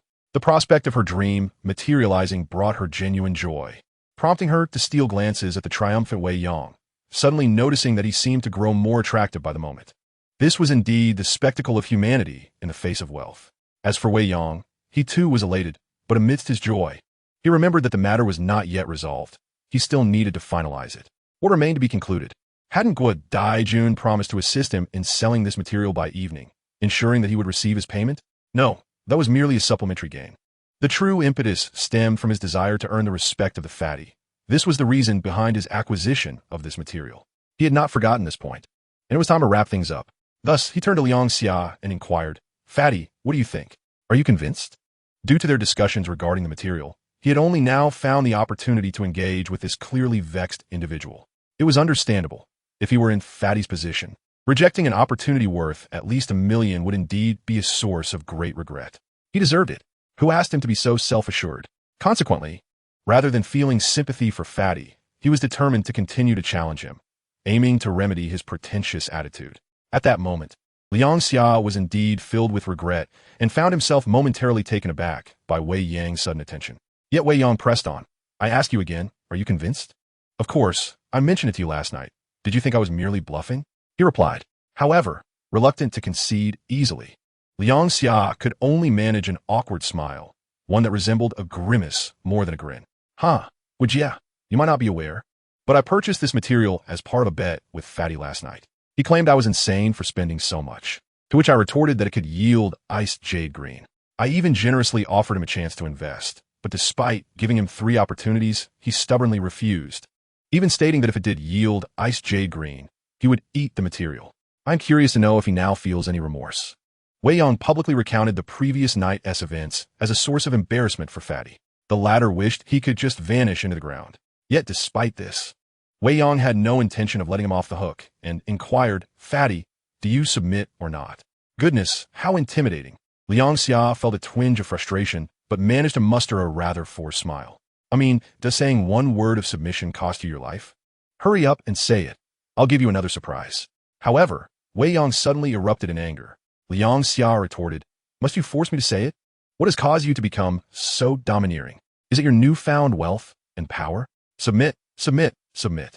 But upon hearing that, Wei Yang had another surprise for him. He ultimately chose to concede to reality once more. Chapter 63. The Previous Lesson. For this stubborn fellow who claimed to be a brother, Wei Yang indeed had a surprise in store as compensation. Thus, when the fatty relented, he turned to Lin Lin. "Sister Lin, may I discuss something with you?" "What is it?" This poor fatty, hasn't he lost his job? He is now looking to venture out on his own, but lacks a source of goods. Could we allow him to procure supplies from Wei Yang? You can decide that for yourself. But he is broke and has little money. Huh? Didn't you strike it rich? Why not lend him some? That is out of the question. It said one should help in emergencies, but not in poverty. If he truly has an urgent need, I might lend him 30 to 50,000, but I won't be foolish enough to finance his business. So what do you propose? How about this? I will act as his guarantor, allowing him to take goods from the company first and settle the bill later. The limit need not be too high. Capped at 500,000, and the payment period should not exceed half a month. What do you think? After engaging in a dialogue with Lin, Wei Yang shared his thoughts. He had indeed contemplated how to assist his brother, who was currently working tirelessly for him. When Lin suggested he take over the sales team's business, this idea had blossomed in his mind. Now, with Fatty finally yielding, he brought it up to Lin. For her, this was hardly a concern. Upon hearing that Wei Yang was willing to guarantee for Fatty, she readily replied, "You can take the lead on this. Didn't I say you have full authority for orders under $1 million? All right, I will inform Sun Qing shortly. For those lower-priced materials, let us give them to him at cost price, as selling to anyone else would yield the same outcome." Lin agreed without hesitation. Not only did she consent, but she also generously promised to provide them at cost, which meant adding a modest profit above the base price. But nonetheless, it would still be cheaper than obtaining supplies from other companies. Thus, Fatty was left utterly bewildered. What? I can purchase goods on credit from Wei Yang? And at cost price? For him, this stroke of fortune was utterly unexpected. It is worth noting that, with hardly any money left in his pocket, he had already resolved to go independent. Yet he was grappling with the challenges of cash flow and sourcing. Little did he know, with just a few casual words from Wei Yang, the most pressing issues he faced had been effortlessly resolved without his involvement. Was this not rather extraordinary? Thus, it appears that Wei Yang is indeed held in high esteem in Vien. After a moment of reflection, he immediately clasped his hands in a respectful gesture towards Lin, expressing his gratitude. "Thank you, General Manager Lin." "No, there is no need for thanks. You should express your gratitude to Wei Yang. Without him, I would not have consented to this matter."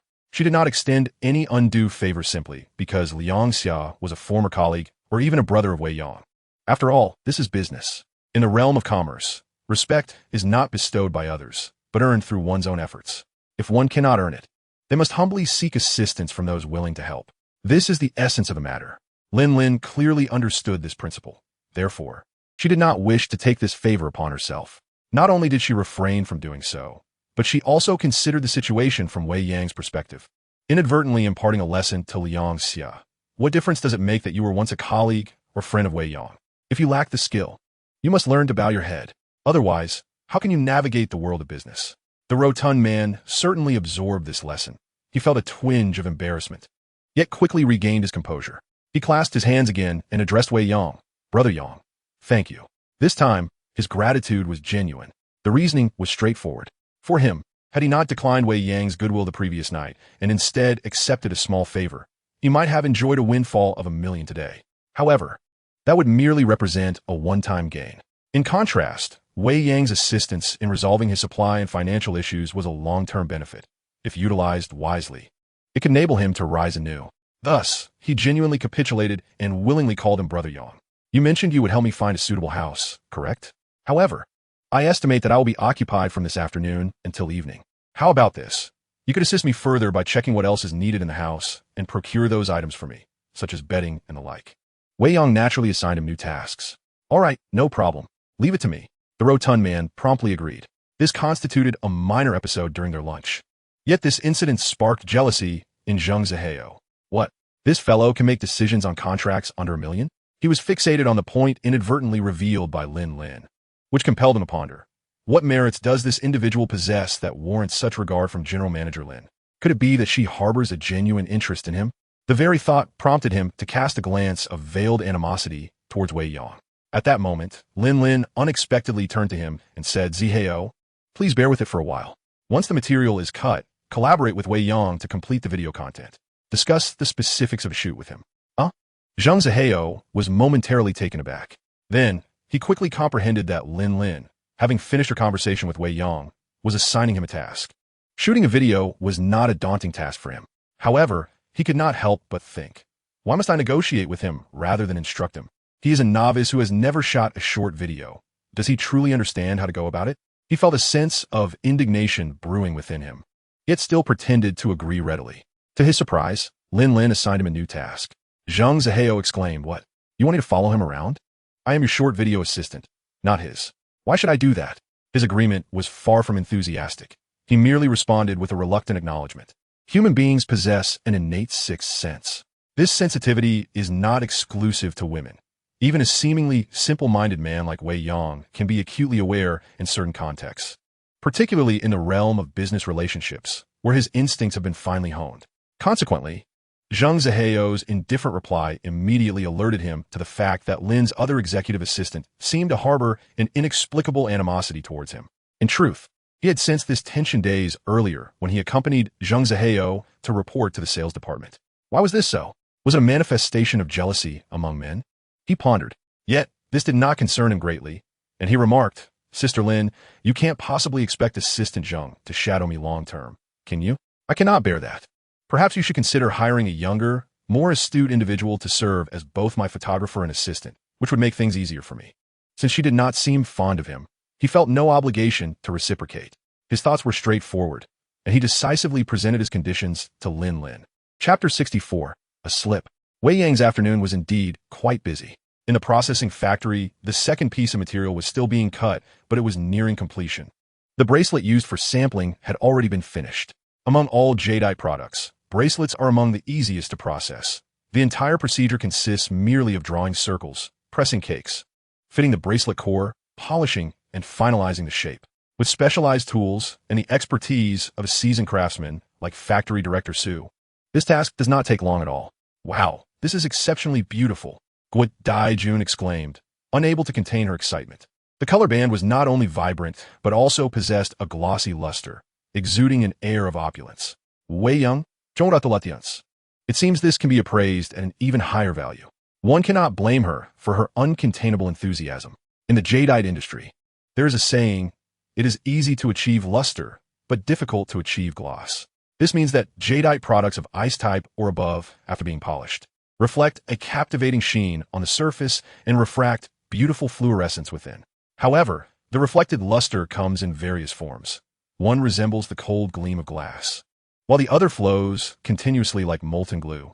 The former is typical of older jadeite varieties, while the latter is a rarity found only in exceptionally fine-textured jadeite with excellent secondary mineralization, such as the water stones from Damakin or the exquisite small stones from Muna. Consequently, products with superior gloss command higher prices in the jadeite market. Additionally, there is a specialized term in the jadeite industry known as fongtang. The term fongtang refers to a phenomenon in which a piece of jadeite is not entirely saturated in color. Rather, it is enveloped in a layer of colorless jadeite. However, due to the high quality and transparency of the colorless jadeite, the vibrant green hue within is reflected throughout the entire piece, creating an illusion of uniform color. This aspect is notably exemplified in this bracelet. It is important to note that this bracelet was crafted from a section of jadeite with a relatively narrow color band, measuring merely 5 to 6 millimeters at its thinnest point and no more than 7 to 8 millimeters at its thickest. In contrast, the bracelet itself boasts a circumference of 12 millimeters. Yet, after polishing, the colored section appears remarkably similar to a fully saturated piece due to the fongtang effect, undoubtedly enhancing the bracelet's value significantly. As for its luster, it is paramount to mention that only jadeite of exceptional quality possesses an internal luminescence that, when combined with surface rigidity or a resinous feel, radiates the captivating luster characteristic of high-end jewelry. Even the luxurious Hatian jade, which bears a similar price tag, lacks this feature. Presently, all three of these remarkable attributes are flawlessly manifest in this bracelet, making it exceedingly difficult not to fetch a handsome price. Consequently, Guo Daijun did not hesitate to take out her phone and began capturing images of the bracelet, subsequently posting on her social media. A few rare high-quality bracelets with accompanying materials are available for transfer. Those interested, please reach out. This is a rare opportunity. Do not miss out. This was in preparation for an evening's small auction. The audience for this message would predominantly consist of high-end peers within the Pingzhou jadeite community. Meanwhile, Wei Yang's admiration for the bracelet was interrupted by the arrival of Sheng Jifan. Just yesterday, Wei Yang had made the decision to continue the sorting of materials with Xian Weifan and Zhang Yang, while also assigning Sheng Jifan to supervise. He had not given any further instructions, merely discreetly advising Shang Jifan to weigh the materials before sorting and record the weights, planning to conduct a quiet reweighing post-sort to ensure nothing was amiss. Now, he had come to convey the results of that inspection.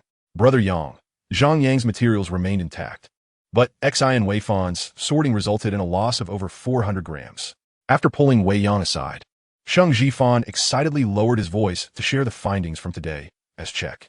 Wei Yang responded, "That silent fellow Xi and Wei Fan has the audacity to tamper with the materials. Even knowing I have taken over?" He had long suspected that the sales department's thriving sales did not translate into substantial profits, likely due to management issues and possibly self-serving actions. Yet, he had not anticipated the extent of Xi and Wei Fan's audacity. Does he assume I am oblivious? He immediately instructed, "Do not alert them, continue as planned." Although he had identified the problem, he did not intend to address it immediately. After dismissing Shang Jifan, he called Lin Lin, who was admiring the beautiful bracelet with Guo Jia, to discuss the matter. Has there already been a result, so soon? To Wei Yang's surprise, Lin Lin's expression was not one of anger, but rather of delight. Just as he contemplated this, Lin Lin excitedly inquired, "How did you come up with that idea?" Wei Yang responded, "How did I come up with it? Just the night before, the old man was urging me to embezzle that 200-gram piece of Hojiang." His inspiration to tackle the issue from the perspective of material sorting was undoubtedly prompted by the old man's previous test, which highlighted the lack of rigor in Wayne's procedures. For instance, had he succumbed to greed that night and pocketed that mere 200-gram piece of Hojiang, he would have ultimately pocketed 400,000. Following such an incident, it was only natural for him to consider making a breakthrough from that angle. However, he had not anticipated that Xi and Wei Fan would possess such audacity. Was it possible that my strategy of feigning ignorance had lulled him into a false sense of security? In Lin Lin's presence, he found himself increasingly liberated, even daring to joke casually. You're hardly a commoner, you nouveau riche," Lin Lin retorted without hesitation before asking, "What is our next move?" "We should first arrange for 2 pinhole cameras to be installed in the sorting rooms to gather evidence," Wei Yang replied confidently. Having recognized that personal embezzlement was the primary reason the sales department was not profitable, he was also acutely aware that the true mastermind was Su Haisheng, not mere pawns like Xi and Wei Fan and Zhang Yang. Thus, he would opt for these minor players as a point of entry. But he would refrain from alarming the true culprit, Su Haisheng, until he was certain of his approach. With one matter reluctantly resolved, Wei Yang's busy afternoon was just beginning. Chapter 65. He.S. back again. Brother Yang, the sorted materials have been moved to the 2 live broadcast rooms. Would you like to take a look? Shang Jifan arrived once more, bringing with him yet another trivial matter for Wei Yang, who was eagerly anticipating a windfall. This was something he could not shirk. Regardless of his intentions to play the fool as the quality control officer in the sales department, it would be unreasonable for him to avoid even a glance at the sorted materials. Therefore, before the afternoon broadcast commenced, he accompanied Shang Jifan to the live broadcast rooms of the 2 groups in the sales department. He first visited Group 2's live broadcast room. After spending an entire afternoon in Group 3's room yesterday, it was only fair for him to check in on Group 2 today. Inside the Group 2 live broadcast room, 2 experienced male hosts were preparing to go live, and the team leader responsible for sorting the materials, Xi and Wei Fan, was also present. "Mr. Wei, you're here," they greeted him. However, from their tone, Wei Yang felt no warmth, only a perfunctory acknowledgement. This reaction was quite unusual. Shouldn't I be quite popular right now? He feigned interest, surveying the scene, yet took no action, instead stating, "The materials have been sorted well. Let us proceed with the original plan." Having spoken, he promptly departed from Group 2 and made his way to the live streaming room of Group 3. Initially, he had entertained the thought that if the 2 hosts from Group 2 held him in high regard, he might linger there for a while this afternoon, hoping to assist in slightly enhancing their live stream performance. Alas, the 2 hosts showed no interest in him whatsoever, thus rendering any effort to ingratiate himself unnecessary. The disparity in treatment was indeed stark. Upon entering the live streaming room of Group 3, he was met with exuberant greetings. "Wow, Wei Yang, I heard you had another explosive day. Love it. Come, let us embrace in celebration." Both Yao Yao and Qing Qing were present, along with the group leader, Zhang Yang. As soon as Yao Yao caught sight of him, her signature exaggerated tone resurfaced, and she dramatically opened her arms, preparing to launch herself at him for a warm embrace. Wei Yang speculated that had he not been a presidential assistant, and had Lin Lin not been present, this exuberant girl might have already dashed off to the factory to find him. Quickly, he He extended a finger and poked her forehead just as she was about to leap into his arms, admonishing her, "Stop. If you dare to hug me, I shall call the police and accuse you of sexual harassment." It must be said that intelligent individuals, when shaped by extreme circumstances, inevitably grow. Just yesterday, he had been the one tolerating Yao Yao's various teasing jests, yet today he had begun to learn the art of counterattack. After all, with the advantage of his height, he had effectively rooted Yao Yao in place, leaving her to sulk. "Humph, heartless man, I no longer love you." Wei Yang chuckled helplessly. It was evident that Yao Yao had once again learned of his recent accomplishments, yet this did not instill in her any sense of respect. She continued to jest as she pleased. However, he was currently preoccupied with more pressing matters. What matters, you ask? Naturally, he aimed to further disorient Zhang Yang. He found himself puzzled as to why Xian Wei Fan had concealed information while Zhang Yang had not. It simply did not make sense. Given that they were all part of the same operation, it was illogical for one to act while the other refrained. This could only imply that Zhang Yang was perhaps more timid than Xian Wei Fan, possibly wary of him and still observing the situation. This would not do. Since he had resolved to assist Lin Lin and had cast his net, he must strive to catch everything in one sweep, leaving no room for Zhang Yang to slip through the cracks. This was crucial for his plan. Thus, he turned to Yao Yao and said, "Enough of this. I need to check the materials assigned by group leader Zhang." Then, he directed his attention to Zhang Yang, who stood awkwardly, and remarked, "Group leader Zhang, my apologies for my earlier busyness. I can only come to review your assigned materials now." Faced with Wei Yang once again, Zhang Yang's emotions were tumultuous, tinged with apprehension. Why? Because he feared that the quality of the materials he had collected would not meet the mark, prompting Wei Yang to make things difficult for him.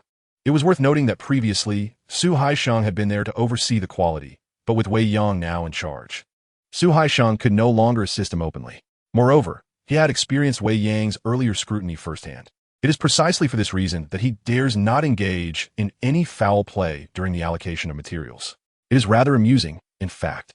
Just around this time yesterday, before he learned that Wei Yang had been promoted to assistant to the president, he had contemplated whether to further complicate matters for Wei Yang.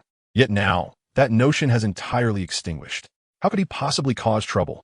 Wei Yang is now exalted as the assistant to the president and has disclosed materials worth millions. Clearly, they occupy different tiers, such as human nature. When two individuals collide, and their strengths are relatively matched, neither concedes. When one possesses only a slight advantage over the other, the weaker party may resort to underhanded tactics to undermine the stronger. However, once the disparity in power becomes glaringly evident, all that remains is submission and trepidation. In this regard, Zhang Yang is somewhat akin to Liang Xia.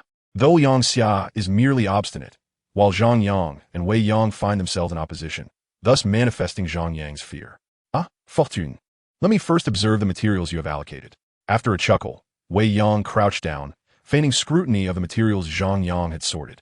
This caused Zhang Yang's heart to leap into his throat. Fortunately, at this critical juncture, his savior arrived. Su Haisheng reappeared in the live broadcast room of the third group, undoubtedly there for Wei Yang. Indeed, despite Wei Yang's commendable performance yesterday, the stakes involved with Su Haisheng's fate at Wen warranted his unwavering attention. The more he observed, the more astonished he became. There was no need to elaborate on yesterday afternoon's broadcast. It is no exaggeration to say that, thanks to Wei Yang's assistance, the third group achieved the highest sales revenue in its history. The results were astonishingly remarkable. Afterward, he pondered whether this was merely luck or a testament to Wei Yang's capabilities.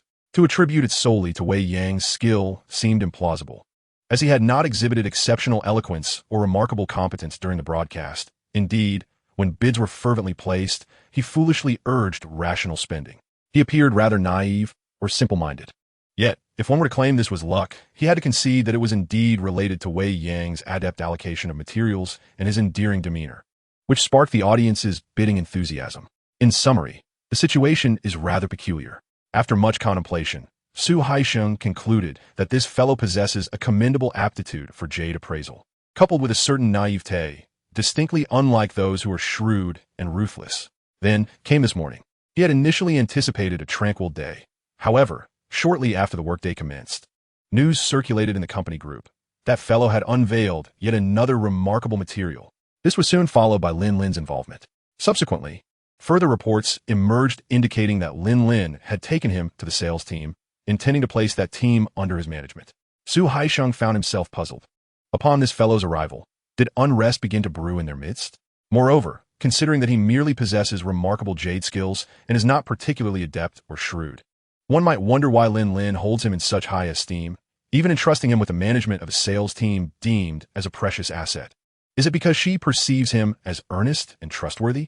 Or was there another reason? Su Haisheng pondered increasingly, growing more unsettled, and thus, upon learning that Wei Yang, who had been busy all morning, had finally returned to the sales department's live streaming room, he hurried over. A new round of probing was about to commence. Chapter 66. Another round of wits and wisdom. General Manager Wei, are you busy? Congratulations. I've heard you've unveiled some remarkable material this morning.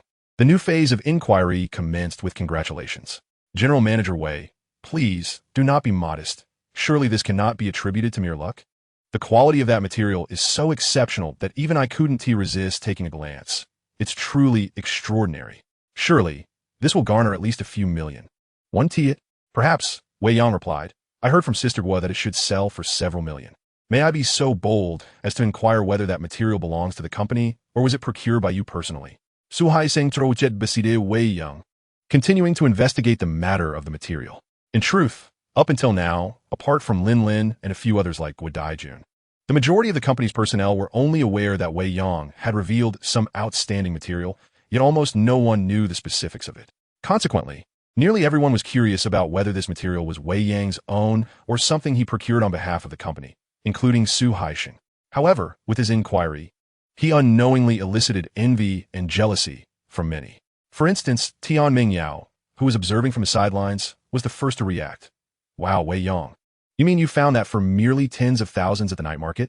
Her tone and expression were laced with an exaggerated sense of astonishment. As for the others present, such as Yuan Qing, Zhang Yang, and Su Haisheng, although they remained silent, their sentiments were likely similar. Su Haisheng at this moment was contemplating, how does that brat possess such extraordinary luck? Regarding this rough stone, he had indeed visited the processing plant and even scrutinized the skin as characteristics, discovering that its exterior did not reflect the quality of the cut stone. At that time, he wondered, is that lad truly skilled, or is it merely luck? In hindsight, it seems luck played a significant role. This further corroborated Su Haisheng's suspicions. He forcefully suppressed his feelings of envy and redirected the conversation, saying, General Manager Wei, you are undoubtedly being modest. You must have recognized the potential for exceptional finds before purchasing. Before Wei Yang could indulge in further pleasantries, Su Haisheng interjected, oh, by the way, I also heard that General Manager Lin intends to entrust you with the management of the sales team. He ventured into another topic he was eager to understand. Speaking of this matter, it is quite bothersome. What's the issue? Once General Manager Lin saw that I had unveiled something remarkable, she insisted on assigning the sales team to me, claiming that since I possess such capability, I should help her shoulder more responsibilities. No matter how I tried to decline, I couldn't refuse. Isn't that a good thing? Why would you want to refuse? What good is it? Now, General Manager Lin expects me not only to manage the sales team, but also to produce short videos to help drive sales and attract new clients. Just imagine how much time this will consume daily. I shall candidly express my thoughts. If I have the time, why not meander through the market and unearth some fine materials? Manager Su, would you not agree? Wei Yang began to share his innermost feelings with Su Haisheng, as this was indeed his original intention. Thus, his feigned reluctance was strikingly authentic, so much so that even Su Haisheng found it challenging to discern the truth. However, it was somewhat vexing. Su Haisheng could not help but think, in the past I aspired to take over Sales Group 1 from General Manager Lin. Yet she vehemently opposed it. Now, this fellow has only been here a few days, and General Manager Lin has already entrusted him with Sales Group 1. And he feigns reluctance. In comparison, is this not infuriating? Quite so. Nevertheless, he suppressed his displeasure and replied with a smile. In a sense, you are correct. With your capabilities, Mr. Wei, indeed, you could earn more by undertaking fewer responsibilities. However, it is also true that since General Manager Lin holds you in such high regard and you possess considerable talent, you ought to assist him as much as possible. For the capable should bear more burdens, should they not? In a diplomatic manner, he subtly adorned Wei Yang with a flattering compliment. Then, feigning curiosity, he inquired, I am rather intrigued. Did you ultimately agree? How could one refuse? After all, General Lin is the president of the company, and with such abundant resources, how could I possibly continue in the company if I did not acquiesce? Yet, he soon chuckled and added, however, I did not agree without gaining something in return from General Lin. Oh, You managed to extract something from General Lin? Impressive. What was it? Su Haixing's curiosity was piqued once more. But at the crucial moment, Wei Yang simply chuckled and said, I cannot disclose that, as it pertains to a private arrangement between General Lin and myself. Su Haixing thought, although this fellow appears rather naive, he is not entirely foolish. Nor does he divulge every detail to me. What exactly did he manage to gain from General Lin? He was exceedingly curious, but since Wei Yang was unwilling to share, he could not press further and merely laughed, saying, well, it seems Mr. Wei did not work in vain. Another round of probing ensued. Yet Wei Yang remarked, Manager Su, please do not say that. I assured General Lin that I could film short videos and introduce clients to Group 1, but I do not intend to involve myself in the specifics. Thus, the matters that fall under your purview, you must continue to oversee. I implore you not to entertain thoughts of idleness. Su Haixing was taken aback. This fellow truly lacks a strong desire for control. Yesterday, regarding the sorting of materials, he had no intention of becoming overly involved, only putting forth a token effort. Now, with General Lin wishing to assign Sales Group 1 to him, he still seems disinclined to manage the particulars. What could be the reason? Is it possible that General Lin values him solely for his exceptional Jade appraisal skills, rather than to insert him into the sales department? He began to second-guess whether he was perhaps being overly anxious. Nevertheless, regardless of the circumstances, the fact that Wei Yang was not overly concerned with trivial matters was undoubtedly a boon for him. He chuckled and remarked, as long as General Manager Wei does not find me bothersome, please feel free to instruct me on anything. I shall certainly cooperate wholeheartedly. Then I thank you, Manager Su, came the reply. Not all. Oh, by the way, I wonder if General Manager Wei is available this evening? Given that our collaboration at work has become increasingly intertwined, it would be prudent for us to also cultivate our friendship in private, to become better acquainted. He once again broached the subject of a gathering. Manager Su, I'm afraid tonight may not be feasible. Sister Gua mentioned that she has arranged for some colleagues to meet in hopes of resolving that batch of materials. Let us then set it for tomorrow evening. We shall invite the 3 team leaders to join us for a delightful meal, Wei Yang responded, his expression betraying a hint of difficulty. Yet, ultimately, he provided Su Haixing with a definitive time. It appears I must once again congratulate General Manager Wei on his impending fortune tonight. I shall not press you further. Let us confirm for tomorrow evening. Su Haixing smiled broadly, and thus concluded another round of tentative exploration. In that case, I shan't delay you further in your inspection of the materials. Oh, and do be advised that Zhang Yang's proficiency in sorting materials pales in comparison to yours, General Manager Wei. I kindly ask you to scrutinize his work closely, and should you find it lacking, do not hesitate to chastise him. With that parting remark, a thoroughly satisfied Su Haixing took his leave, leaving Zhang Yang in a state of nervous apprehension. Chapter 67. General Manager Wei is a good person. Now that the boss has arrived and is engaging in delightful conversation with General Manager Wei, why has he not spoken a good word on my behalf, but instead encouraged General Manager Wei to be stringent with me? After Su Haixing departed, Zhang Yang continued to ponder this question. In his anxious state, he failed to comprehend that Su Haixing was merely speaking in reverse, leading to a tinge of dissatisfaction towards him. Ultimately, he could only gaze nervously at Wei Yang, who resumed his inspection of the materials. He silently prayed, I hope General Manager Wei is lenient and does not make things too difficult for me. Would Wei Yang indeed be stringent with him? Certainly not. At that moment, he was contemplating further ways to disarm Zhang Yang, to bolster his confidence. However, this did not imply that he would overlook the quality of the materials Zhang Yang had sorted. The reasoning was quite simple. If he were to disregard such matters, it would seem insincere to the extent that even he would find it hard to believe. To speak candidly, he had already conducted a cursory examination of the materials sorted by Zhang Yang, and in terms of quality, they fell significantly short compared to those sorted by Exine Wei Fan, not to mention the ones he had sorted the previous day. This prompted him to ponder aloud. How did one of such caliber ascend to the position of team leader? It was no wonder that He Wanqing and Tian Mengyao had expressed their discontent towards him. Now, what should be done? To be frank, Zhang Yang, I must say, the quality of these materials you have sorted is rather mediocre. Thus, he spoke up, no longer addressing him as team leader Zhang, though his tone was not overly harsh. Immediately following, he directly picked up a piece of material and illustrated. Take this one for instance. Just by glancing at the black spots on its skin, one can ascertain that it is undoubtedly a black chicken, with an average quality of water content, yet you have allocated it into a different category. If a client were to spend thousands on it, would they not curse you? Zhang Yang's face flushed crimson, rendering him speechless. The crux of the matter was that Qing, who had remained silent until now, interjected, "Indeed, I have long maintained that the materials you select are worthless. As a result, Yao Yao and I often bear the brunt of the criticism for your mistakes, while you conveniently remain unscathed in the background." It was evident that both hosts had suffered considerably, with grievances they had no outlet for, and at last, Qing seized the opportunity to vent her frustrations. This only deepened Zhang Yang's embarrassment. Wei Yang, however, remarked, "Let me impart a small technique to you on how to categorize." Zhang Yang responded, perplexed, "What? You're not only refraining from scolding me, but also teaching me how to categorize?" He was momentarily taken aback. "Thank you, President Wei." After his surprise, he managed to utter this phrase and squatted down beside Wei Yang. Contrary to his intention to further intimidate Zhang Yang, Wei Yang had no intention of reprimanding him. He continued, "In fact, categorizing materials is an art. The specific technique is that while you may categorize practice materials indiscriminately, you must ensure the quality of individual pieces." He then began to share his categorization experiences with Zhang Yang. Although he had only categorized once, he was different from most people in that he enjoyed pondering over matters. And, through contemplation, he invariably discovered certain techniques. For instance, with respect to categorizing materials, based on yesterday's live stream, he realized that inaccurate categorization per se was not fearsome.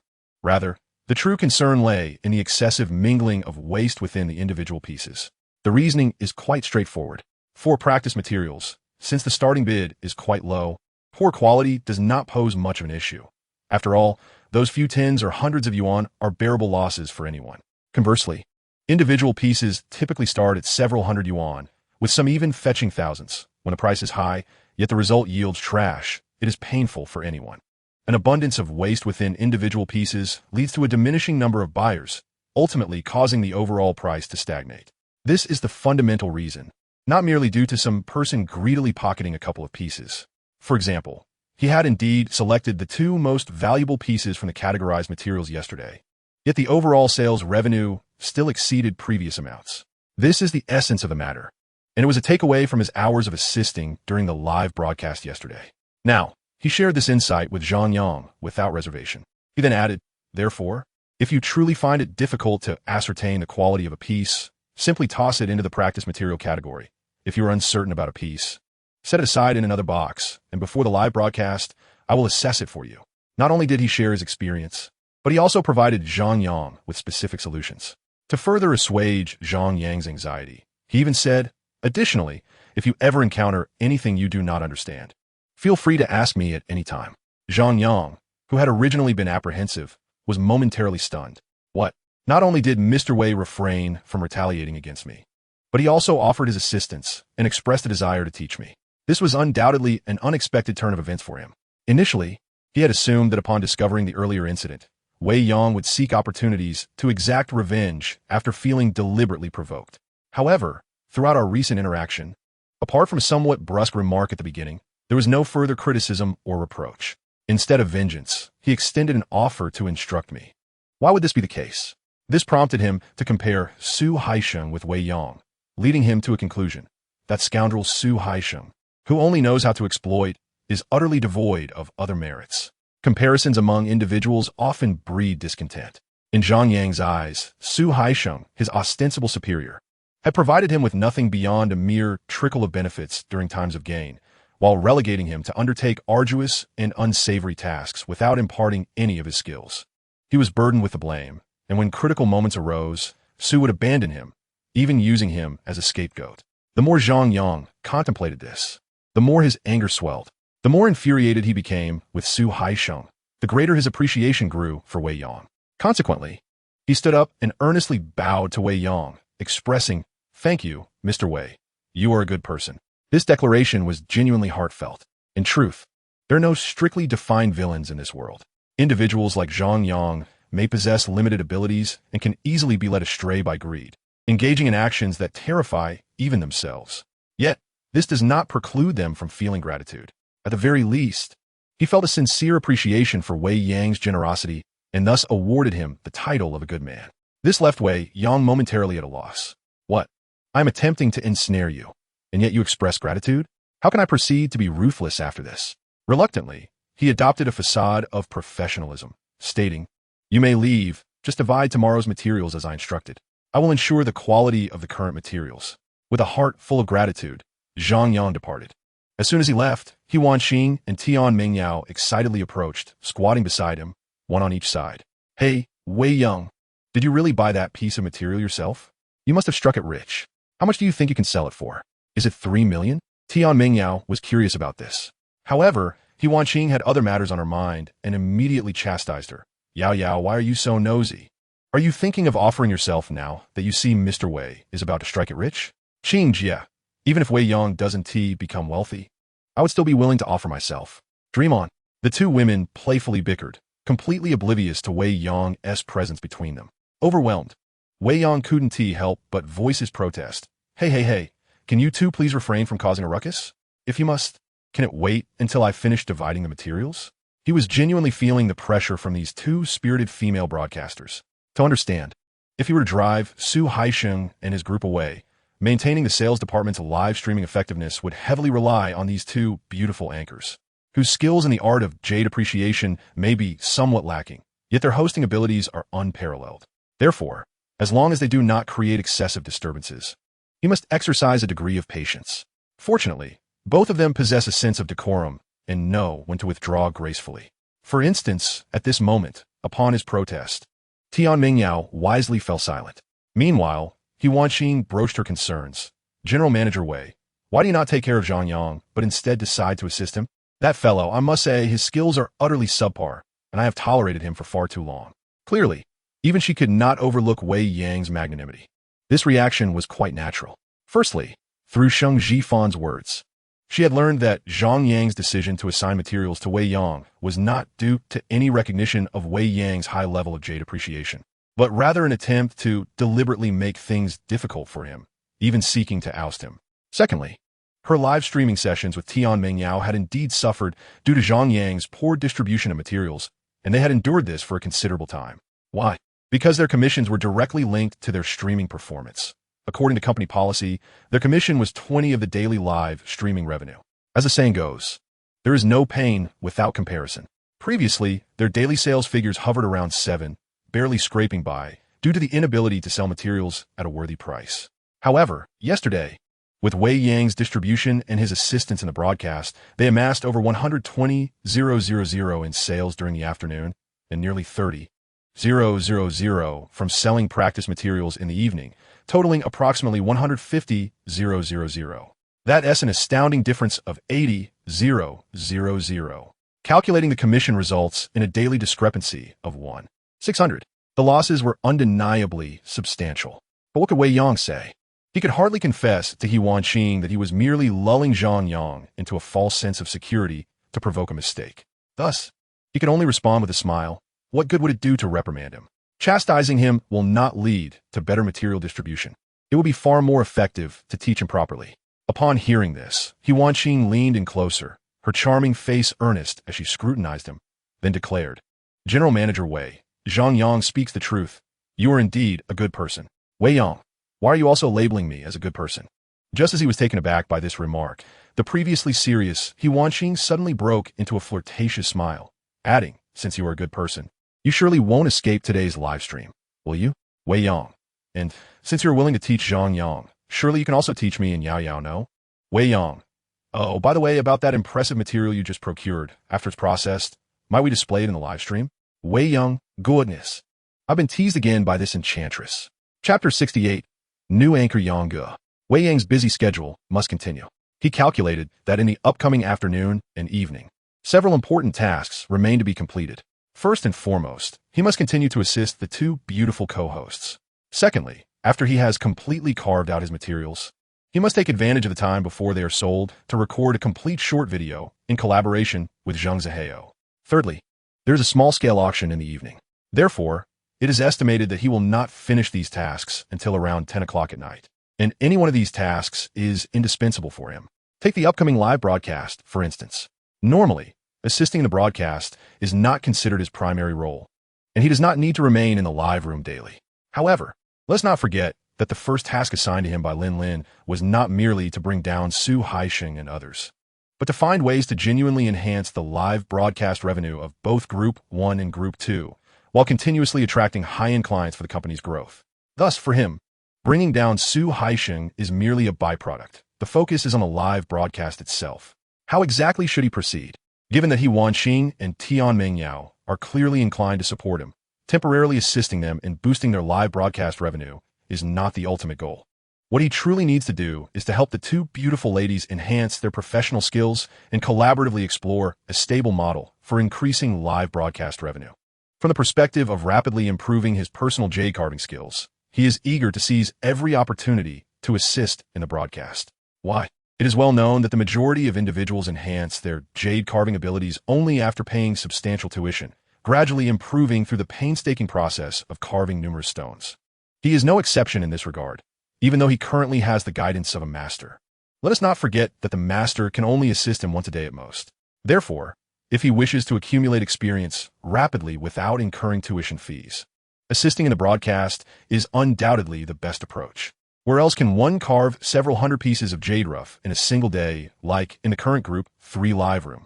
Thus, even if He Wanqing and Tian Mengyao do not seek his help, he will still assist whenever he has the time, including today. However, the approach must be slightly altered. Consequently, he decided to forego further examination of the stones sorted by Zhang Yang and turned to He Wanqing and Tian Mengyao, who were waiting for his stance, and said, "If you wish for me to continue assisting with the broadcast, I have 2 small conditions." "Please, go ahead," He Wanqing responded. "The first condition is that the camera cannot be directed at me during the live broadcast." "Why is that?" This time, it was Tian Mengyao who questioned him. Clearly, this infatuated host, who had teased him during yesterday's broadcast, still wished to see his comical expression when caught off guard by the camera today. As a master like me, one must maintain an aura of mystery. After being teased multiple times, one gradually becomes less concerned about maintaining face. The current Wei Yang is no exception. At the very least, he has begun to learn how to occasionally inject humor into serious discussions to lighten the atmosphere. Of course, his desire to avoid being on camera is not only due to his slight discomfort, but also relates to his forthcoming short video plans. However, that is a matter for another time. TCH, even if you're a master, and even if you're handsome, must you be so self-absorbed? As anticipated, his shamelessness was immediately met with a playful jibe from Tian Mengyao.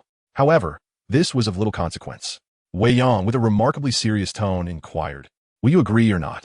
If you refuse, I shall cease to assist you in broadcasting henceforth." "Agreed, agreed," came the response, now from He Wanqing. The second condition was that today she would co-host while taking notes on the knowledge points I would present. Wei Yang articulated his second condition, which he was eager to implement. He had previously heard from Lin Lin that the initial trio of groups had engaged professional hosts, yet the results were less than satisfactory. It was only when they transitioned to charming and attractive female hosts that their popularity surged, a model that has persisted to this day. Yet, Wei Yang pondered, is this truly the correct approach? Following his experience as a co-host yesterday, he harbored doubts. Indeed, while alluring female hosts could captivate novice players with little understanding of Jade, the question remained, what happens thereafter? It is widely recognized that genuine, high-quality jadeite is often undervalued in live broadcasts, while those peddling visually appealing but decidedly inferior materials manage to command high prices. This discrepancy stems from a lack of consumer awareness regarding jadeite. Thus, in Wei Yang's view, it is essential for hosts like Wei Yan, who specialize in quality materials, to incorporate fundamental jade knowledge into their broadcasts. Only by elevating the understanding of discerning customers can their desire for authentic jadeite be enhanced. This was the rationale behind his decision to volunteer as a host for the 2 lovely ladies. He sought to experiment and simultaneously impart knowledge to them. Excellent, excellent. How wonderful. The 2 female hosts almost chorused in agreement, clearly eager for this arrangement. And so, the matter was amicably settled. Time swiftly approached 3 o'clock in the afternoon. As the broadcast hour neared, He Wanqing, seated in the co-host position, promptly initiated the live stream for Wei Yang. Simultaneously, in Lin Lin's office, she suggested to Guodai Jun, who was enjoying tea with her, "Since we find ourselves rather bored, why not indulge in something entertaining?" They were awaiting the final 2 pieces of jade to be cut. On the tea table before them lay the already sliced second piece, alongside the materials for the first piece, now fashioned into a bracelet. As anticipated, the second piece was free of cracks and promised to yield a high-quality bracelet of nearly full color. At that moment, Guodai Jun had just finished photographing the second piece and was sending auction details to colleagues. Hearing Lin Lin's proposal, she looked up and asked, "What is it?" "Wei Yang is currently assisting with the live broadcast for the 3rd group. You should check it out." It's quite amusing. It was evident that she had become captivated by the antics involving Wei Yang the previous day and was eager to witness more. As soon as she entered, a familiar voice resonated in her ears. Hello, everyone, good afternoon. I am your new host, Yang.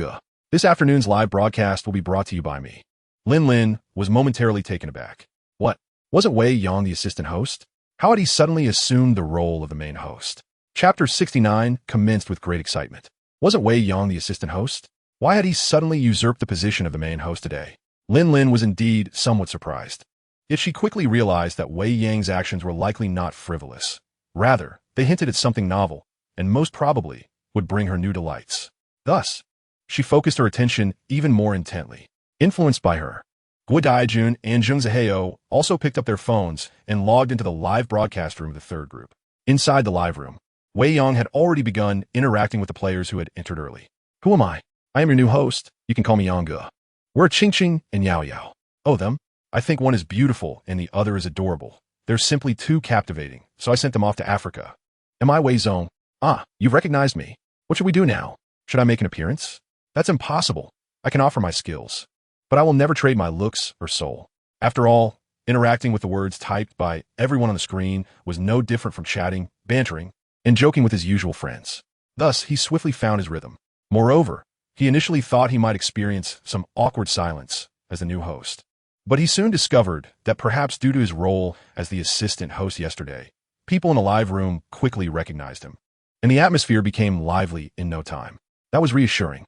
Instead of rushing to make an appearance, he decided to emulate Yuan Xing from yesterday, engaging in conversation with everyone to warm up the atmosphere first. Indeed, the energy picked up rapidly. Guo Daijun was also an expert when it came to live broadcasting. It should be noted that the finished live broadcast rooms under Veen were under her management, so she could easily discern whether a host possessed the potential for great popularity after just a few moments of listening. It seemed that just yesterday he had been the assistant host, playfully teased by the two main hosts and the older players in the room. Who would have anticipated that today he would suddenly elevate himself to prominence? Clearly, she was exceedingly pleased with Wei Yang's performance, her words filled with admiration. The two women continued to watch the broadcast while discussing Wei Yang, almost forgetting Zheng Ziheo, who was still in Lin's office sipping tea. This left Zheng Ziheo feeling quite uncomfortable. Listening to their endless praise for Wei Yang, he couldn't help but think, oh my, could it be that Lin Zong truly has feelings for that young man? The familiar pangs of envy and jealousy surged within him once more. Meanwhile, in the live room, Wei Yang continued to interact with the audience. Did I prepare any materials today? Of course. As someone who delights in Jade, a day without cutting materials leaves me feeling restless. So, has it started to rise? It is imperative that a master like myself not only elevates, but also experiences a significant surge. Do you not believe it? If in doubt, inquire with Qing and Yao Yao. General Wei has not deceived you. Today he has unveiled a substantial treasure, one valued at several million. If you harbor skepticism, I encourage you to request him to present it for your perusal. At this moment, Yuan Xing, who was assisting in the broadcast, immediately chimed in. She first attested to the veracity of Wei Yang's claims, but soon after, she began to incite the crowd, urging them to demand a glimpse of the treasure. This certainly posed a minor conundrum for Wei Yang. It is worth noting that half of the material was still being processed and would not be ready until nearly 5 o'clock. However, the audience continued to clamor for a viewing. What was he to do? Naturally, Wei Yang would not disregard the will of the people, so he stated, "Hey, to the lovely lady covertly watching the live stream, could you please bring the 2 pieces that have already been cut to the broadcast room for everyone to admire?" He subtly directed someone, which elicited hearty laughter from Guo Daijun, who turned to Lin and remarked, "It must be you he is referring to, right? How do you know you'd be lurking in a live stream?" This was indeed amusing. It is noteworthy that Lin is the president of the company, while Wei Yang is her assistant. Yet, here he was commanding her to run an errand for him while insinuating that she was eavesdropping. Who else could be such a bold assistant, treating the boss so casually but Wei Yang? The most remarkable aspect was that he managed to convey this without inciting her ire. Lin, teased by Guo Daijun, could only feign annoyance. This fellow, I previously thought he was rather simple-minded, akin to a blockhead, only to discover upon acquaintance that he is quite cunning. Despite being commanded, she did not feel genuinely upset. Meanwhile, in the live stream, Wei Yang continued to engage with the audience. Who am I calling out? I shan't reveal. I can only discreetly inform you that this is a beauty of unparalleled grace, more enchanting than both Qing Qing and Yao Yao. Another jest at Lin Lin slipped from his lips. One must wonder how many women could withstand such extravagant praise. Thus, relishing the moment, Lin Lin feigned indignation while she picked up the two already cut pieces from the tea table, hurrying to the live stream. In the meantime, Wei Yang, who had already stirred the audience's emotions, seized the moment and proclaimed, "All right, before that treasure arrives, let us officially commence today's auction. If we delay any longer, I fear Qing Qing, Yao Yao, and I may starve." Thus, the auction commenced. The warm-up effect was evidently profound. As the audience's spirits soared, their desire to bid naturally intensified. Consequently, within the brief interval while Lin Lin delivered the treasure to the live stream, the two pieces up for auction fetched unexpectedly high prices. One cannot deny that Wei Yang's inaugural live stream started off spectacularly. Chapter 70, I Am a Sheep. The real excitement, of course, awaited the arrival of the genuine treasures. Typically, true high-value gems worth millions are rarely seen in live streaming rooms, especially in those that focus on selling lower-end materials by the kilogram. Therefore, when Wei Yang showcased those two exquisite pieces, particularly the polished bracelet, everyone was utterly captivated. Wow, how beautiful! I adore it. My goodness, how much must this cost? At least several $100,000, right? You think you can buy it for just that? You'd need to double that amount, exclaimed the viewers. Mr. Wei, is this truly what you're offering today? I'm in love. Mr. Wei, hurry and auction it off. I'll bid 500. The live chat erupted in excitement. However, it must be noted that in such beginner-dominated streaming rooms, viewers could only enjoy the spectacle, with few able to recognize its true value. Glancing at the screen, Wei Yang observed that the highest estimate for the bracelet was merely 400,000. This exemplifies a common issue in lower-tier live streams. Due to a lack of genuine understanding of Jade, players fail to see the worth of truly valuable pieces, yet they often fall prey to unscrupulous sellers peddling inferior materials. This realization prompted Wei Yang to recognize the necessity of educating the audience on fundamental Jade knowledge. Consequently, he paused the auction, held the bracelet up to the camera, and proposed, "How about we play a game?" He then retrieved a relatively good quality rough stone from the display and said, "Whoever can correctly guess the approximate value of this bracelet first will receive this rough stone as a gift. 100,000, 150,000, 180,000, 280,000, 350,000. As the adage goes, under heavy rewards, there will be brave souls. With the incentive of the rough stone, the chat buzzed with activity once more. Unfortunately, the figure Wei Yang hoped to see did not materialize. After a considerable wait, a message finally appeared, at least 1 million. All right, stop. You win. This friend named, if you play again, you'll cut your hand off. This rough stone is yours. Wei Yang promptly called for a halt and jokingly added, "This rough stone is a gift for you. I hope you 1T need to cut your hand off. How would you like to proceed? Open it or cut it directly? Let us just cut it straight away. It probably 1T yield anything valuable." Wei Yang could tell that this viewer had likely been drawn in by the icy green bracelet, yet seemed skeptical about Wei Yang's materials. Perhaps having lost faith in all live streams after paying a considerable amount in tuition. He couldn't be bothered to discern further and simply marked the rough stone with the words "cut hand" before arranging for its cutting. However, he soon found that the live chat had erupted once more. "Mr. Wei, seriously? This bracelet could actually sell for over $1 million? Mr. Wei, your words alone aren't convincing. We're not buying it." Exactly. You need to prove that this bracelet can indeed fetch over $1 million. It is evident that due to a lack of understanding, the majority of individuals in the live broadcast room do not believe that this bracelet could fetch a price exceeding $1 million. Moreover, the raw stone presented by Wei Yang as a reward, based on prior comparisons, should rightfully be valued at over 1,000. Consequently, the audience became restless, demanding a compelling justification from Wei Yang. How could he provide such an explanation? Yet he smiled and replied, "Tonight, we will hold a small auction among our peers concerning this raw stone.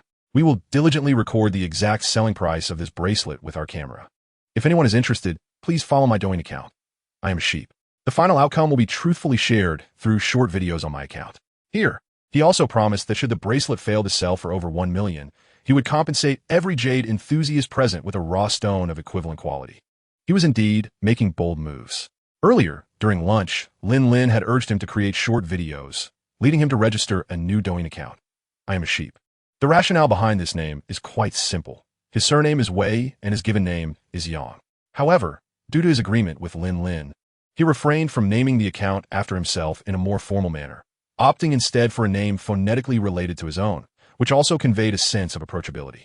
Lin Lin had suggested utilizing short videos to attract followers, and with such a splendid opportunity at hand, why not seize it? It must be noted that high-quality jadeite is indeed captivating.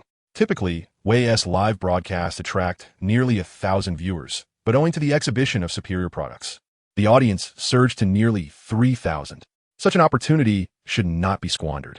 His commitment also temporarily diffused the brewing conflict, thus allowing the auction to proceed.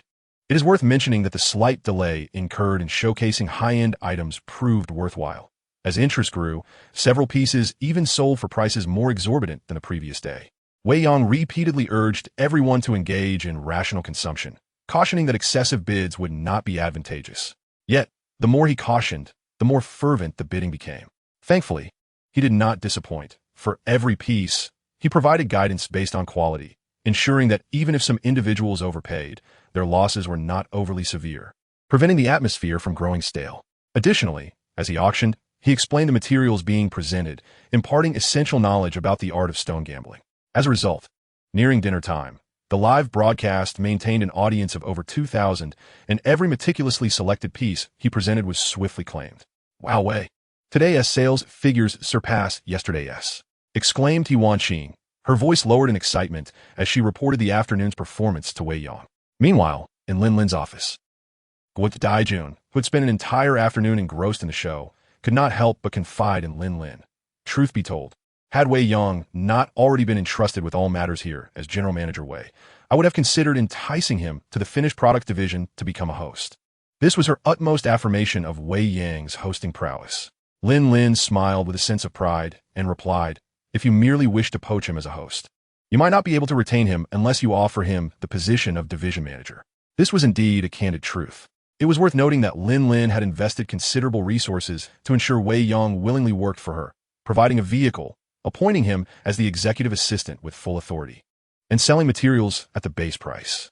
She was confident that few bosses possessed the audacity she displayed. Thankfully, Wei Yang had not disappointed her, consistently delivering surprises. Daijun wholeheartedly agreed, adding, "I fear that even if I were willing to relinquish my position, he may not regard it, for it is only you, Lin Lin, who possesses the capability to keep him." The two continued their conversation, seemingly oblivious to their surroundings, which deeply provoked Zhang Zihao. He could not help but ponder, should he apply some pressure on that fellow? But where to begin? After much contemplation, he settled on one point and remarked, "Lin Lin, why did he choose such a ludicrous name for his Douyin account? I am a sheep. Isn't that rather absurd?" Ultimately, he could only approach the matter from his familiar perspective. Chapter 71, Unexpected. I am a sheep. To Zhang Zihao, such an online moniker resembled that of a gamer or an anime enthusiast, utterly unsuitable for promoting Jade through short videos. Moreover, since the company's resources were being utilized for filming, why not prominently feature the company's name? Thus, it was only natural for him to take issue with Wei Yang on this front. Unfortunately, he was entirely unaware that Lin Lin had exerted considerable effort to persuade Wei Yang to establish the short video account, and it was hardly plausible that she would take offense over a mere name. Besides, I am a sheep. What an endearing title. For Zhang Zihao, this was undoubtedly another blow. He could not help but feel frustrated, wondering, is this what they call beauty in the eyes of the beholder? Yet, regardless of his thoughts, life continued. It was time to complete the filming of the necessary materials for that piece of jade. Wei Yang, I never anticipated you would possess such talent as a host. Upon their next meeting, Guo Daijun naturally offered praise to Wei Yang. Lin Lin also seized the opportunity to inquire, what prompted you to suddenly become a host? Are you genuinely interested in this? This was indeed a question she had long been curious about, but had previously lacked the chance to ask. How could that be? Were it not to enhance the sales department's performance, I would not be preoccupied with this matter. Wei Yang succinctly shared his thoughts with Lin Lin, discussing why high-quality raw stones in the live stream could not command high prices and outlining his specific implementation plans. Lin Lin's eyes quickly sparkled with interest. She indeed noticed it, for Wei Yang was incessantly sharing fundamental knowledge about Jade and instilling a correct understanding of jadeite's value during the live broadcast. A portion of the Jade enthusiasts developed a keen interest in mid to high-end jadeite, proactively requesting Wei Yang to assist in selecting some exquisite pieces around 10,000. Such requests are rather rare in the second group's live streaming sessions. Initially, She assumed that Wei Yang's ascension to the role of host was merely a fleeting whim. However, she was taken aback to discover that he had diligently broadcasted for an entire afternoon solely to assist her. Such a dedicated assistant is truly remarkable. Consequently, her gaze towards him began to sparkle, and she smiled as she said, "Wei Yang, with your impressive efforts, shouldn't I reward you? Here's the deal. I had originally planned to treat you tonight, but given your hard work, I will invite you to dine with Sister Guo instead." Since Wei Yang had exerted himself so earnestly to aid her, it was only right and fitting for her to express her gratitude. Even if it was merely a meal, it conveyed her appreciation. "Thank you for your generosity, boss," Wei Yang responded with a smile. After all, it was just a meal, and he had no desire to quarrel with Lin Lin over it, so he decided to engage in a bit of banter. This had become the most casual and comfortable mode of communication between him and Lin Lin over the past few days. However, this scene, once again perceived by the overlooked Zheng Zihao, transformed into flirtation between the two. Lin Lin, that wretched girl, truly has eyes for that young man. His expression darkened, and he abruptly interjected, "Wei Yang, isn't it time to film the video? If we dawdle any longer, we won't have enough time." What was initially a routine reminder turned colder and more rigid due to his inner displeasure. Naturally, this left the intuitively perceptive Wei Yang feeling somewhat uncomfortable. Yet he still carried the raw stone over to the desk, preparing to shoot a short video. Zheng Zihao also began setting up the lighting, filming equipment, and so forth. Naturally, he positioned the camera in front of Wei Yang's desk, intending to capture both Wei Yang and the raw stone together. However, Wei Yang interjected, "Assistant Zheng, could you position the camera over here? Just film the raw stone and refrain from including me in the shot." His request was not without reason. He wished to avoid becoming an internet celebrity too quickly, as he did not want to be recognized wherever he went. Why? It was undoubtedly for the convenience of purchasing materials. In most industries, if one is an influencer and visits another establishment, being recognized by the owner might even yield certain discounts. However, in the jade raw stone industry, the opposite is true. If a stone that could originally be sold for 100,000 is seen by an owner who recognizes your exceptional jade expertise, they would surmise that it must contain something valuable and would consequently inflate the price. For this reason, Wei Yang could shoot short videos, but had no intention of revealing his face easily. It was also for this reason that during the live broadcast, he had threatened He Wanqing and Tian Mingyao, stating that if they dared to show his face again, he would cease to assist them in their broadcasts. This was the rationale behind it all. Thus, from his perspective, this was undoubtedly a reasonable request. Were it another photographer, they would certainly comply with his demands. Unfortunately, Zheng Zihao was not an ordinary photographer, though he ostensibly served as Lin Lin's assistant for short videos. He harbored another significant identity. He was the nephew of a minor shareholder in Wayne. Decades prior, his uncle had ventured into the jade industry and gained a modest reputation in Yunnan province. Subsequently, during a business trip to Myanmar for procurement, he befriended the Lin family, who were then merely small mine owners, and swiftly began investing in their new jade mine. Later, when the Lin family decided to expand domestically and establish Wayne, much of the groundwork was facilitated by his uncle, who also became a shareholder in Wayne. When Lin Lin resolved to pursue her studies in the country, it was again his uncle who leveraged connections to assist her. Following this, Lin Lin graduated and joined Wayne, and a year later, so did he. Initially, he aspired to follow his uncle into the jade business, yet his uncle arranged for him to be by Lin Lin's side. His uncle's message was clear. If he could win Lin Lin's affection, his future would be secure, and it would greatly benefit the Zheng family's business. This is why Zheng Zihao had remained by Lin Lin's side for 3 years. Throughout this period, he invested considerable effort to win Lin Lin's favor, but regrettably, while she treated him with courtesy, she showed no inclination towards intimacy. Was Lin Lin's ambition so overpowering that she had not contemplated finding a partner swiftly? He once believed so, for he observed that Lin Lin not only kept her distance from him, but also maintained a certain reserve with other men, never offering them any warmth, until Wei Yang appeared. Now, the fact that Wei Yang, who had never filmed short video, was telling him not to photograph people was beyond what he could endure. His expression darkened as he coldly replied, "Then find someone else to shoot. I cannot do this." Wei Yang was momentarily taken aback. What was happening? Had he said something wrong? Zheng Zihao's sudden outburst left him bewildered, and he could only cast a pleading glance towards Lin Lin. At that moment, Lin Lin was equally perplexed. She thought to herself how difficult it had been to persuade Wei Yang to participate in the video. Why, at such a critical juncture? Did Zheng Zihao suddenly behave this way? Was he sabotaging her efforts? However, In her reprimand, Zheng Zihao perceived it as favoritism towards Wei Yang. Unable to contain his frustration any longer, he turned to Lin Lin and shouted, "Lin Lin, are you blaming me? Just because of that newly acquainted young man? He's nothing but a pauper. What merits does he possess that warrants your bias?" Wei Yang was again left speechless. What? What do you mean? Are you suggesting that Lin Lin has taken a liking to me? How could that possibly be? In that moment, he found himself at a loss for words, unsure of how to respond, and could only helplessly glance once more at Lin Lin. At this moment, Lin Lin found herself in a state of bewilderment. What do you mean? Are you suggesting that I defended Wei Yang due to some romantic entanglement?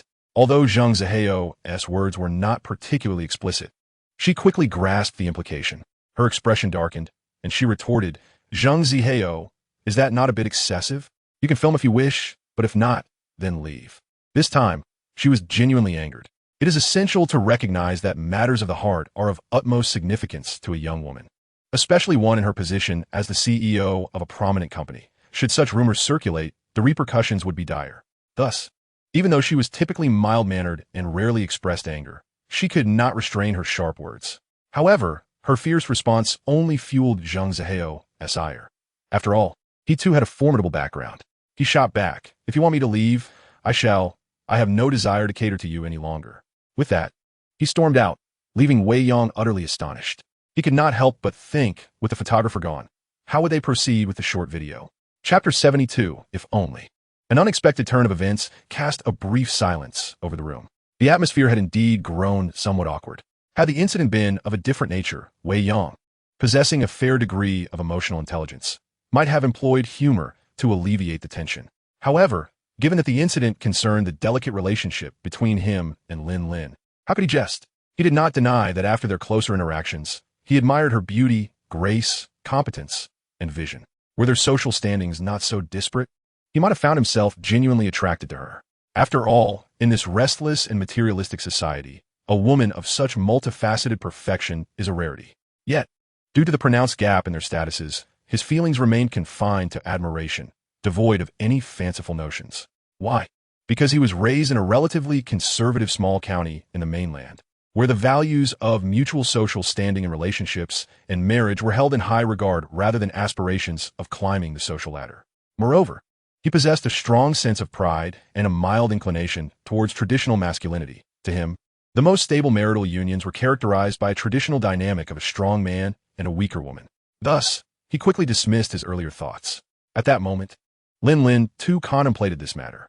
She pondered, "Am I truly biased in favor of Wei Yang due to personal feelings?" Yet, she swiftly rejected this notion. While she did not deny that after gaining a comprehensive understanding of Wei Yang, she admired his capabilities, respected his character, and found herself drawn to his seemingly naive yet astute demeanor, she also reflected, "If I were an ordinary woman, perhaps I would indeed grow fond of him." Unfortunately, she was not an ordinary woman. She was the daughter of a prominent mining magnate in Myanmar. But what does that mean? Does being the daughter of such a wealthy family preclude her from making her own choices in matters of marriage? Indeed, it does. Despite the Lin family's Chinese heritage, the prevailing mindset of male preference over female offspring remains deeply entrenched within Myanmar. Regardless of wealth, the daughters born into Chinese families are often regarded as expendable, akin to water that will inevitably be poured out. From a superficial perspective, individuals like the Lin family, prominent mine owners, may appear to be affluent and influential. However, the reality is that the larger the mining enterprise, the more precarious their existence becomes. Why is this so? It is due to the complex socio-political landscape of Myanmar. Officially, jade reserves are deemed state property, and any mine owner granted extraction rights must remit substantial taxes to the government. Yet, the political climate in Myanmar is notoriously unstable. One year, a mine owner may cultivate a favorable relationship with a relevant government official, only to find that by the following year, that official may have been replaced, leaving the continuity of their mining rights uncertain. The allure of wealth can easily incite envy, and the substantial profits derived from lucrative mines make them prime targets. Moreover, Myanmar is rife with local warlords. After mining precious resources, not only must taxes be paid to the government, but these warlords, often referred to as mountain soldiers, also demand their share. Failing to manage these relationships effectively can result in mined resources being rendered untransportable, regardless of their value. Consequently, the larger the mining operation, the more crucial it becomes to maintain favorable relations across various levels of authority, beyond merely offering bribes or equity stakes. A common strategy involves forging marriages with powerful government officials or high-ranking warlords. This practice results in the daughters of affluent mine owners having little autonomy in their marital choices. This assertion is corroborated by the experience of Lin Lin's cousin, who, after receiving a substantial dowry, was married off as a third wife to a local warlord's high-ranking official. Lin Lin suspects that had she not demonstrated considerable acumen in managing family finances, she too might have been similarly positioned in such a marriage. Are these unions advantageous? On the surface, they appear glamorous, marrying into wealth and power, accompanied by a generous dowry. However, the reality in Myanmar is starkly different. Although a monogamous system was officially instituted years ago, many men, particularly those of affluence and influence, continue to engage in polygamy. This often results in young women being wed to much older men, sometimes decades their senior. Furthermore, given Myanmar's notorious instability, one might marry a powerful official or warlord today, only to find themselves a widow or captive by the next day. In terms of prosperity, peace, and convenience, Myanmar pales in comparison to China. Under such circumstances, how could Lin Lin, accustomed to the comforts of her homeland, accept being treated as a mere pawn in political alliances? The only viable path to avoiding such a fate lies in proving her worth, demonstrating that she can generate greater wealth for her family than merely serving as a tool for matrimonial alliances. This is precisely the reason why she devoted nearly all her energy to managing the company. As for personal relationships, she had not even considered them. For her, they were mere luxuries. Consequently, her feelings for Wei Yang were solely rooted in admiration and respect, devoid of any romantic entanglement. However, after the commotion instigated by Zhang Zihao, how was she to face Wei Yang now? Just as both parties found themselves in a state of discomfort, Guo Daijun, equally bewildered by the scene, finally spoke up. Ah? Zhang Zihao, who usually appears quite composed, why has he suddenly created such a disturbance? This is sheer nonsense. After alleviating the awkward atmosphere, she turned to Lin Lin and asked, General Manager Lin, what should we do now? Should we continue filming this short video? Do you want me to call someone from the production department to assist? At that moment, it was indeed work that could transform the sensitive and awkward topic into a matter of the past. Guo Daijun was acutely aware of this. However, she then hesitated slightly, adding, but it's already after hours, and even if we could notify someone, they might not arrive quickly. Clearly, her intent in saying this was to ease the tension. With her providing a way out, Lin Lin finally spoke up. I see. Then we might be pressed for time. This was indeed the case. It was already past 6, and with the auction of the raw stones scheduled for 8, buyers were expected to arrive around 7. Moreover, given that Wei Yang was a novice at filming short videos, certain segments would likely need to be repeated several times to achieve quality, and any delays on the part of the photographer could be detrimental. At this critical juncture, Wei Yang interjected. How about I do it myself? You? Are you capable? Lin Lin exclaimed, her eyes widening in disbelief as she regarded him.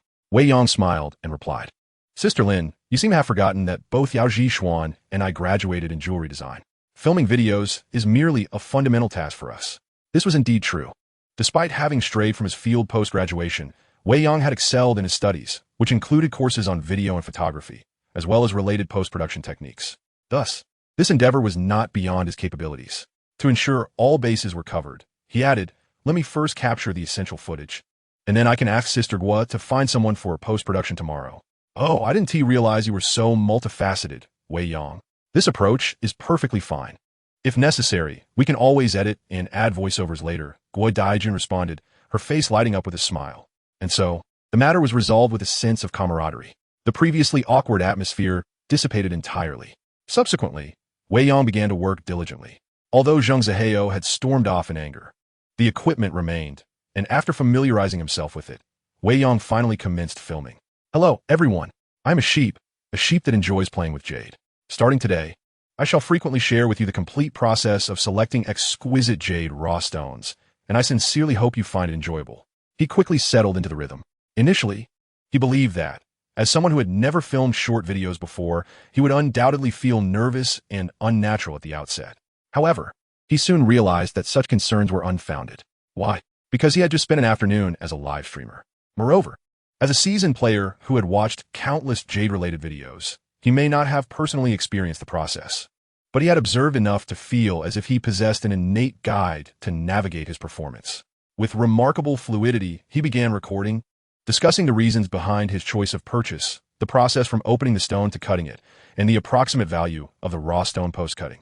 Throughout this process, he incorporated fundamental knowledge about jade sourcing and simple jade identification techniques to instruct others on how to engage in stone bedding properly. In less than 10 minutes, he successfully completed the recording in one take, without any interruptions or stuttering.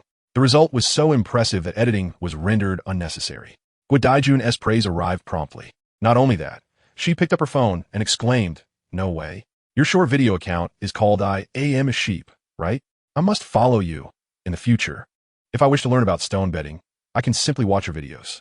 Her immediate decision to follow I Am a Sheep was a testament to her recognition of Wei Yang's video quality. She then turned to Lin and inquired, "What do you think, Lin? How did Wei Yang's video turn out? Huh? Was she truly pondering?" She wondered, if I were just an ordinary woman, would I find myself attracted to him? It must be said that feelings are indeed quite mysterious. Prior to this, Lin had not entertained any romantic notions about Wei Yang, but following Zheng Ziheo's unexpected incident, it seemed a seed had been planted within her heart, prompting her to occasionally indulge in such thoughts. Just moments ago, as Wei Yang focused intently and confidently recorded his short video, speaking in a tone reminiscent of a radio host while introducing the raw stone, she found herself irresistibly drawn to his earnest demeanor. She could not help but admit, this man is undeniably captivating. Chapter 73, The Ever-Increasing Valuation. As the auction was set for 8 in the evening, Wei Yang and his companions chose not to dine out, but instead instructed Lin to have Yao Zhishuan, who had returned after work, fetch a few takeout meals from a nearby restaurant. While waiting for dinner to arrive, Jade began compiling a list of industry peers who would be attending the auction. As she reviewed the list, she could not help but chuckle, saying, "Wei Yang, it seems tonight you will find it quite challenging not to strike it rich." "What do you mean?" Wei Yang asked. "Buzlet." Jade presented the compiled list of peers before him, stating, "Look at this list. This one and that one. Having these two individuals present guarantees that you will fetch a good price for your materials." Wei Yang carefully examined the registration list that Jade had meticulously prepared. Tonight, a considerable number of participants have registered for the auction, totaling 12 individuals. Among them, Jade pointed out 2 notable figures, one named Ba Liao and the other Guang Tuan. However, he remained perplexed and inquired further, "Why is that?" The reason lies in the fact that these 2 individuals are renowned high-end buyers within the industry. Their presence guarantees bids that surpass those of their peers. Should these 2 engage in competition, it is anticipated that the final price could exceed our expectations significantly. Jade began to elucidate the circumstances surrounding this matter. A buyer refers to a professional who specializes in sourcing suitable goods for clients based on their personalized requirements, acting on their behalf to make purchases. The adage "gold has a price. Jade is priceless" aptly describes the realm of jadeite, a luxurious gemstone, where pricing lacks a fixed standard. Consequently, the final transaction price for the same piece of jade can vary drastically depending on the buyer's expertise.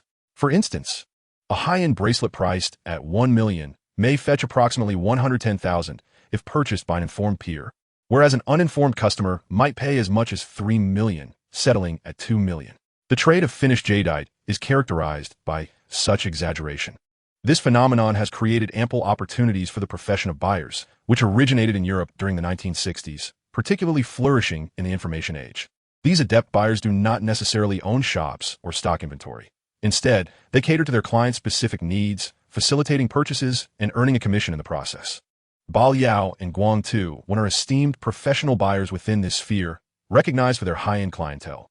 Many peers in the industry, facing financial difficulties, often entrust their high-end inventory to these buyers for assistance in sales. The presence of these 2 individuals tonight suggests that they likely have clients interested in the materials on offer. Despite Jaijuan's thorough explanation, Wei Yang remains somewhat confused. The rationale is straightforward. The mere fact that these 2 have committed to attend indicates that they possess clients who are keen on these materials. Jaijuan continued to unveil the intricacies of competitive bidding among peers. Taking the previously mentioned bracelet as an example, Jaijuan's initial valuation placed it around 150,000. However, upon witnessing its superior quality, she revised the estimate upward by 20,000, arriving at 170,000. When considering the centerpiece and additional scraps, her valuation for the bracelet, including the materials, exceeded 2 million. Yet, This was merely the peer price. Should professional buyers participate in the bidding, the estimate could rise to at least 220,000. Why is this the case? In such scenarios, they must reserve a profit margin of at least 10 to 20%. Professional buyers operate under a different paradigm. Once they place a bid, it signifies that the client is ready. Prior to the bidding, the client's deposit has already been secured, and immediately after the auction concludes, the remaining balance is promptly received, eliminating the need for them to advance any funds. In such circumstances, to ensure successful acquisition, they may bid directly at market price rather than at the competitors' rates. This is the source of Guo Daijun's exhilaration. Upon noticing that two renowned professional buyers from the industry had registered, she could hardly contain her excitement and exclaimed, "No, no, I must reassess the price for you." Wei Yang interjected, "This seems to be your third valuation." Indeed, it would be the third.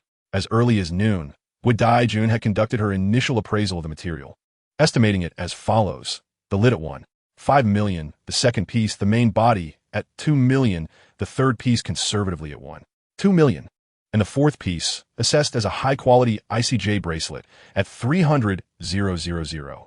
The total amounted to 5 million, and with the bracelet's core and edge scraps added, the overall estimation rose to 6 million. The second appraisal occurred after the sample bracelet was pressed out and all materials had been sliced. The effect was extraordinarily favorable, surpassing Guo Daijun's expectations. The slicing results were even more ideal. Initially, Guo Daijun believed the fourth piece would lack color. However, upon the extraction of the third piece, she was astonished to find that the fourth piece indeed exhibited color. Although the color band had narrowed and faded, it still resembled a delicate dragon, vividly weaving through the icy base.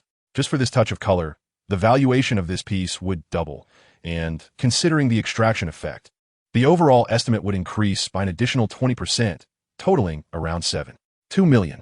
This represented Guo Daijun's second valuation, which had risen to 7.2 million. Now, with the involvement of the esteemed buyers, Ba Jiang and Guang Tu1, Guo Daijun was prepared to elevate her estimate further. Let us be conservative and add another 10% to the original basis, estimating it at 8 million. Guo Daijun's new valuation emerged, followed by her teasing remark, "Congratulations, Wei Zong. Tonight you are truly poised to reap great wealth." Wei Yang responded, "8 million." From a cost price of 120,000 to a selling price exceeding 8 million. How many times is that? Despite Guo Daijun's repeated revisions of the estimate rendering him somewhat numb to the figures. Upon hearing that this piece of rough stone could potentially sell for over 8 million, he couldn't help but calculate. Over 66 times. This was the final number he arrived at. An absolute surge. Such an escalation would elevate him from obscurity to a fortune nearing 10 million. So, this is the allure of stone gambling? Despite repeatedly reminding himself to remain composed, he could hardly suppress his anticipation for the auction to commence that evening. Chapter 74. The Determined 8 Jiang. Today, the high-end jadeite circle in Pingzhou was abuzz with excitement. The cause of this fervor was a series of images, videos, and news disseminated by General Guo of Wayne Jewelry, an exquisite icy jade bangle of high-quality imperial green. Do not assume that such a level of craftsmanship is commonplace within the circle. In truth, even when available, acquiring one is far from effortless. Why is this so? The more premium the jadeite, the greater its potential for appreciation and value. For instance, a bangle of this icy imperial green nature could have been procured for merely 200,000 to 300,000 a decade ago. However, today, even if one were to offer 2 million, it would still not guarantee acquisition. This very reason leads merchants who possess such exceptional quality bangles to either secure them in a safe, awaiting their value to rise, or to demand an exorbitant price. It is rare to witness someone like Mr. B utilizing an auction format to release such items, and to do so with 4 at once is indeed a rare opportunity. Take, for example, the professional buyer Bayu. In the realm of high-end bangles in Pingzhou, Bayu is not renowned for selling goods, but rather for sourcing them, particularly high-end bangles. Over 4 years ago, having accrued sufficient capital and connections, she recognized an opportunity for independence. Consequently, she resigned from her job and rented a modest stall in Pingzhou, embarking on a venture dedicated to finding high-end bangles for clients. It must be acknowledged that this industry is indeed one reliant on discerning vision and skill. Though her stall is small and her staff limited, over the years, Bayu has leveraged short video promotions to build a robust clientele based on reputation and trust, enabling her to thrive more abundantly than many larger stalls. Recently, an esteemed client, a businessman, approached her seeking assistance in locating a fine bangle as a gift for his wife to commemorate their 20th wedding anniversary. The specified budget is $3 million. This figure is neither low nor excessively high. On the lower end, a standard bangle, even of glass-like quality or high icy varieties with flex, would still fall short of the budget. Conversely, for high-quality bangles with color, one should not expect to find a fully colored icy imperial green bangle for less than $10 million, with market prices typically ranging between $20 to $30 million. Most critically, the client has stipulated the necessity for imperial green, with neither a different base color nor flex being acceptable. Consequently, after a week of diligent searching, Bayu had yet to locate a satisfactory piece for her client. Until today. Initially, when Ms. Guo shared the first image and video of a bangle, Bayu felt a tinge of disappointment. Why? Although the bangle aligned well with the client's requirements, its circumference was 58, whereas the client sought a 56. Just a slight difference. However, upon the release of Ms. Guo's second image and video, which showcased a piece that could accommodate any circumference, and with quality surpassing the first by a notch, Bayu wasted no time in forwarding the images and video to her client. This bangle appears promising. What is the price? This piece is being sold alongside its accompanying materials, with the already crafted bangle estimated to cost around $2 million. As for the second piece, one should be prepared for a budget of no less than $260,000. Could be a tad expensive? Indeed, it is not exorbitant. Merely a single bracelet is worth this price, and the remaining material, comprising the core and scraps, could yield at least 2 exquisite high-quality jadeite rings, a pair of earrings, and a white jade necklace. Just these pieces alone could easily amount to $600,000 or $700,000. Therefore, should one manage to acquire this piece for under $3 million, it would undeniably be a splendid bargain. But he was diligently persuading the client. Her reasoning was quite sound. From the images, it was evident that after the bracelet was crafted, the remaining core and scraps could indeed produce a pair of high-quality rings for both genders, in addition to a fine pair of earrings and a high-quality white jade necklace. Thus, the combination of the bracelet, rings, earrings, and necklace would mean the client could present an entire set of jewelry to his wife, while also treating himself to a high-quality jadeite ring. This option was undoubtedly more advantageous and prestigious than purchasing the bracelet alone. Very well, I shall heed your advice. It shall be ours. We must secure it, and should it be under $3 million, I will increase the bid by 10% as a reward for your efforts. Fortunately, he was indeed a professional. After thorough communication with the client, he chose to place his trust in her, firmly deciding to proceed with the purchase. A deposit of $1 million was promptly transferred to her. This elicited a profound sigh of relief from Bai. After weeks of diligent effort, she was finally poised to reap the rewards. Without any hesitation, she immediately messaged Sister Guo to register her name. It goes without saying that she was determined to secure that second piece, equivalent to the cornerstone of the transaction. Her confidence stemmed from the client's $3 million budget. In her estimation, what should the valuation of this material be? If assessed at market rates, she envisioned the bracelet at $2 million. And factoring in the core and other scraps, it should tally around $240,000. Even with the auction dynamics considered, $260,000 seemed quite reasonable. Thus, she perceived the $3 million budget as ample. There was no valid reason to doubt her ability to secure it. However, for precautionary measures, she resolved to arrive early, to inspect the goods firsthand and perhaps catch up with Sister Guo, exploring the possibility of arranging insurance for the material in advance. Consequently, shortly after 7 in the evening, she set off, swiftly arriving at the Wei Yang Jade Street branch, where she was ushered to the office on the second floor. How intriguing that General Manager Lin from Wei Yang is also present. General Manager Lin, Sister Guo. She greeted them with warmth. What brings you here so early? Letting me enjoy my meal in peace is a tall order, Sister Guo remarked, teasingly, as they had shared a close working relationship in the past. Had I known you were just beginning your meal, I certainly would have arrived even sooner to join you. You could always join me for a meal whenever you please. Sister Guo replied with a familiar tone, not at all offended. However, had not come merely for a meal. After the pleasantries, she inquired Sister Guo, "Where's the material? Please let me see it." On General Manager Wei's desk. Feel free to take a look. Due to the unfinished meal, Guo Daijun pointed to the materials left on the table after filming the short video. At that moment, Bai was not particularly concerned with her words. Instead, she was fixated on the materials before her. All she could see were beautiful bracelets. Soon, she delicately lifted the pieces that had been sliced and then reassembled, revealing the exquisite bracelet that she had seen in pictures and videos. She immediately grasped the bracelet and meticulously examined it. Was it not excessively beautiful? At first glance, he was utterly captivated by the bracelet's allure. Having seen numerous stunning bracelets before, she found herself unexpectedly possessive of this one. There was no denying that the bracelet's allure was truly remarkable. In reality, it surpassed the beauty portrayed in the videos and images. She believed that few women could resist such magnificence. Alas, it was a tad too expensive, and she could never bring herself to purchase it for her own wear. With a sigh of regret, she set the bracelet down and picked up the second piece. This was, after all, her primary objective for the day. After a thorough inspection, she spread several pieces across the expansive boss's desk for careful comparison. Her first choice was undoubtedly the second piece. However, upon further examination, she discovered that the third piece was also quite impressive.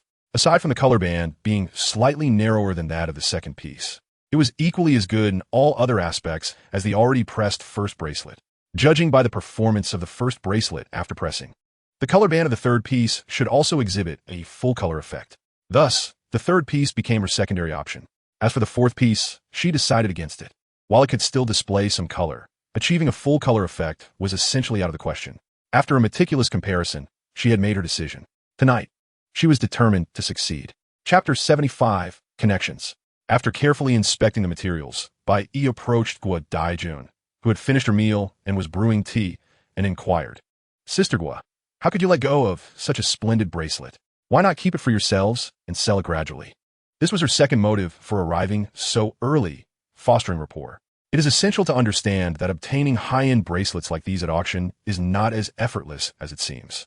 With only 4 pieces available, if the number of attendees increases even slightly, one must employ both wit and strategy to secure a favorable price.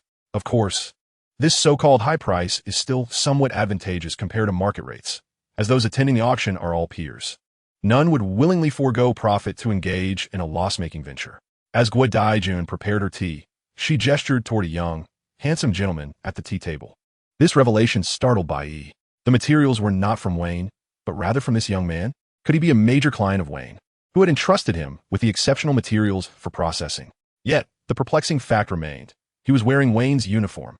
"Hello, Mr. Wei," as she enthusiastically greeted the handsome young man. She turned to Guo Daijun, complaining, "Sister Guo, you truly lack consideration. Why didn't you introduce us sooner? It caused me to appear rude in front of General Wei." She referred to the earlier incident when she had neglected to greet the principal party involved upon entering. This revelation astonished Bai Yi. What? This young gentleman is also a senior executive at Wayne? And this is his office? When did Wayne acquire such a youthful, high-ranking official? Why was it that not only Guo Daijun was assisting him in handling materials, but even General Lin from Wayne was present? She couldn't help but inquire, "Is General Wei new? I don't recall seeing him before." "Yes, he is indeed new. Why not add him on WeChat? If you ever seek high-end materials that are hard to find elsewhere, he is your go-to." Eager to cultivate a rapport with Wei Yang, she was determined not to miss this opportunity to expand her network. After all, raw stones and her finished products were not in conflict, and they were both from the same company. This industry operates on the principle that a broader network leads to greater financial opportunities. If one constantly hoards information, others will not engage with them. It mattered little if others excluded her. However, she wished to firmly attach herself to Wei Yang. Why? Due to Wei Yang's exceptional ability in identifying jade. For instance, if Wei Yang were to take a liking to a particular stone and conveniently included her in the investment, she would be overjoyed. A prime example is Yao Zhishuan, who invested 20,000 yuan today and ultimately reaped over $1 million. The logic is quite simple. He was secretly taken aback. What? In the future, if she sought high-end materials and couldn't find them outside, she should approach General Wei? Was that statement not a bit too bold? To her knowledge, Wayne was indeed not lacking in quality materials. However, the reality was that their offerings, aside from the larger raw stones used for bracelets, were mostly sold in the form of rough materials. What she desired were primarily finished products. And only in the absence of suitable options would she consider smaller, high-quality raw stones like those discussed today. Thus, she asked, "Sister Guo, what do you mean? Didn't you all refrain from cutting materials?" That was in the past. Now that General Wei has arrived, everything is possible. I'm not afraid to tell you the truth. With General Wei here, quality materials will be available daily, and every opening will see an increase in value. Guo Daijun was unreservedly promoting Wei Yang, fully aware that despite Bai Yi being merely a finished product buyer, individuals like her had an ever-growing demand for top-tier materials. Such demand would significantly aid Wei Yang, who planned to open materials daily. Wow, really? Every day? And every opening will see an increase? Isn't that a bit exaggerated? He was astonished by this seemingly grand claim. Is it truly so? General Wei, do you possess such capabilities? Well, Sister Gua's assertion is slightly exaggerated. However, if you genuinely require materials and give me a heads up, I can certainly assist you. Wei Yang quickly seized the opportunity to engage in the conversation. Having already gathered insights about he was acutely aware of the implications behind Sister Gua's words, and this was precisely what he required. It was evident that, as someone who could potentially procure materials daily, he was indeed grappling with the swift processing of the materials he obtained. He could not perpetually rely on Sister Gua for assistance in operations, nor could every material guarantee the creation of a bracelet. Some materials, once unveiled, might not even elicit her aid. This realization led him to decide to mentor Fatty, intending to groom him as an efficient intermediary to help handle the materials. However, even with this arrangement, uncertainty loomed, prompting him to seek further connections. Possessing a vast network of high-end clients, represented a valuable contact to cultivate. Splendid. Let us swiftly exchange our contact information, he suggested. Upon learning that Wei Yang was indeed a master in jade, adept at frequently unveiling quality materials, he shared the sentiment. Although her primary role involved procuring finished products for clients, she had numerous clients intrigued by high-end raw stones. Thus, forging a friendship with Wei Yang was equally appealing to her. The two swiftly exchanged contact details. However, this was not Bai Yi's primary objective for the moment. She swiftly redirected her focus to Guo Daijun and inquired, Sister Gua, how many people are expected to attend tonight? Not many, perhaps around 10. I estimate that only 7 or 8 will genuinely be interested in bidding, most of whom you are acquainted with, Guo replied. 10 or so is not many. He exclaimed, realizing that with only 4 pieces of material available, she would need to slightly elevate her anticipated price to secure one. She promptly added, Sister Gua, when the bidding commences, you must keep an eye on me. I must acquire either the 2nd or 3rd piece tonight. She candidly revealed her intentions for arriving early. Although this was merely an informal auction, the caliber of participants, each possessing both strength and interest, rendered the competitive atmosphere comparable to that of a formal auction. Naturally, due to the informal nature of the event, there were avenues for strategic maneuvering for those intent on securing a win. How might one navigate such a situation? Typically, in small auctions among peers, to prevent irrational bidding or discord, the process is conducted privately rather than openly. Convention dictates that for each item up for auction, the seller provides every interested participant with 2 opportunities to bid. The bidding process involves the buyer discreetly displaying their bid to the seller via a calculator on their mobile device. Ultimately, after 2 rounds of bidding, the highest bidder prevails. This approach indeed presents loopholes for determined buyers like her. The strategy involves preemptively communicating with the seller. This tactic also benefits the seller. For instance, if she bids $6 million in the first round, but does not lead, the seller can subtly indicate that her bid is insufficient, urging her to increase it. This significantly enhances her chances of success. Her increase in price, of course, was advantageous for the seller. This explains why she arrived early and directly communicated her true intentions to the auctioneer, Guo Daijun. What is going on? Do you have a client interested? Guo Daijun readily grasped her meaning. All right, just follow my lead. Guo Daijun responded with enthusiasm, allowing Mi to finally relax. It is important to note that this involved her commission earnings of 200 to 300,000. Unfortunately, she was perhaps a bit too optimistic too soon. Soon, a boisterous voice echoed from the entrance. Sister Gua, General Manager Lin, Mi, you little rascal, how come you arrived earlier than me? Mi turned around, feeling a sense of dread. Oh no, how'd he get here? A sense of foreboding began to creep in. Chapter 76, Prelude. Baldwin had also arrived early. It goes without saying that Baldwin was there for the exquisite jade materials capable of producing beautiful bracelets. Unlike Mi, however, he did not have clients with prior demands. Instead, he had proactively marketed to his clients after seeing the images and videos sent by Guo Daijun. Having been a buyer for many years, he had indeed accumulated a substantial number of high-end clients. Shortly after he sent out the information, several clients reached out to him, ultimately expressing clear intentions to purchase. Not just one, but multiple clients. It must be said that despite the adverse effects of the broader economic climate, the jade industry had experienced a slight downturn over the past couple of years. However, the true high-end jade remained unaffected. In fact, the prices seemed to be on an upward trajectory. This left him pondering. The number of wealthy individuals seems to be ever increasing. There was nothing more to discuss. He needed to secure these pieces first and foremost, ideally acquiring them all. It is undeniable that Baldwin's appetite was far greater than Ba Mi's singular aim of obtaining just one piece. Before arriving, he had already formulated a plan to acquire everything. Naturally, his confidence stemmed from his extensive experience. On Lang Ba Mi, who had only been in the field for 4 to 5 years, he had been thriving for over a decade, amassing a wealth of high-quality clients and a solid financial foundation. Therefore, when presented with excellent materials of high quality at reasonable prices, he was willing to stockpile even without pre-orders from clients. However, upon noticing Ba Mi had arrived before him, he could not help but feel a twinge of unease. Why? Because in such auctions, he feared not the competitors hoarding stock, but buyers like Ba Mi. Ba Mi's early arrival indicated that she had secured a client with explicit intentions, and in this scenario, her bids might not be lower than his. It appeared that tonight would indeed be a fierce contest. Ba Mi, you little rascal, tell me, are you planning to compete with me again tonight? After greeting General Manager Lin and Guo Daijun, he turned towards Ba Mi, testing her resolve with his boisterous demeanor.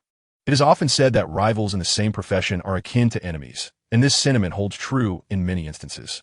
Whenever high-quality goods become available, where there is one, there inevitably follows another competitor. This realm is indeed quite small. Yet, even among rivals, it does not always culminate in an overtly hostile confrontation. More often than not, the interaction begins with subtle probing, followed by mutual concessions, as it is prudent not to let financial matters sour relationships. Brother, when you jest, how could I possibly outmaneuver you? I merely hope you might show some leniency and allow others a fair chance. Although Ba Miao may be younger than Baldwin, in this industry, no one is to be underestimated.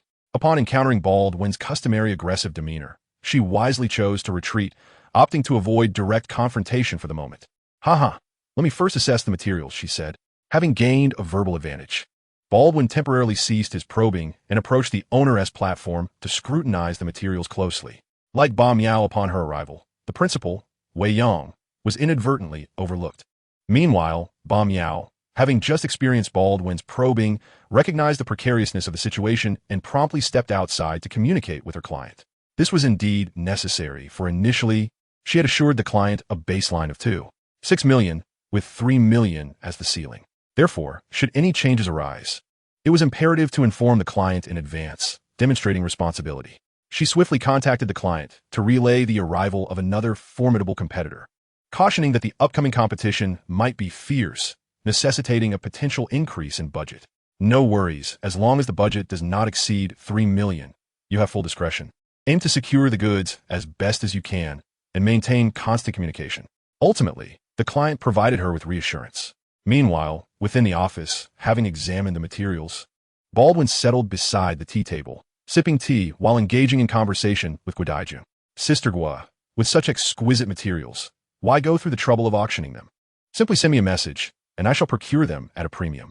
After a meticulous inspection of the materials, Baldwin was exceedingly satisfied with their quality. Noticing the presence of a strong competitor, he began to explore alternative avenues to secure the goods without going through the auction. Had you mentioned this earlier, I would not have wasted my efforts, he remarked with a chuckle. Guo Daijun, no stranger to witticism, responded in kind. Baldwin continued, it's not too late now. How about I offer you a fixed price? How much? 500. Too low, far from sufficient. Then 600. Still lacking. How about 700? I can't go higher. 700 is somewhat acceptable, but I've already notified others. It would not be proper for me to hand it over to you just like that. Thus, the two engaged in a light-hearted negotiation, playfully haggling before the onlookers. However, upon re-entering, Ba Miao felt a sudden sense of unease. What? That stubborn bald man wishes to acquire all 4 pieces? Moreover, she boldly quoted a staggering price of 7 million.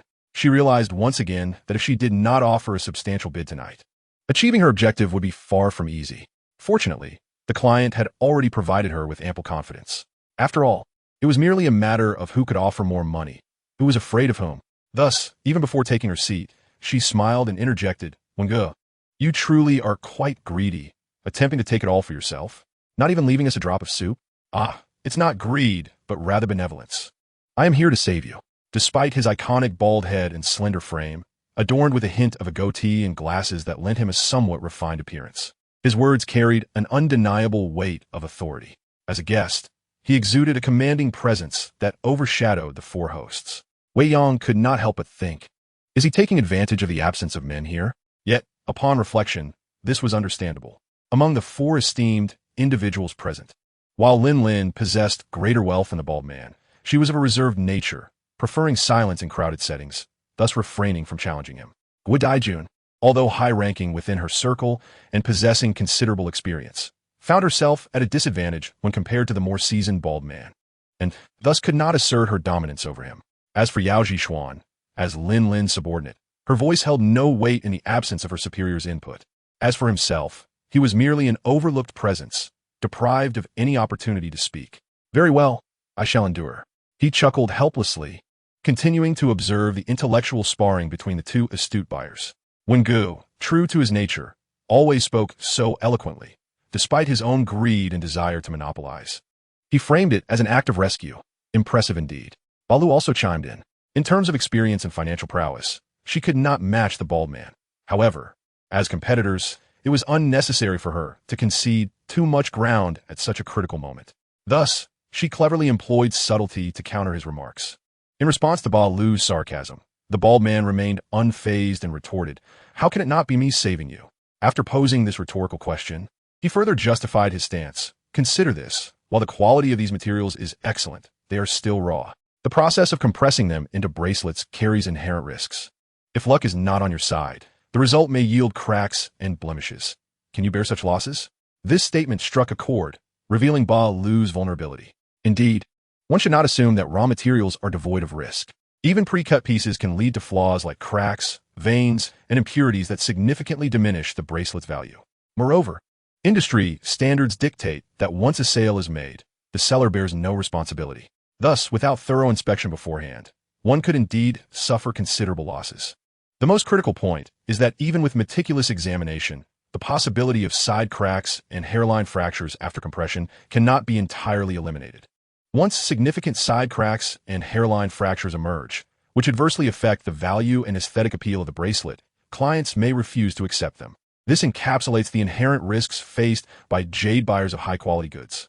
After all, clients invest substantial commissions to engage your services. Thus, it becomes your duty to ensure the quality of the merchandise. Any shortcomings will ultimately fall upon you. As the bald-headed one aptly noted, while she can withstand minor losses, an issue with high-value items, such as those worth 2 to 3 million, would be an unbearable blow. What is to be done? Upon hearing this, the previously confident woman found herself momentarily deflated, at a loss for how to retaliate. Biao, why do you fear? Shall I provide you with a safety net? At this critical moment, Wei Yang could no longer contain himself. He had tolerated being overlooked and had endured the bald-headed one's counterattacks, but this was simply intolerable. What? You dare to assert that my materials pose a risk? Attempting to intimidate Biao? He understood that one and Biao, as rivals, were engaging in a battle of wits to gain a psychological edge before the bidding commenced. However, there was a crucial condition. He should not be ensnared in their competition, nor have his financial prospects obstructed. To claim that his materials were flawed in an effort to dissuade Biao from bidding was tantamount to obstructing his livelihood. Such interference is akin to a grievous offense. Thus he had no choice but to speak up. Biao's eyes brightened, and she turned to him eagerly, asking, "What sort of safety net do you propose?" "Here, that's the plan. Once you win the bid, you can directly hand it over to our processing factory. I will ensure that Director Su personally oversees the pressing. Should any cracks materialize, I will refund you in full." Wei Yang had devised a safety net that would allay Biao's concerns entirely. Could this material truly crack when pressed into a bracelet? Surely this is a jest. As an expert in raw stones, he was acutely aware that even slab materials could potentially yield side cracks and hairline fractures. However, the likelihood varied in magnitude. The greater risks were associated with mid-range raw stones that lacked sufficient quality, where even under light scrutiny their flaws might remain obscured, particularly those from problematic sites, such as the Hejiang site or most black stones. Conversely, the Munasite was renowned for its minimal fractures, boasting a high probability of producing flawless bracelets. Moreover, this particular raw stone was pristine, with an icy quality. Any defects would be readily visible under examination, significantly reducing the likelihood of cracks. Furthermore, if cracks were to appear, could he not absorb the loss? Let us not forget that he had acquired this raw stone for a mere 120,000, setting aside other considerations. The bracelet already pressed would suffice to secure him a considerable profit. Thus, he boldly extended a safety net to Ah Biao. That is splendid. Your assurance brings me great relief. Ah Biao, elated, immediately turned back to the bald-headed one, stating, Brother one, just wait. If you are unwilling to bid high, you shall leave tonight empty-handed. With Wei Yang providing a solid foundation, she quickly regained her confidence. Not only that, she also resolved to assist Wei Yang in dealing with Bald One, intending to make him bleed tonight. As the saying goes, anyone who has navigated the business world for an extended period is no fool. Although her true desire was merely a fraction of the whole, it did not hinder her from putting on a bold front. What if I only seek a portion? Does Bald One know my true intentions? If he chooses to intimidate me before the negotiations commence, why should I not employ a stratagem of deception to extract a concession from him? Between the support of Wei Yang and her rival Bald One, she wisely opted to return the favor, deciding to help Wei Yang earn a few extra coins. Her reasoning was that simple. This unexpected turn of events left Bald One somewhat bewildered. What? Who is this unexpected player disrupting my plan to intimidate Eight Blades? In confusion, he turned to Guadaijun, asking, Sister Gua, who is this? Such audacity to speak on your behalf. Why not? Guadaijun smiled knowingly. Not particularly fond of Bald One's domineering demeanor. After all, the materials belong to him. By the way, let me introduce you to our company's new general manager, Mr. Wei. He will be responsible for everything concerning rough stones from now on. Regardless of Bald One's assertiveness, business is business. Thus, Guadaijun refrained from further concealment and revealed Wei Yang's position. Yet, inwardly, she thought, who told you to be so aggressive upon your arrival, disregarding the rightful authority? Baldwin was taken aback. What? So, he is the actual authority?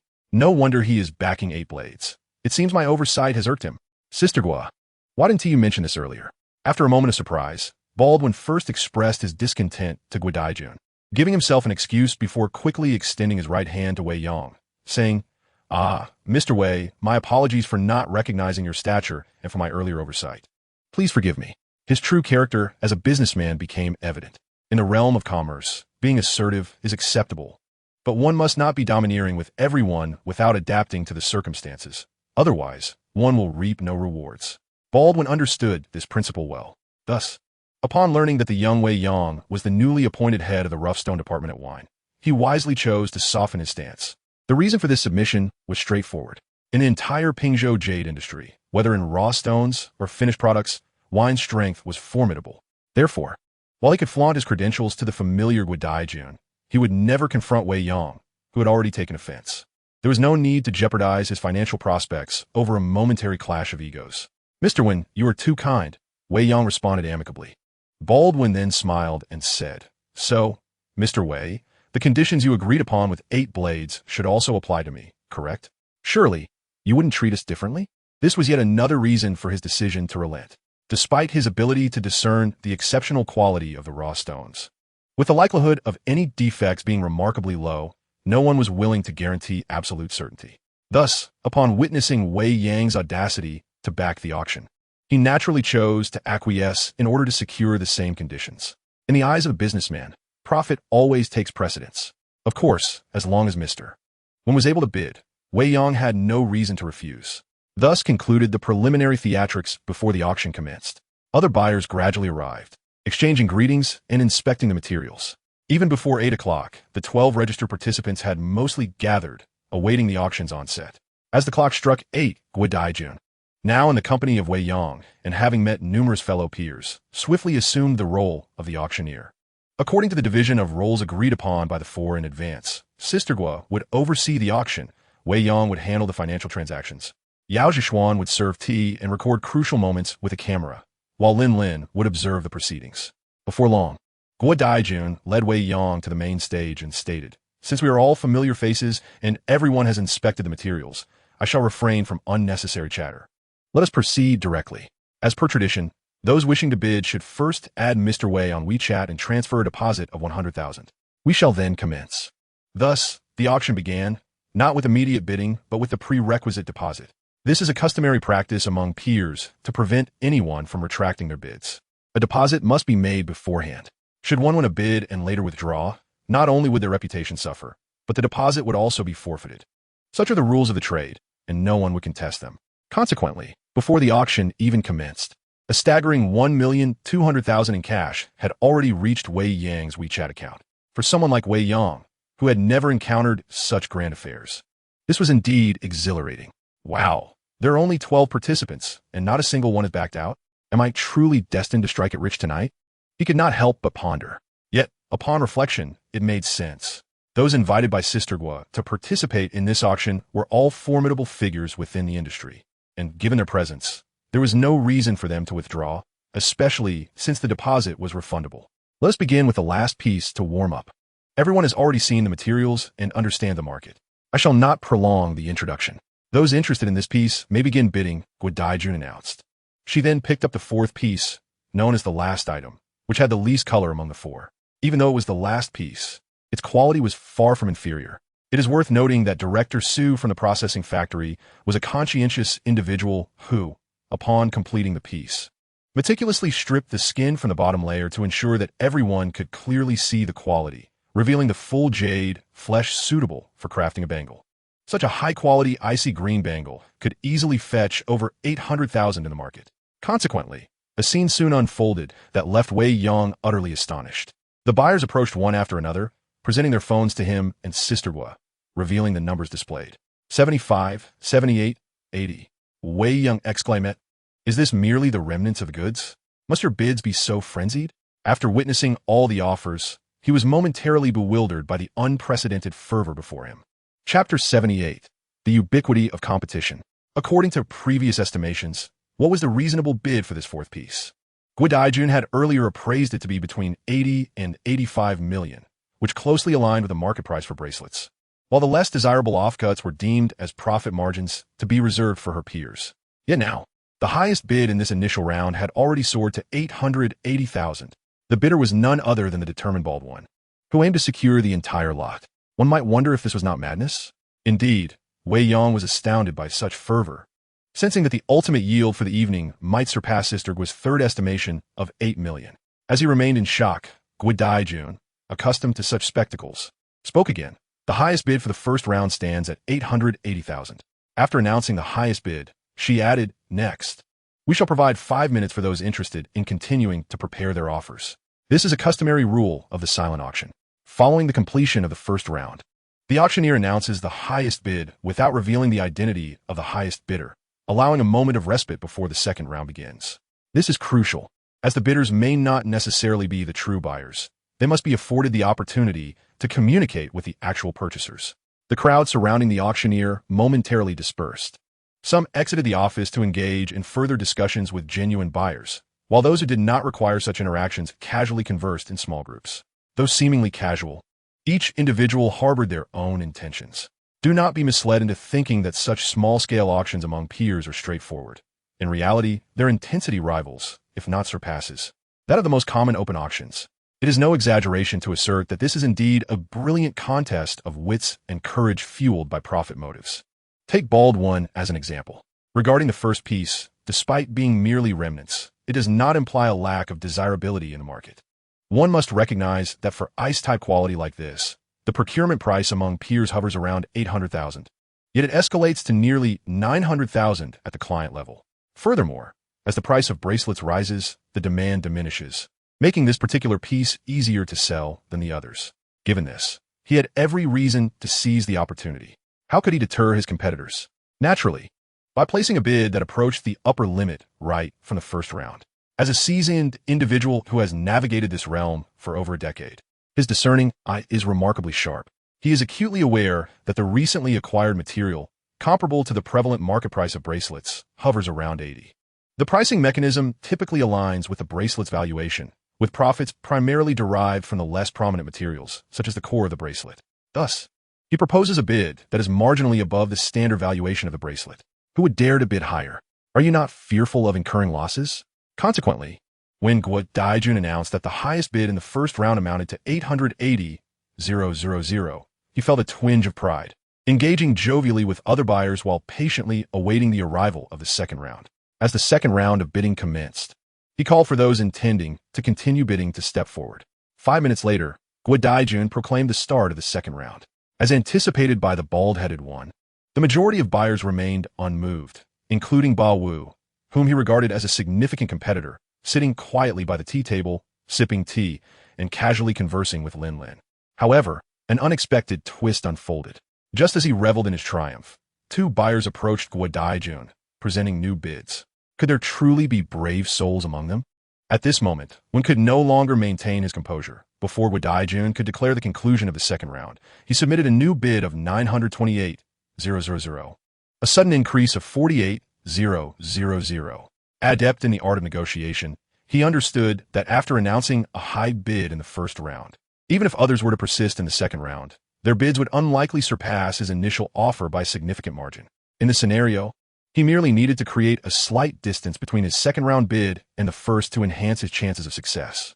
After placing his second bid, he cautiously observed his most formidable competitor, Ba Wu. Noticing that Ba Wu remained comfortably seated at the tea table without any indication of a subsequent bid, well, let out a sigh of relief. It appeared secure now. He awaited Guo Daijun's announcement of the final results. Are there any further bids?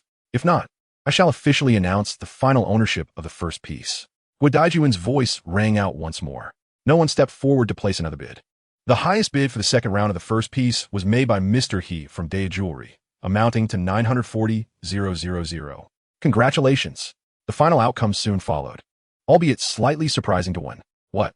How has this old man, surnamed He, suddenly found such audacity today? Does he truly believe he can secure this piece at 940,000 and still make a profit? One couldn't help but feel a sense of frustration. Yet, deep down, he recognized this as mere self-reassurance. For he understood that the price elasticity for such quality material is substantial. Although securing it for 940,000 would narrow the profit margin, a loss was certainly out of the question. It seemed that the bidding for the second piece needed to be even bolder. Having learned a lesson from the previous round, he pondered silently. The thrilling contest continued. Now, let's move on to the main event of our next piece, the second piece of material. The auctioneer, Guo Daijun, spoke again. Do not assume that the competition exists solely among buyers. In fact, the arrangements made by sellers constitute an equally crucial element of the competitive process.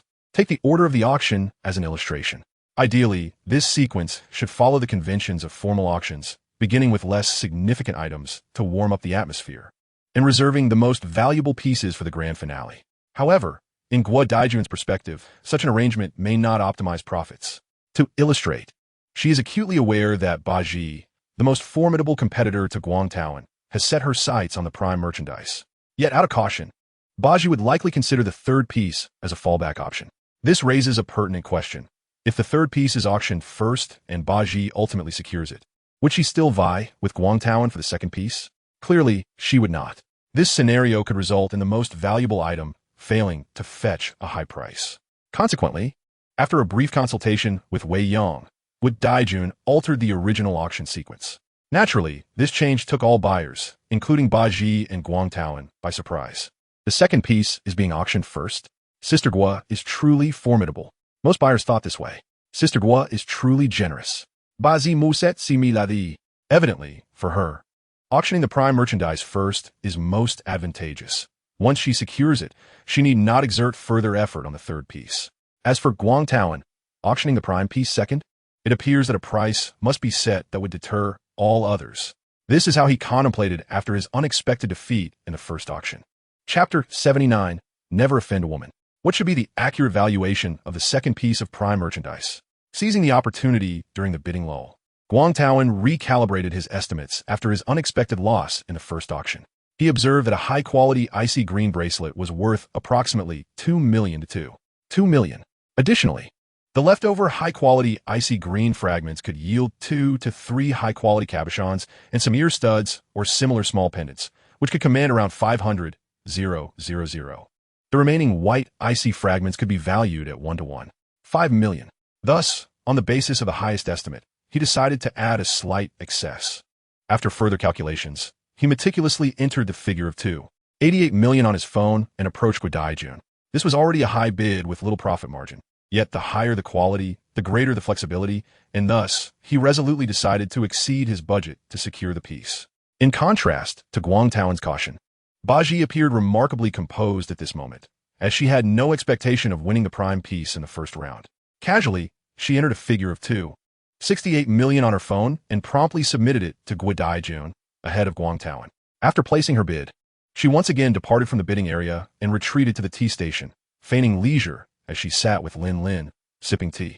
Naturally, this demeanor of tranquility was merely superficial. Covertly, she dialed her client, allowing them to listen in on the auction proceedings. The voice of Guo Daijun resonated once again. For the second lot, the highest bid in the first round stands at 2.88 million. There will be a 5-minute interval. Those wishing to continue bidding should prepare. 2.88 million. This figure was already perilously close to her client's budget, with only 120,000 remaining as leeway. Initially, this seemed sufficient, yet the frenzied bidding of the first round began to instill a sense of unease in Bayou. Would her eventual bid of 3 million truly secure the lot? She could not guarantee it. All right, you have full discretion, she conceded, feeling a wave of relief wash over her. With Guo Daijuan's promise now in place, Bayou, who was resolutely intent on acquiring this material, adopted a demeanor of indifference towards the high bids, choosing instead to observe the movements of other buyers with a cool detachment. Her primary focus remained on Guangtaoan and General He of Day Jewelry, who had just secured the first lot. At that moment, Guangtaoan was far from idle. Having clinched the highest bid in the initial round, he remained vigilant. He approached Bayou with a feigned air of resignation, testing the waters. Bayou, are you still able to sit tight? Are you no longer interested in the material? Alas, with everyone bidding so high, how am I to compete? Unquestionably, the battle of wits and strategy continued unabated. The second round of bidding commenced swiftly.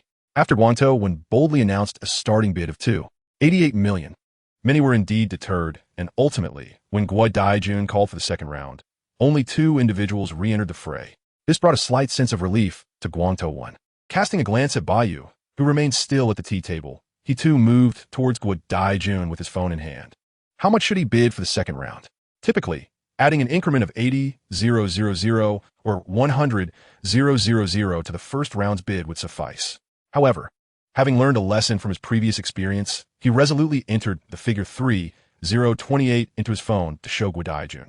He understood well that since someone had dared to bid after his 2.88 million bidding 2.98 million, 2.99 million, or even 3 million was too risky.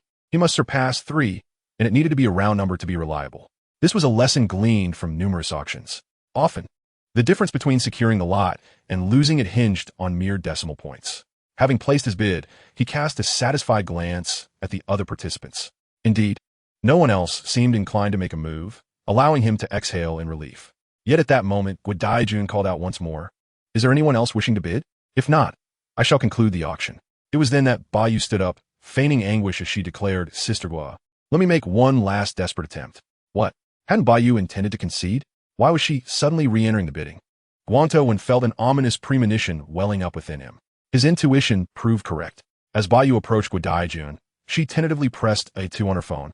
Yet under Guo Daijuan's piercing gaze, she swiftly deleted the 2 and replaced it with a 3. The 2 individuals, having once collaborated, shared a familiarity reflected in their exchanged glances. Ultimately, the figure displayed on her phone froze at 3.05 million. This amount slightly exceeded the client's budget, yet it was justifiable.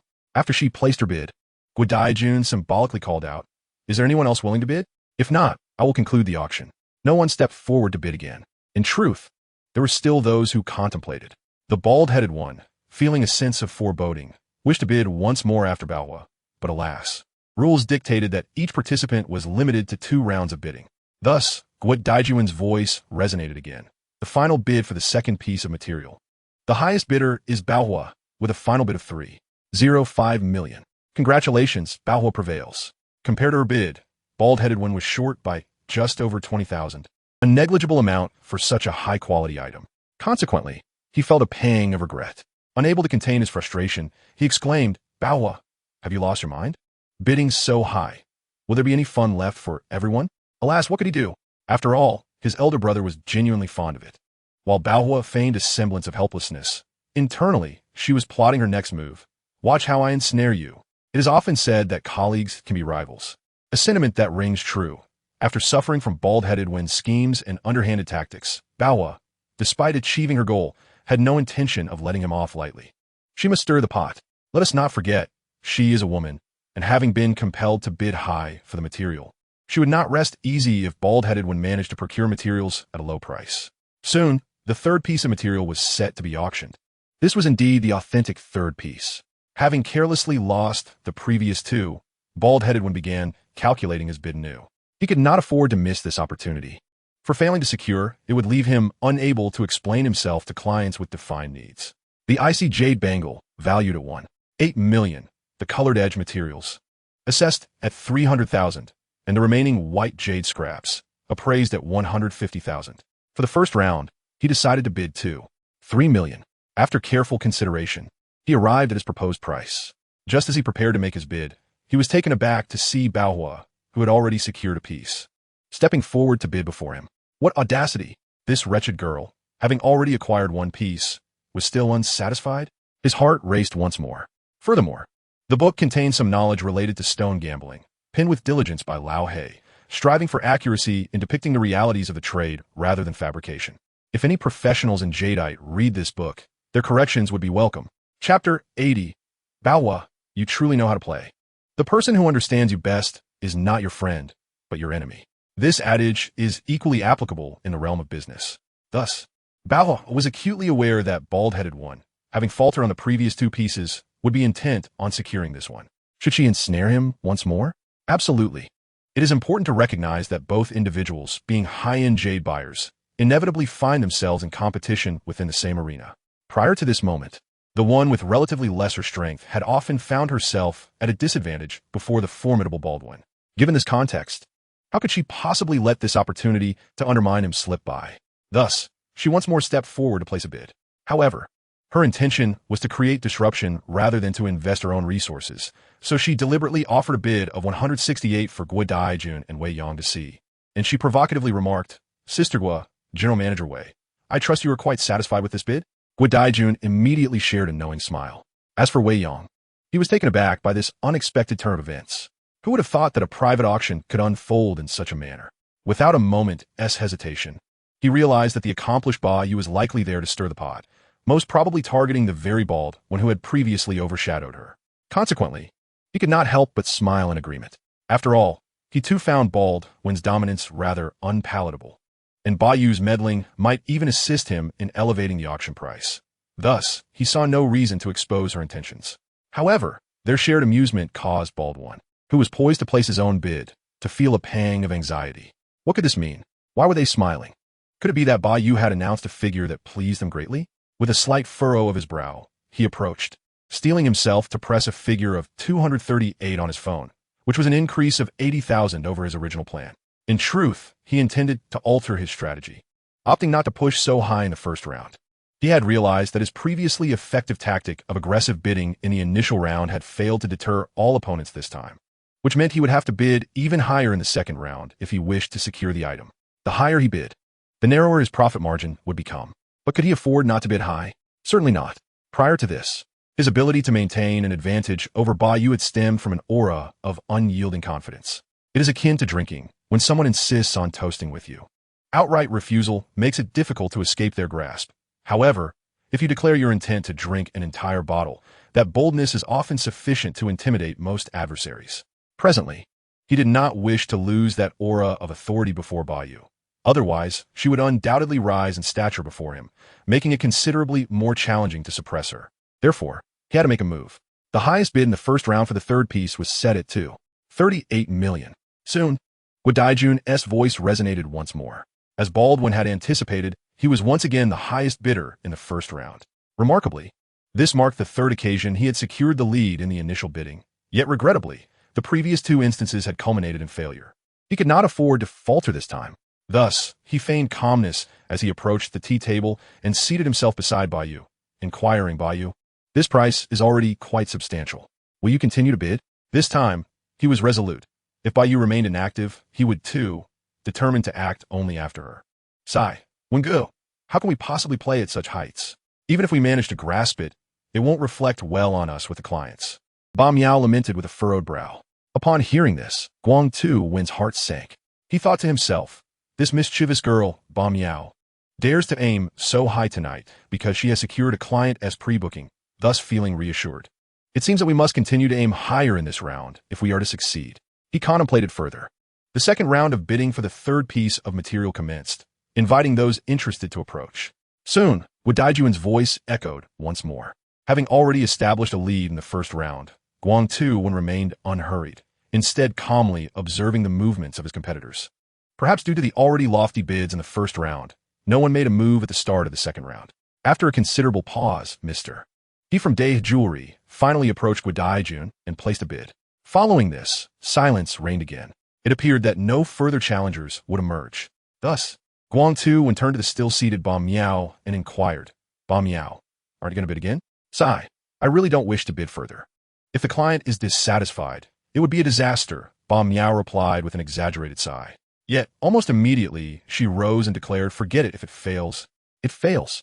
We cannot appear timid and give one good something to laugh at. With that, she once again approached the auction table, pressing the number 168 before Daijun and Wei Yang. Wei Yang exclaimed, wow, Ba Miao, you truly know how to play. Upon seeing this evidently disruptive number once more, he could no longer contain his amusement, a broad smile spreading across his face. His laughter, in turn, misled Guang Tu, who was keenly observing them. Soon after, he too approached Daijun and Wei Yang, resolutely entering the figure, 2508. Witnessing this almost theatrical scene, Wei Yang found himself utterly dumbfounded. Wow, wow, wow.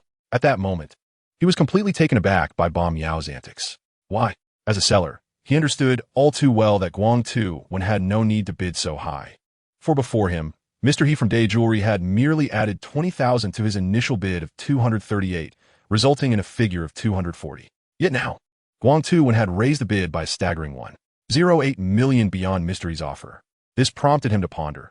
What was Sister Gu's initial appraisal for this material? It began at 1.2 million. The second appraisal, due to the superior color band, rose to 1.8 million. The final appraisal reached around 2.1 million. And now, it had soared to 25.08 million, exceeding Sister Gu's valuation by a full 400,000. In contrast, the previous item only surpassed the estimate by less than 200,000. Was this not a touch too outrageous? Do they really have to be this reckless? This time, he was indeed astonished by the frenzied spectacle of the high-end finished product market. He could not help but glance sympathetically at Baldwin, pondering, are you foolish? Why provoke women unnecessarily? Now, it seems you've wasted at least an additional 100,000. He couldn't help but reflect once more. Ah, Baju, you truly know how to play the game. Chapter 81, The God of Wealth. Undoubtedly, the final ownership of the third piece of material belonged to Baldwin. Congratulations to Brother One. You are indeed formidable. Baju promptly extended her congratulations to Baldwin, then inquired, surely, Brother One would not let this last piece slip away, would he? It depends on the circumstances. At this moment, however, he was somewhat unable to feel joy. Why? Because the stakes had indeed escalated. After all, we are in the information age, where clients have numerous channels to compare prices. Very few are naive. Yet, the sentiment remains. One must not appear weak. Thus, he asked, what about you? Do you still wish to contend for this last piece? I shall pass. This bracelet has already been pressed out, and its size does not meet my client's requirements. Having already ensnared Baldwin once, she wisely chose to withdraw while she was ahead. This brought a slight sense of relief to Baldwin. In the business arena, one should not assume that being aggressive guarantees substantial profits. In fact, such a strategy often results in wounding oneself while attempting to harm the opponent. Therefore, if possible, he did not desire to engage in a fierce battle with Baju. Now that Baju had declared her intention not to participate in the bidding for the fourth piece, he naturally felt a sense of ease. Since Baju had relinquished her claim, who could still stand as his adversary? Baldwin thought to himself, the smaller the circle, the more intricate the rules. In the case of someone like Baju, if she had already expressed her intention not to bid on the fourth piece of material, Baldwin no longer needed to worry about her reversing her decision. The cost of reputation within such circles is exceedingly high. Thus, he turned his attention to other competitors who had yet to abandon their pursuit of this final piece. With Baju no longer a threat, Baldwin's bidding finally became somewhat more restrained. In terms of quality, this piece was not too far removed from the one he had previously bid on. So in the first round, he offered a conservative bid of 2.28 million. The results soon emerged. Once again, he was the leader in the first round of bidding. At 2.28 million, which was a full 100,000 less than the first round bid for the previous piece.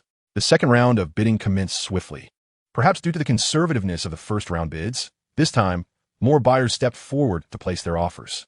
In addition to Mr. He from Day Jewelry, 4 other competitors also entered the fray. What reassured Bald One was that, upon further confirmation, Baju indeed showed no desire to bid. Thus, he felt at ease and was the last to approach, confidently entering a bid of 38 million on his phone. He thought to himself, with Baju's interference absent, this last piece should be secured at this price, right? However, the outcome delivered yet another merciless slap to his face. The final bid for the last piece in the second round was topped by Mr. He from Day Jewelry, who ultimately bid 408 million. Congratulations. Guo Daijuan's voice resonated throughout the venue once more. Baldwin was momentarily taken aback. What? He only bid 24.08 million? Just a mere 20,000 more than my offer? Had I known, I would have increased my bid by several tens of thousands. At that moment, Baldwin was once again filled with regret. Thus, a modest auction for high-quality goods came to an end. After the buyers departed, it was time for summarization and the division of spoils. At this juncture, Wei Yang's account had swelled with a substantial sum. The first item sold for 940,000, with the winning bidder being He from Day Jewelry. The second item fetched 305 million, claimed by Baji. The third item garnered 25.08 million, won by Bald One. The fourth item was sold for 24.08 million, again to He from Day Jewelry. In total, Wei Yang reaped 89.06 million, surpassing Guo Daijuan's final estimation by a striking 900,000. Congratulations, Wei Yang. You have truly struck it rich. Guo Daijun, having successfully completed her task, was elated and could hardly wait to extend her congratulations to Wei Yang as soon as the guest departed. However, Wei Yang did not share her exuberance. Why? Because after witnessing a true grand spectacle, the sudden influx of several million left him feeling rather insignificant. What does a few million signify? Could he, like those present today, bid without a moment's hesitation for millions? Even if he could manage once or twice, could he do so a third time? The answer was evidently no. There exists a disparity among individuals. Some, upon achieving a modicum of success, easily succumb to self-inflation, while others, with each step up, become acutely aware of their own smallness in the vastness of the world they encounter. Wei Yang belonged to the latter category. Despite suddenly becoming a millionaire overnight, he realized that he remained far from true accomplishment and renown. Where did he fall short? In vision, in capital, in connections. He lacked everything. These were precisely the essentials required to achieve greatness in the jade industry. He then pondered aloud. How should I express my gratitude to Sister Guo? Perhaps I should send her a substantial red envelope. No. You mustn't. If you send me a red envelope, we shall no longer be able to enjoy our time together. Guo Daijun firmly declined. Wei Yang was momentarily stunned.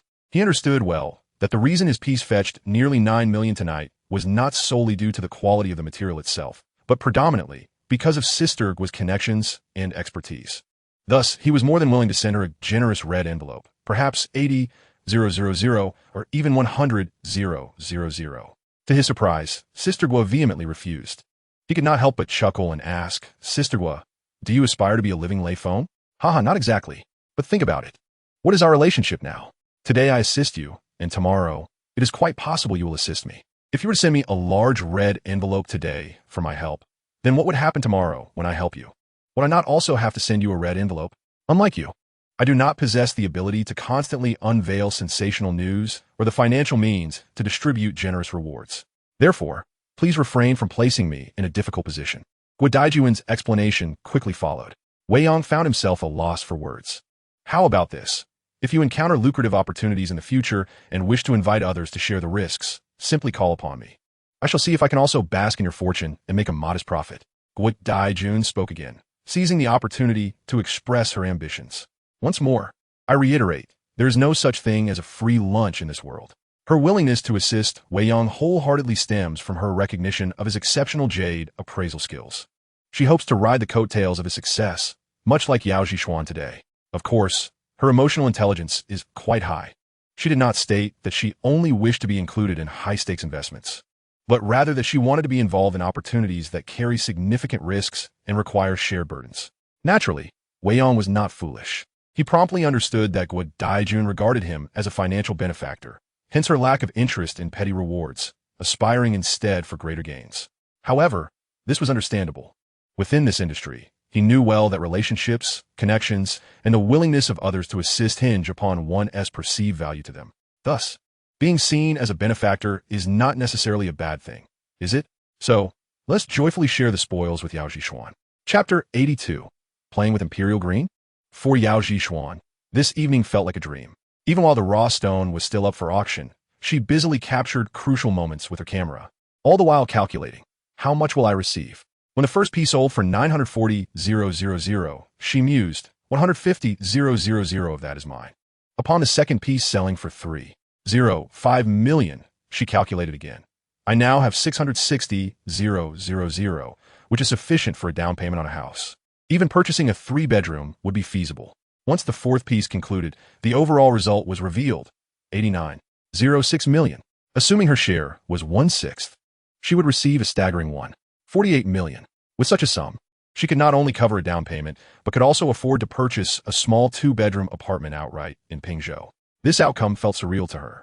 Even though she was immersed in an industry renowned for generating wealth, she never imagined that such a fortune would become entwined with her fate. So, what should she do next? Should she accept the money or not? Initially, she had resolved that if Wei Yang truly offered her the funds, she would accept them. Yet when the moment arrived, she found herself conflicted. The sudden influx felt overwhelming. Wei Yang, the task of delivering to Yao Zhishuan falls upon you. Take your time in dividing the spoils. This left her with no choice but to silently follow everyone downstairs and into Wei Yang's car. Hey, congratulations, little wealthy lady. I will transfer the money to you shortly. At that moment, Wei Yang was in high spirits. Once in the car, free from the presence of the other two, he began to joke with Yao Zhishuan. He appeared far from the wooden demeanor he had previously exhibited. In truth, no one is inherently wooden in demeanor. The primary reason for his previous stoicism lay in his impoverished circumstances and a lack of confidence and assurance in front of most people, particularly before the support of Yao Zhishuan. Now, however, he has experienced a transformation akin to that of a serf singing after liberation, which has naturally allowed him to relax considerably. This change has taken Yao Zhishuan, who is still grappling with her own dilemmas, by surprise. She widened her eyes and scrutinized him intently before suddenly asking, "What if I were to request that you repay the 20,000 you owe me?" This left Yao Zhishuan perplexed. What? Are we no longer even friends? Is it really that serious? With a furrowed brow, she inquired, "Why is that? Are you attempting to tarnish my reputation? If others learn that you have indeed invested, but I refuse to share the profits, who would dare associate with me henceforth?" Wei Yang es rationale unfoldet. Yao Zhishuan responded, "Is that truly your reasoning? Your justification for this monetary gift is rather unique." She instantly perceived that this once wooden fellow seemed less rigid than before and appeared even more handsome. Very well, if that's the case, I shall reluctantly accept. Once this psychological barrier was dismantled, she too felt a wave of relaxation wash over her. She then added, "I ought to congratulate you, Boss Wei. Thank you for leading me to prosperity." Having anticipated that Yao Zhishuan might wrestle with her decision, Wei Yang felt a sense of relief as he drove, his curiosity piqued. "What do you plan to do with this money?" "As for me, I intend to purchase a house nearby, and then acquire a vehicle, so I can relish the experience of owning both a home and a car." With her spirits lifted, Yao Zhishuan candidly shared her aspirations, only to suddenly ask, "Hey, do you want to join me?" "Me? I haven't really considered buying a house just yet, although I may have a bit of money now. If I wish to continue in the stone trade, this amount is merely a drop in the bucket." This was indeed his honest sentiment. After distributing 1.48 million to Yao Zhishuan, he still retained over 7.4 million. Such wealth, in other industries, would undoubtedly be regarded as an overnight fortune, sufficient for purchasing a home, a car, and indulging in life's pleasures. However, in the jade industry, this sum is hardly sufficient, primarily because the continuous gamble on stones necessitates substantial working capital. Today it may be hundreds of thousands, tomorrow a million. This amount could be entirely spent on acquiring a few slightly better quality rough stones, and even if these stones appreciate, selling them requires a certain time frame. After all, not every rough stone can be sold as swiftly as tonight's transactions. The benefit of having this money, if one must articulate it, is that he would no longer need to sell a stone immediately after purchasing it to afford the next one. Thus, he indeed had not contemplated buying a house at this juncture. Little did he realize that Yao Zhishuan meant something entirely different. Together. I meant purchasing a house together. This wooden fellow, she mused internally. The atmosphere in the car fell into a serene silence once more. Fortunately, Yao Zhishuan's residence was not far from Yusher Street, merely a few minutes' drive away. This was likely to be his final night residing here. "Hey, old man, we've struck it rich. What should we indulge in next?" He once again summoned the spirit of the old man, realizing it was time to seriously contemplate his future plans.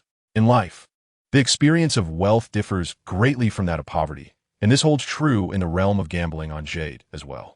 There are ways to play with little money and ways to play with plenty. However, Wei Yang, who had suddenly acquired some wealth, lacked the experience to navigate the latter. Thus, he sought assistance from the old man once more. "Ah, so you made a little money and are starting to show off, are you? I have a penchant for imperial green, imperial purple, dragonstone varieties, and the exquisite glass-type sky blue. Why don't you just procure a few pieces for me?" As usual, the old man's response was laced with sarcasm, filled with derision upon being disturbed late at night. Wei Yang was nearly taken aback. Imperial green, imperial purple, dragonstone varieties. Glass-type sky blue? Why, you might ask? It was due to the exorbitant standards set by the old man. Take imperial green as an example. According to industry standards, a jadeite stone worthy of the title imperial green must meet at least two conditions. Firstly, the texture must reach the glass-like quality. High ice does not suffice. Secondly, the color must be a true green, rich and vibrant, akin to emerald, with no hint of deviation towards blue or yellow. Because of these stringent criteria, imperial green is undoubtedly the most prestigious and expensive among all jade varieties, reportedly priced at no less than 200,000 Hong Kong dollars per carat. This translates to over 1 million Hong Kong dollars per gram, far exceeding the value of an equivalent weight in gold. As for imperial purple, it shares a similar exorbitance. To Wei Yang's knowledge, a few years ago, a 9 for 199 carat piece, equivalent to 900 grams of glass-type violet jade, was crafted into a colossal imperial purple cabochon, named Star of the Imperial Concubine, with an estimated worth of 600 million. The dragonstone varieties and glass-type sky blue are similarly exorbitantly priced, with even a small piece potentially costing a small fortune. Now, the old man suggested that he engage with such rarefied treasures. Was he jesting? With his mere few million in capital, could he truly purchase stones of that caliber?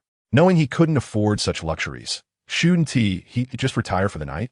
Wei Yang sighed. This conversation is futile. Chapter 83. It is said the landlord is an exquisite beauty.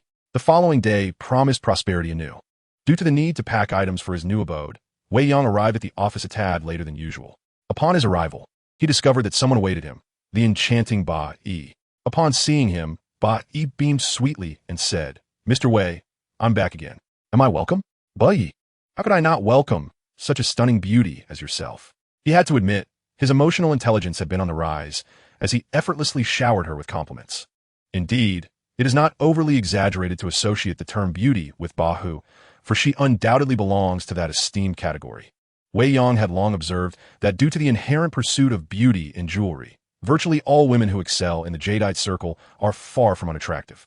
Among those he knows, Lin Lin, Yao Xian, Gu Daijun, Ba Hu, and the two anchors from the third group. Each is a paragon of beauty. Naturally, engaging with such enchanting women elevates one's spirits. And given that the playful Ba who had assisted him in earning an additional sum from the bald man the previous night, he felt compelled to reciprocate her enthusiasm. "Ha, you said it, so I shall come to bother you whenever I find the time," Ba Hu remarked with a smile. This was a quintessential case of someone blossoming with a little encouragement. However, Wei Yang was acutely aware that a career-driven woman like Ba Hu would not frequent him without reason, so he unceremoniously called her out. "Don't be ridiculous. If you had no other business, would you truly seek me out? You're here to have me assist you with your bracelet, aren't you?" He had not forgotten his promise from the previous night. With that, there was nothing more to discuss.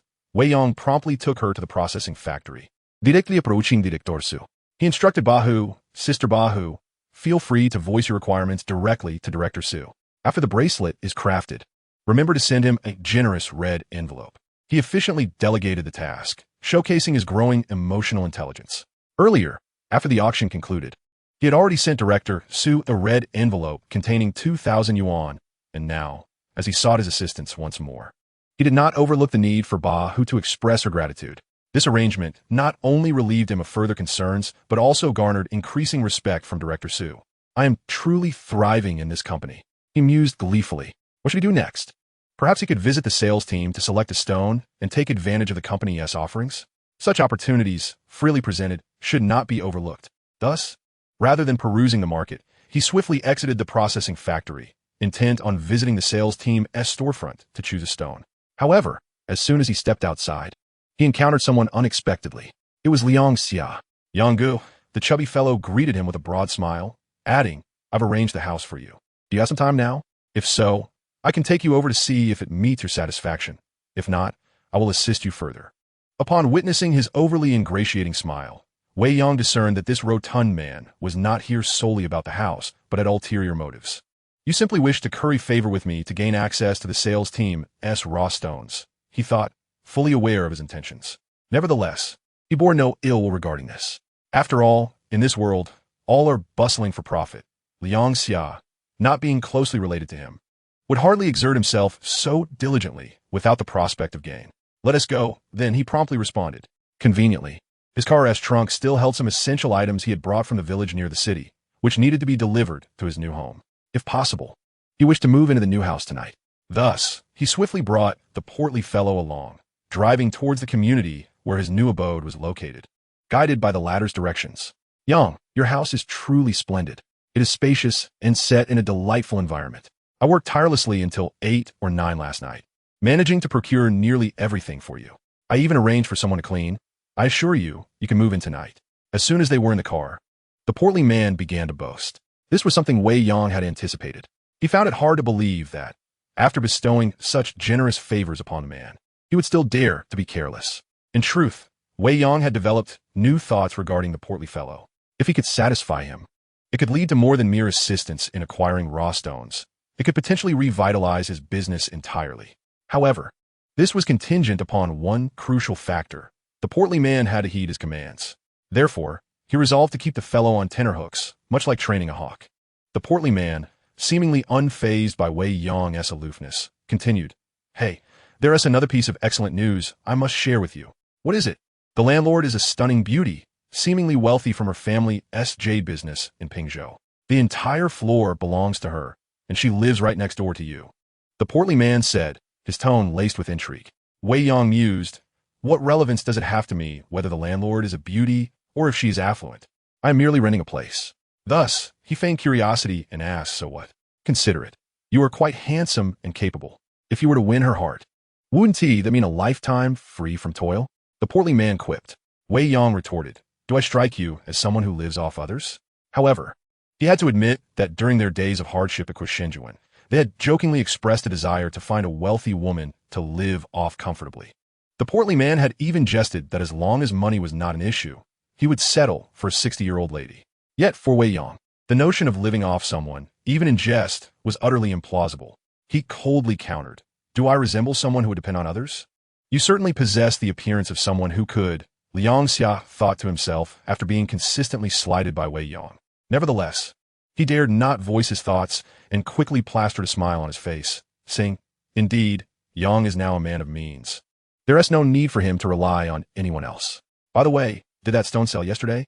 How much did it fetch?" He then inadvertently posed a question he had long withheld. Liang Xia mused, "Isn't that a tad ostentatious? Such remarks could cost you friends. Not much. Still a tad, shy of 900,000.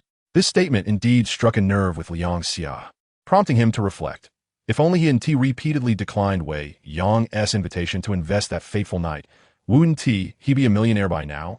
Is the landlord truly a wealthy beauty? Despite Wei Yang's insistence that he is not one to rely on others, a flicker of curiosity lingers within him, though unfortunately, he has yet to meet the landlord. Nevertheless, he finds himself quite satisfied with the residence. The environment is pleasant, conveniently close to Jade Street, and the house is spacious. While not extravagant, it is tastefully decorated and equipped with all necessary appliances. For someone who previously resided in a cramped building, this is nothing short of delightful. Indeed, even his home in that small county back in the mainland pales in comparison. Most importantly, the landlord's assistance has proven invaluable. Not only has he provided bedding, but also kitchen essentials, ensuring that Wei Yang can move in with ease.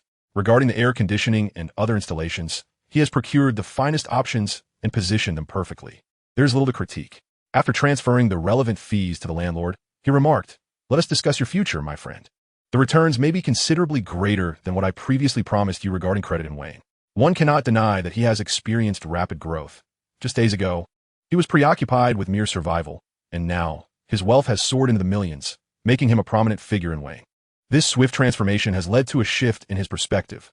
Ideas that seemed sound yesterday may now appear outdated. For instance, His earlier plan to assist the landlord with credit in Wayne was merely to provide a means of managing his cash flow. However, today he envisions a more ambitious approach. How proceed? Recently, a phrase has circulated online: no middleman profits from the price difference, suggesting that in the digital age, the elimination of middlemen allows consumers to transact directly with merchants. Yet, after witnessing the remarkable intermediaries Ba Ling and Baldwin last night, he couldn't help but ponder: is the absence of middlemen necessarily beneficial? Perhaps not. For example, Ba Ling's client would struggle to acquire the desired bracelet without the intermediary's assistance, and the kind of small-scale auctions he experienced last night would remain beyond his reach. Thus, the existence of intermediaries holds merit. This leads him to contemplate: could he mold the landlord into a competent intermediary? It seems essential. On one hand, he will continually be engaged in selecting, processing, and cutting materials, necessitating a streamlined channel for resale, as he cannot afford to devote excessive time to such matters. On the other hand, it aligns with the needs of Wayne Company. During yesterday's livestream, he noted that many frequent buyers of raw stones were repeat customers, driven solely by the thrill of gambling on stones rather than for production purposes. Consequently, numerous clients have stored a considerable amount of passably good materials in Wayne. Yet, due to the lack of dedicated sales channels, they sit there deteriorating. Is this advantageous for Wayne? Certainly not. For this reason, he thought of the hefty individual, considering him to serve as an intermediary between Wayne, the clients, and the buyers. This notion undoubtedly embodies a win-win situation, particularly for the hefty individual himself. He could guarantee that if he were to assume the role of intermediary for all clients in Wayne's live streaming room, the benefits he would reap would far surpass those obtained from merely assisting Wayne with credit sales. It is noteworthy that Wayne's 2 live streaming rooms currently sell an average of 200,000 to 300,000 raw stones daily. Even if only 1/5 of that volume were deemed worthy of sale, it would still represent a significant quantity for the hefty individual. However, given Wei Yang's diligent and responsible approach to business, he felt compelled to establish certain rules for the hefty individual, as he would prefer to forego the idea altogether rather than risk unregulated dealings. This necessity is what compelled him to once again engage the hefty individual. In the jade industry, excelling as an intermediary is no trivial endeavor. The primary challenge lies in the establishment of trust. It is well known that jade is a high-value commodity, and thus, there are scarcely any major intermediaries willing to invest their own funds to purchase large quantities of raw stones from peers, only to resell them to their clients. Such a practice would be unsustainable even for the wealthiest of proprietors. So what is the solution? The optimal approach is to cultivate trust among peers, encouraging them to consign their jade without the need for a deposit, allowing them to reclaim their principal plus profits upon sale, while the intermediary earns a commission. However, fostering trust is no simple task. For instance, previously, Brother Ping from Chui Sheng Yuan engaged in a form of intermediary behavior by trading goods with peers. Yet this ultimately led to significant losses for many involved. How, then, can trust be established? There are several key points. First, familiarity is paramount.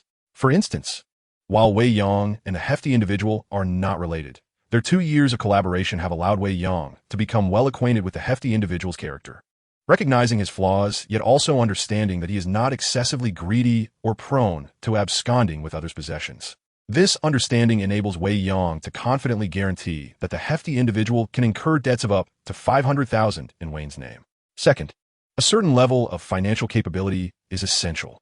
If one is aware that a particular proprietor possesses a net worth in the millions, they can comfortably entrust valuable items worth 100,000 to them without undue concern about potential misappropriation. Third, one must never gamble. Whether it be in games of chance or in stone speculation, it is imperative to refrain from such activities, as even the most capable individuals can suffer catastrophic losses overnight, akin to Brother Ping's fate at Chui Sheng Yuan. Fourth, one must resist greed. Integrity must withstand the test of time. For example, if someone consigns goods to you for sale at 12,000 and you claim to have sold them for only 11,000, pocketing the excess, news of such dishonesty will spread and you will lose all future business. In summary, the aforementioned 4 points indicate that while the first 2 are not absolutely necessary, the third and fourth are unequivocal taboos. To put it plainly, as long as you can ensure the third and fourth points, the jade industry is, in fact, a venture that requires minimal capital and guarantees profit. After all, the goods belong to others, and you merely earn a commission. Do not underestimate the modest commissions of 2 or 3 points, or even 5 to 10 points, for in the realm of high-value commodities like jade, even a mere 2-point commission far surpasses the earnings of intermediaries in other sectors. According to Wei Yang, many large intermediaries in the industry earn significantly more than previous proprietors like Brother Ping from Chui Sheng Yuan, who indulge in gambling on stones. The most crucial aspect is that this endeavor does not demand exceptional insight or extensive industry experience. The merchandise is owned by others, the prices are set by others, and whether a customer can afford the price is not the intermediary's concern.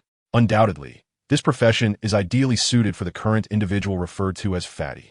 He believes that, with his support, Fatty could excel and achieve remarkable success in this line of work. However, there is a vital prerequisite. Fatty must abstain from gambling on stones. It is worth mentioning that Fatty's 6 or 7 years in this field, coupled with his financial struggles, is closely tied to his penchant for gambling. Whenever he has some savings, he often sets aside a portion to take a chance on gambling, despite his limited acumen, resulting in more losses than gains over the years. Consequently, he has not accumulated significant wealth, having only slightly increased his savings compared to the previous 2 years. He then inquired, "Let me ask you, if you were to never touch gambling on stones again, could you manage that?" Liang Xia, who was eagerly anticipating a discussion about the future with Wei Yang, was momentarily taken aback. Chapter 85. The Aspiration for Imperial Green. What? You want me to never touch gambling on stones again? Liang Xia was genuinely perplexed by Wei Yang's sudden question. Is it feasible to abstain from gambling on stones entirely? It seemed rather challenging, to be honest. If it weren't for assisting Wei Yang with a housing matter recently, which had deeply affected him, he would still be contemplating using his meager savings to purchase a raw stone in hopes of striking it rich overnight. He couldn't fathom why Wei Yang, who engages with stones daily, would advise him against the same. He could not help but ask, "Why do you ask that? If you can commit to never touching gambling on stones for the rest of your life, I will grant you a promising future as a big boss," Wei Yang responded. Somewhat evasively, Liang Xia paused again, quickly following up with, "What do you mean? Would you like to be an intermediary for raw stones without ever gambling?" Wei Yang posed the question once more. Liang Xia was once again left in a state of shock. For instance, many vendors at the Jade Night market selling open materials or slabs are individuals who possess little knowledge of the goods and have never engaged in gambling. Many are even middle-aged women who sell at prices dictated by the owners. Some of the larger store owners in the Jade Street also run businesses as intermediaries without ever gambling. The current dilemma is that a knowledgeable expert like Liang Xia is being asked by Wei Yang to refrain from gambling on stones entirely. Can he truly resist that temptation? He is willing to act as an intermediary. However, whether he can refrain from engaging with gambling stones in the future is uncertain. For the time being, I can assist you with the supply issue, and if needed, I can also lend you some funds, Wei Yang stated. Liang Xia was taken aback once again. What? You are covering the supply for me? And you are willing to lend me money? Just yesterday, you claimed that helping in emergencies, but not in poverty, made lending money for business impossible. Confused, he inquired, "What exactly does that mean?" Wei Yang, no longer te asing, directly explained how he could assist the players in the live stream with managing their surplus stock. Liang Xia's eyes quickly lit up. As someone in the industry, he was acutely aware of how enticing Wei Yang's latest proposal was for him. It is no exaggeration to say that if Wei Yang entrusted this matter to him, the assistance would surpass that of acquiring goods on credit from Wayne. Why is that?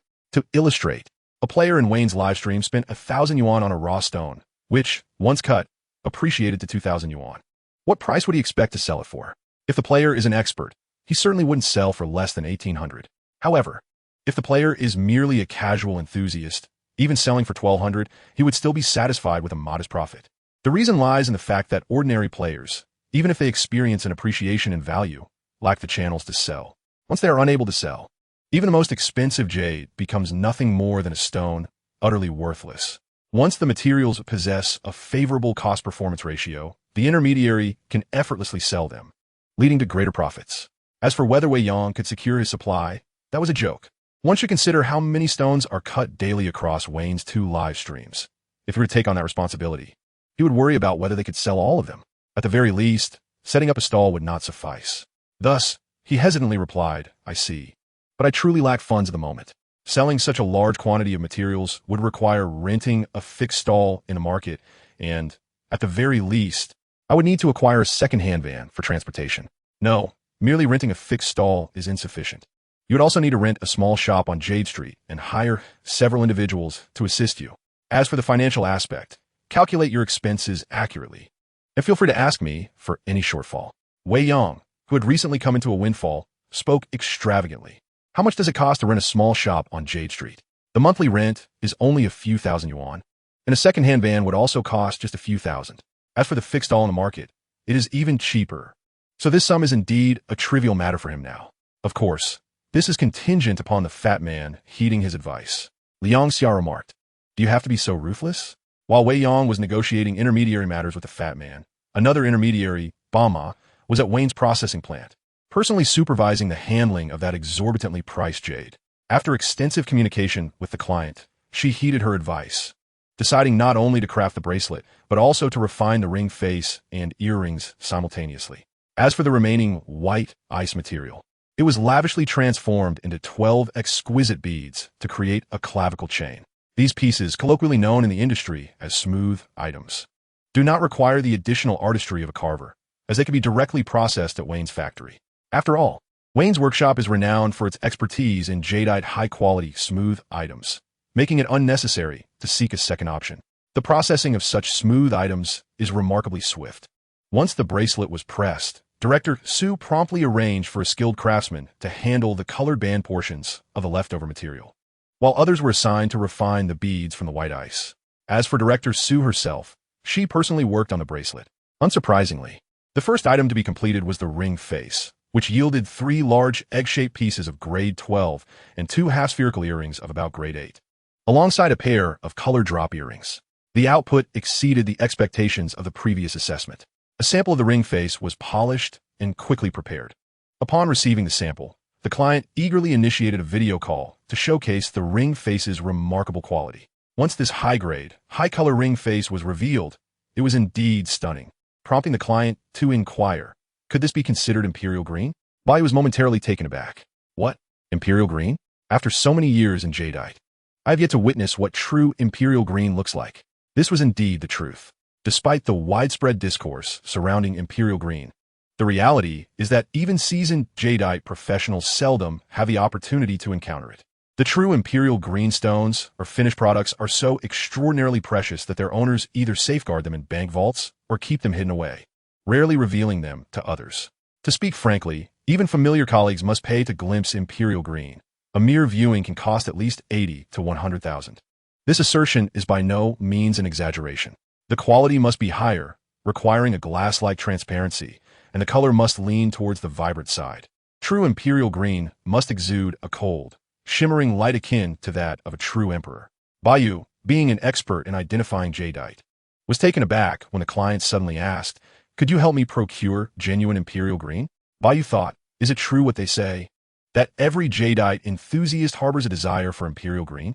You want me to assist you in obtaining imperial green? You might as well put an end to me. Chapter 86. The Wool Pullers Arrive. Is imperial green easy to find? Due to its extraordinary rarity and immense value, it is indeed challenging to procure. Whenever a piece surfaces in the market, it invariably finds its way to prestigious auction houses such as Poly, Jada, Sotheby's, or Christie's, fetching exorbitant prices. Thus, when a client inquired if she could assist in acquiring imperial green jade, Ba Miao's instinctive reaction was, "You might as well kill me." This was not merely a matter of finances, but rather the feasibility of locating such a treasure. Although she had established herself as a seasoned professional in the jade industry, she had yet to reach a level where she could effortlessly access imperial green. However, a thought struck her.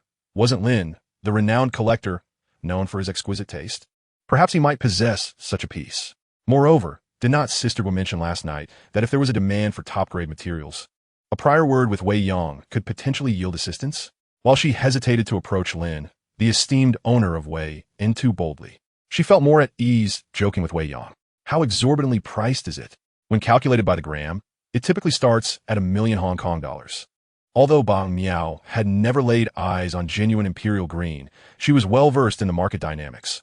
Authentic imperial green jadeite was predominantly auctioned in Hong Kong, thus commonly priced in Hong Kong dollars. Indeed, any jadeite authenticated as imperial green by auction houses had consistently sold for no less than $1,000,000 Hong Kong dollars per gram over the past couple of years. For instance, a piece of imperial green jadeite sold last year weighed 929 grams, ultimately fetching 135 million, translating to 45 million renminbi per gram. Therefore, even if she could seek Wei Yang's help, she knew she must first prepare her client for the realities of such an investment. Bam Yao mused, "All right, you're impressive. Money is no object for you." She understood that her client, engaged in the lucrative financial sector, possessed the means to collect a small piece of imperial green. Thus, it was entirely plausible for him to gift a bracelet worth several million to his wife. After securing the client's agreement, she promptly dialed Wei Yang. "Hello, Wei Yang. Where are you? What? You want me to help find imperial green? Have you lost your mind?" His initial response was one of astonishment. The previous evening, when the elder had jested about him procuring some imperial green, he had felt that such a pursuit was, for him, a distant dream. Therefore, when Bam Yao requested on the phone to see if he could assist in locating imperial green, he thought she was joking. "I'm not joking. It's the client from last night who entrusted me to purchase materials. He wishes to collect a small piece of imperial green. Money is not an issue. And he has a modest goal, provided it is genuine imperial green," Bam Yao earnestly clarified over the phone. At this point, Wei Yang found himself compelled to believe her. Just last night, the client had spent 3.05 million with him. A modest budget indeed. With these considerations, he was persuaded that Bam Yao was serious and not merely jesting. So what should he do? Should he take on this task? Certainly, one must seize the opportunity when a significant client presents themselves, for it would be illogical to dismiss such a prospect. In light of this predicament, he reluctantly resorted to a strategy of delay. Directly pursuing the objective was clearly unfeasible. It is crucial to understand that the coveted imperial green jade possesses two essential prerequisites. The water content must reach the level of glass, and it must exhibit color. Generally speaking, raw stones that embody both of these characteristics tend to display remarkable potential even prior to being cut, and consequently, their prices are exorbitantly high. With his current few million, he might not be able to afford even one or two, and failing to meet his goal poses a significant risk of collapse. Thus, after much contemplation, he concluded that his best chance lay in a strategy of small bets yielding significant returns, hoping to capitalize on unexpected opportunities. But was this truly feasible? It would be inaccurate to claim it was entirely impossible. Several locations with a higher likelihood of producing imperial green jade include Laopeigang, Moanjing, and Moxisha, all renowned for their abundance of high-risk black stones. Given the inherent risk, the potential for substantial gains also exists. Therefore, the possibility of acquiring imperial green jade at a lower price is not entirely out of reach. However, this hinges on another critical premise. He must first master the intricacies of black stones. Setting aside other considerations, he must be able to identify pure, high-grade icy jadeite at a modest price point. Upon realizing this, he pondered, why should he not first thoroughly understand black stones? Enlightenment struck him. Last night, when his elder dismissed him as bothersome in the late hours, he had been pondering his next steps. Initially lost, this unexpected commission now provided him with a renewed sense of purpose. Upon his arrival at the rough stone exhibition hall, where Sales Team 1 was located, he was greeted promptly by Sun Qing, the team leader, who rose to welcome him with alacrity. Sun Qing, now aware of the significance of this young new superior, dare not show any signs of negligence. The fact that his superior was considerably younger mattered little in the face of undeniable capability. Just yesterday, when General Manager Lin informed him that Sales Team 1 would now fall under Wei Yang's direct management, he felt a fleeting surprise. Yet he recognized the importance of this change. Consequently, he became a silent observer in the live stream of Sales Team 3 that afternoon. The results he witnessed were nothing short of admirable. As a nominal member of the sales department, he possessed a general understanding of the situations in Sales Teams 2 and 3, which could be summarized simply. The issues were somewhat serious, particularly with profitability stagnating. However, upon Wei Yang's arrival, within just 2 days of assuming control of Sales Team 3's livestream, he had propelled their revenue to unprecedented heights. This alone commanded his respect. Equally impressive was Wei Yang's jadeite appraisal skills. The remarkable unveiling of several stones, including a drastically appreciated icy green jade bracelet material, was noteworthy. While some may argue this was mere luck, his ability to elucidate the fundamental knowledge of jadeite during the livestream was undeniable. The profound knowledge that even he admires cannot merely be attributed to chance, can it? Coupled with the trust and esteem bestowed upon him by General Manager Lin, he felt compelled to treat his young superior with utmost respect. Thus, upon seeing Wei Yang enter, he promptly stood to greet him. Yet, he could not suppress the thought, here comes someone eager to exploit the company's resources. Chapter 87, A Living Bodhisattva arrives. Indeed, at that moment, Sun Qing harbored such sentiments. As early as the previous afternoon, General Manager Lin had entrusted him with 2 tasks, instructing him to assist Wei Yang. The first was that from this day forth, Wei Yang would procure materials from the company daily. Those under 200,000 would be settled at cost price. Those between 200,000 and 500,000 at base price. And anything above 500,000 would have its price determined solely by General Manager Lin. The second task involved a friend of Wei Yang's, who would be acquiring materials on credit, capped at 500,000, with a 2-week period for repayment, also to be provided at base price. Sun Qing found himself perplexed. Why should this be the case?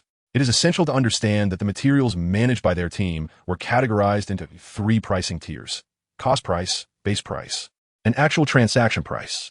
The cost price originated from Myanmar, representing a break-even figure devoid of any domestic expenses.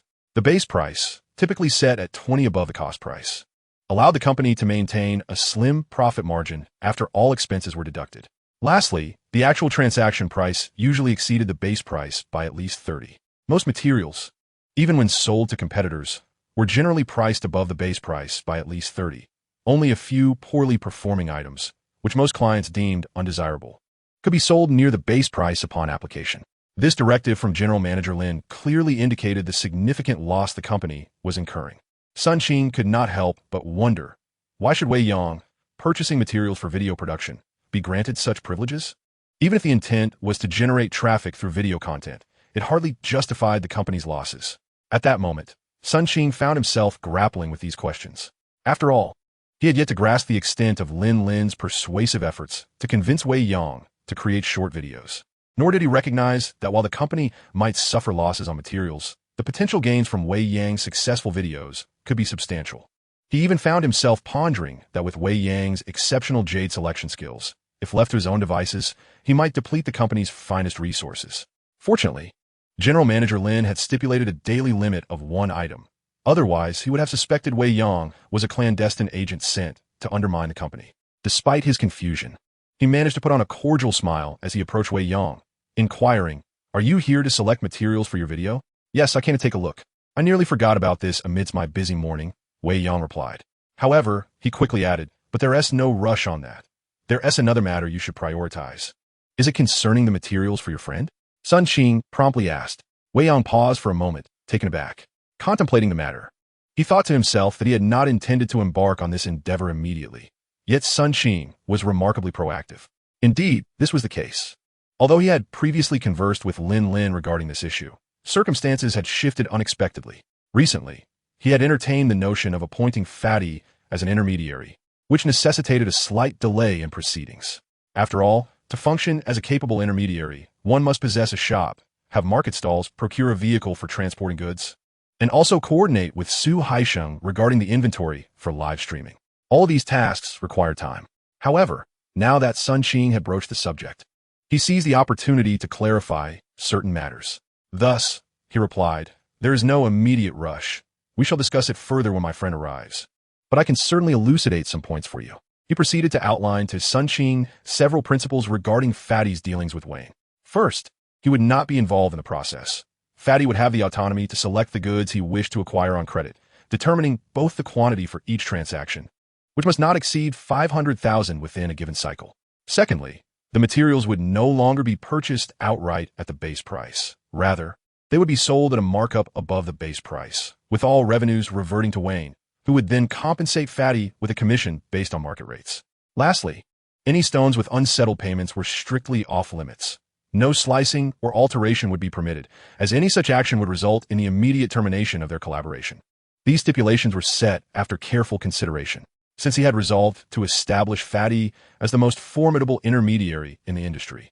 All must adhere strictly to the norms of intermediation.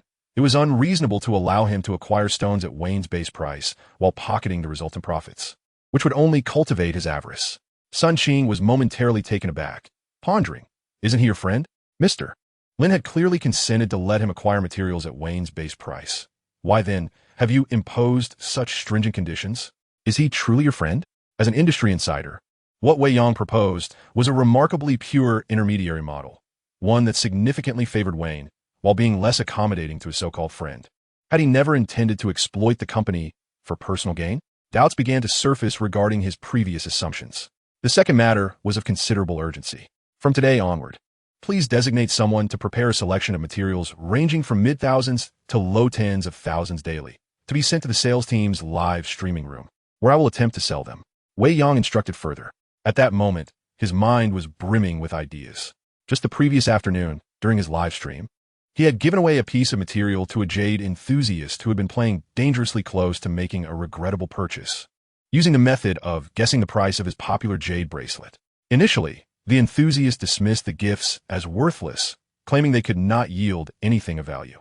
However, upon cutting the material, it revealed high-quality jade. Although it could not be fashioned into a bracelet, even as beads, a strand could fetch at least 2,000 to 3,000. The piece had the potential to produce 2 to 3 strands of commendable quality beads. After being slapped in the face, a user named If You Play Again, I'll Chop Off Your Hands could no longer contain himself and proactively suggested enlisting his assistance to source some genuinely high-quality jadeite for a trial. This proposal resonated with many viewers in the live stream. Consequently, Wei Yang decided to procure some authentic jadeite for testing in this afternoon's broadcast. As for the pricing, he intended to add a modest 50% markup on the base cost. Why such a significant increase? The rationale is straightforward. Selling jadeite through live streaming incurs substantial costs. The platform alone takes a commission of about 510, not to mention the expenses for the host and subsequent customer service. If you were to merely add a 30% markup on the base price, the profit would be minimal. For merchants who prioritize profit, there is no such thing as the so-called leaking prices often mentioned in many live streams. Not incurring a loss is already quite commendable. Hence, even though Wei Yang is an employee, he cannot afford to sell genuine jadeite at a bargain price, given his responsibility to the company. Of course, due to Wei Yang's advantageous sourcing, even with a 50% markup, his genuine jadeite remains more affordable than what others might pay elsewhere. At this point, Sun Qing was once again taken aback. What? He was actually assisting in the sale of jadeite in the live stream? Previously, he had thought Wei Yang was merely exploiting the situation, and now he was momentarily unable to believe his ears. He quickly inquired about the performance metrics, suggesting that the results should be split equally between Group 1 and Group 3, as the latter would still handle the subsequent customer service. Wei Yang immediately grasped his intent. Sun Qing eagerly nodded his head like a chick pecking at grain, exclaiming, all right, I will arrange it immediately." Given such favorable terms, he had no reason to decline. It is not an exaggeration to say that Wei Yang's decision effectively meant he was toiling away, delivering performance metrics to Group 1. Even if it was only half, it was still a significant boon for them, especially as they would be selling at a 50% markup on the base price. Such an opportunity should not be overlooked. As for the stones I need for my video, please find me some inconspicuous MO1G skin material, Wei Yang instructed further. Sun Qing was once again stunned. He thought to himself, this is not someone here to exploit the company. This is clearly a model of selflessness.